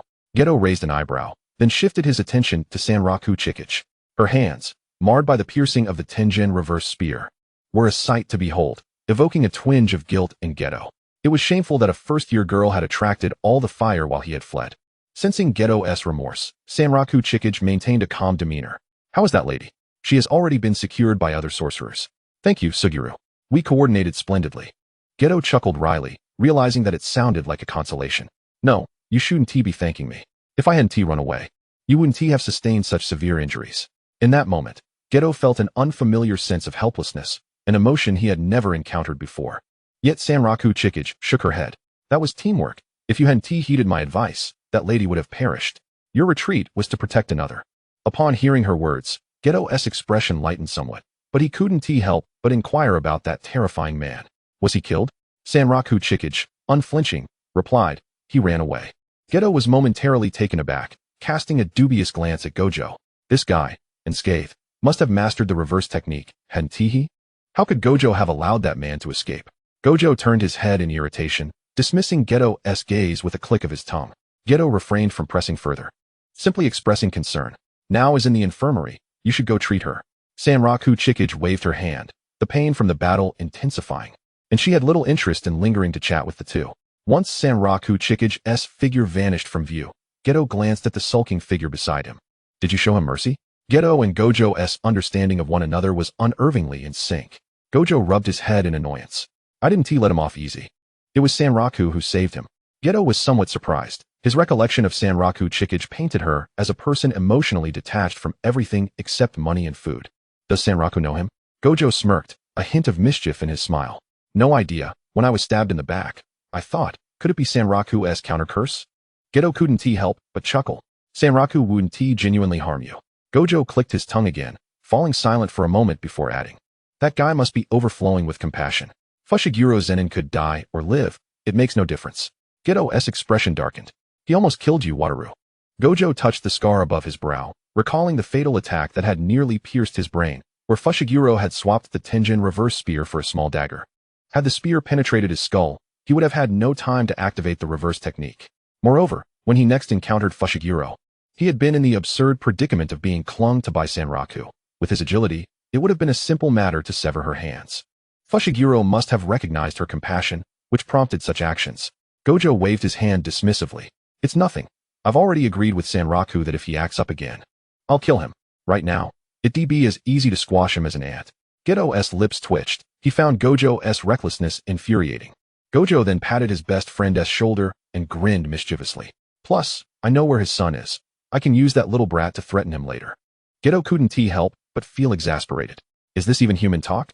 Although it wasn't exactly human talk, it was indeed a clever idea. Indeed, Geto's kindness had its limits.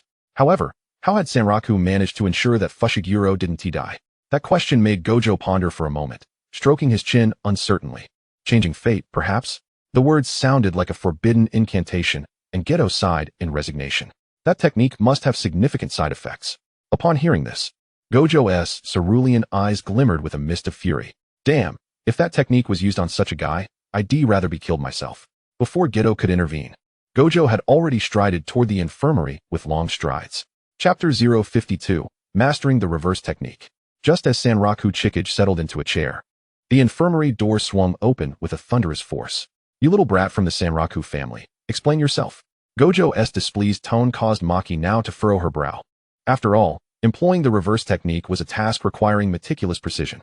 Sanraku Chikage, taken aback by his abrupt outburst, was filled with confusion in her crimson eyes.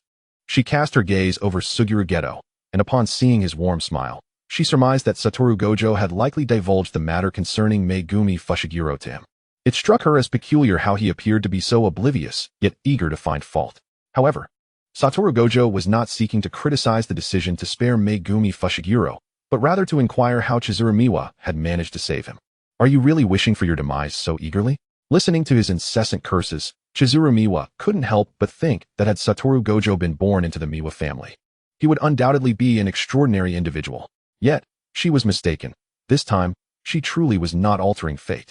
After a moment of hesitation, she tentatively remarked, in any case, it doesn't seem like my lifespan has diminished. At that moment, I merely wanted to prevent him from dying. Thus, he was spared. Though the hand destroyed by Gojo was beyond salvation. As Satoru Gojo and Suguru Geto contemplated the principles behind her words, nearby, Shoko Yeri, who was treating Chigusa Miwa, lazily cast her eyes upon her. Did you, in your haste, use cursed energy twice? Chizuru blinked in surprise, taken aback by Shoko's perceptiveness. In a moment of desperation, she had resorted to using divination sorcery in an attempt to alter fate, only to feel that shortening her life was too great a loss, prompting her to attempt to cancel it, although she had never tried to see if it was possible to do so. If Megumi Fushiguro were to hear this, he might weep, for in the end, Chizuru had not genuinely wished to save him, considering the cost to her own lifespan. Ultimately, the result was that Megumi's fatal wound was healed, yet Chigusa Miwa did not suffer any loss of life. Shoko Yeri nodded in understanding. You inadvertently activated the reversal technique, didn't you? Prior to this, Chizuru had attempted numerous methods, including shifting her mindset at the suggestion of Kinto Nanami, but to no avail. The divination sorcery to alter fate was something she would not lightly attempt, especially concerning life and death. Even a mere mouse in the experiment could siphon off several days of her life. Accidentally employing the alteration of fate on Megumi and then canceling it had resulted in a perfect fusion of two opposing, yet fundamentally connected energies. Satoru Gojo couldn't help but curse, damn, this brat has learned it too? A look of satisfaction spread across Shoko Yeri's face. She had initially thought those around her lacked talent, but it seemed they merely needed the right opportunity. As Chizuru felt Shoko's cursed energy mend the wounds inflicted by the Ten Reverse Blade, she reflected upon Megumi's condition at the time. It seemed that after altering fate, there had been no sustained infusion of cursed energy, allowing Megumi's abdominal wounds to heal rapidly. It feels somewhat different from what Shoko-senpai does. Shoko nodded thoughtfully. Perhaps each person's reversal technique differs. After saying this, she regarded Satoru Gojo again. You just mentioned that Chizuru has also learned the reversal technique. Who is the other person? Satoru pointed to himself with an air of arrogance. Who else could it be but me? Shoko sighed. Realizing that with his already formidable power now augmented by the reversal technique, perhaps all sorcerers should resign and let Satoru shoulder the burden alone. You really are quite monstrous, she remarked, albeit with a hint of admiration. Satoru was about to retort, but decided to hold back, as he still had inquiries for Shoko. I tried using it on Chizuru, but it had no effect. Shoko, perplexed, responded, then how did you manage to heal yourself? I don't know. It was as though I suddenly grasped the core of cursed energy, yet I couldn't output it. Upon hearing Satoru's description, Shoko mused that perhaps the divine had shown some measure of compassion by not bestowing upon him the identity of a humanoid medical nuclear bomb. After applying bandages to Chizuru, she teased, you really are quite selfish, just wanting to heal yourself. Hey, Shoko, what nonsense are you spouting? Shoko shrugged, feigning ignorance, displaying an unwillingness to repeat herself. In any case, both have seemingly mastered the reversal technique. How you two figure it out is your own business. After all, you both are rather peculiar. And I can't quite grasp it myself. Perhaps another possibility is that Shoko Yeri was simply too lazy to ponder further. Hearing this, Satoru Gojo refused to be outdone. I learned it first, The brat from the Miwa family clearly lacks the skill. Chizuru flexed her palm, finding the pain had subsided. Would she be able to achieve this herself in the future? But I can use it on others. You can't, selfish brat. Satoru, unceremoniously, clenched his fist. In the future, when I beat you, I can go all out, since as long as I have breath, I can heal myself, right? Chizuru maintained an expression of calm. Hitting an underage girl is really quite unsporting. The infirmary was filled with a harmonious atmosphere, yet the smile on Suguru Geto's face masked a flicker of despondency. He sensed that during this life and death ordeal, both Satoru Gojo and Chizuru Miwa had grown stronger, while he seemed to be stagnating. The bounty placed on Rika Orimoto was the doing of the Star Plasma Vessel, a gathering of non-sorcerers who lingered in the realm of life and death, striving to grow stronger, yet merely revolving around ordinary people. Deep down, Suguru Geto held the belief that the strong should protect the weak. Indeed, his closest friend was becoming stronger, as was everyone else, all in a bid to safeguard the ordinary. But wait, during this battle, had he not also been protected? Could it be that he, too, was among the so-called weak? As his thoughts grew increasingly tangled, he was caught off guard when Satoru Gojo patted him on the shoulder. Why are you dazed, Geto? We should discuss the Star Plasma Vessel with the teacher. Hearing the word we, Suguru instinctively exhaled in relief. Yes, he and Satoru were we. The strongest duo, were they not?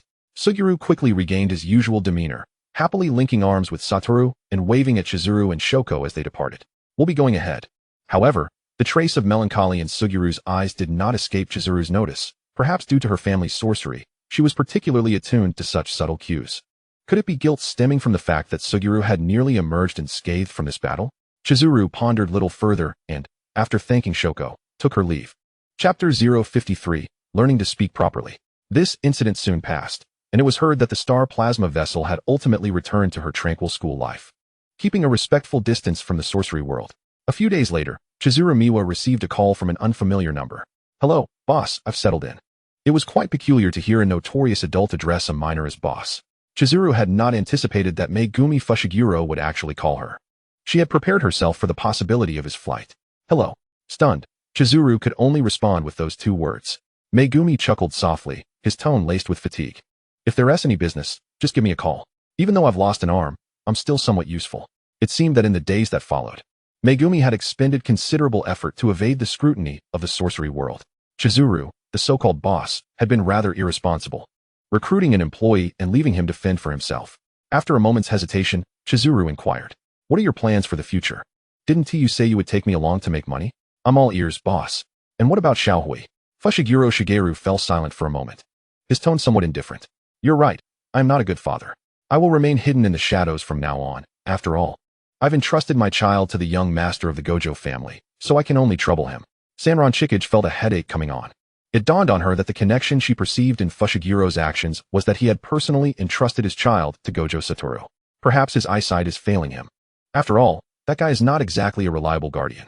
You could actually live well with them.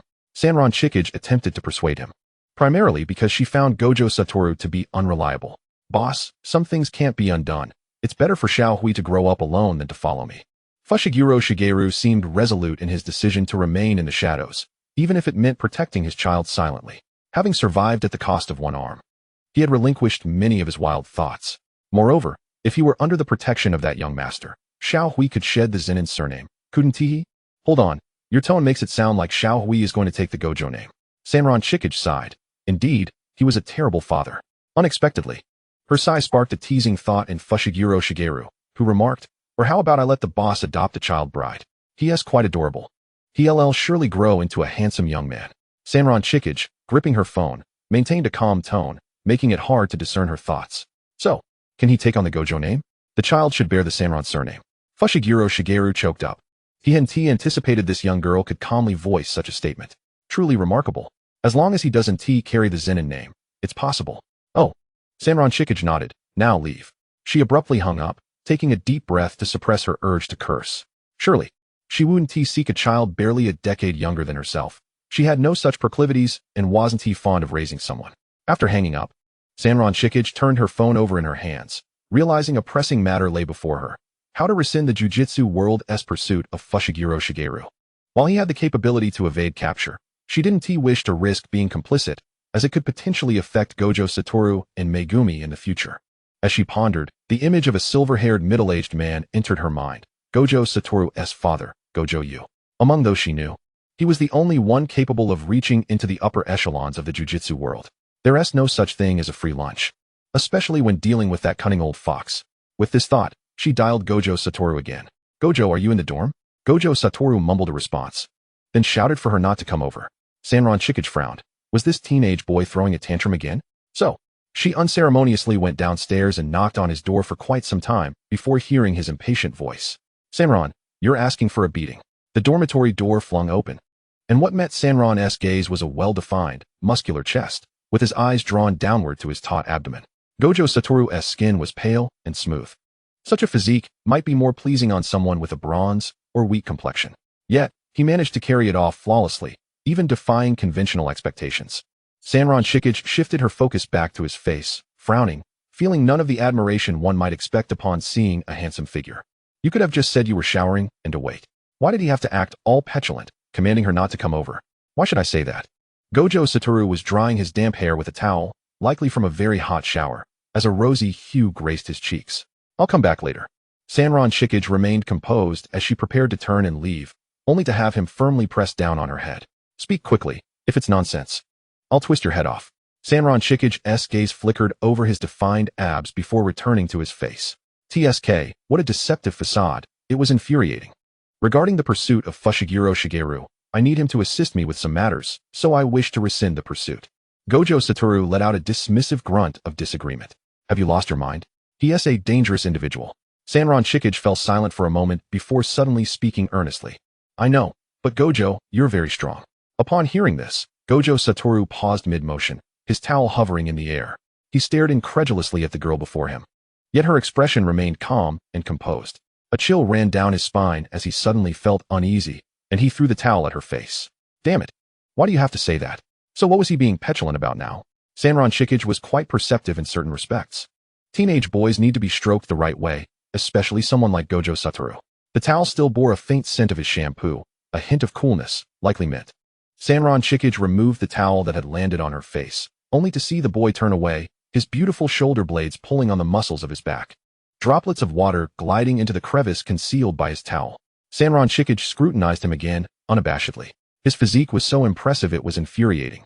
She felt inclined to question why heaven granted such a figure to this guy. So, you want to ask my father for help? Gojo Satoru, sharp-witted, quickly deduced Sanron Shikage's intentions. His teeth clenched in frustration. You really know how to exploit people. Sanron Shikage shook her head, a look of adorable confusion gracing her face. It's mutually beneficial. I will also not shy away from helping you. Finally, Gojo Satoru turned to appraise her once more, and his mind conjured an image of his father's knowing smile, which only fueled his irritation.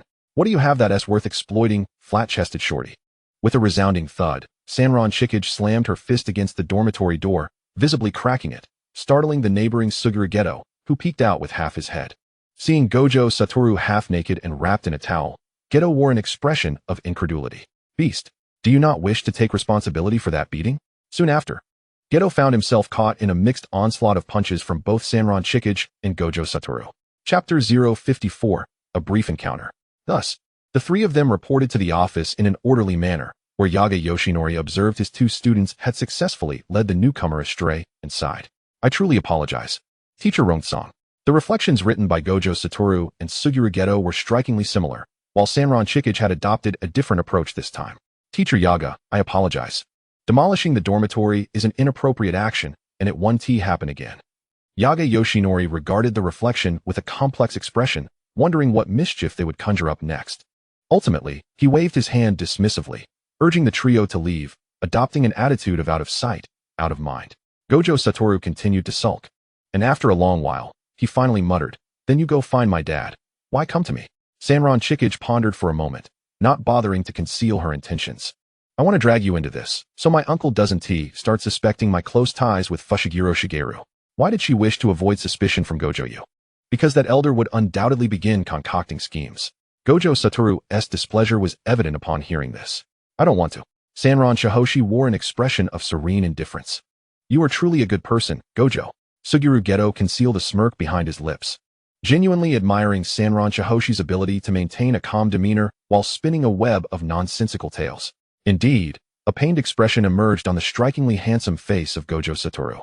Though he was aware that Sanran Chihoshi likely harbored ulterior motives, he found himself quite willing to hear such words from her lips, even if they were mere fabrications. Thus, the silver-haired youth gave the girl beside him a hearty pat on the head, his tone brimming with unrestrained pride. Sanran, you owe me quite a few favors. You ought to be more respectful in the future. Gojo Satoru's hand came down a tad too forcefully, prompting a grimace from Sanran Chihoshi as she cradled her head. Oh well, one cannot bite the hand that feeds them. What could she do? That evening, Gojo Satoru escorted Sanran Chihoshi back to the Gojo estate. The butler, surprised by their sudden appearance, noted that Gojo Satoru, accustomed to his whims, had not informed anyone of their imminent arrival. Where's father? The young master of the Gojo family, with his trademark audacity, was met with the butler's impeccable courtesy. Sir, the master is in the study discussing matters. Gojo Satoru nodded and swaggered towards the study. Adjacent to the study was a tea room, the very place where Sanran Chihoshi had been received previously. At that moment, curling tendrils of steam wafted from within, suggesting someone was engaged in the art of tea preparation.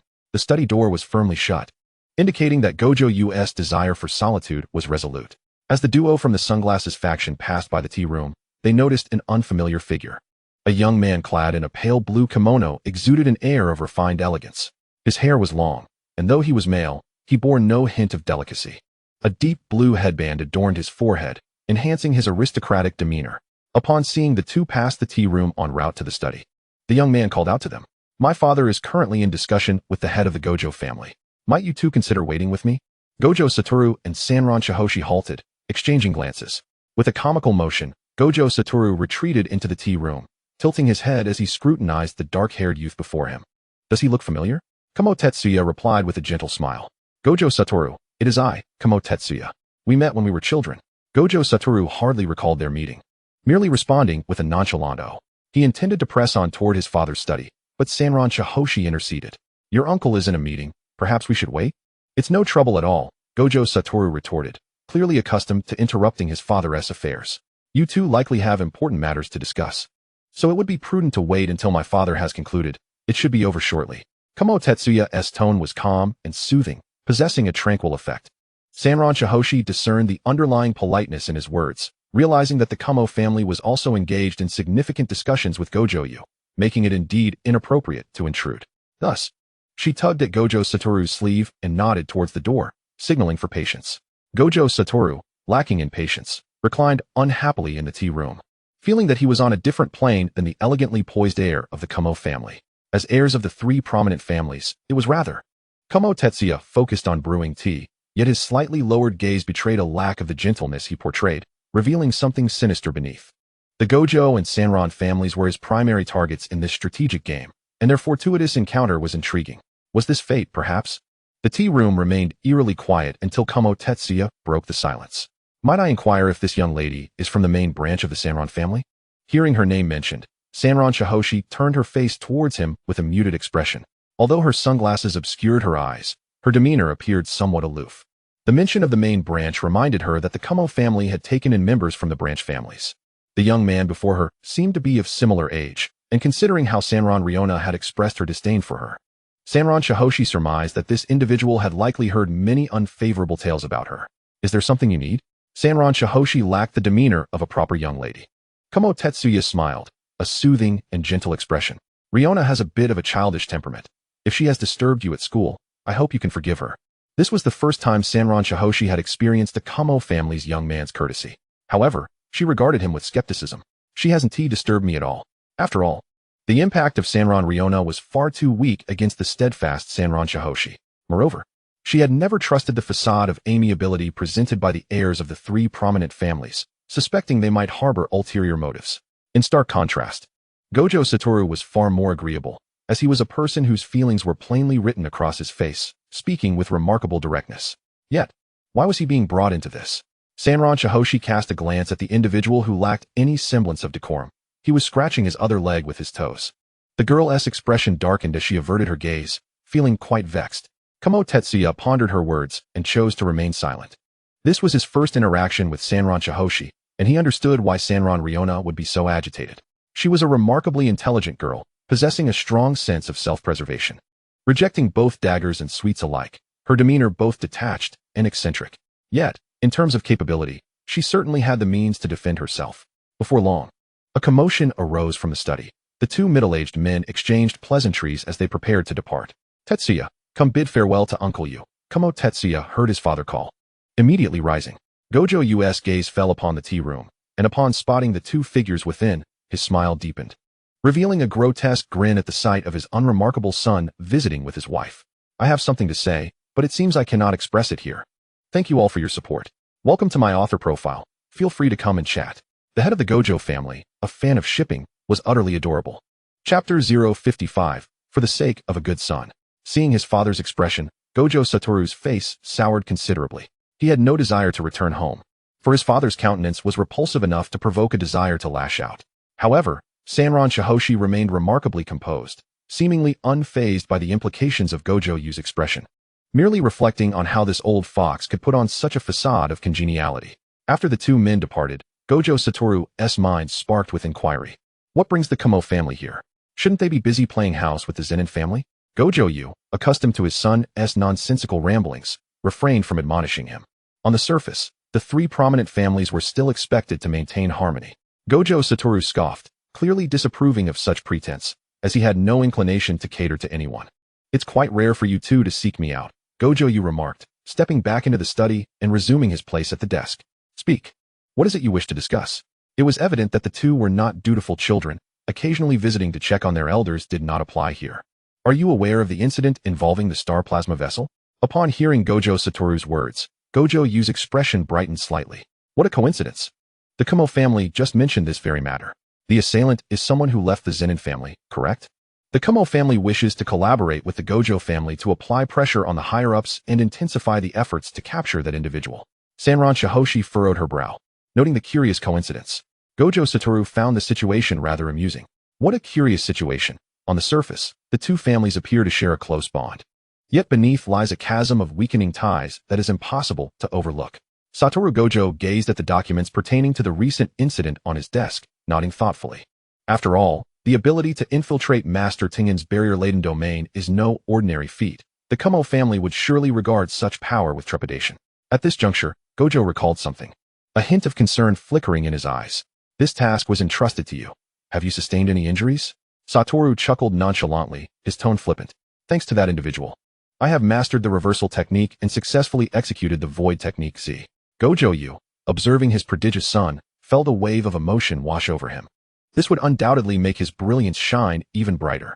His gaze then shifted to Chika Mitsuri, a faint smile gracing his lips. This matter was initiated by you, wasn't it? Chika? There was no need to relay it through Satoru. You could speak directly to me. Chika inwardly cursed the old fox. It wasn't that she was unwilling to speak, but rather that she didn't wish to be manipulated by his cunning. Binding her to his precious son would surely leave room for negotiation, wouldn't it? Uncle, I hope you can intervene to halt the capture of Fushiguro Zenin. Why? Gojo Yu wore an expression that seemed to beckon her to elaborate. Chika understood that if she didn't divulge the truth, this old fox would begin to play his tricks. Fushiguro Zenin would not assist the Zenin family. There is a significant rift between them, and he has, in fact, shown restraint towards us this time. Satoru's face, concealed behind sunglasses, soured at the mention of restraint. Indeed, it was easy to be lenient when the reverse blade wasn't aimed at your own neck. Gojo Yu contemplated this statement, his deep blue eyes swirling with unspoken thoughts. Thus, Fushiguro Zenin will aid Chika, correct? Chika found herself at a loss for words. When had she ever said that? The old fox was merely fishing for information, wasn't he? Reluctantly, she nodded. Gojo Yu acknowledged her with an understanding nod. I will find a way to address this concern. You need not worry. Is that a promise? Chika, skeptical of trust, became immediately vigilant, awaiting Gojo Yu's terms. Yet, to her surprise, he inquired amiably if they would like to stay for dinner. Satoru immediately rejected the idea. No, thank you. Chika couldn't help but ask, is there nothing else? Gojo Yu maintained his calm demeanor, shaking his head. Just refrain from causing trouble at school. Chika gasped softly. There was something oddly peculiar about this friendly demeanor. However, Satoru was unwilling to dwell on such thoughts, for his father had already acquiesced, and he preferred to avoid further entanglements with his father, especially while facing that insufferable smile. Let's go. The agreement has been made, so we should head back, Satoru urged. While Chika's expression was clouded with hesitation, Gojo Yu said nothing more, simply watching the two with an ordinary smile. Upon witnessing such a smile again, Satoru felt akin to a cat whose tail had been stepped on, fur bristling in agitation. Not a chance. Dream on, he retorted to Gojo Yu. hastily pulling Chika away from the study. The forcibly extracted Chika wore a bewildered expression, puzzled by Satoru's seemingly nonsensical remark. Yet, she wondered why Gojo hadn't imposed any conditions on her. Was it really that simple? Even that old man could, on occasion, be quite accommodating. Satoru added, "Ah, I see, so that's how it is." Chika felt a twinge of doubt dissipate, for it was indeed spoken by his own son, lending it an air of credibility. Meanwhile, Gojo's mind lingered on the image of his son capturing Chika Mitsuri. The reason for his agreeable demeanor was simple. Assisting Chika Mitsuri equated to aiding his beloved son. Unexpectedly, Chika had found an ally of considerable merit, a wild card capable of causing discomfort for the Zenin family. Such matters, which do not benefit outsiders, were certainly worth agreeing to. A satisfied expression graced Gojo's face, yet as his gaze skimmed over the documents sent by the Kamo family, his countenance grew grave. Was the Kamo family's request merely coincidental? Did they genuinely seek to eliminate the Zenin family's formidable influence solely to balance power? This child, who had distanced himself from the Zenin family since adolescence, had lived by bounties, with virtually no ties to the Zenin clan. Could such a person truly become an ally for the Zenin family? The more he pondered, the less credible this explanation seemed. The Kamo family could not simply wish to dispose of Fushiguro Zenin. There had to be more to it. The image of the silver-haired, crimson-eyed girl surfaced in his mind. How intriguing. As Gojo listened to the layered chorus of cicadas outside, creating a symphony of early summer, the sweltering air mingled with shadows, gradually revealing their presence. Chapter 056, Specially Designated Task. In just a few days, Satoru brought news that Fushiguro Zenin had been killed, and the capture mission had been successfully concluded. Upon receiving this information, Chika instinctively dialed Fushiguro Zenin's number. Hearing his teasing remark about how the boss would starve without him, Chika realized that Gojo must have employed some clever subterfuge. After sensing the pursuit had vanished, Fushiguro Zenin had conducted his own investigation. Discovering that the Jujutsu world seemed to have apprehended him, thus halting his bounty, he understood whose scheme it was, and expressed his gratitude over the phone. "Not for you, but for my own sake. After all, ill-gotten gains would be confiscated." Chika's words were calm, carrying a hint of maturity. Fushiguro Zenin merely chuckled. "Understood, boss. This spirited young lady may have a tough exterior, but her intentions are not ill." Devoid of cursed energy, Fushiguro Zenin was practically invisible within the Jujutsu world, leaving no traces of cursed residue, hence remaining undetected. Most who had encountered him, aside from Chika and a few others, had been eliminated as bounty targets. Furthermore, the Zenin family preferred not to recall such a disgraceful lack of cursed energy. Since completing the Naha Airport Commission, the Jujutsu world had deemed this year's first-year students capable of officially undertaking tasks.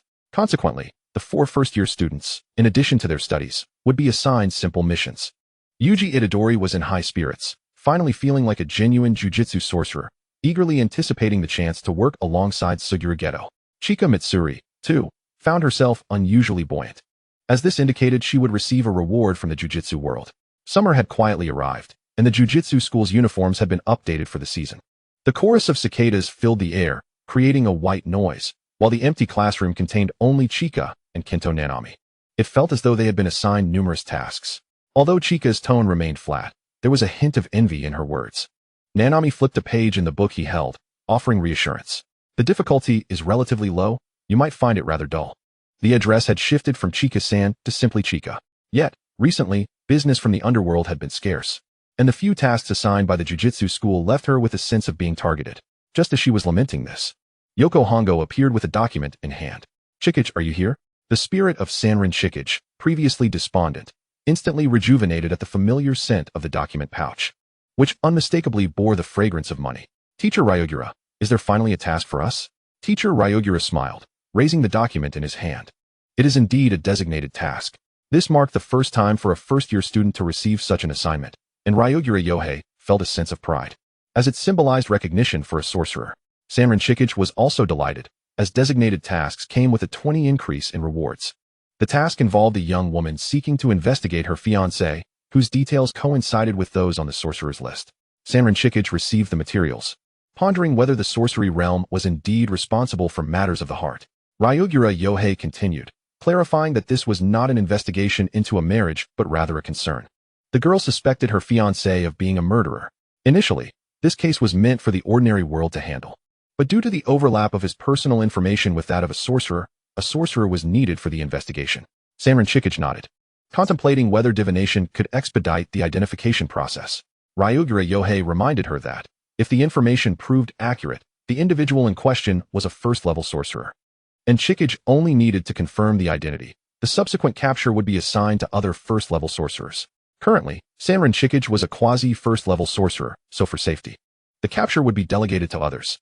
The task did not involve a cursed spirit, and to avoid drawing attention, Sanrin Chikage changed out of her sorcerer uniform, opting instead for the attire of an ordinary girl as she approached the task location. At the Asahi Television building in Tokyo's Minato district, Sanrin Chikage spotted the visibly distressed informant. The woman, a news program host, possessed a graceful demeanor and held a respectable position, maintaining a vibrant image at her company. Yet she was now marred by sorrow. The appearance of Sanrin Chikage caught her off guard as she presented the relevant documents to the woman, confirming her identity. Asu Yoshino gazed at the youthful girl in astonishment, recognizing her only as a high school student. A self-deprecating smile broke on her lips. Surely everyone thinks I am delusional? Asu Yoshino mused, feeling she had merely been assigned a random person to placate her. After all, her fiancé was the dashing president of a prominent fashion company, young, accomplished, and refined. Who would ever associate him with a murderer? Yet, she had witnessed him washing away blood in the bathroom late at night. And she had secretly discovered him slipping sleeping pills into her drink, merely to ensure she wouldn't wake in the middle of the night. As the darkness donned its impenetrable disguise, what exactly had this man been up to? Sanrin Chikage remained unfazed by the woman's attitude, responding in a calm tone. Miss Asu, your case has been transferred to a special agency. You must be aware of this, correct? Many of our staff are of a similar age to myself, but possess unique abilities, so you are not being disregarded. On the contrary, we take this very seriously. The calmness in Chikage's demeanor ignited a flicker of hope in Asu Yoshino's despair. Can you truly uncover the truth? I cannot speak for others. But if I am the one to handle it, there is no issue, Sanrin Chikage replied confidently. Asu Yoshino observed the girl. Her silver hair casually styled in a lazy bun, and even the sunglasses could not conceal her youthful features. Feeling the trust emanating from Asu Yoshino, Sanrin Chikage nodded and said without hesitation, then let us first visit a cafe. Thank you, Miss Asu, for treating us.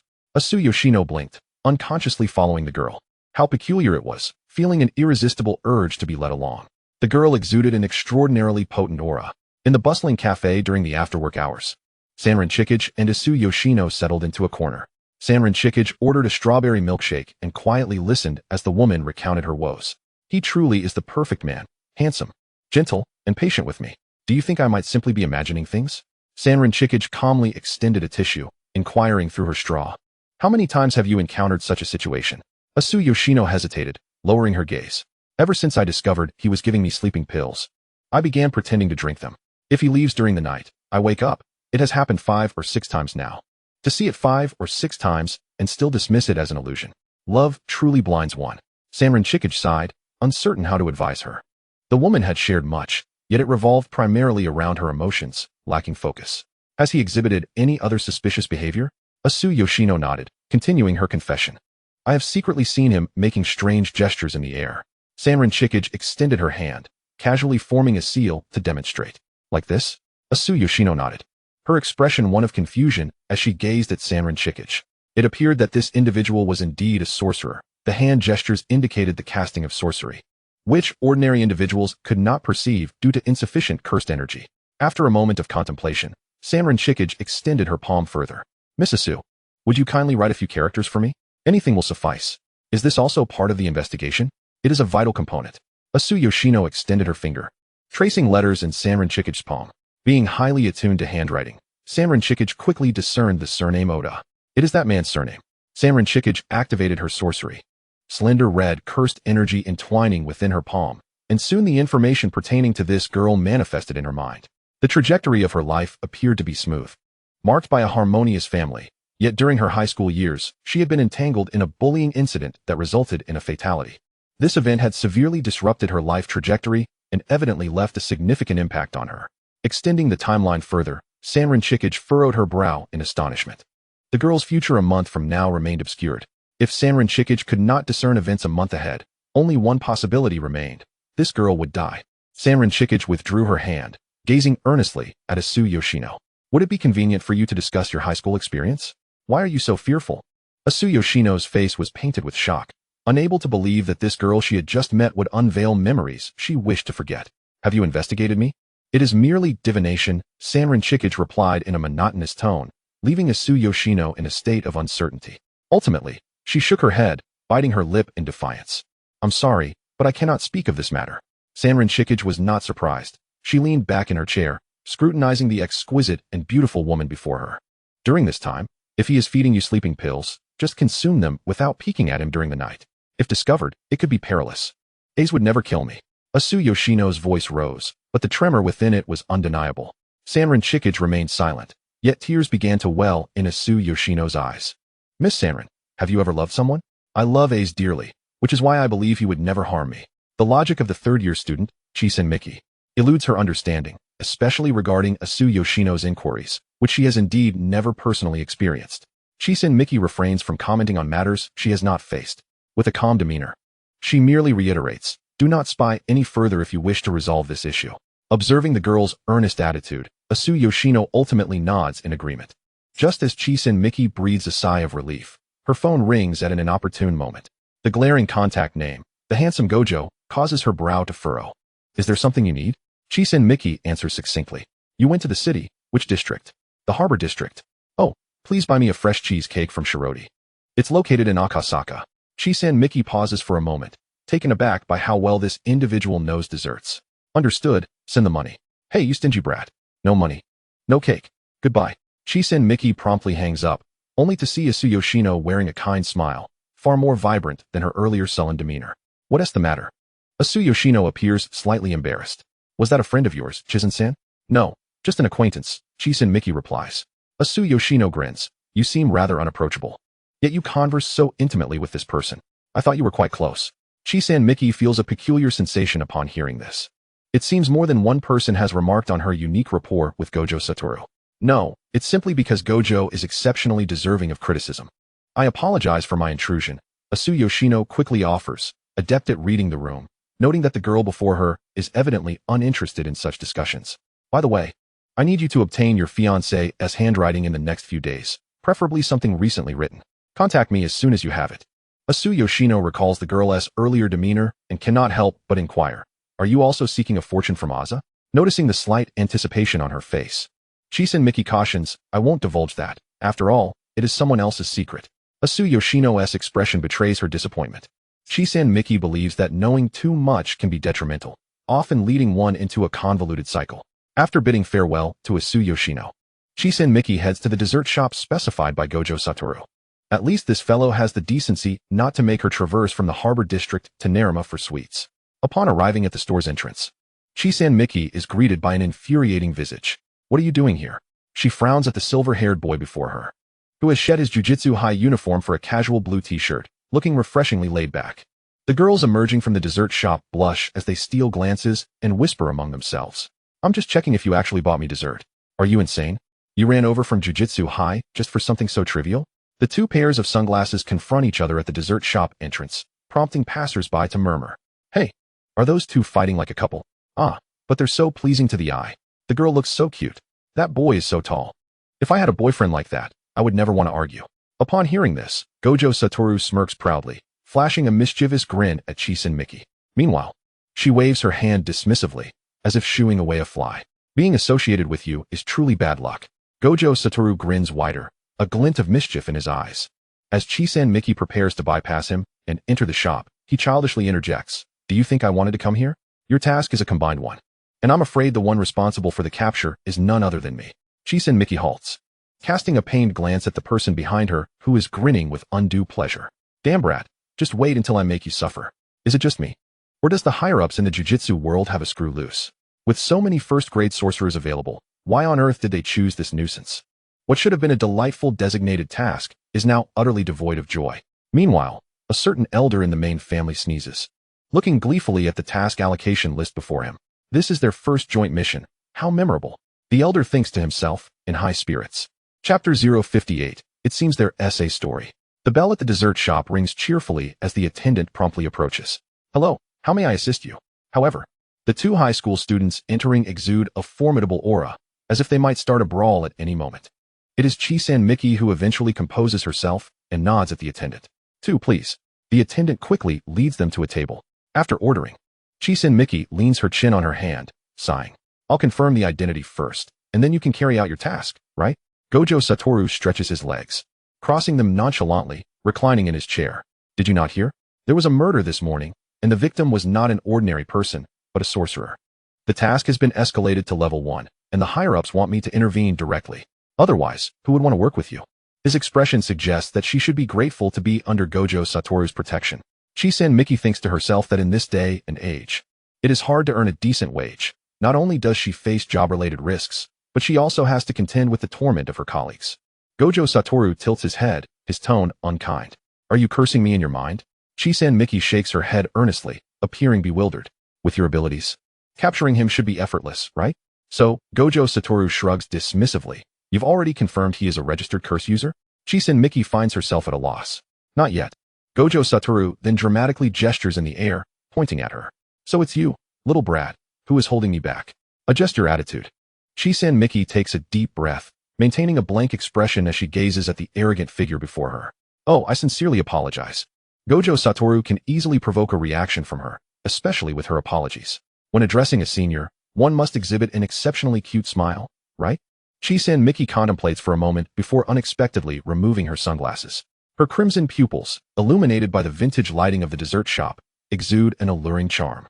She offers a faint smile, her voice soft and sweet, imbued with youthful shyness. Senpai, I truly apologize. Gojo Satoru is taken aback, momentarily at a loss for words. Stuttering as he points at her.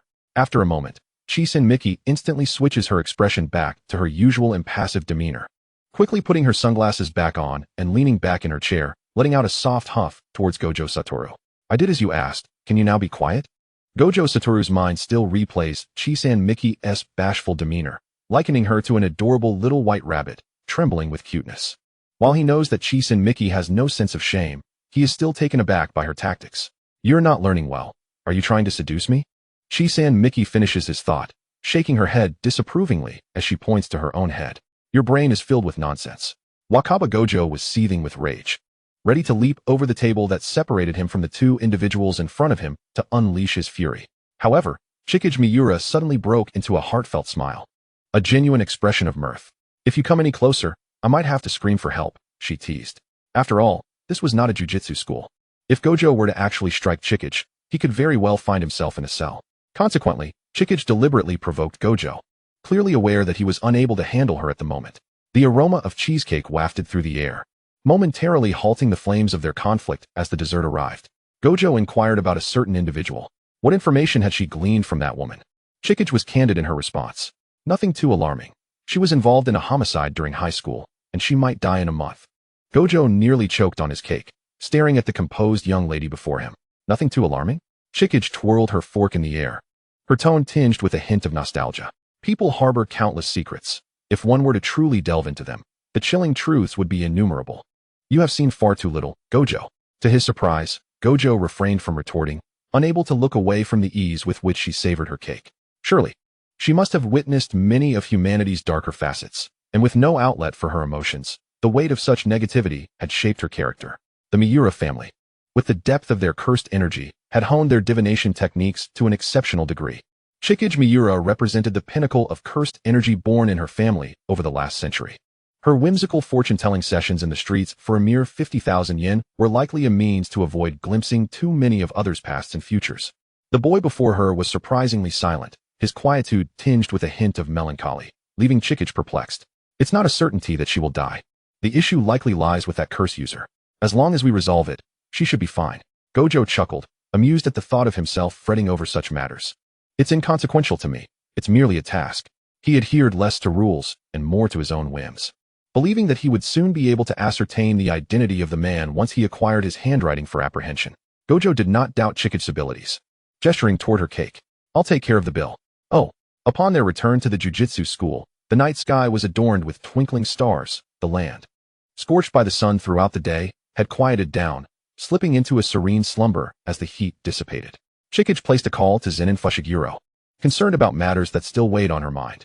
After all, she wished to avoid witnessing any more ordinary lives extinguished before her eyes. Fushiguro, I have a favor to ask. As long as there's a paycheck involved, I'm all ears, boss. Chigusa winced slightly at the thought of her funds, but recognized that her current capabilities necessitated assistance. Please help me look into Yoshino Isao, an employee of the Asahi Broadcasting Corporation. I possess cursed energy, and getting too close could arouse suspicion. Yoshino was reluctant to divulge information. But the clarity of the divination was limited, given that the events transpired a decade ago. What a waste of talent, Fushiguro mused. Reflecting on his past life of violence and crime, which felt foreign to him now. No complaints, especially regarding her high school matters. Look into the homicide involved. Chikage advised, ensuring they wouldn't raise any alarms. Why not consult with Mei? Because she would undoubtedly be costly, and someone without cursed energy would attract less suspicion. Understood, Fushiguro replied. Have you visited Kohai recently? Upon hearing Chikage's concern, Fushiguro smirked playfully. You didn't seem to care much before. Are you worried about her, boss? Should I just hand her over to you? Chikage pressed her forehead in exasperation and promptly hung up the phone, sighing at the thought of his irresponsibility. Chapter 059, Unspoken Memories. It was initially thought that simply acquiring a handwriting sample from Yoshino Isao would be straightforward. However, Yoshino had yet to reach out to Chikage. She contemplated the girl's infatuation, suspecting she was still crafting excuses for her fiancé. Today, she met with Fushiguro at a bustling Chinese restaurant. They should marvel at the robust resilience of heaven and cursed bonds. A typical person losing an arm would require extensive recovery, yet Fushiguro was already able to go out. Is your mobility still intact? Chikage inquired symbolically, to which Fushiguro merely smiled. Small tasks are manageable. I even get the occasional concern from passers-by. Noticing Fushiguro's hint of enjoyment, Chikage found him to be quite peculiar. Is this a jujutsu task or a private gig? Clearing her throat, Chikage remarked, no need to be so formal. It's a jujutsu task, Fushiguro replied with a teasing tone. Who would have thought I'd one day be involved in a jujutsu assignment? Aren't you afraid I might mess it up, boss? Chikage calmly continued to enjoy the kung pao chicken before her, her voice steady. You could certainly try. Gojo is also participating in this task. Fushiguro's eyes glimmered momentarily, before he fell silent, realizing he had only been jesting. That woman indeed experienced a homicide during her high school days, though it was subsequently suppressed. It was a case of suicide by jumping. Fushiguro promptly shared intel obtained through dubious channels. Chikage continued to push her rice around her plate, clearly unfazed by the news. A girl had died, bullied by her peers. Chikage paused, her thoughts racing. Was Yoshino one of the participants? You're quite astute, boss. It's not intelligence. It's just that Yoshino's fear runs deep. However, an intriguing detail emerged. Yoshino was very close friends with the deceased. Their tight bond was likely the most significant reason for Yoshino's reluctance to discuss the incident. Fushiguro undoubtedly possessed his own methods of obtaining such secretive information, and it was evident he was surpassing expectations. There were 10 children involved in that incident. Can you guess what happened to them?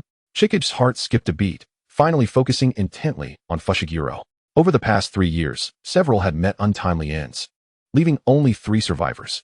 And the remaining 2? Fushiguro wore a slight smile, his tone turning enigmatic. One is an ordinary office worker, while the other, upon hearing of the event, lost his sanity and has been in a psychiatric facility ever since. That boy was the deceased girl's boyfriend. This was a tale too harrowing to be spoken of openly.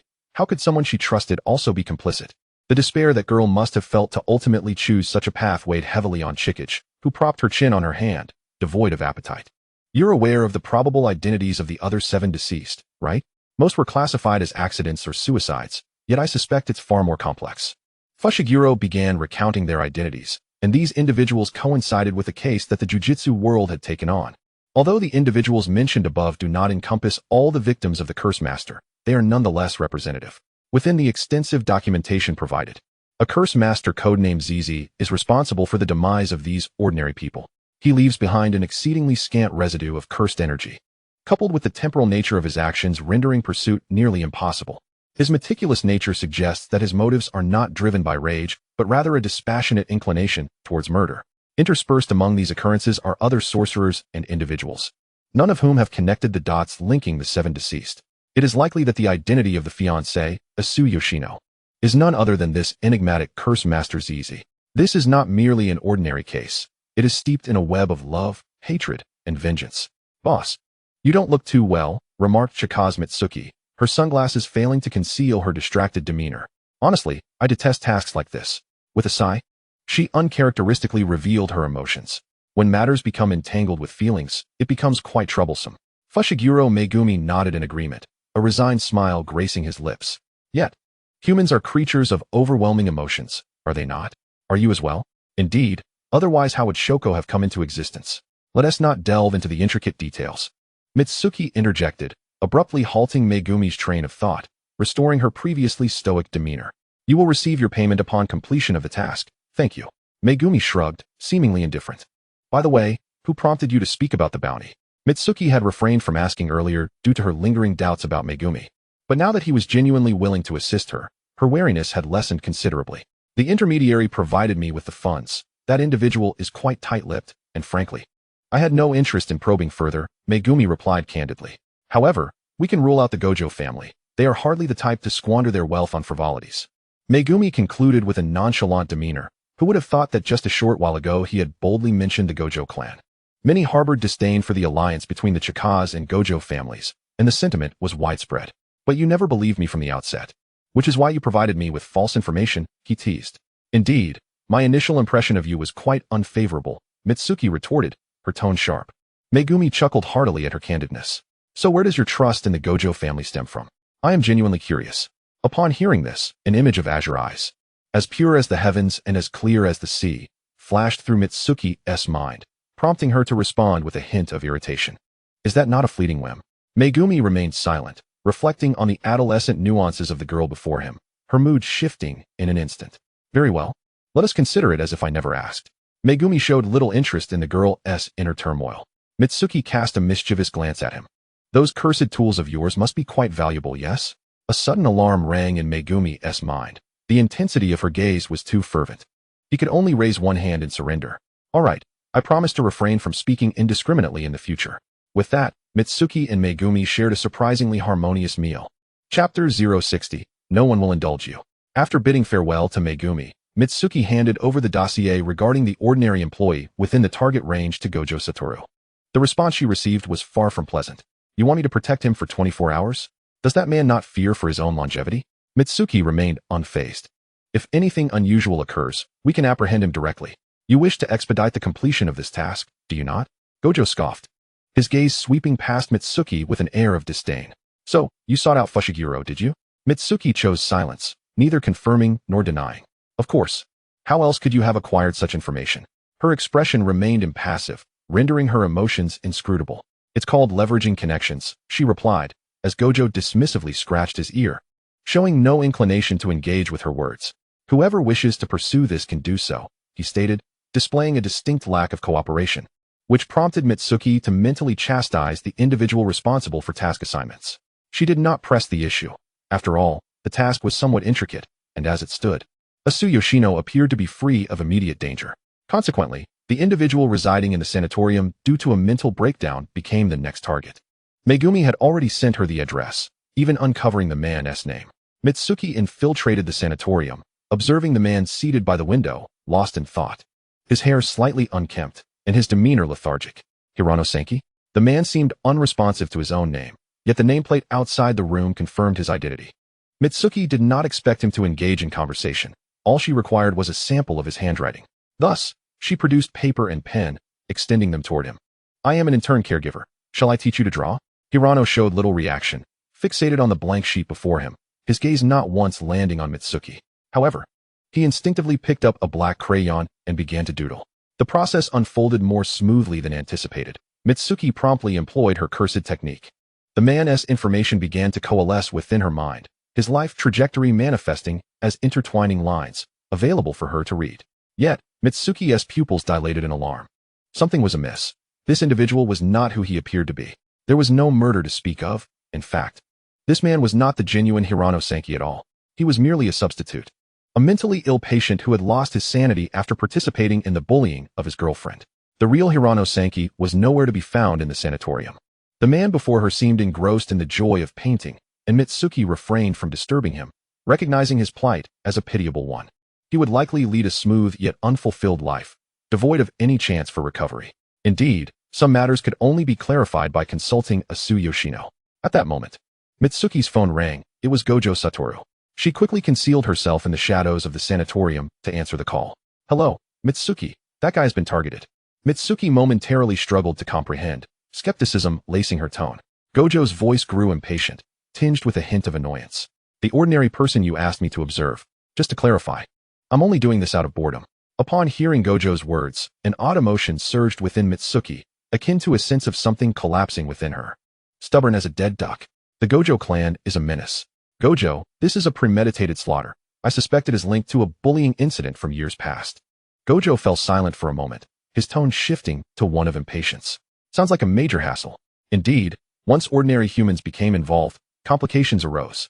In contrast, curses appeared to be much simpler adversaries, devoid of attachments, allowing for swift resolution. I need to consult Asu Yoshino. You continue to monitor that ordinary person. Hey Mitsuki, are you treating me like a bodyguard? Sorry, Gojo, but I must ask you to hold your position for now. With that, Gojo abruptly ended the call, leaving Mitsuki perplexed as she clutched her phone tightly. The message sent to Yoshino Asu took a considerable time to elicit a response. That woman appeared to be somewhat evasive. However, Chikage Miura would not indulge her. If Yoshino Asu truly sought her demise, Chikage Miura would not intervene, but at the very least, she intended to rouse that woman from her stupor before determining whether she still desired to perish. In the familiar cafe, upon catching sight of Chikage Miura, Yoshino Asu's first utterance was, "Miss Miura, I wish to withdraw from this case. It must be that my mental strain has conjured illusions. My fiancé is without fault." Chikage Miura crossed her arms over her chest, her expression one of cold indifference. Had love rendered her foolish? It seemed she had once again fallen prey to her fiancé's sweet nothings. "Miss Asu, is your fiancé truly Odazawa? What do you mean? Do you know Hirano Senki?" At the mention of that name, Yoshino Asu's complexion drained of color. Her lips quivered as she struggled for an extended period to articulate a coherent response. "I mean no intrusion into your privacy. I did not anticipate such entanglements." Chikage Miura pressed her fingers to her forehead, seemingly beset by a headache. Her intention had been to ascertain why Yoshino Asu faced imminent danger after a month, yet she had stumbled upon a web of complications. Yoshino Asu's demeanor was despondent, her gaze cast downward, her hands clenched tightly together. "He is the boyfriend of my best friend from high school. We failed to protect Sakurami. Sakurami had been such a wonderful girl, a victim of jealousy from their circle. They had cast her aside." Chikage Miura's lips curled into a sardonic smile. Her words cold and unyielding. "Are you not envious?" Yoshino Asu stiffened, her entire being rigid. "Did you not partake?" Chikage Miura pressed on aggressively. This woman excelled in the art of disguise and concealment. It was the clearest thread of her fate, glaringly evident. "They threatened me. If I did not comply, I would be next." Yoshino Asu's emotions surged, her resistance palpable. Other patrons in the cafe cast curious glances. Deeply concerned with her image, Yoshino Asu immediately bowed her head. Trembling, rendered mute. "Behold, this is the nature of humanity." Chikage Miura sighed, feeling a twinge of regret for her concern for Yoshino Asu. Jealousy indeed had the power to distort one's visage. You currently lead a life of glamour and possess a beautiful romance. Have you considered that everything might be premeditated? Your fiancé is very likely Hirano Senki. Yoshino Asu's eyes widened in terror at Chikage Miura's words. "No, that cannot be."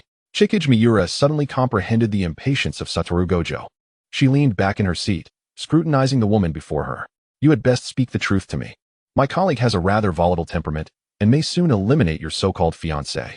Chikage Miura was not inclined to let Satoru Gojo dispatch that cursed sorcerer so swiftly. After all, if Yoshino Asu had previously evaded legal retribution, Hirano Senki would serve as the ideal witness. Chikage Miura showed no leniency to anyone. If there were issues, she would address them all. Chapter 061, Uncooperative yet compliant. Yoshino Asu shook her head in disbelief, a sorrowful smile gracing her lips. How could Odazawa be Hirano Senki? Though it was merely Chikage Miura's speculation, the likelihood was substantial. At this point, anything I say will not be believed, as you perceive him to be your pillar for the rest of your life. Chikage Miura reflected on Yoshino Asu's recent psychological shifts, astonishingly. She seemed intent on blinding herself to shield a murderer. What exactly did Hirano Senki do? You are unaware, are you?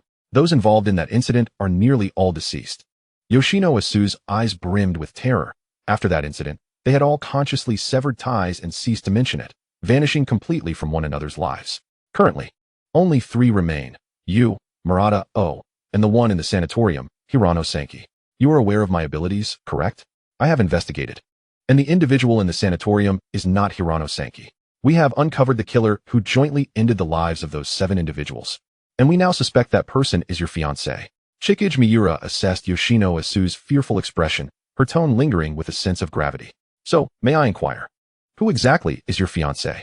In disbelief, Yoshino Asu covered her face with her hands. Why would he do this? He was a participant as well. A coward like me who pushed Sakurami into hell. What right does he have to kill us? Chikage Miura's experience could not provide clarity on this matter. She could only conclude it was madness. I require that man's handwriting. She furrowed her brow, addressing the matter with professionalism. But Yoshino Asu was now in such a state of shock that she was barely present. Aza and Hirano Senki look nothing alike, nor do they share personalities. No more excuses, my head is aching from your ramblings. Chikage Miura's gaze remained fixed on the woman before her. Yoshino Asu bit her lip, ultimately letting out a dejected sigh. I will provide the handwriting to you tomorrow. To be frank, Chikage Miura had no desire to shoulder the emotional burden Yoshino Asu was about to unleash. She was ill-equipped for such matters, and it would feel like an encumbrance. Later, when Chikage Miura called Satoru Gojo, he was in a particularly foul mood. Chikage Miura, have you decided how you wish to die? Chikage Miura hesitated. She truly had not contemplated that question. You've had a hard day. Should I take over? No need. That guy seemed to be merely surveying and has already left. I was also planning to return to the cursed sector. Chikage Miura exhaled in relief. Satoru Gojo then impatiently inquired, are you ready? How long until I can make my move? Soon. Tomorrow, I hope. She wished for Yoshino Asu to honor her commitment. Just as Chikage Miura was reflecting, her phone rang again, and it was Yoshino Asu. Uneasy, she answered the call, only to be met with the sound of the woman's screams. Yoshino Asu quickly silenced herself. And then it seemed the phone was being jostled about, followed by her desperate cries. It appeared Yoshino Asu had been exposed. Chikage Miura immediately called Satoru Gojo, who was still in the city, urging him to check on Yoshino Asu's apartment. Satoru Gojo, increasingly irate at being directed so frequently, vented his frustration upon the instigator. Bursting through the high-rise floor-to-ceiling windows, Satoru Gojo swiftly subdued Hirano Senki, who was poised to inflict harm upon Yoshino Asu, pinning him to the ground. At that moment, Yoshino Asu was bound to a chair. Fortunately, during her confrontation with Hirano Senki, she had dialed Chikage Miura's number and tossed the phone beneath the bed. The tall, handsome young man before her donned sunglasses reminiscent of Chikage Miura's, prompting Yoshino Asu to plead tearfully, he wants to kill me. Please save me. Hirano Senki quickly realized that his attacker was also a sorcerer. He summoned his cursed energy, and the television in the living room hurtled towards Satoru Gojo. As the object soared toward him, Satoru Gojo remained utterly still. The debris shattered upon impact, yet it could not reach him. Hirano Senki found himself sprawled on the floor, his leg pinned beneath Satoru Gojo's weight, immovable as if it were steel. His eyes burned crimson with rage as he glared menacingly at Yoshino Asu. Would it not be better to await your demise in silence? This dialogue was directed at Asu Yoshino, who was already in tears from fear. Why must you treat me this way? Hiranamitsu sneered, his words dripping with resentment. If I had discovered my powers sooner, Sakumi would still be alive. I will kill you all. Gojo Satoru found the noise unbearable, so he pressed down hard on the man beneath his foot. Grade 1 sorcerer's easy. You may clock out now. However, Hiranamitsu, filled with rage, began to struggle, determined to kill the woman before him. Gojo Satoru merely regarded this as a final act of desperation, unable to suppress his mocking laughter. If it weren't for that brat compelling me to spare your life, I would relish crushing you like the cockroach you are. Ultimately, wishing to avoid the bickering between the two, Gojo delivered a swift strike, rendering both unconscious. He then hummed a tune as he retrieved a drink from Asu Yoshino's refrigerator, lounging leisurely on the sofa, idly messaging Miura Chihiro. If you don't arrive in half an hour, I will kill you. The tone was unmistakably that of a kidnapper preparing to execute their threat. Upon reading the message, Miura Chihiro steeled herself and hailed a taxi. After all, Gojo Satoru was indeed capable of such actions. By the time Miura Chihiro breathlessly arrived at Asu Yoshino's apartment, Gojo was casually munching on cookies. The living room was eerily silent, with both individuals remaining motionless. Miura Chihiro rubbed her temples to calm herself. Why did you knock them out? It was unbearably noisy. With a tone of justification, Miura Chihiro found herself unable to refute him. So she fetched a basin of cold water, opting for a more physical method to revive the two.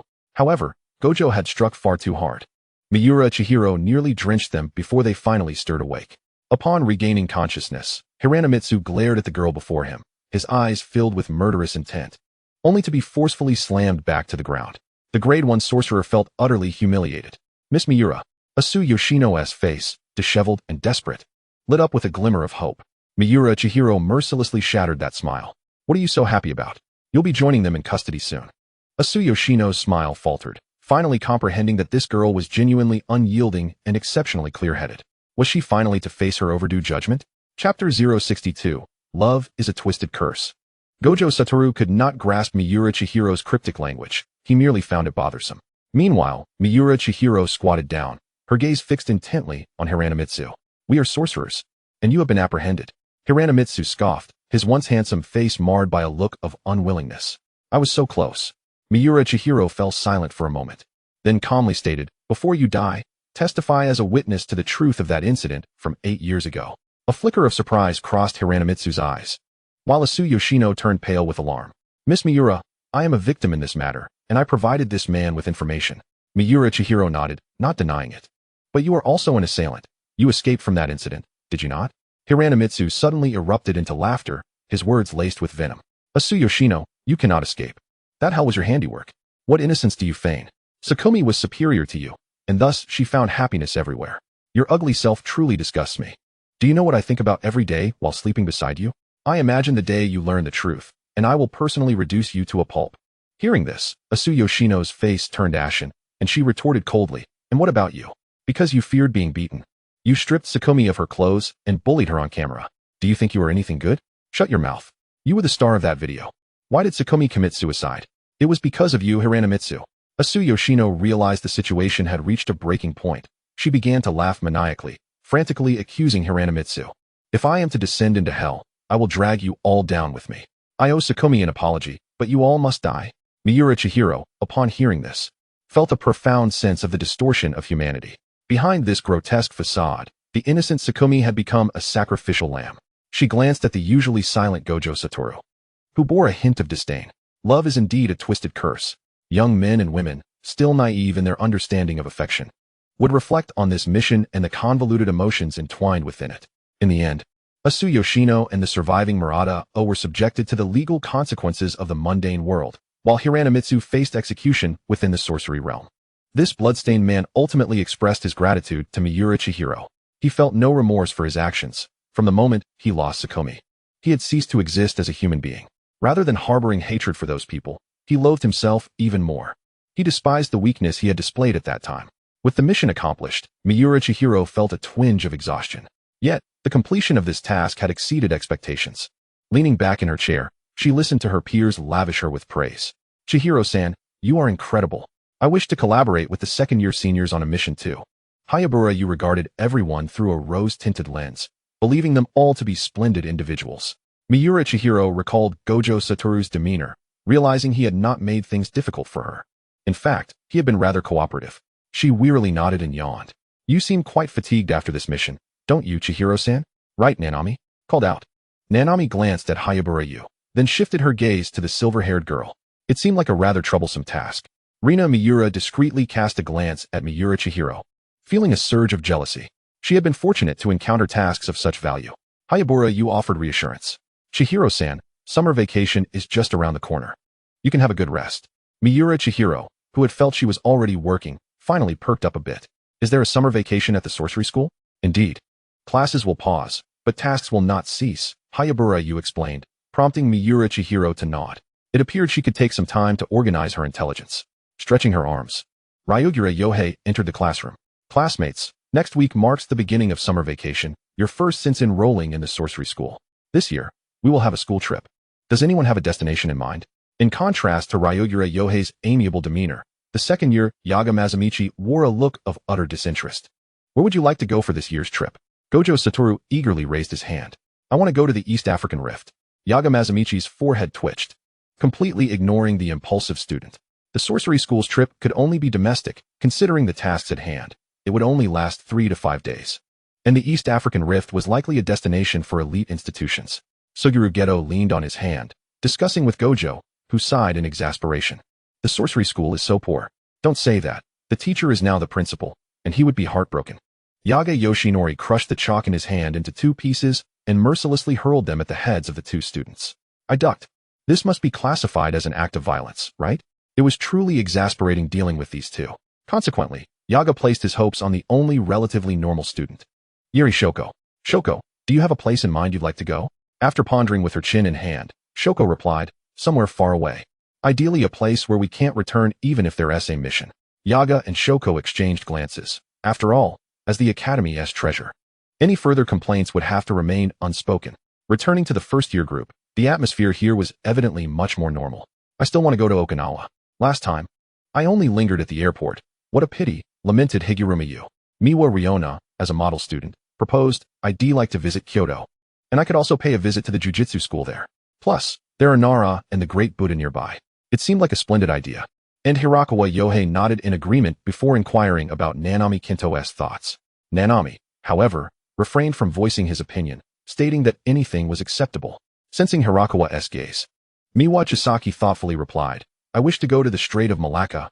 I've heard it's a crucial commercial waterway.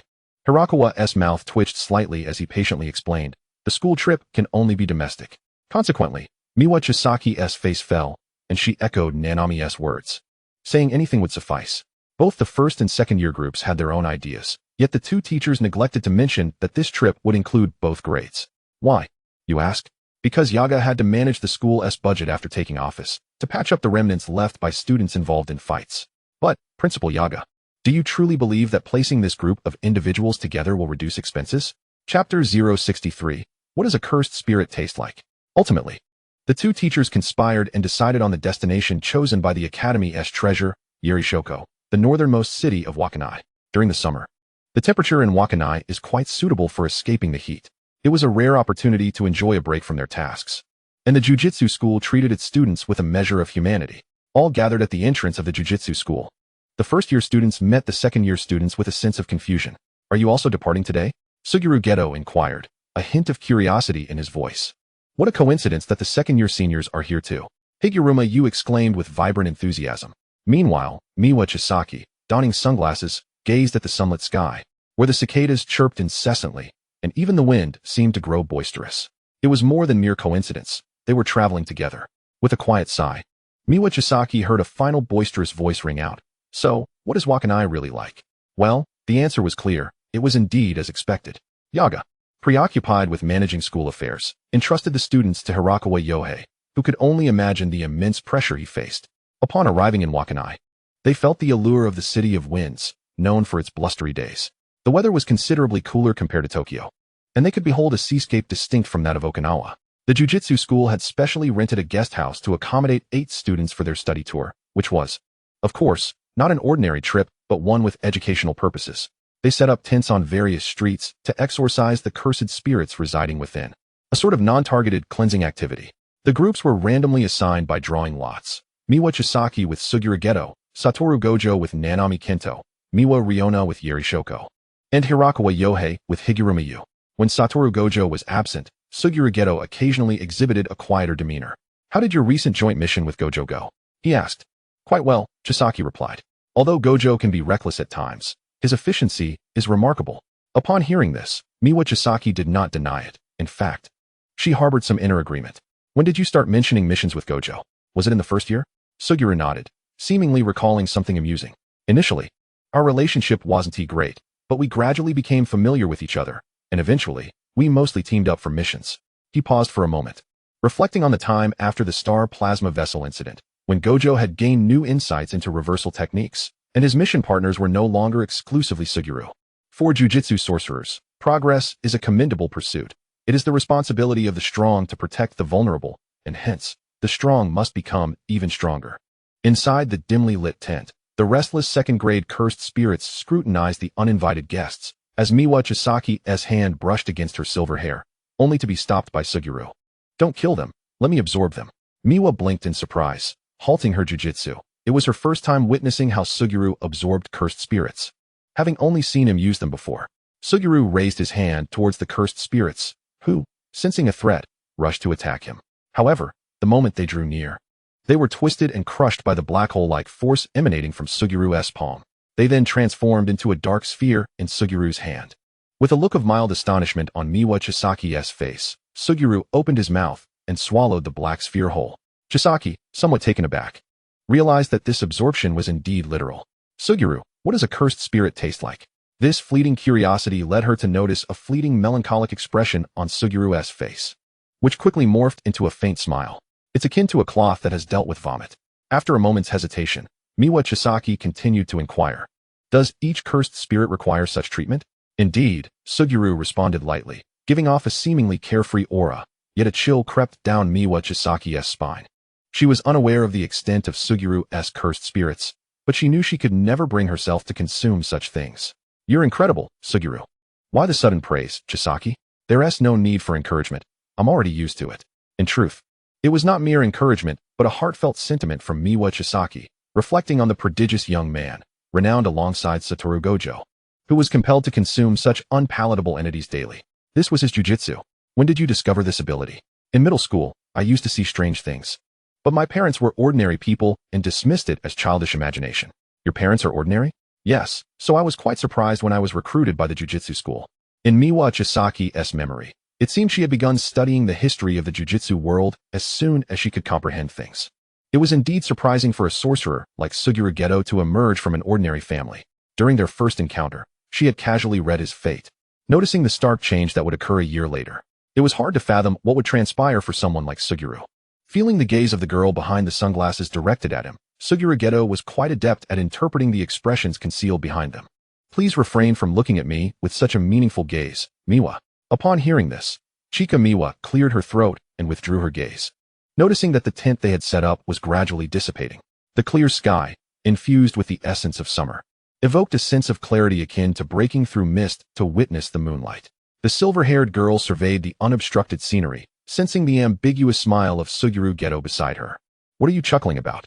It's rare for Satoru to be absent. There's a question I've long been curious about. Did you and Satoru ever have a childhood engagement? Chigusa Miwa's neck stiffened slightly as she slowly turned her face towards Suguru Geto, displaying a look of distress. Huh. Suguru Geto shrugged. Did I misinterpret? After all, your family seemed to have a good relationship, and Satoru appears somewhat flustered whenever childhood is mentioned. Chigusa Miwa crossed her arms in front of her. That is simply not the case. Oh, I see. Suguru Geto's tone carried a hint of disappointment as he spoke insincerely. Yet, I feel you two would make quite the pair. It seems like it would create quite a stir. Just thinking about it is amusing. Upon hearing this, Chigusa Miwa removed her sunglasses, her crimson pupils narrowing dangerously, revealing her intent without reservation. Mind your own business, Suguru. She vowed that if he dared utter another word, she would stealthily attack him at night and cut off his bangs.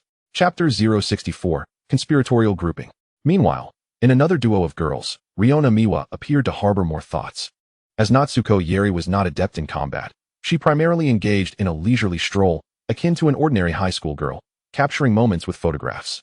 The pink-haired girl would don a charming and gentle smile, and Natsuko Yeri felt it was preferable to the raucous antics of the other two. However, gradually, Natsuko Yeri sensed something amiss. This girl had a penchant for mentioning Chigusa Miwa frequently. Are you quite close with Miss Miwa? Natsuko Yeri, not giving it much thought, responded nonchalantly. I suppose we're acquainted. She is quite familiar with Suguru and Satoru.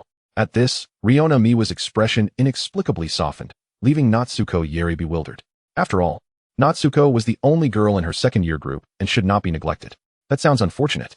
Not at all. Since Chika arrived, my life has become considerably more peaceful.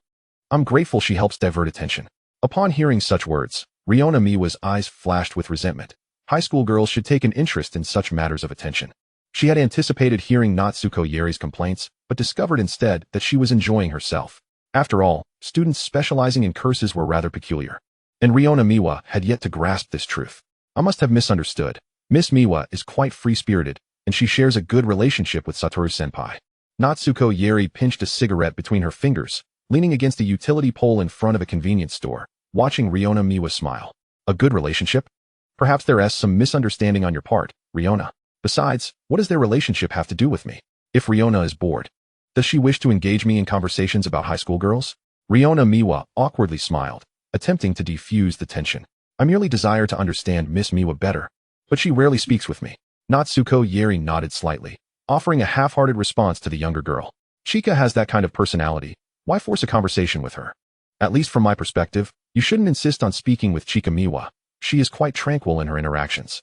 Riona Miwa's attempt at sowing discord fell flat, as she observed Natsuko Yeri appearing utterly indifferent to the matter. Ultimately, Natsuko Yeri vaguely remarked, the curse school is not like an ordinary high school. You should integrate quickly. Chigusa Miwa has integrated quite well. Perhaps you lack the aptitude? Indeed, she excels at combat, much to the chagrin of teacher Yaga, and she has already begun to master it effortlessly. Upon hearing this, Riona Miwa's hands trembled slightly, despite her cautious approach in all matters. The positive accolades she received paled in comparison to the notorious Chigusa Miwa. She could not help but envy that reckless disposition, yet she could not engage in such behavior. A girl should embody grace and elegance to garner greater respect, should she not? Has her long-held belief been misguided all along? Just as Riona Miwa pondered this, Natsuko Yeri interrupted her thoughts, having disposed of her finished cigarette and patting Riona Miwa on the shoulder. Riona, You've worked hard. Speed it up a bit. I wish to return and sleep. Natsuko Yeri, having worked overtime the previous day, was indeed exhausted, while Riona Miwa, aiming to present a favorable image before her senior, feigned a quickening pace. In truth, she was quite displeased to be assigned to this group, considering Natsuko Yeri to be a combat ineptitude. Yet nearby, Chigusa Miwa was likely on the verge of tears, as she truly wished to communicate with Natsuko Yeri to refine her reverse technique. In contrast to the conversational group, the dynamic between Kinto Nanami and Satoru Gojo was distinctly peculiar. It's on the left, a bit further left. Oh wait, I mean the right. Satoru Gojo, rarely removing his sunglasses within the tent, observed a shadowy corner with a serious demeanor. Kinto Nanami, furrowing his brow, wielded his short blade with a sigh. Satoru-senpai, could you take this a bit more seriously? Claiming his limbs ached, and thus he was reluctant to confront the cursed spirit, Kinto Nanami offered to handle it himself. But the one volunteering to check the spirit's location was causing trouble. I'm being quite serious, it's right behind you. The moment Kinto Nanami turned sharply at Satoru Gojo's words, a massive cursed spirit opened its gaping maw, poised to crush his skull. Without a hint of hesitation, Kinto Nanami cleaved the cursed spirit's head. Good reflexes. Satoru Gojo placed his palm flat before his eyes, adopting a lookout posture, his relaxed demeanor leaving Kinto somewhat speechless. Had he not reacted so swiftly, would his head have been bitten off while Satoru merely stood by? Kinto Nanami preferred not to dwell on this. He feared the anger it might incite.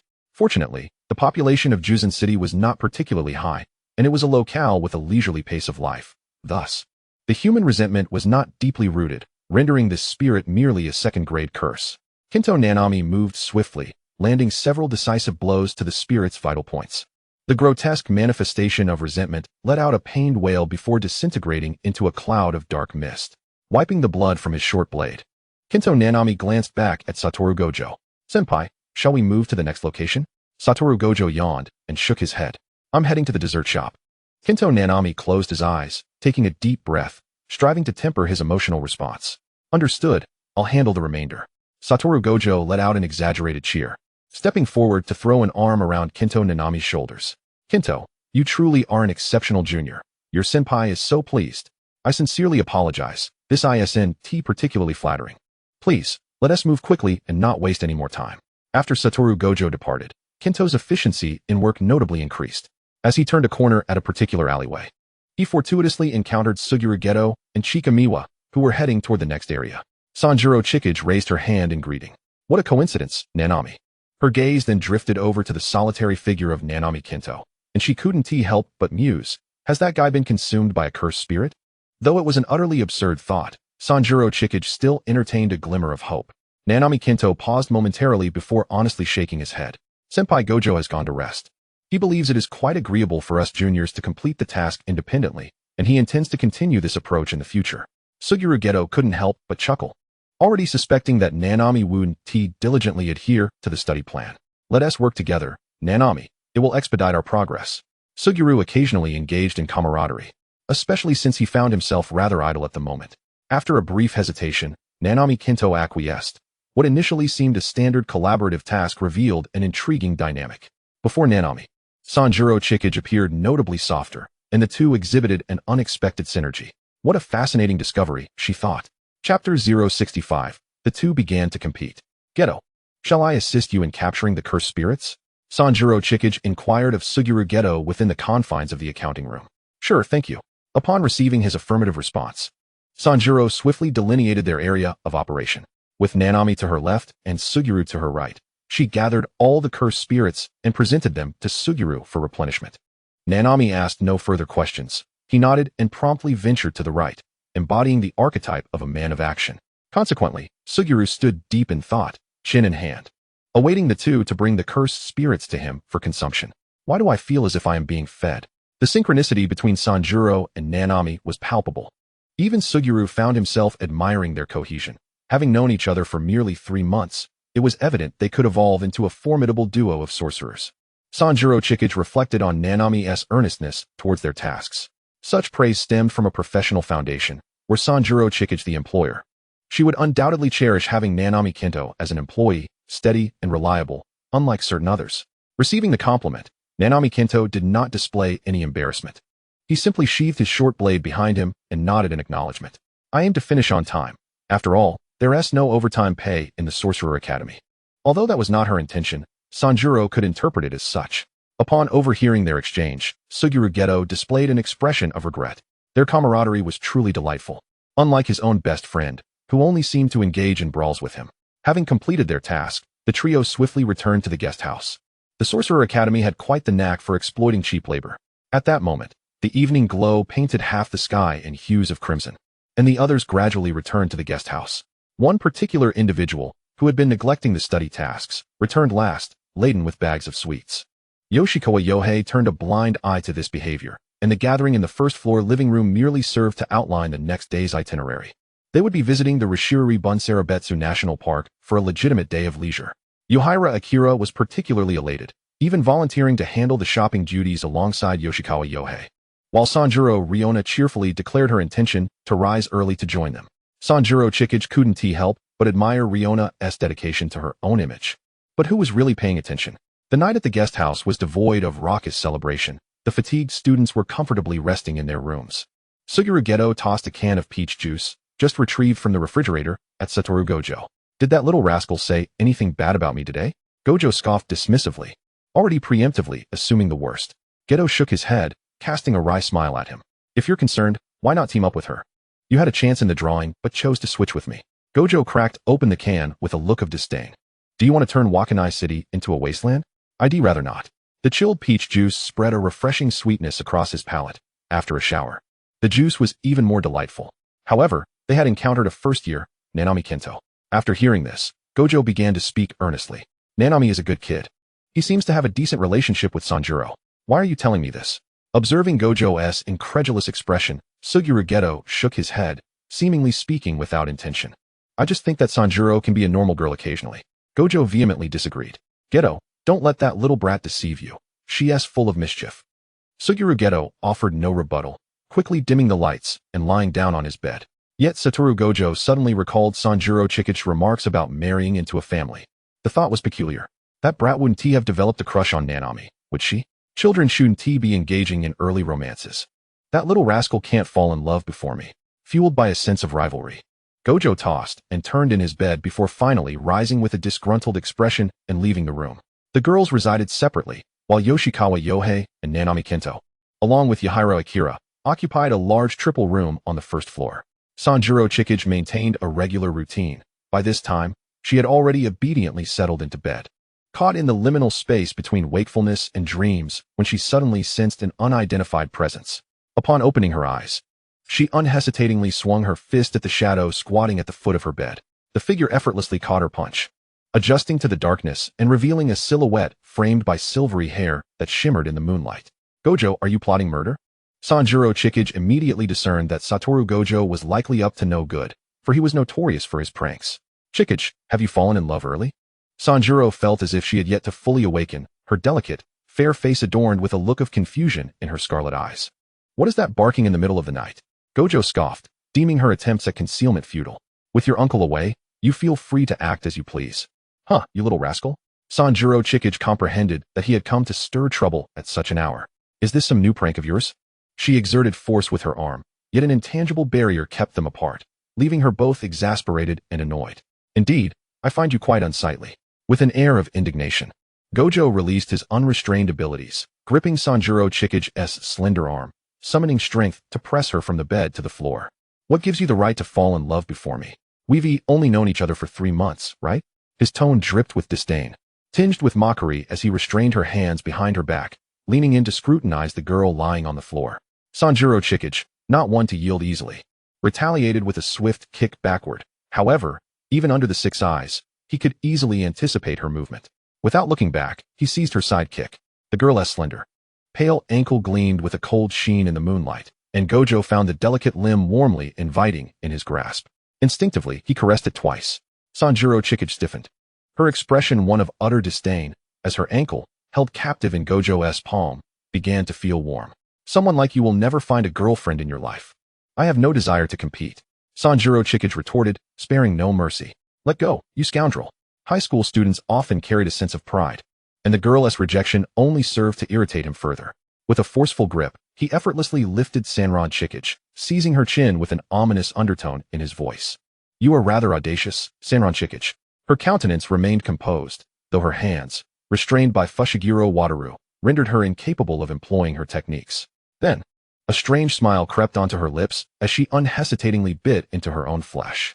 Vivid crimson flowed from her delicate lips, adding a frenzied, morbid beauty to the girl under the moonlight. Fushiguro Wataru's eyes, concealed behind sunglasses, narrowed sharply at the haunting sound of Sanron Chikage's voice. I've learned to cast techniques without hand signs. The mischief of the Fushiguro clan underestimates no one. Red, cursed energy surged into Wataru's body as if it possessed a life of its own, causing him to stiffen and become immobile. Damn, this little imp didn't always need hand signs. How infuriatingly clever. Chapter 066. A contest of strength. Wataru unleashed his limitless, knowing full well that Sanron Chikage could not touch him. However, she had no certainty regarding how long the blood she spilled would keep him paralyzed. It was unfortunate that she could not silence him to prolong its effect.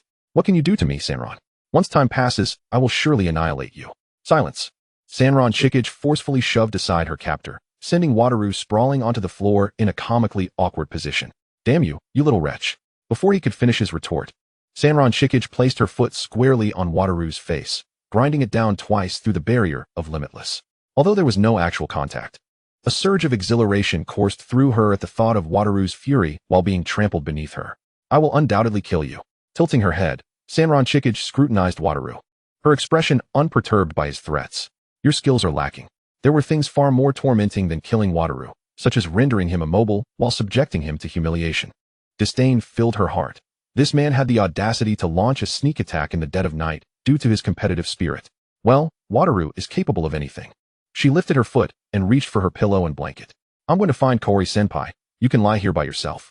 A minute had passed, and being a cautious individual, Sanron Chikage had allowed herself ample time to retreat. She stepped over Wataru, but an ominous premonition arose within her. Suddenly, Wataru sprang up from the ground, pressing her back onto the bed with a swift motion.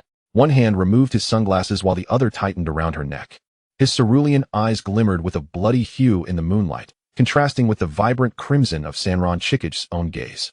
Feeling the constriction around her throat, she could not help but curse inwardly. It had only been a minute, and this man had already grown significantly stronger. The pain from her bitten lip still lingered. Have you thought about how you wish to perish, Sanron Chikage? Wataru leaned closer, his words emerging with a menace that seemed capable of tearing her apart. Those who recognize the situation are truly wise. Sanron Chikage's face tightened, and she closed her eyes. Wrong. Hearing this, Wataru let out a light chuckle, surveying the girl beneath him, only to suddenly realize the peculiar nature of their position. He was straddling Sanron Chikage on the bed, with her eyes shut. Her delicate black eyelashes fluttered like fragile wings. Damn, this makes me look like a pervert. As he felt his grip around her neck loosen, Sanron Chikage opened her eyes to examine the boy before her. His face was imbued with an alluring atmosphere. Anyone looking from this angle would feel their heart race. His pure white eyelashes, mingled with an aura of restraint, awakened a desire to conquer. Yet, in Sanron Chikage's eyes, he resembled nothing more than a mad white-haired dog. Gazing into Sanron Chikage's unperturbed eyes, Wataru felt a wave of irritation wash over him, prompting him to discard his sunglasses and cover her eyes with his hand. She wore an adorable bear-patterned pajama set, the one he had seen before, but now, due to her movements, the collar had shifted slightly, revealing her delicately appealing collarbone. A bite, perhaps? It must taste delightful. Wataru felt flustered by his own thoughts, hastily retracting his hands as if they were on fire. Without hesitation, Sanron Chikage swung her fist towards his handsome visage. Wataru instinctively blocked her powerful strike, pressing down on her head with one hand. Damn, this position is even more bizarre. It resembled some actions from the male-centric literature he had shared with Suguru. Sanron Chikage appeared oblivious to the implications, her mind not dwelling on such matters. Does it work? I could still bite. Her disdain was palpable, and upon hearing this, Wataru reflexively pressed his thumb against her lips. Her mouth was soft, with the recently bitten area still visibly tender. As she felt Wataru's dry palm against her lips, a wave of embarrassment surged through her. Without the barrier of limitless, his touch was clear and direct. The youthful boy found himself in a rather peculiar situation. In a fit of anger, Sanron Chikage bit down on his finger, causing Wataru to yelp in surprise, glaring at her with a mix of fury and indignation. Yet, at that moment, he noticed the glimmer of tears in her eyes, illuminated by the moonlight, revealing a vivid array of emotions on her face. Was it grievance? Anger? A desire for violence? Wataru, you are unwell. Sneaking into someone else's room for a brawl at such an hour is incredibly childish. The triviality of his competitive spirit and the sheer annoyance of his antics made her detest him all the more.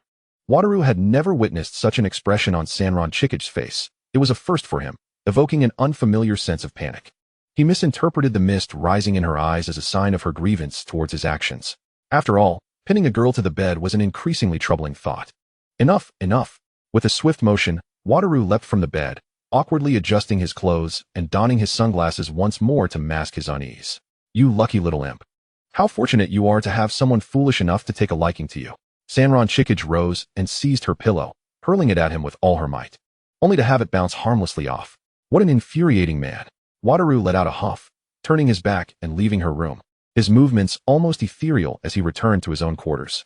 Upon turning around, he was met with the sight of his dearest friend, leaning on his bed with a face full of amusement. Sugiru's eyes roamed over Wataru's flushed complexion, and he couldn't help but exclaim, Wataru, you truly are a beast. Wataru paused momentarily, then followed Sugiru's gaze downward, blinking at a particular spot. In a fit of mock ferocity, he lunged at Suguru, who deftly dodged the attack. Apologies, but I do not possess such inclinations. Sugiru's sly, fox-like eyes sparkled with mischief, relishing the unfolding drama and anticipating a night of restful slumber. I did not. Very well. You did not. Suguru effortlessly volleyed back, settling into his bed, the smile on his lips betraying his amusement. Wataru's mouth twitched, and he mercilessly retaliated with a playful punch towards his friend. Satoru Gojo squinted slightly, a smile dancing on his lips. All right then. Let us ensure no one gets any sleep tonight. Let us create a delightful chaos. Chapter 067. The Fingers of Ramen Sukuna. Early the next morning, Yoshihara Yohei took 2 students shopping. The remaining 5, with the exception of Kinji Hikari, bore varying degrees of dark circles under their eyes. Kinji Itadori, looking utterly exhausted, ruffled his hair and glanced at his fellow classmates, offering them a warm smile. You all went mad and even caused a ruckus in Wakanai City. Are you trying to deprive everyone of their sleep? Satoru Gojo chuckled, attempting to soothe them. It won't happen again. Meanwhile, Satoru only let out a slight hum. Chizuru Mitsuki observed Hikari's seemingly unperturbed demeanor and curiously inquired, Didn't you hear the mad dogs fighting yesterday? After a brief moment of silence, Hikari understood her words. I had earplugs in. Or perhaps you learned from past experiences. With Mitsuki's remark, Gojo casually turned his gaze to the young woman's face, where a visible scar on her lip seemed to tell a story of its own. He exchanged a meaningful glance with Gojo, who felt an uncomfortable sensation at his back and returned the gaze without hesitation. Still want to fight? Gojo shook his head and instead addressed Mitsuki. What happened to your mouth? Did you bite it? Mitsuki saw no issue with the question and simply nodded, albeit with a hint of resignation. Yes, it was an accident. After speaking, her striking red eyes shot a merciless glare at Gojo. Gojo, taken aback, realized how fierce his dear friend could be, and it was no wonder Mitsuki was so upset. After all, she was a girl. A significant misunderstanding had occurred. Regardless, neither Mitsuki nor Gojo wished to engage with each other, and their silence persisted as they traveled towards Rishuri Bunserabetsu National Park, allowing Gojo's imagination to run wild. He pondered whether his dear friend had suffered a failed confession, leading to the collapse of their friendship. Or perhaps, out of embarrassment and anger, he aimed to force a connection, resulting in further estrangement. Throughout the journey, a suspicious smirk lingered at the corners of Gojo's mouth, prompting Itadori to remark, Gojo, your smile is rather unsettling. Is it? I was simply reminded of something amusing, Gojo replied nonchalantly, his fox-like eyes glimmering with mischief. Rishiri Bunserabetsu National Park, located at the northernmost tip of Hokkaido, stretches across 2 islands reaching into the sea, showcasing an array of landscapes, including volcanic cones, peat bogs, and steep sea cliffs. It is indeed a place conducive to relaxation, and the weather today is splendidly sunny. Ascending the hillside, one can take in an unobstructed ocean view. Excellent. Hiking and sightseeing, truly a fitting activity for a school trip. Can we have Gojo use cursed spirits to carry us up? Mitsuki suggested with a straight face. Yoshihara's lips twitched, yet he maintained a gentle smile. That's not permitted. It's a rare outdoor hiking trip. Let us all enjoy it like normal high school students. He emphasized the term. At the center of Rishiri Island stands Mount Rishiri, and they opted for the hiking trail known as the Uranai Trail on the northern shore. However, as Mitsuki stepped onto the path, an unsettling feeling washed over her, a sense of instinct. She wished to communicate with Gojo to gauge whether the 6 eyes had detected anything amiss, but as their sunglasses met, they instinctively turned their heads aside in unison. At the 3rd station of the Uranai route on Mount Rishiri, a clear spring water pool awaited, perfect for weary hikers to rest and taste the sweet water. Just as the others eagerly scooped the water to savor its flavor, Mitsuki and Gojo halted simultaneously. Yoshihara-sensei, are you tricking us into doing a task again? Gojo lowered his sunglasses, his cerulean eyes fixated on the spring water. Yoshihara looked somewhat perplexed. Mitsuki, however, removed her sunglasses, hanging them around her neck. It's not a task, it's merely a coincidence. Coincidence? Gojo pointed at the clear, inviting water. Can you not feel that ominous aura? You call this a coincidence? Mitsuki felt he was merely nitpicking. Yuhei Higuruma blinked, seriously observing the scene ahead. Is there a cursed spirit? Probably not, Gojo replied. Shedding his earlier theatrical demeanor and adopting a more focused expression, Gojo scrutinized the area, nodding affirmatively. This sensation, it's a cursed object. Itadori sighed, appearing languid. So why are you making such a fuss? Gojo then pushed his sunglasses up, obscuring his clear eyes. Ah, it's that thing. This revelation left even Itadori speechless. The first-year students didn't grasp the cryptic exchange, but Yoshihara's expression turned cautious. Are you certain, Gojo-kun? He was not questioning Gojo's abilities, but seeking confirmation. Gojo merely let out a soft hum in response. Mitsuki sensed the sinister power emanating from this object, knowing its ancient lineage. Such a cursed item, placed here, would intimidate ordinary cursed spirits, an undeniable suppression. Yoshihara-sensei, what is it? Mitsuki asked, noting the serious demeanor of her companions, feeling a twinge of anxiety. Yoshihara offered a reassuring smile. It's a special grade cursed object, the fingers of Ramen Sukuna, the king of curses. A millennium ago, this demon bore 4 hands and 2 faces. At the peak of the sorcerer era, sorcerers united their prowess to challenge him, but were met with failure, thus earning him the name Ramen Sukuna. After his death, 20 of his severed fingers transformed into special grade cursed objects, sealed and scattered across Japan. Yoshihara's smile was entirely for the purpose of comforting his students. Though Wakanai City was not densely populated with cursed spirits, if Ramen Sukuna's fingers were sealed, they would remain stable. Nonetheless, being a special grade cursed object, there were records of cursed spirits that had obtained a finger and evolved into terrifying entities, leading to the demise of many sorcerers. Currently, no means of destruction had been discovered. Even Satoru Gojo's hollow technique, Zai could not affect it. Thus, the Jujutsu Society had instituted a task open to all sorcerers, to collect the fingers of Ramen Sukuna, which would be safely stored until a method of destruction was found. Mitsuki had heard of this, but never imagined it to be real. After all, the Mitsuki family had distanced themselves from the sorcery world, treating such matters with utmost caution. As of now, 2 fingers had been found, excluding the one before them. Gojo-kun, can you see where it is? Upon hearing Yoshihara's inquiry, Gojo smirked mischievously. Oh, it's right in the delicious spring water you all just drank. The 6 of them paled, their faces contorting as though they might vomit. A millennium-old corpse wax, how delightful. Isn't it? The boy quipped, adding a sharp edge to his words. Mitsuki turned her gaze to the brilliantly clear sky, resolving to embrace her independence and beauty amidst the chaos. Chapter 068, an early conclusion to the trip. Gojo-kun, you could have warned us sooner. Yoshikawa Yohei endeavored to guide Gojo Satoru towards a more virtuous path, yet the latter wore a perpetual smile, rendering his intentions unclear. It was evident that he was merely engaging in mischievous banter, eager to witness them drink from water that had been sullied by the fingers of Sukuna. With a resigned sigh, Yoshikawa approached the spring, where the crystalline liquid revealed no anomalies. A stone, encased beneath the water, awaited a decisive strike. Meanwhile, Miwa Chihiro calculated a course of action, pointing towards a promising avenue. Gojo Satoru, having had the answer prematurely divulged, huffed in dissatisfaction, wishing to exploit the moment for further mischief. Yoshikawa, upon hearing his words, felt a wave of despair. After all, this was a tourist attraction, and any damage incurred would necessitate compensation. Prior to their departure, he had been specifically advised by his senior, Uramoth, to minimize expenses. Jugo Jetter contemplated the sudden turn of events and proactively suggested, why don't I handle it? I can shatter it all with ease. Yoshikawa's alarm bells rang, and he cast a pleading glance towards Nanami Kento. Receiving the unspoken plea, Nanami sighed in resignation, familiar with this recurring predicament. Leave it to me. I possess cursed tools that will facilitate the task, and it would be unwise to squander cursed energy. His words were both apt and convincing, prompting Jetter to gesture in acquiescence. Yoshikawa was on the verge of tears, overwhelmed by the kindness of his student. Nanami then directed his gaze towards Miwa Chihiro. Can you sense the exact location? Miwa furrowed his brow and shook his head, admitting he could only perceive the stone submerged underwater. The precise location likely known only to Gojo.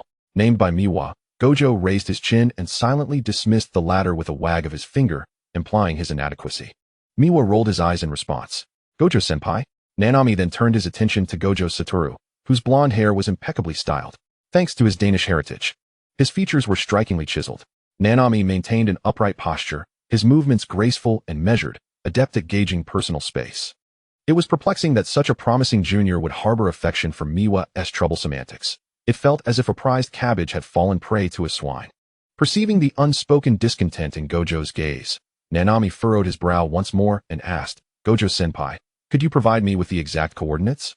With a casual gesture. Gojo replied lazily, right there. Nanami hesitated upon hearing this, having been duped by a similar game involving cursed spirits just the day prior. Would this senior truly be so benevolent as to reveal the correct location? Yet, lacking the ability to discern the truth, he reluctantly followed Gojo's direction. The once pristine spring water became murky amidst the commotion. Fortunately, the localized disturbance did not compromise the entire spring.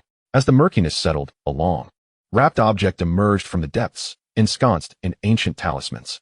The seals, laid a millennium prior, were now in a dilapidated state, and as Yoshikawa retrieved the object, Miwa caught a glimpse of a faintly visible indigo hue. Oh, it appears quite unappetizing, he remarked, recalling how they had just sampled the water tainted with fingers. Indeed, it was Sukuna's finger. Yoshikawa scrutinized it earnestly. Upon closer inspection, he too sensed its unusual aura. Meanwhile, Nanami cast a skeptical glance at Gojo. What has prompted this sudden benevolence? At that moment, Gojo contemplated the importance of forging a favorable relationship with this relatively agreeable junior, all while intending to expose Miwa's sharp tongue and miserly nature.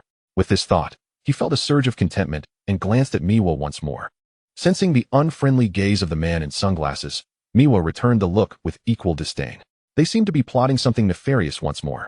Their mutual glare concluded with a huff as they turned away, dismissing each other from their minds. The peril of transporting Sukuna's fingers from Rishiri-Ribun-Sur National Park to the city center could not be understated. A powerful cursed spirit, drawn by the aura of a special-grade cursed object, might seek to seize it for its own gain. Thankfully, as a scion of the Gojo clan, Gojo possessed some knowledge of sealing techniques, albeit only capable of diminishing the aura of Sukuna's fingers rather than fully sealing them. The task of complete sealing would fall to the esteemed Tenjin at the Kangase Palace. This implied that the school trip would have to conclude prematurely. I knew it would come to no good, lamented Yeri Shoko, exhaling a puff of smoke as she leaned despondently against the living room sofa. Nonetheless, the gravity of dealing with a special-grade cursed object demanded diligence. Moreover, leaving the students, all minors, unattended in Wakanai City was inappropriate, regardless of their capabilities. The law required adult supervision. She wished to avoid receiving a call from the police to collect their charges. Thus, their inaugural school trip with Jeter concluded abruptly. Hajime Higuruma wore a regretful expression, lamenting that they hadn't even had the chance for proper conversation. Miwa observed that Higuruma genuinely admired Jeter, likely because Jeter epitomized the image of a sorcerer in Higuruma's mind. Neither Higuruma nor Jeter hailed from sorcerer lineages. Jeter chuckled at this remark. No worries. We can still have fun once we return to school. Higuruma's face brightened into an adorable, youthful smile. Is that true, Jeter-senpai? Higuruma was indeed an exceptional junior, and nothing thrilled him more than the praise of his idol. At that moment, he felt as if he might burst into tears. Though I am still weak, I will not disappoint your expectations, Jeter-senpai. Among his peers, Higuruma may not have been the strongest, but he was undoubtedly the most earnest and responsible. He did not perceive his contemporaries as overly formidable, instead feeling a sense of pride in their shared journey. How fortunate I am to be among such exceptional sorcerers. This encapsulated Higuruma's mindset. Jeter admired Higuruma's commendable attitude, for he himself had faltered in the past, just as he was about to succumb to his own emotions. Gojo approached, playfully draping an arm over Jeter's shoulder. Hey, let us make a run for it tomorrow. Jeter couldn't help but chuckle, a glint of mischief sparkling in his eyes. It would be a shame to return so soon after such a rare outing. What was meant to be a 5-day excursion had been reduced to merely 3. No problem, they agreed, exchanging knowing smiles. Chapter 069, A Business Proposition. At 9 o'clock in the morning, the group arrived at Wakanai Airport. Everything appeared entirely normal until, just before boarding, the restless Gojo raised his hand. I need to use the restroom. 5 minutes later, Jeter smiled at Yoshikawa. I also need to visit the restroom. Yoshikawa paid little mind to this. But Miwa sensed something amiss. 15 minutes had elapsed since the two had vanished, and the departure lounge was announcing that boarding for their flight was now open. Yoshikawa attempted to reach the two, but his calls went unanswered. Yeri Shoko yawned and suggested, let us not worry about them. We should board the plane. They'll return on their own in a few days. This is not the first occurrence of such a situation. The two individuals returning from their business trip invariably vanish at the airport, only to reappear days later, utterly content. Despite having faced the relentless reprimands from Ye for numerous times, they have yet to learn their lesson. Ryozakura Yohei sighed deeply. Acutely aware of the challenges faced by his senior, Ye, perhaps the other students should head back first. In truth, Mikuriya Chikage intended to seize this opportunity to slip away.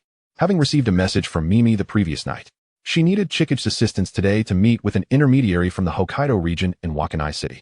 With the prospect of a second business opportunity on the horizon, Chikage felt compelled to comply. However, she was reluctant to disappear alongside those two. As she queued for boarding, Yohei noticed yet another student had gone missing, and he felt an overwhelming urge to weep. Fortunately, Chikage sent a message, indicating her intention to help Mimi complete an additional task, and that she would return in a few days. A student with a mind of her own. Yet she offered a valid reason for her absence, leaving Yohei with little to say, for he was a gentle teacher, not adept at scolding his students. Calculating the time difference, he realized the two boys had already vanished for half an hour. Thus, Chikage, dragging her suitcase, prepared to head towards the hotel address provided by Mimi. By sheer coincidence, she encountered the two loquacious boys at the airport entrance. Seemingly embroiled in a debate about where to have fun, Chikage halted her steps, ready to turn and depart, but was promptly caught by the sidelong glance of Suguru Geto. Chikage, why haven't you returned? Suguru's tone was surprisingly cheerful, leaving her puzzled. Mimi asked for my assistance, she replied. Upon hearing this, Suguru pondered for a moment before patting his companion, Satoru Gojo, by his side. Since we have no particular destination, why not accompany Chikage for some fun? No, absolutely not. The two responded in perfect unison. However, Suguru's gaze remained fixed on Chikage as he patiently explained, traveling together would save on transportation costs. Hailing a taxi alone can be quite expensive. Chikage's expression softened slightly. Yet, Satoru, clearly displeased, protested, I refuse to share a ride with this little brat. Let her pay for herself. Ignoring his friend's outburst, Suguru continued, I promise not to interrupt your tasks. It's merely a matter of convenience. Weighing the financial aspect against Satoru's incessant nagging, Chikage ultimately opted for the former. Then let us set off together. Are you out of your mind, Suguru? I absolutely refuse to travel with this little brat.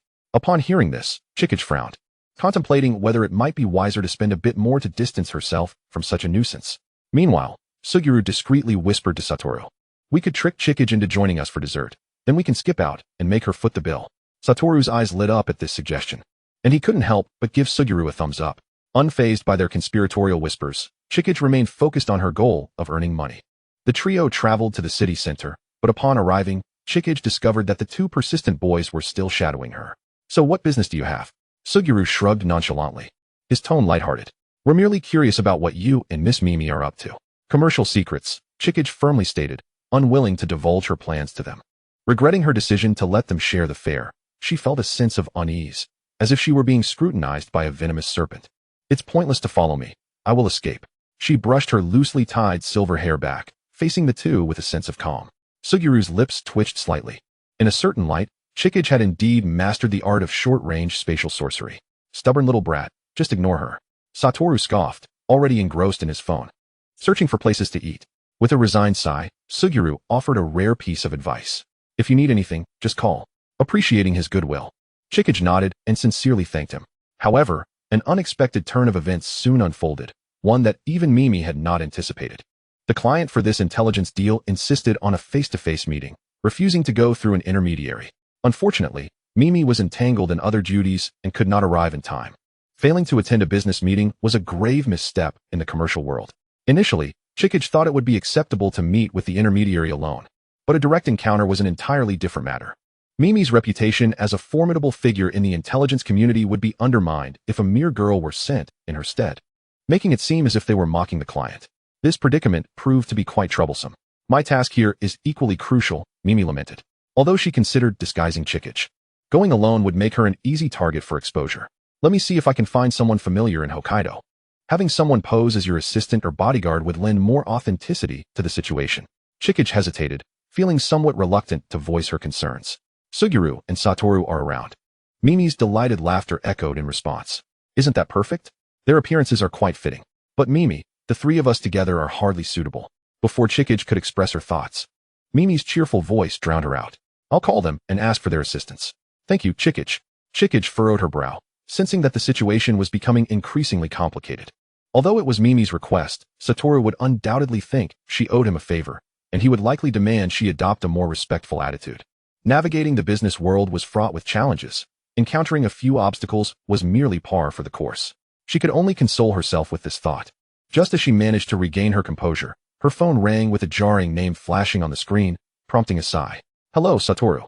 Chikage. I trust you're preparing to express your heartfelt gratitude?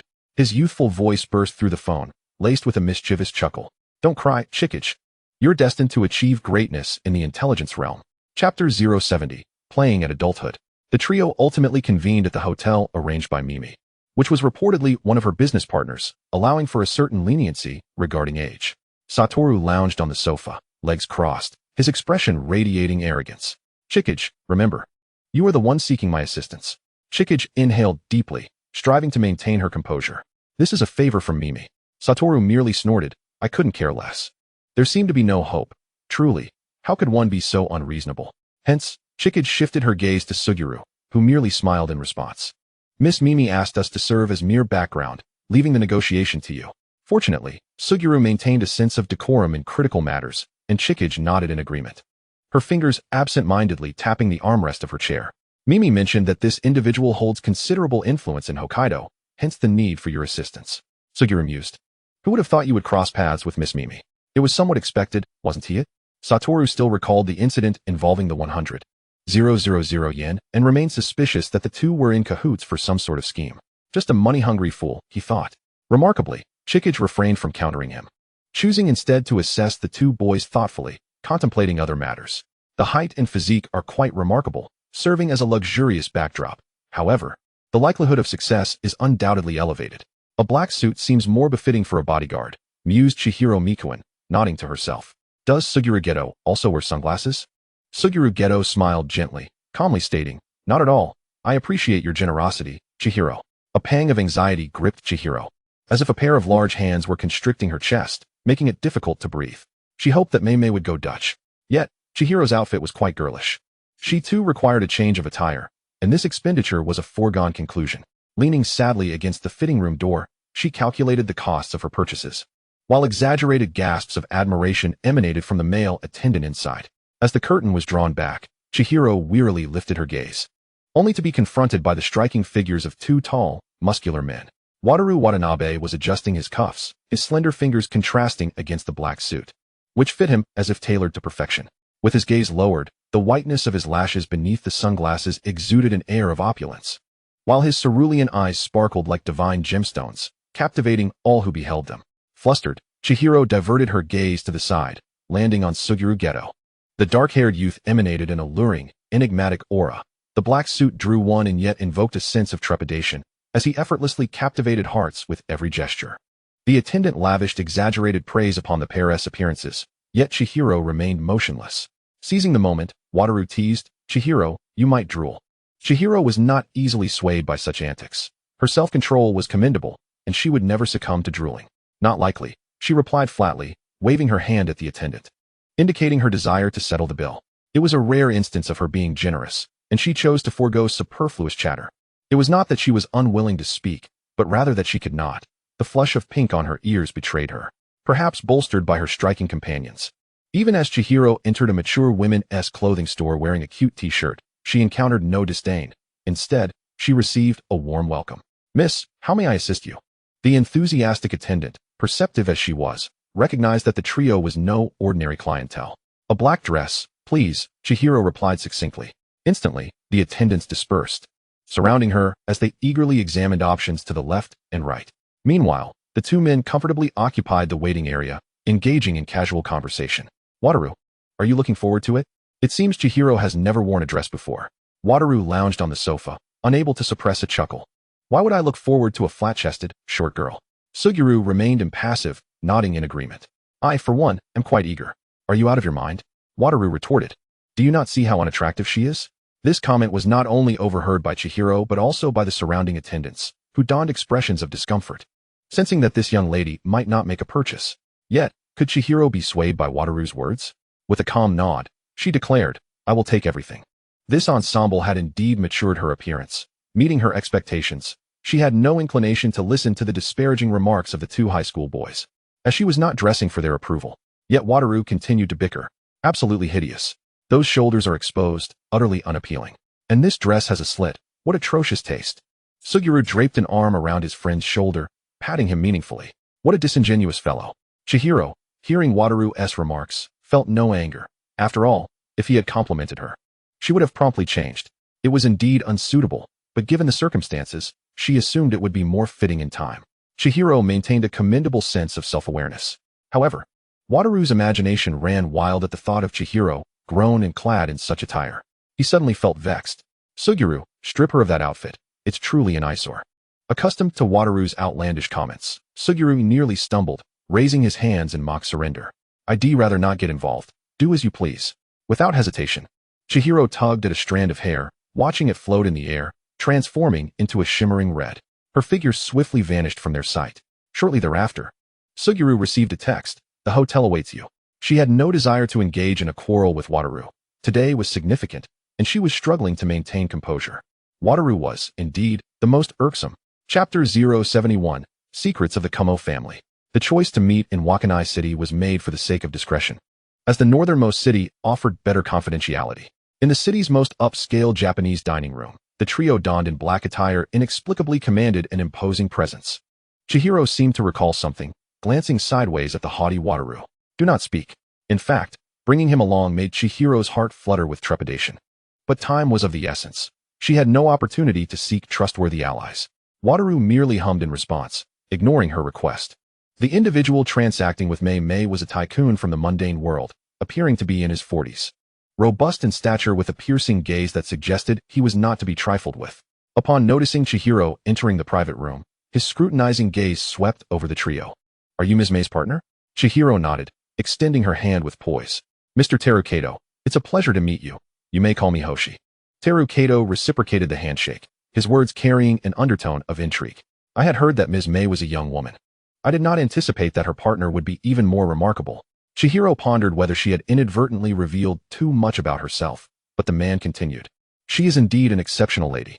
Chihiro exhaled softly in relief, while Terukato's keen gaze shifted to the two men accompanying her. And these two? They are my bodyguards. Chihiro answered. Upon hearing this, Terukato offered a faint smile, tinged with admiration. Clearly, Miss Hoshi's bodyguards are quite extraordinary. Maintaining a faint smile, Chihiro's thoughts raced. She hoped he would not elaborate further, lest Wataru become irate. Let us dispense with pleasantries. I sought out Ms. Mei and you, Miss Hoshi, to procure a piece of information. Hearing this, Chihiro felt a wave of relief. The initial impression from the man's demeanor was promising and had not jeopardized the deal. Having reviewed the information, Mr. Kato did not specify what intelligence was required. All matters necessitate meticulous coordination. After her statement, Chigusa Miwa paused, seemingly awaiting a response from Teru Kato. A glimmer of insight flickered in Kato's eyes. Let us be direct. Miss Hoshi, are you affiliated with the world of sorcery? Upon hearing this, Chigusa Miwa remained impassive, silently awaiting further discourse. The intelligence I seek pertains to the sorcery realm, specifically involving the three prominent families. Suguru Geto had anticipated a reaction from Satoru Gojo upon hearing this, yet he remained in a state of stupor. This is indeed a complex matter, Miwa remarked softly, deliberately lowering her voice. Could you elaborate? The Kaho family, one of the three houses, harbors a secret regarding an ancestor from a century and a half ago, Kamo Noritoshi. At this revelation, Chigusa Miwa's heart skipped a beat. This was a matter enshrined in historical secrecy. Although the Miwa family does not partake in the sorcery realm, they have always kept abreast of its history. Kamo Noritoshi was a nefarious sorcerer who studied the fusion of sorcery spirits and humans.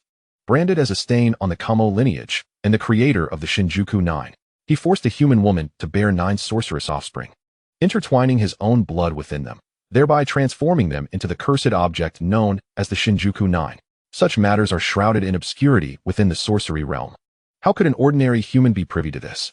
Mr. Kato, I feel compelled to understand how you acquired this information. Even as information brokers, neither Miss Mei nor I would ever allow ourselves to influence the sorcery community for any reason. Kato, however, was not taken aback. He merely smiled. Do not misconstrue. According to our family genealogy, this woman could be our long-lost matriarch, as our ancestor once had a wife whose bloodline belonged to the sorcerer family. Documentation on this incident within the sorcery realm is scant, likely intentionally obscured by the Kamo family, Miwa remarked, her surprise evident. Suguru Geto displayed no interest. Yet Satoru Gojo's gaze shifted towards the man. Intelligence from a century ago is not easily obtainable, especially concerning the three families. Even if it were confirmed that the woman who fell victim to Kamo Noritoshi was indeed your ancestral matriarch, what would you do then? Chigusa Miwa needed to clarify their intentions behind seeking this information. Kato sighed and countered, perhaps your sorcery community has already held the Kamo family accountable. But for us ordinary folk, there has been no reckoning. In your eyes, we may appear as mere insects, yet should it be true that our ancestor was abducted, we would contend with the Kamo family in our own way. Miwa felt a shiver run down her spine at his words. This was undoubtedly a futile endeavor. Was it truly worth enduring such tribulation for this? Even the Miwa family chose to endure in silence. Mr. Kato, do not underestimate the three families. You are likely opposing the entire sorcery realm. As she spoke, Miwa's gaze fell, her demeanor tinged with melancholy. This sense of despondency did not escape Satoru Gojo, who instinctively exchanged glances with Suguru Geto, who offered a resigned smile. Miss Hoshi, I appreciate your caution, but that ancestral matriarch holds immense significance for our family. She is our source of fortune. Without her, the Kato family would not have achieved its current stature. Our family suffers from a hereditary ailment, one that was cured by that ancestor. Though we may not fully comprehend the realm of sorcery, after a century and a half, we have finally unearthed a thread of hope. It appears that beneath our world lies another realm. Chigusa Miwa regarded the 40-year-old man before her with a sense of compassion. This was perhaps the burden their family had carried through generations. Little did they realize, the forthcoming intelligence exchange would lead to such revelations. Kato produced a check and placed it upon the table before them. This is 30 million yen as a deposit. Upon receiving the final intelligence, I will provide the remaining 70 million yen. Even Chigusa Miwa, who had a keen interest in monetary matters, hesitated profoundly at this juncture. The involvement of the three families was laden with complications, and she wished to avoid entanglements. Even with her closest ally, the Gojo family, the situation felt precarious, let alone with the Kamo family.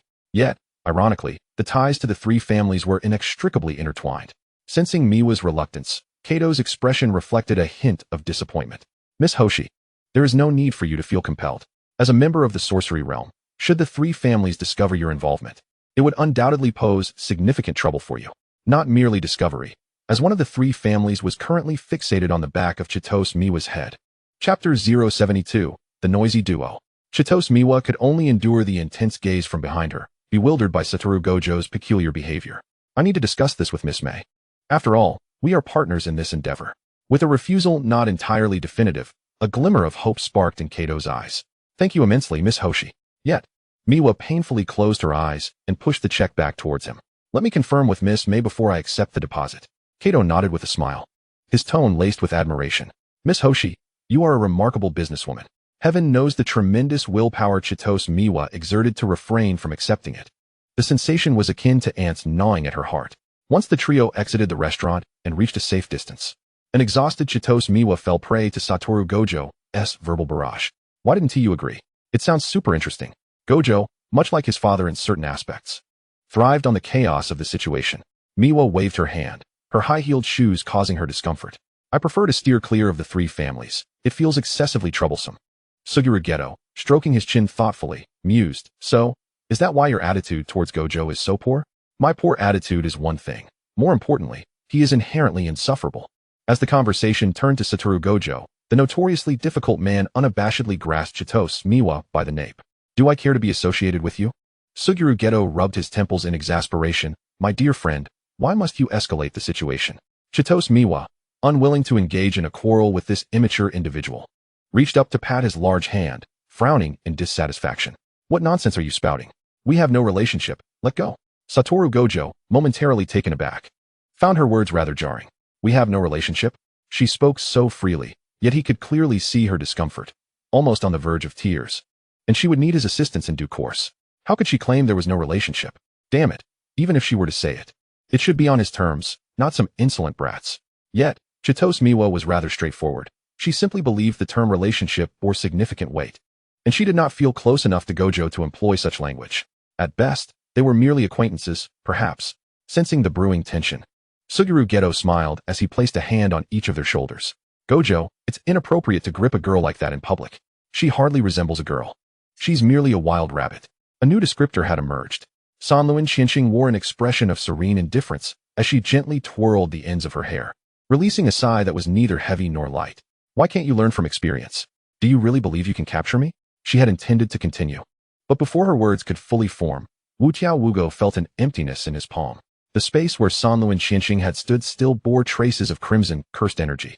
This street was sparsely populated, and the few passers-by gaped at the scene, momentarily unsure whether to attribute it to magic or sorcery. To these three individuals, the concept of accounts was an everyday occurrence, easily forgotten. In certain aspects, Sanluan Qianxing understood Wu Wugo quite well, particularly in the art of retreating when conflicts arose. For both possessed the personality of arriving and departing with great swiftness. However, it seemed the two of them were unaware of this mutual understanding. By the time Wu Wugo and Xiao Jie returned to the hotel, Sanluan Qianxing was already lounging on the sofa in a comfortable t-shirt. Her silver hair casually tied back in a ponytail, engrossed in texting on her phone. Sanluan, could you possibly take us along next time? Xiao Jie jested. Such an incredibly convenient ability you have. Sanluan Qianxing nodded in agreement, not one to shy away from the suggestion. Then how about you purchase me a premium hair care set to pamper my tresses? Xiao Jie shrugged, unceremoniously removing his tie and unbuttoning his shirt in preparation for a change of attire. Sanluan Qianxing shifted her gaze from the screen of her phone to Xiao Jie, who tilted his head in confusion with a smile. Xiao, I don't mind, but I am still a girl, after all.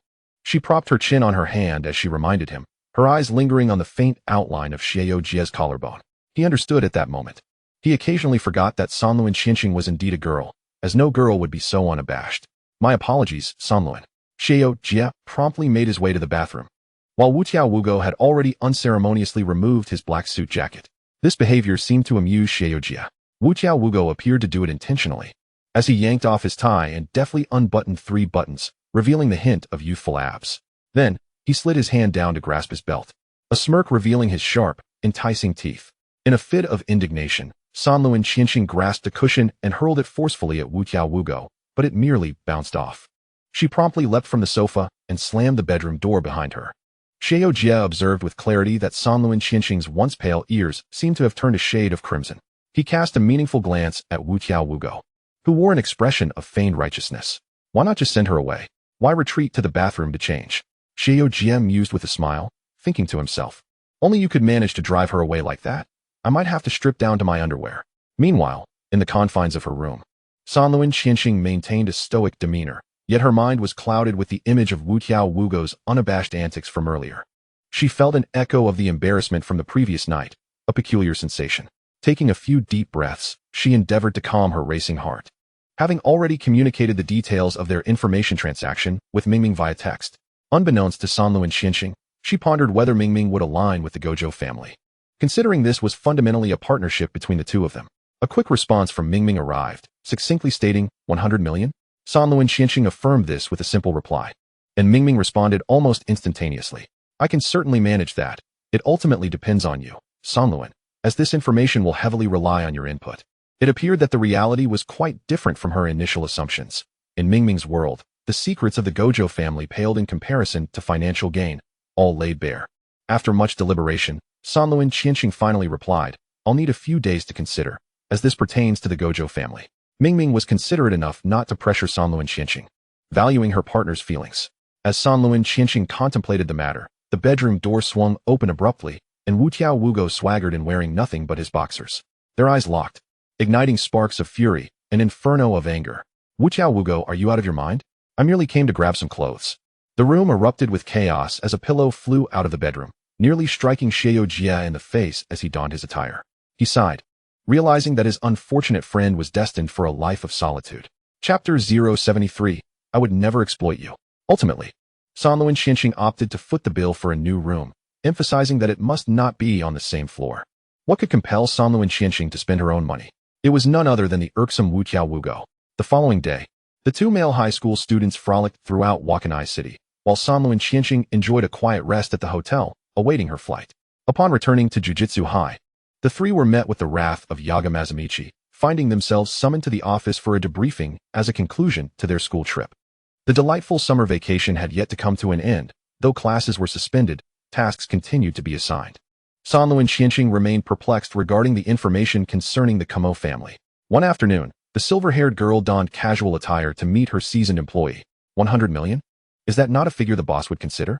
Upon hearing the amount, Fushir Shinjiro expressed his astonishment, curiously observing the unflappable girl before him. Is it because it's the Gojo family that you hesitate? Sanluan Qianxing bit her straw, her dark sunglasses effectively concealing her emotions. When it involves the Gojo family, complications arise. Isn't the Zenin family a prime example?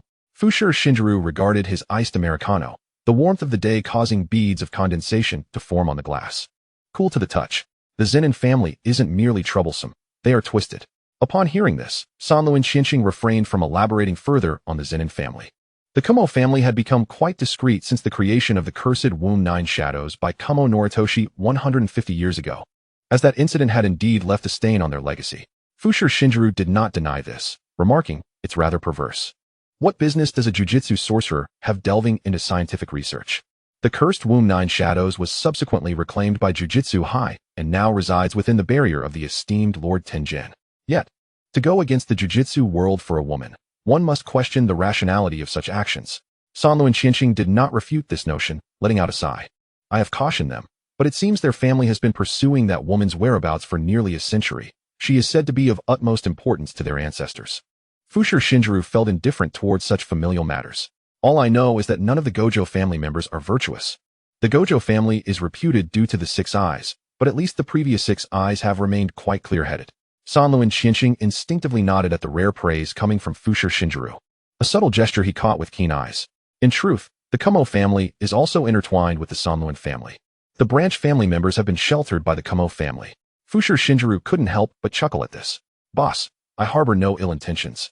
The Gojo family's insistence on bringing the Sanluan family back into the Jujutsu world, could it be a strange obsession akin to keeping pets?" Both the Gojo and Kumo families appear to adopt a patronizing demeanor. Before Sanluan Qianxing could respond, a familiar, pristine voice broke through from behind. "What is that dog barking about here? Orphan of the Zenin family." Then, that individual unceremoniously pulled out a chair beside Sanluan Qianxing, placed the bag of desserts onto the table, and began issuing orders.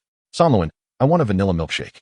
Sanluan Qianxing completely ignored the person beside her, lowering her sunglasses to lock eyes directly with Fushiguro Zenin.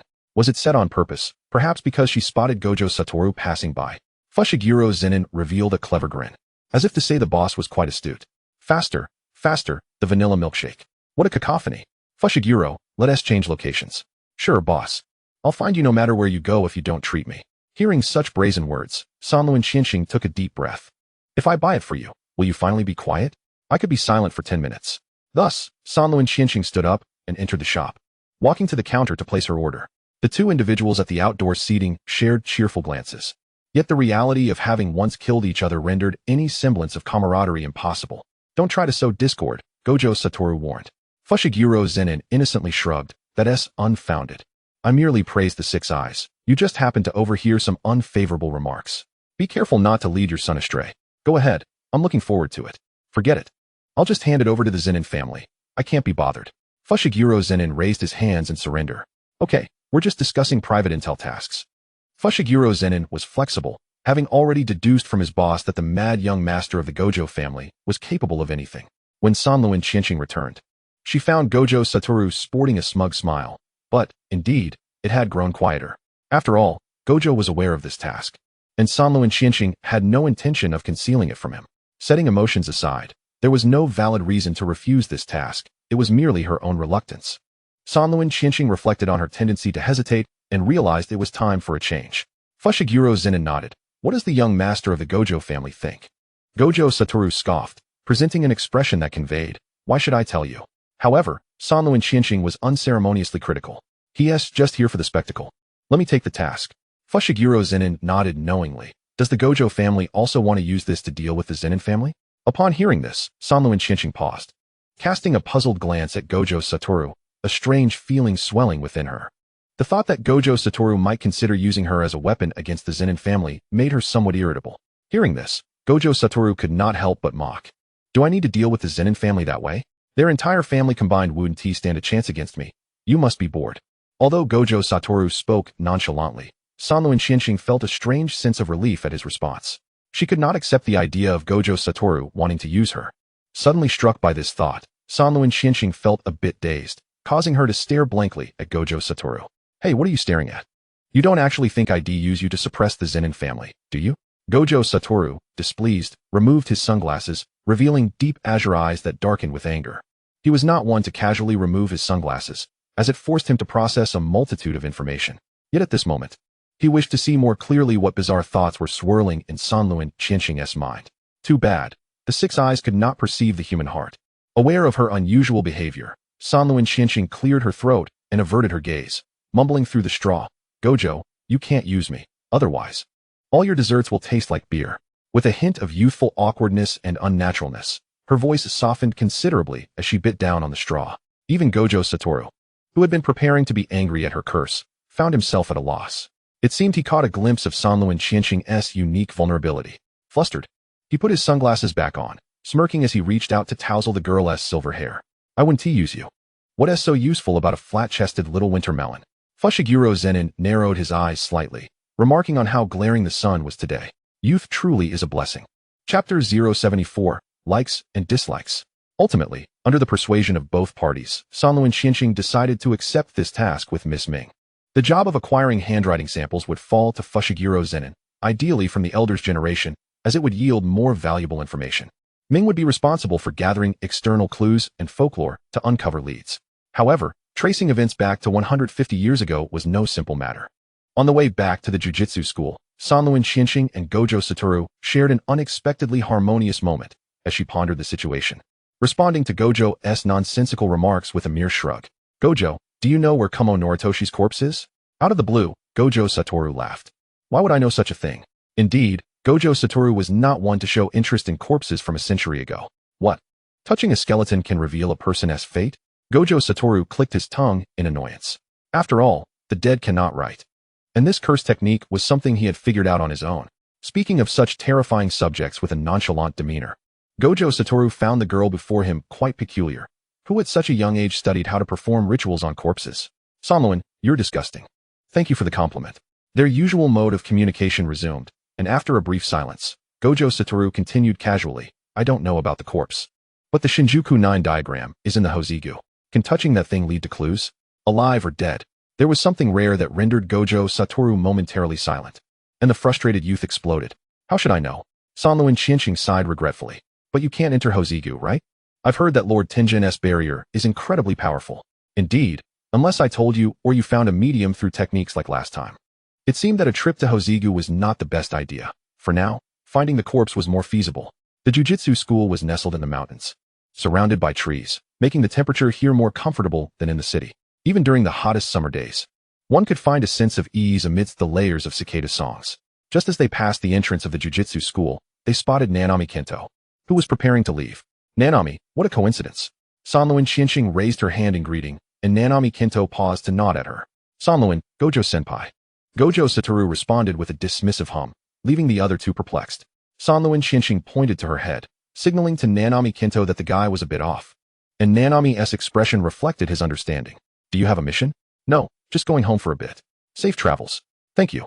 The exchange between Nanami Kento and Sanluan Qianxing was simple and harmonious, but just as Nanami was about to leave, Gojo Satoru called out to him. "Nanami." Nanami Kento turned back, a bad feeling brewing within him. Sure enough, Gojo Satoru gestured towards Sanluan Qianxing with his thumb. "Do you like this girl?" Both Sanluan Qianxing and Nanami Kento, who were generally not expressive, were now filled with confusion on their faces. However, Nanami Kento seemed more reliable. After a moment of contemplation, he spoke. "As a classmate, I do not harbor any disdain for Sanluan. Rather, I find myself intrigued by the notion of liking. Which particular form of affection is it that one prefers?" To this, Wataru Gojo appeared perplexed, questioning whether such feelings could indeed be categorized. It is simply a matter of liking, after all. Upon hearing Gojo's assertive retort, Kento Nanami resolved to classify this sentiment himself. Among classmates, is there any other query from the esteemed Gojo? Nanami's straightforward admission of his feelings caught Gojo off guard. Was Nanami truly blind to the reality that he could harbor feelings for Chikage Sanluan, a personage who was, in truth, rather unlikable? "Nanami, pay no heed to his madness. You ought to return home," he advised. "Very well, I shall take my leave then," replied Nanami, turning away without further ado. The affection among classmates is a simple emotion. Sanluan's regard for Yuhei is akin to that of friends, while his feelings toward Shoko are those of admiration for a senior. As for Gojo, there exists no affection whatsoever. That is the essence of the matter. "Nanami is entirely unaware of your true nature, isn't he?" "What true nature?" retorted Gojo, the sharp-tongued imp. whose eyes seemed solely fixated on wealth, lacking respect for his seniors. Upon hearing this, Sanluan halted, tilting her head to scrutinize Gojo. Gojo, are you envious? For no one seems to favor you? At this, Gojo, akin to an agitated feline, grasped Sanluan's shoulders, pulling her closer. Would you repeat that?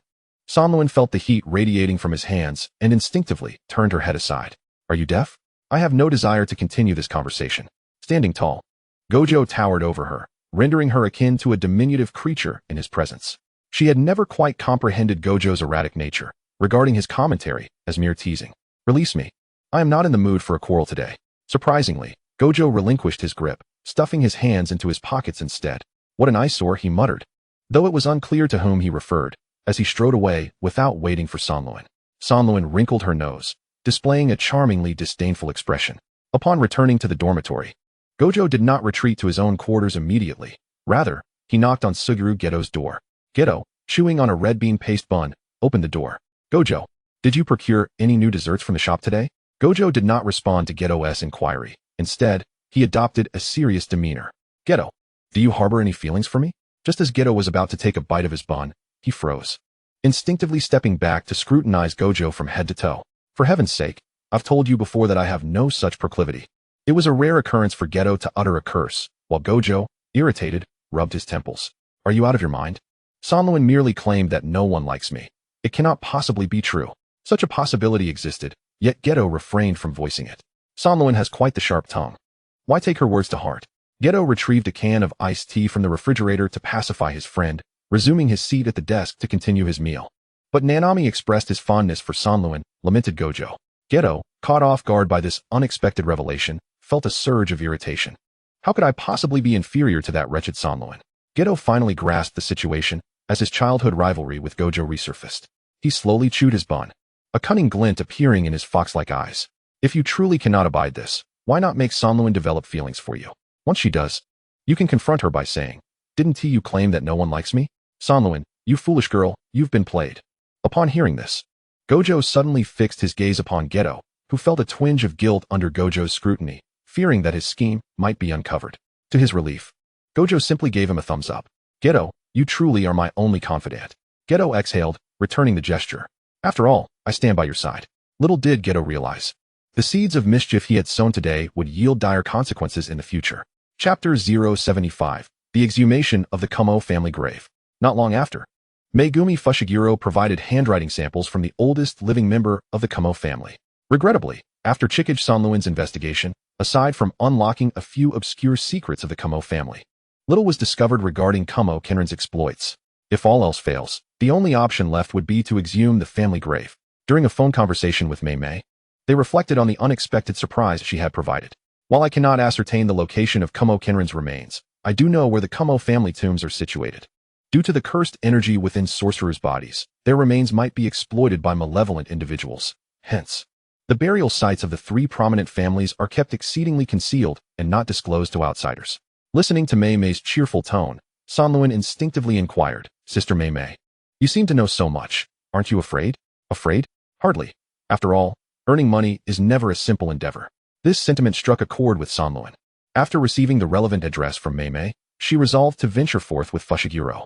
The Kumo family tombs do not lie within Tokyo, but rather in a secluded mountainous area of Yamanashi Prefecture, where they remain deeply hidden. It would be nearly impossible for an ordinary individual to discover this place without Mei's raven's eye. Exploring such matters late at night is hardly a delightful endeavor. Fortunately, neither Fushiguro nor Sanluan are superstitious souls. Sister Mei mentioned that there are no barriers. Perhaps she fears that the residual cursed energy might alert the sorcerers. Sanluan surveyed the clearing at the mountainside, shrouded by dense forest. Are there sorcerers who can detect such places? Mei is exceptionally astute when it comes to information. Having her accompany us is certainly a boon. Sanluan spoke with an air of authority, reminiscent of a boss painting grandiose visions. Fushiguro merely smiled at her remark and pointed toward a row of small gravestones embedded in the ground, each no larger than a book, easily mistaken for tiles scattered among the grass. Let us commence our search. It seems the Kumo family has laid many souls to rest. Without further ado, Sanluan and Fushiguro began their search. It appeared that the Kumo family opted for cremation before burial, and in the darkness, Sanluan meticulously examined each site with her flashlight. The duo resembled grave robbers in their clandestine endeavor. Soon, A stone slab devoid of any inscription captured their attention. Has it yet to be engraved? Fushiguro jested, retrieving a shovel-like cursed tool from his belongings. Why do you collect such peculiar cursed tools? Sanluan inquired. Precisely for moments like this, he replied. Sanluan paused for a moment, casting a sidelong glance at him.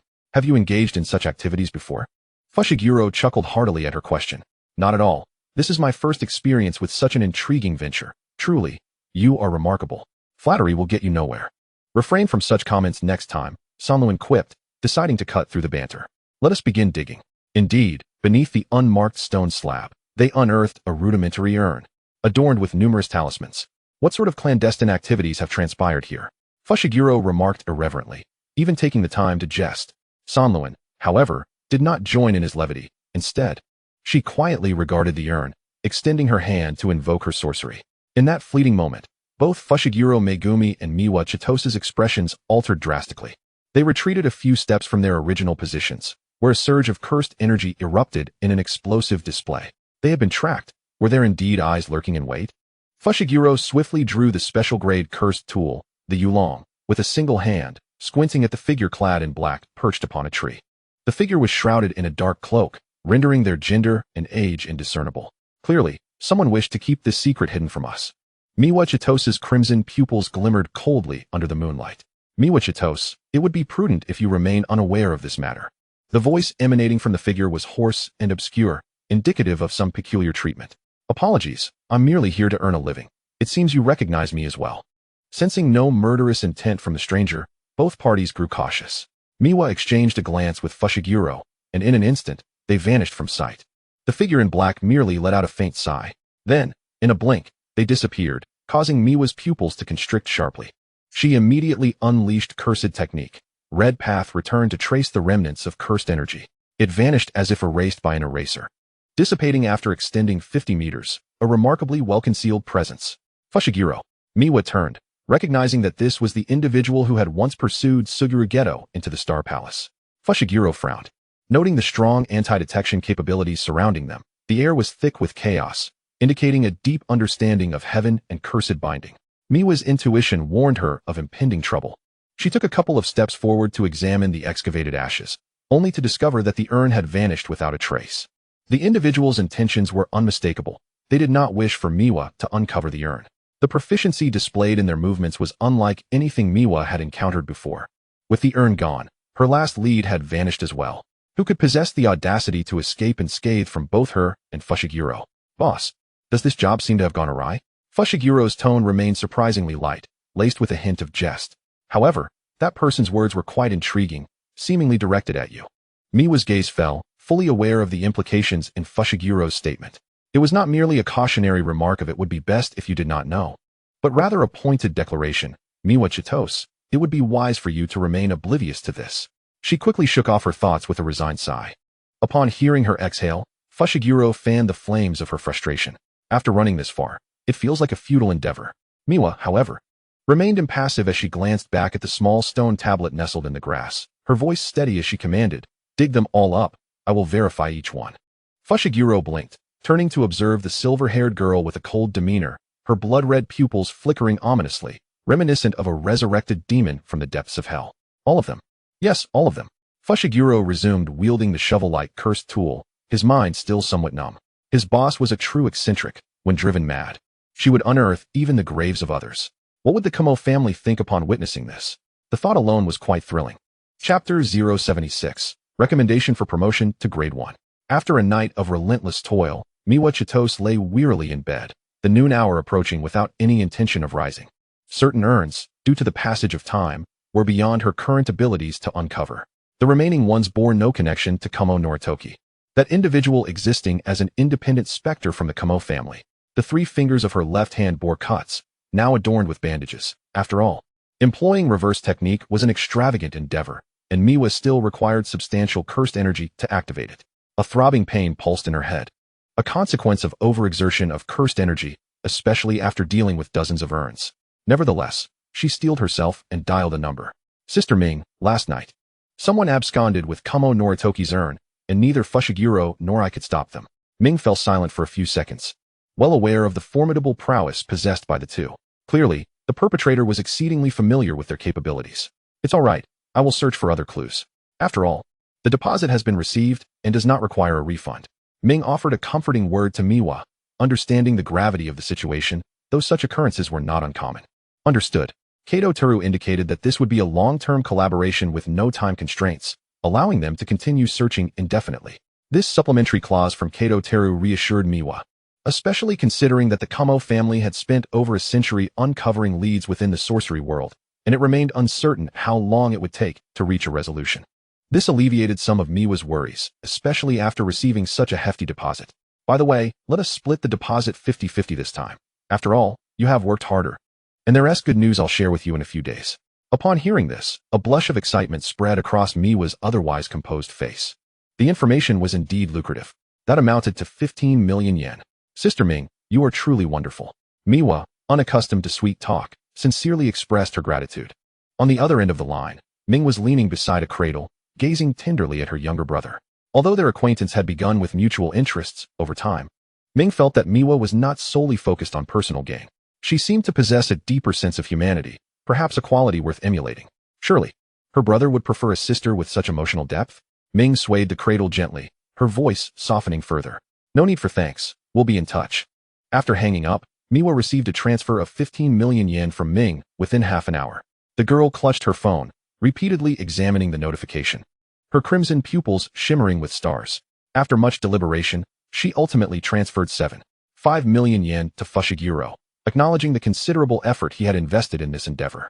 Although this amount might not be substantial compared to previous bounties for Fushiguro, it was non-lethal in nature, merely concerning ancestral remains. Shortly thereafter, she received a text from Fushiguro. Thank you, boss. I look forward to your continued guidance. Miwa allowed a faint smile to grace her lips, feeling as though she was finally embarking on a career path. With this, her father would no longer need to worry about the continuation of the Chitose line. She would earnestly shoulder the responsibility of ensuring the family legacy. Ming understood Miwa's sentiments well. The so-called good news was something she, too, ardently desired. 3 days later, Suguru Geto and Ming found themselves in the office of Yaga Yoshinobu. Yaga raised an eyebrow, bemused, as this was the first time he had witnessed the two in such a setting together. What brings you both here? Yaga, accustomed to trepidation, felt relieved that Satoru Gojo was not present. Principal, 2 grade 1 sorcerers have come. What else could it be? Ming tilted her head with a smile, extending a document forward. Suguru Geto and I jointly recommend the quasi-grade 1 sorcerer Miwa Chitose for promotion to grade 1. Yaga perused the document with earnest attention. Does Geto concur with this recommendation? Suguru nodded, affirming there are no issues regarding her abilities. Recommended by a non-mentor first-level sorcerer, the process is indeed reasonable.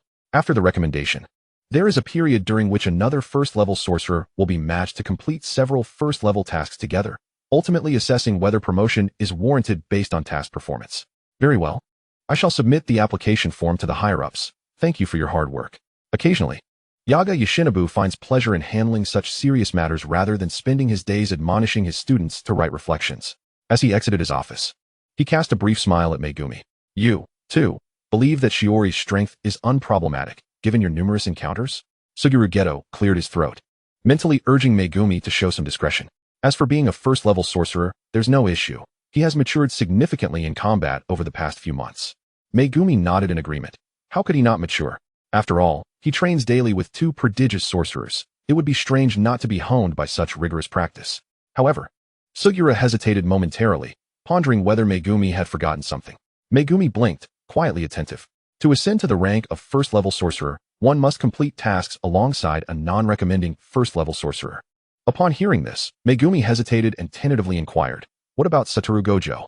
Hasn't he been promoted to special grade? His evaluation has been delayed. He is unlikely to achieve promotion until the latter half of the year. Suguru was weary of hearing Gojo complain about the higher-ups and their apparent bias against him, especially when he could have been promoted right after the Star Plasma Vessel mission. Indeed, but for himself, he still falls short compared to that fellow. Suguru's sense of disappointment went unnoticed by Megumi, who instead wore a serene smile. It can't be that fortuitous. After all, as a reserve special grade, he wouldn't squander his talents on such assessments, would he? Megumi was correct. Indeed, such talents would not be wasted on trivial evaluations.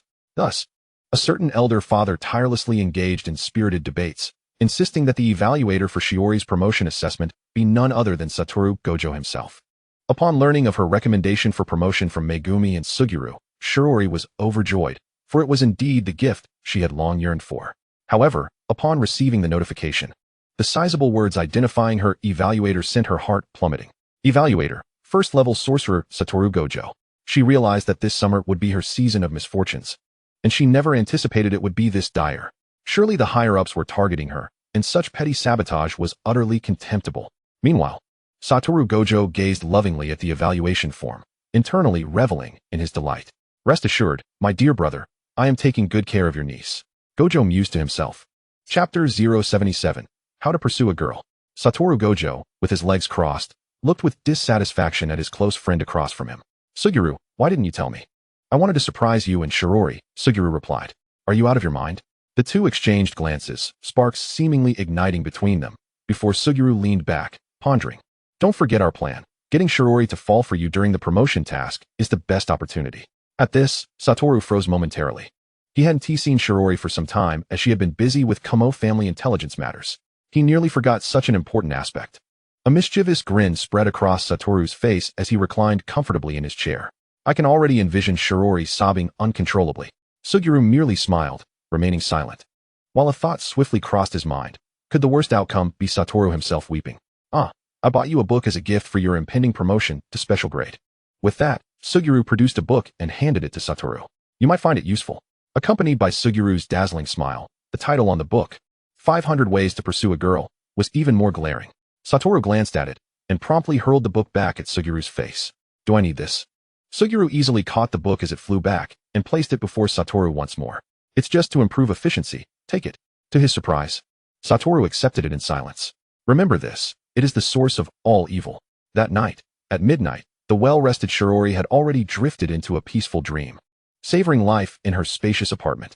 However, the insistent ringing of her phone jolted her awake, and as she fretted over whether there might be an issue with her promotion task, she saw it was the handsomest Satoru brother, with a voice still laced with sleep. Shiori's tone was slightly playful. Hello, Satoru. Is there something you need? That rare, gentle voice, transmitted through the waves, made Satoru's ears tingle. For a moment, he was at a loss for words. Sensing the silence on the other end, Shirouri frowned. Hello? Immediately, Satoru glanced at a page in the book that read, when texting or calling, say goodnight to a girl in a gentle and romantic manner. Clearing his throat, he infused his voice with magnetism. Good night, Shirouri. May you have sweet dreams tonight. Shiori's expression soured considerably, reflecting a tumult of emotions. This was a thoroughly malicious prank. Satoru Gojo, you are a scoundrel. With that, she abruptly hung up the phone, silencing it without hesitation, burying herself beneath her covers. That wretched nuisance disrupting her dreams was utterly intolerable. On the other end, Satoru exhibited a hint of impatience. Indeed, she was a troublesome brat to deal with, which only heightened his anticipation of witnessing her in tears. The following day, under the guidance of the auxiliary supervisor, the two arrived at an abandoned church in the suburbs. Having previously confirmed the presence of two first-level cursed spirits there, which had plagued the local villagers, forcing the survivors to relocate. The auxiliary supervisor, a man in his 30s, perused the documents in his hands. As this is a promotion task, I ask that you take it seriously, Miss Shirouri. It will all be recorded for assessment. Shirouri nodded, understanding that one must not be careless in matters of promotion. Suddenly, Satoru, with a dazzling smile, tossed his silver hair back, declaring, Shirouri, don't move. I'll help you complete this. Shirouri raised an eyebrow. Meanwhile, the auxiliary supervisor's lips twitched. He calmly informed Satoru, the promotion task must be completed solely by the candidate. If the evaluator interferes excessively, it may result in disqualification. The evaluator's role is to observe. Satoru's smile remained unwavering despite the supervisor's words.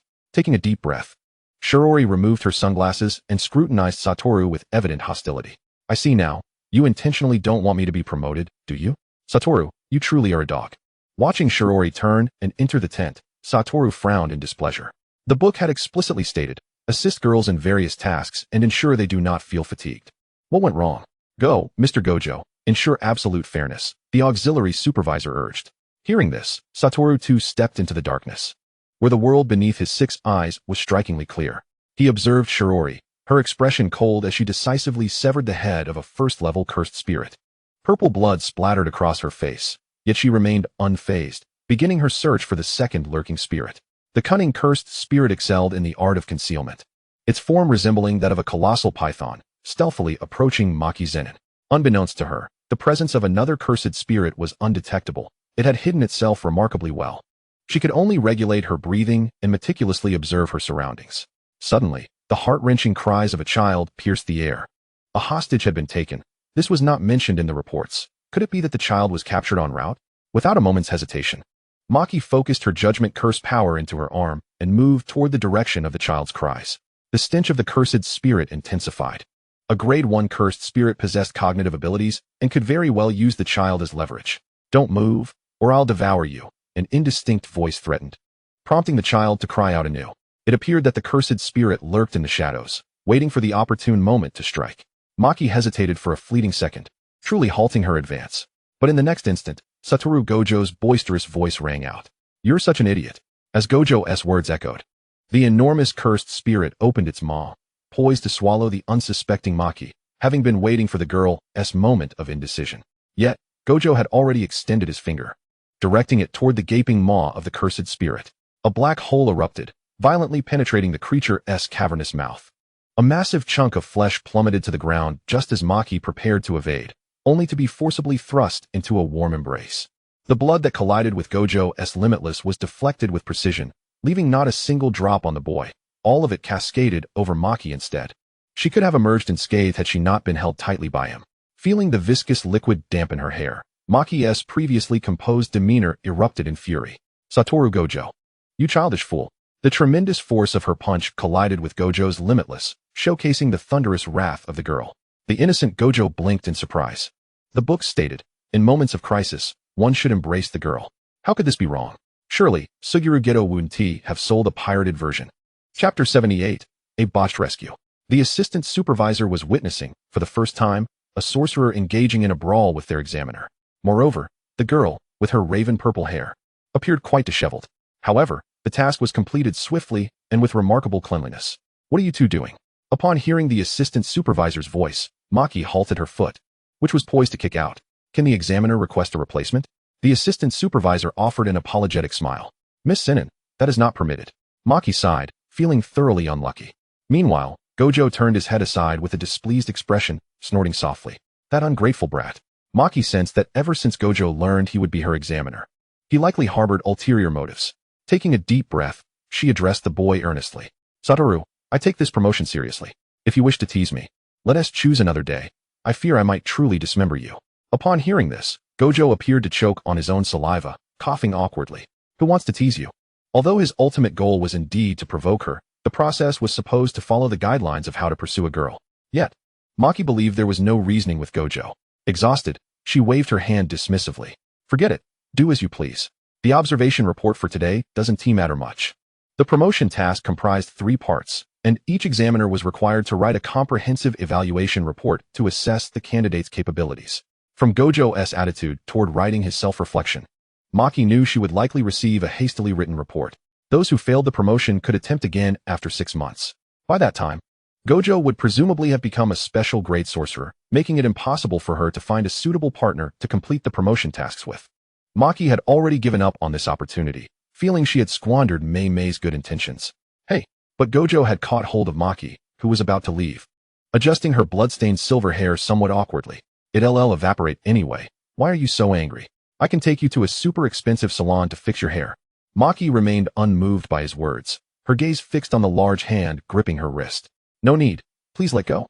Although she had regained her impassive facade, Gojo sensed a distance in her tone. She was genuinely angry. "I'll write the report properly. This was an accident. Are you an idiot?" This unexpected declaration caught Maki off guard. The boy's tone was brash yet impatient, yet he was reluctant to release her wrist. "Then what do you mean by creating so many accidents on purpose? Do you dislike me?" Gojo was at a loss for words.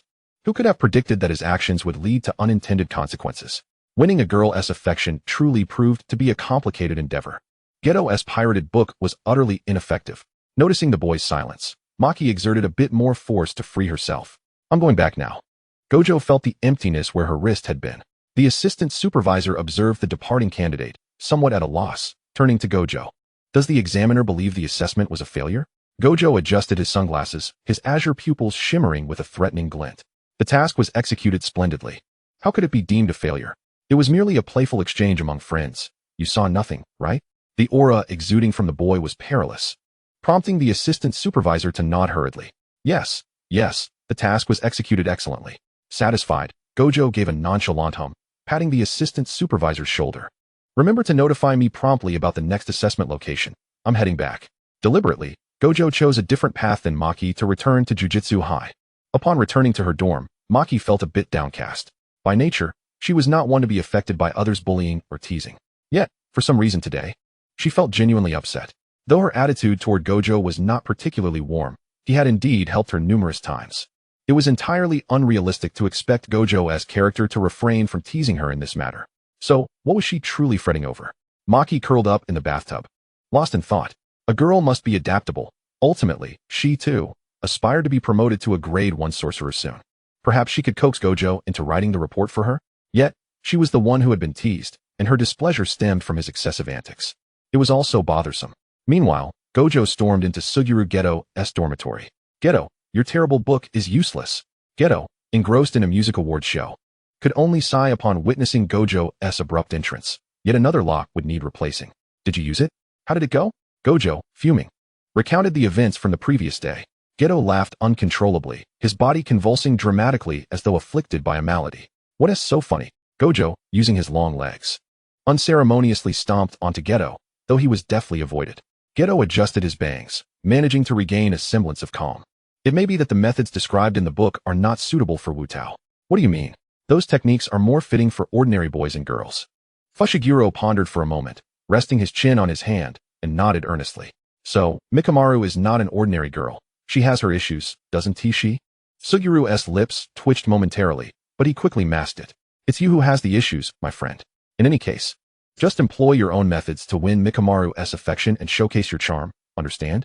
Fushiguro looked at Suguru with a sense of conviction, as if to assert that his mere presence exuded charm. Can someone with zero experience in romance truly offer advice to another? Isn't that a recipe for disaster? For instance, if Mikamaru were to cry in front of you, what would you do?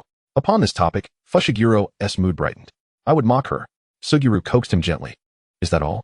What would your second course of action be? Fushiguro hesitated for a moment, awkwardly responding. I suppose I would hand that little brat some tissues to wipe her nose.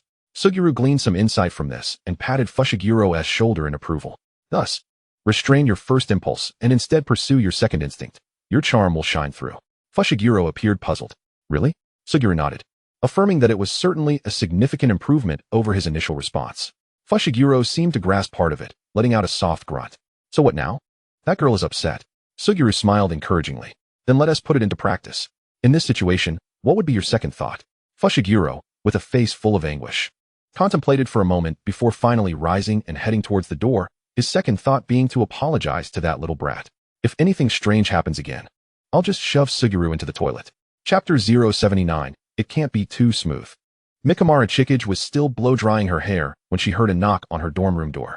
Just by the rhythm and force of the knock, she could easily discern who it was.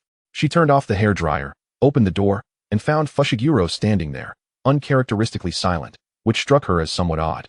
Is there something you need? Fushiguro's gaze awkwardly drifted over Mikamaru's half-dried hair as he extended a carton of strawberry milk towards her. How miserly of you to rush over so quickly. Mikamaru blinked in surprise at the strawberry milk being offered by the boy. Despite the complaint in her words, her actions appeared soft. She reached out to accept it, her crimson eyes flickering with an inscrutable emotion. Just don't write random reports, okay?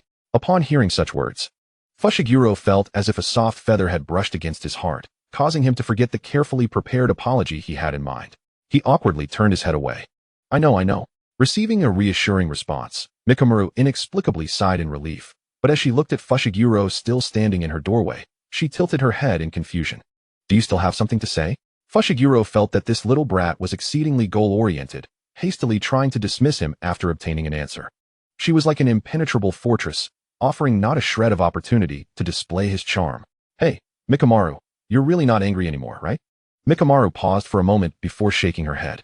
Satisfied with her response, Fushiguro thought that perhaps Suguru had some merit after all, and decided to refrain from throttling him for the time being. Then there's nothing more to discuss. With that, Fushiguro turned to leave. While Mikamaru looked on skeptically at his abrupt departure, the strawberry milk in her hand still radiating a refreshing chill. Why the sudden change of heart? She had been contemplating whether to appease him, only to find herself being cared for instead. It wasn't an unpleasant feeling. Mikamaru pressed the still cool milk against her cheek, feeling the warmth dissipate somewhat. When the assistant supervisor next encountered the two, their harmony and synergy shone through.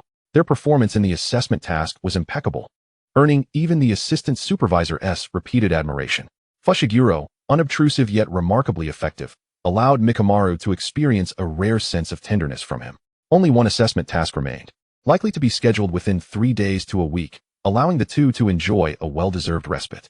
The assistant supervisor wore a dedicated smile, grateful that the two were so efficient, enabling him to leave work early each day, a true blessing. Their seamless collaboration had also reached the ears of others. Kamo Noritoshi, upon hearing the report from Fujihara Koku regarding their advancement, cast his gaze downwards, rendering his emotions unreadable. In truth, he was not concerned with Mikamaru's ascension to a first-grade sorcerer. What piqued his interest was the abilities she had demonstrated. During the incident involving the starry body being pursued, something extraordinary must have transpired. Fushiguro would undoubtedly not let Fushiguro Zenin off the hook. Was it out of consideration for Mikamaru that he showed restraint? The heir of the Fushiguro clan was not one to exhibit such leniency. Thus, he subtly suggested to the current head of the Kamo family that they team up with the Fushiguro clan to eliminate Zenin, which they readily agreed to, resulting in Zenin's demise. Was he merely overthinking? The two together would be formidable, yet that did not deter Kamo Noritoshi from conducting a trial. I understand. You may leave now. After Fujihara Koku departed, Kamo Noritoshi casually rose and made his way to a certain courtyard. Mikamaru Riona was diligently studying the crafting of talismans when she caught sight of Kamo Noritoshi approaching, unable to suppress a sweet smile. Lord Noritoshi, you're here quite early today. Kamo Noritoshi nodded gently, appreciating Mikamaru's work and generously offering praise. Riona truly excels in many areas. Receiving such compliments, Riona shyly lowered her gaze, but in that fleeting moment, Kamo Noritoshi's eyes betrayed a cold indifference. Unfortunately, such skills are rather trivial. I wish to request something of you, Riona. Kamo Noritoshi seated himself beside Mikamaru, reaching out to stroke her pink strands of hair, his tone gentle. If it proves to be a burden, do not worry. I do not wish for you to be harmed. Observing the conflicted sadness on the face of the boy she admired, Mikamaru Riona immediately sat up straight, her voice urgent. Lord Noritoshi, please don't say that. I will do whatever I can. Then Kamo Noritoshi produced a small box, emanating a familiar aura of ominous yet profound power that Mikamaru Riona recognized.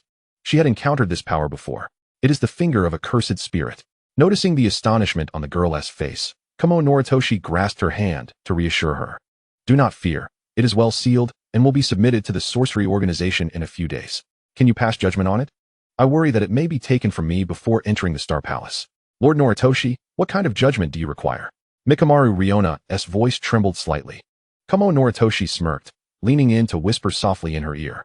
The boy's breath carried the scent of sandalwood, causing Mikamaru Riona's heart to race. Upon hearing the judgment he required, confusion washed over her. What purpose does this serve? Merely to prevent others from stealing it. Mikamaru Riona nodded, biting her finger. She placed her hand over the box, releasing a slightly lighter shade of pink cursed energy that poured forth. In a fleeting moment, Maki Miwa felt a profound sense of repulsion. She sensed an insidious, inexorable aura crashing against her very soul. It was inconceivable. Even passing such a simplistic judgment on this entity seemed unattainable. Tetsuya Kamo sighed softly, offering words of comfort. There's no need to force yourself if you cannot do it.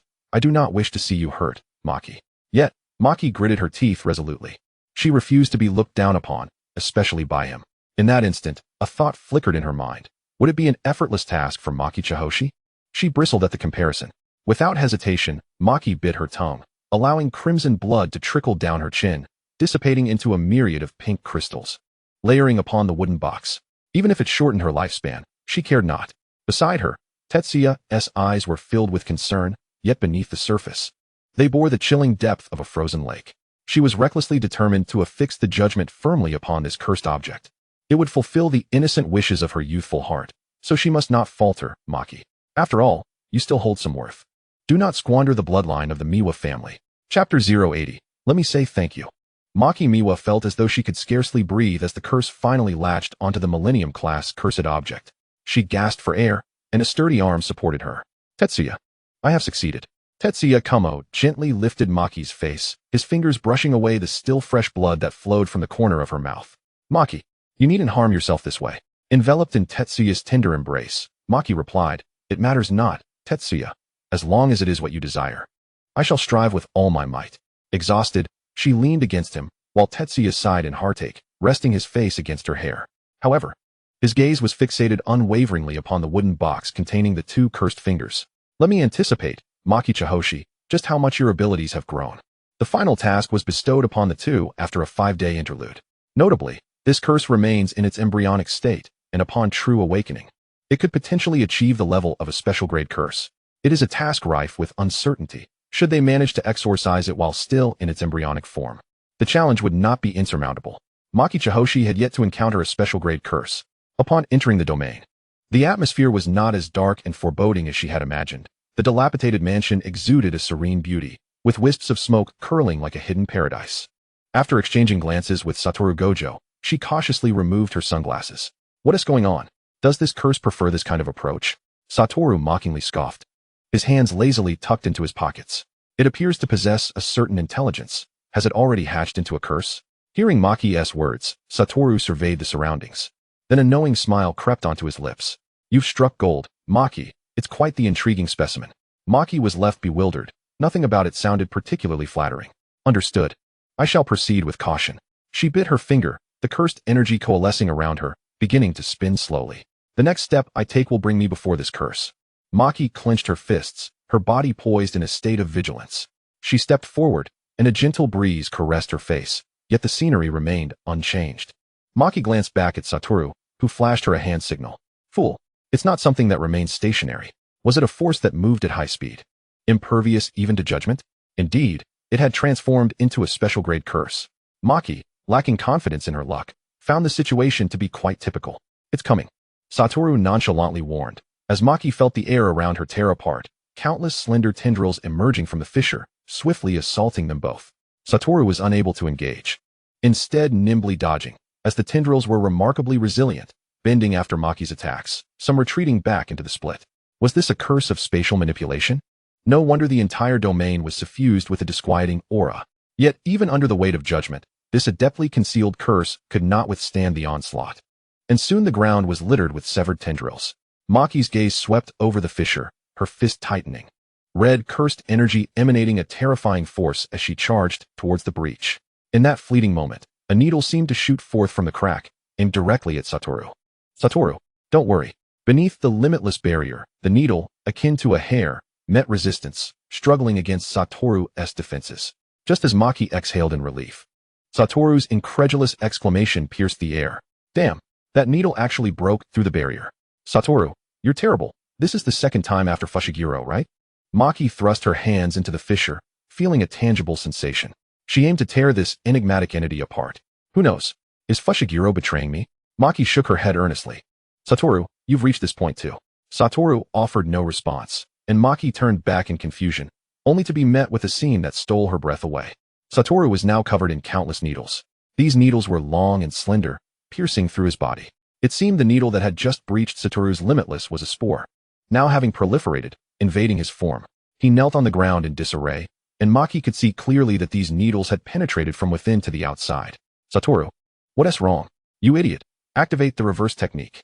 Satoru struggled to force the words out between clenched teeth. I can't. The sorcery is ineffective. Maki, unable to believe that Satoru could be harmed by such a thing, felt a pang of panic.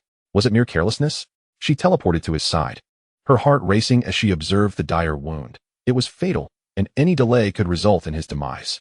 Satoru had likely witnessed his most disgraceful moments, and Maki tried to calm herself before reaching out her hands. I will help you heal. Satoru's breath was shallow, and Maki sensed an ominous foreboding.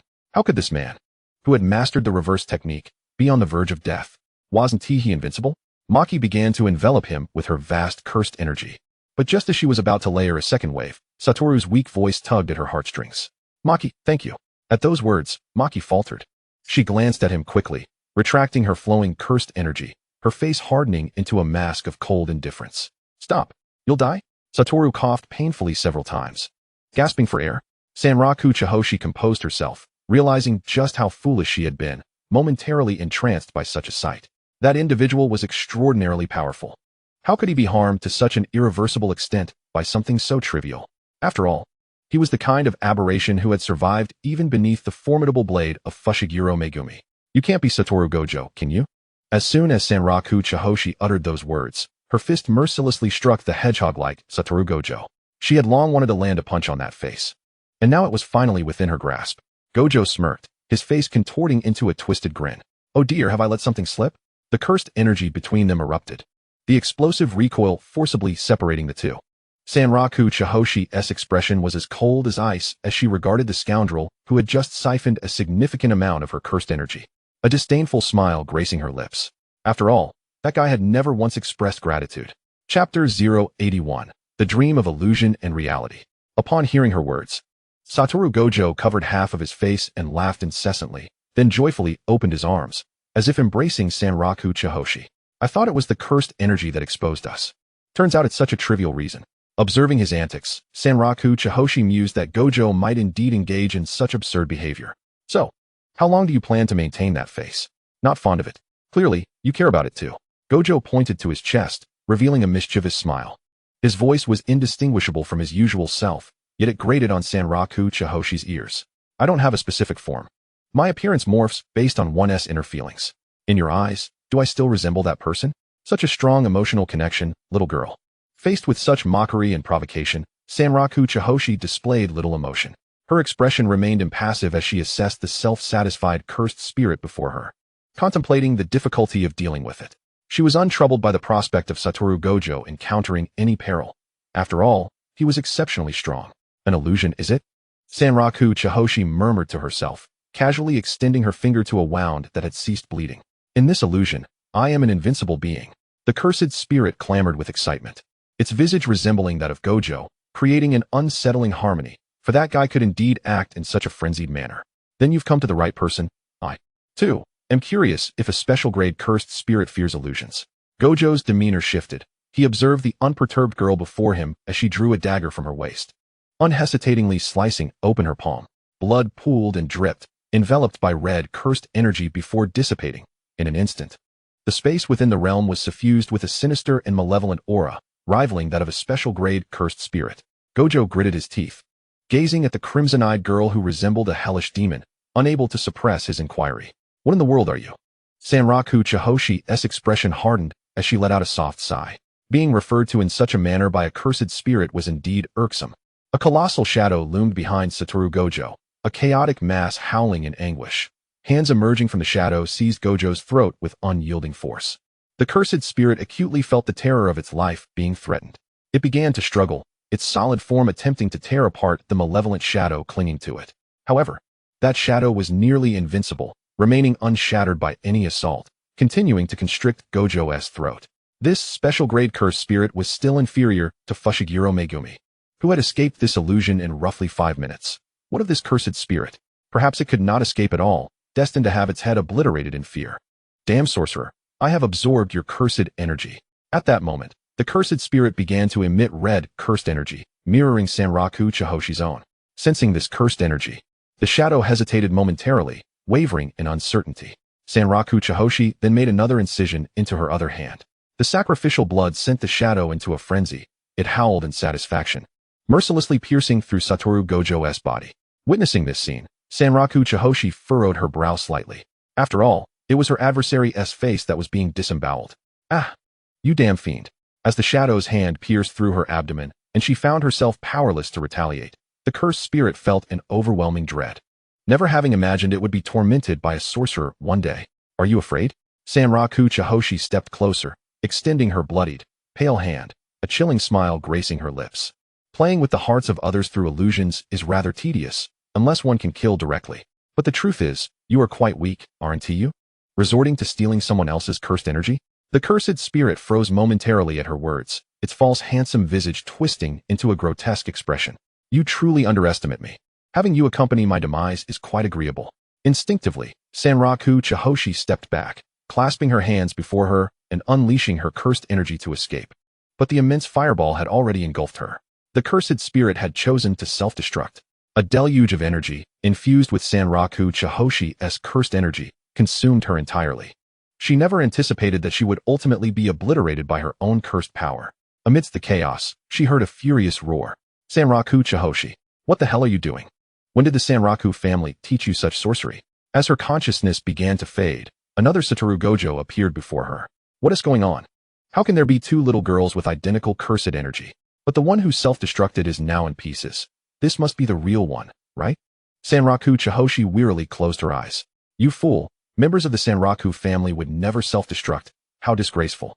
In the depths of darkness, upon regaining consciousness, Sanraku Chihoshi found herself in an infinite void. She was unaware of the reason for such sensations, yet she stood calmly in place. Then, a scene unfurled like a painting.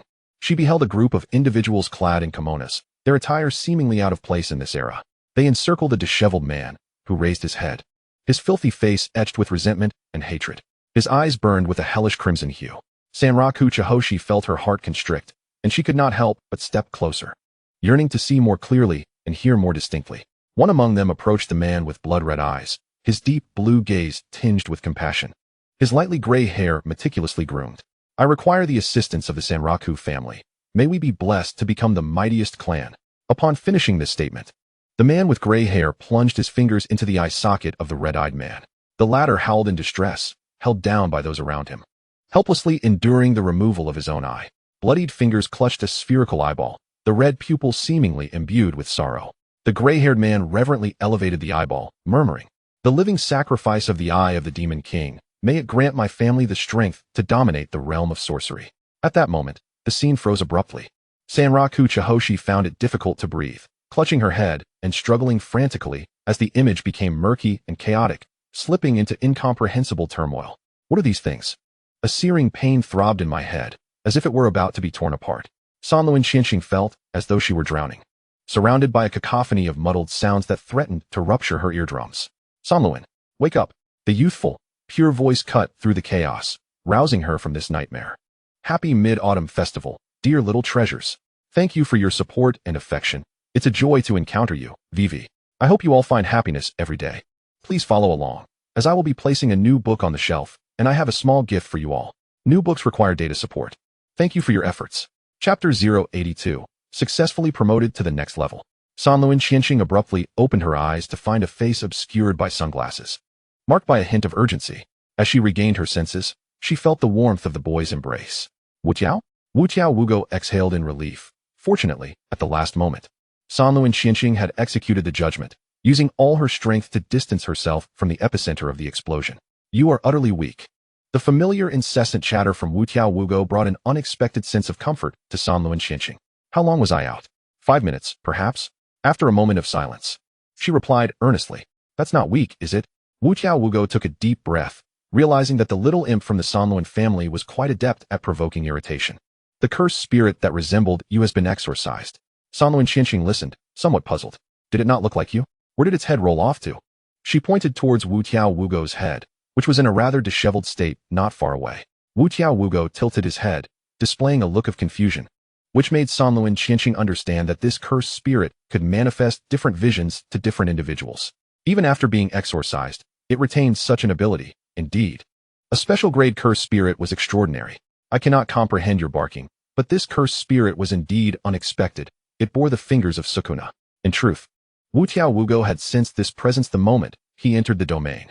He withheld this information from Sanluin Xianxing out of a desire to tease her. But when she vanished from his sight in that instant, a flicker of panic surged within him.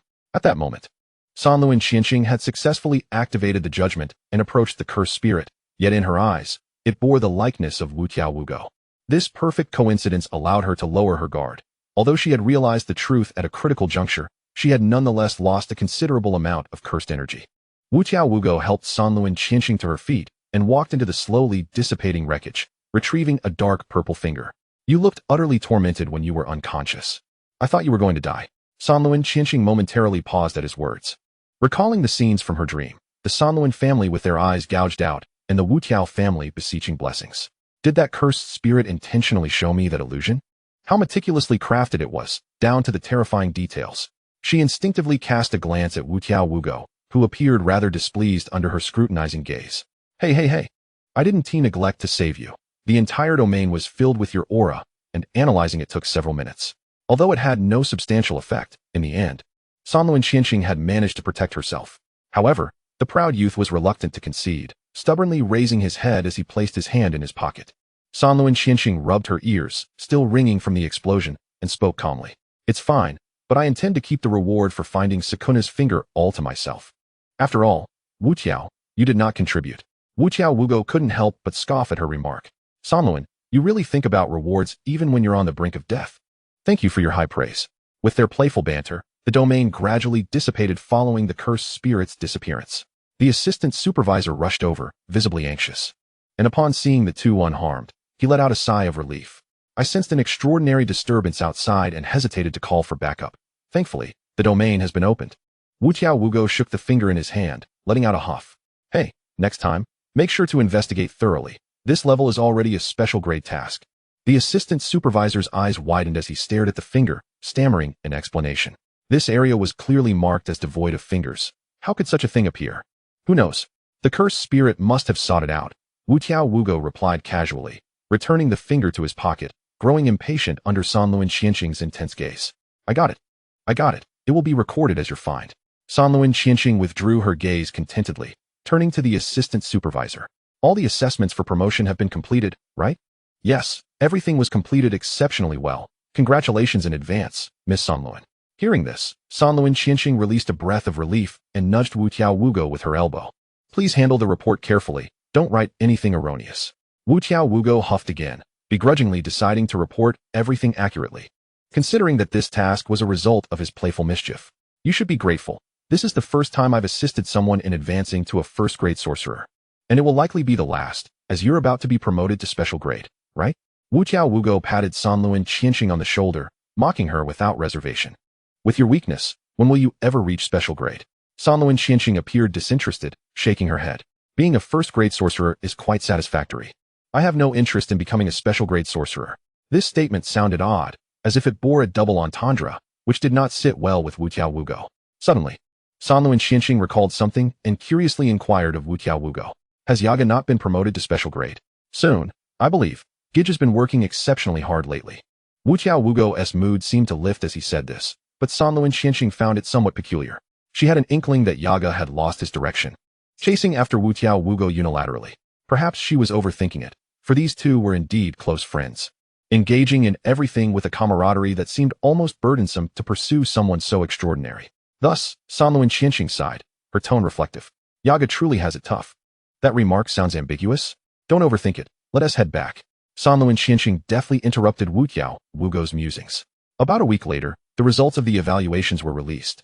Sanluan Qianxing was officially promoted to a first-grade sorcerer, a rare achievement for a student in their first year, not often seen in the history of the Jujutsu high school, which was typically reserved for prodigies. Yaga and Wu Tiao Wugo had both been designated as first-grade sorcerers in their first year. While some rejoiced, others lamented, upon receiving the news. Sanluan Liana, stuck at the second-grade sorcerer level, felt as though she had been struck down. Indeed, knowing a first-grade sorcerer is quite advantageous. Whether through recommendation or completing advancement tasks, one is well cared for, is it not? Sanluan Liana was overthinking. Others had purely risen through their own strength, devoid of any dilution in merit. That summer, Sanluan Liana worked exceptionally hard, ultimately achieving a near first-grade sorcerer status just before the school year commenced. Her competitive spirit should not be underestimated. However, Sanluan Qianxing hardly paid her any mind, as she was too busy counting her rewards from first-grade tasks.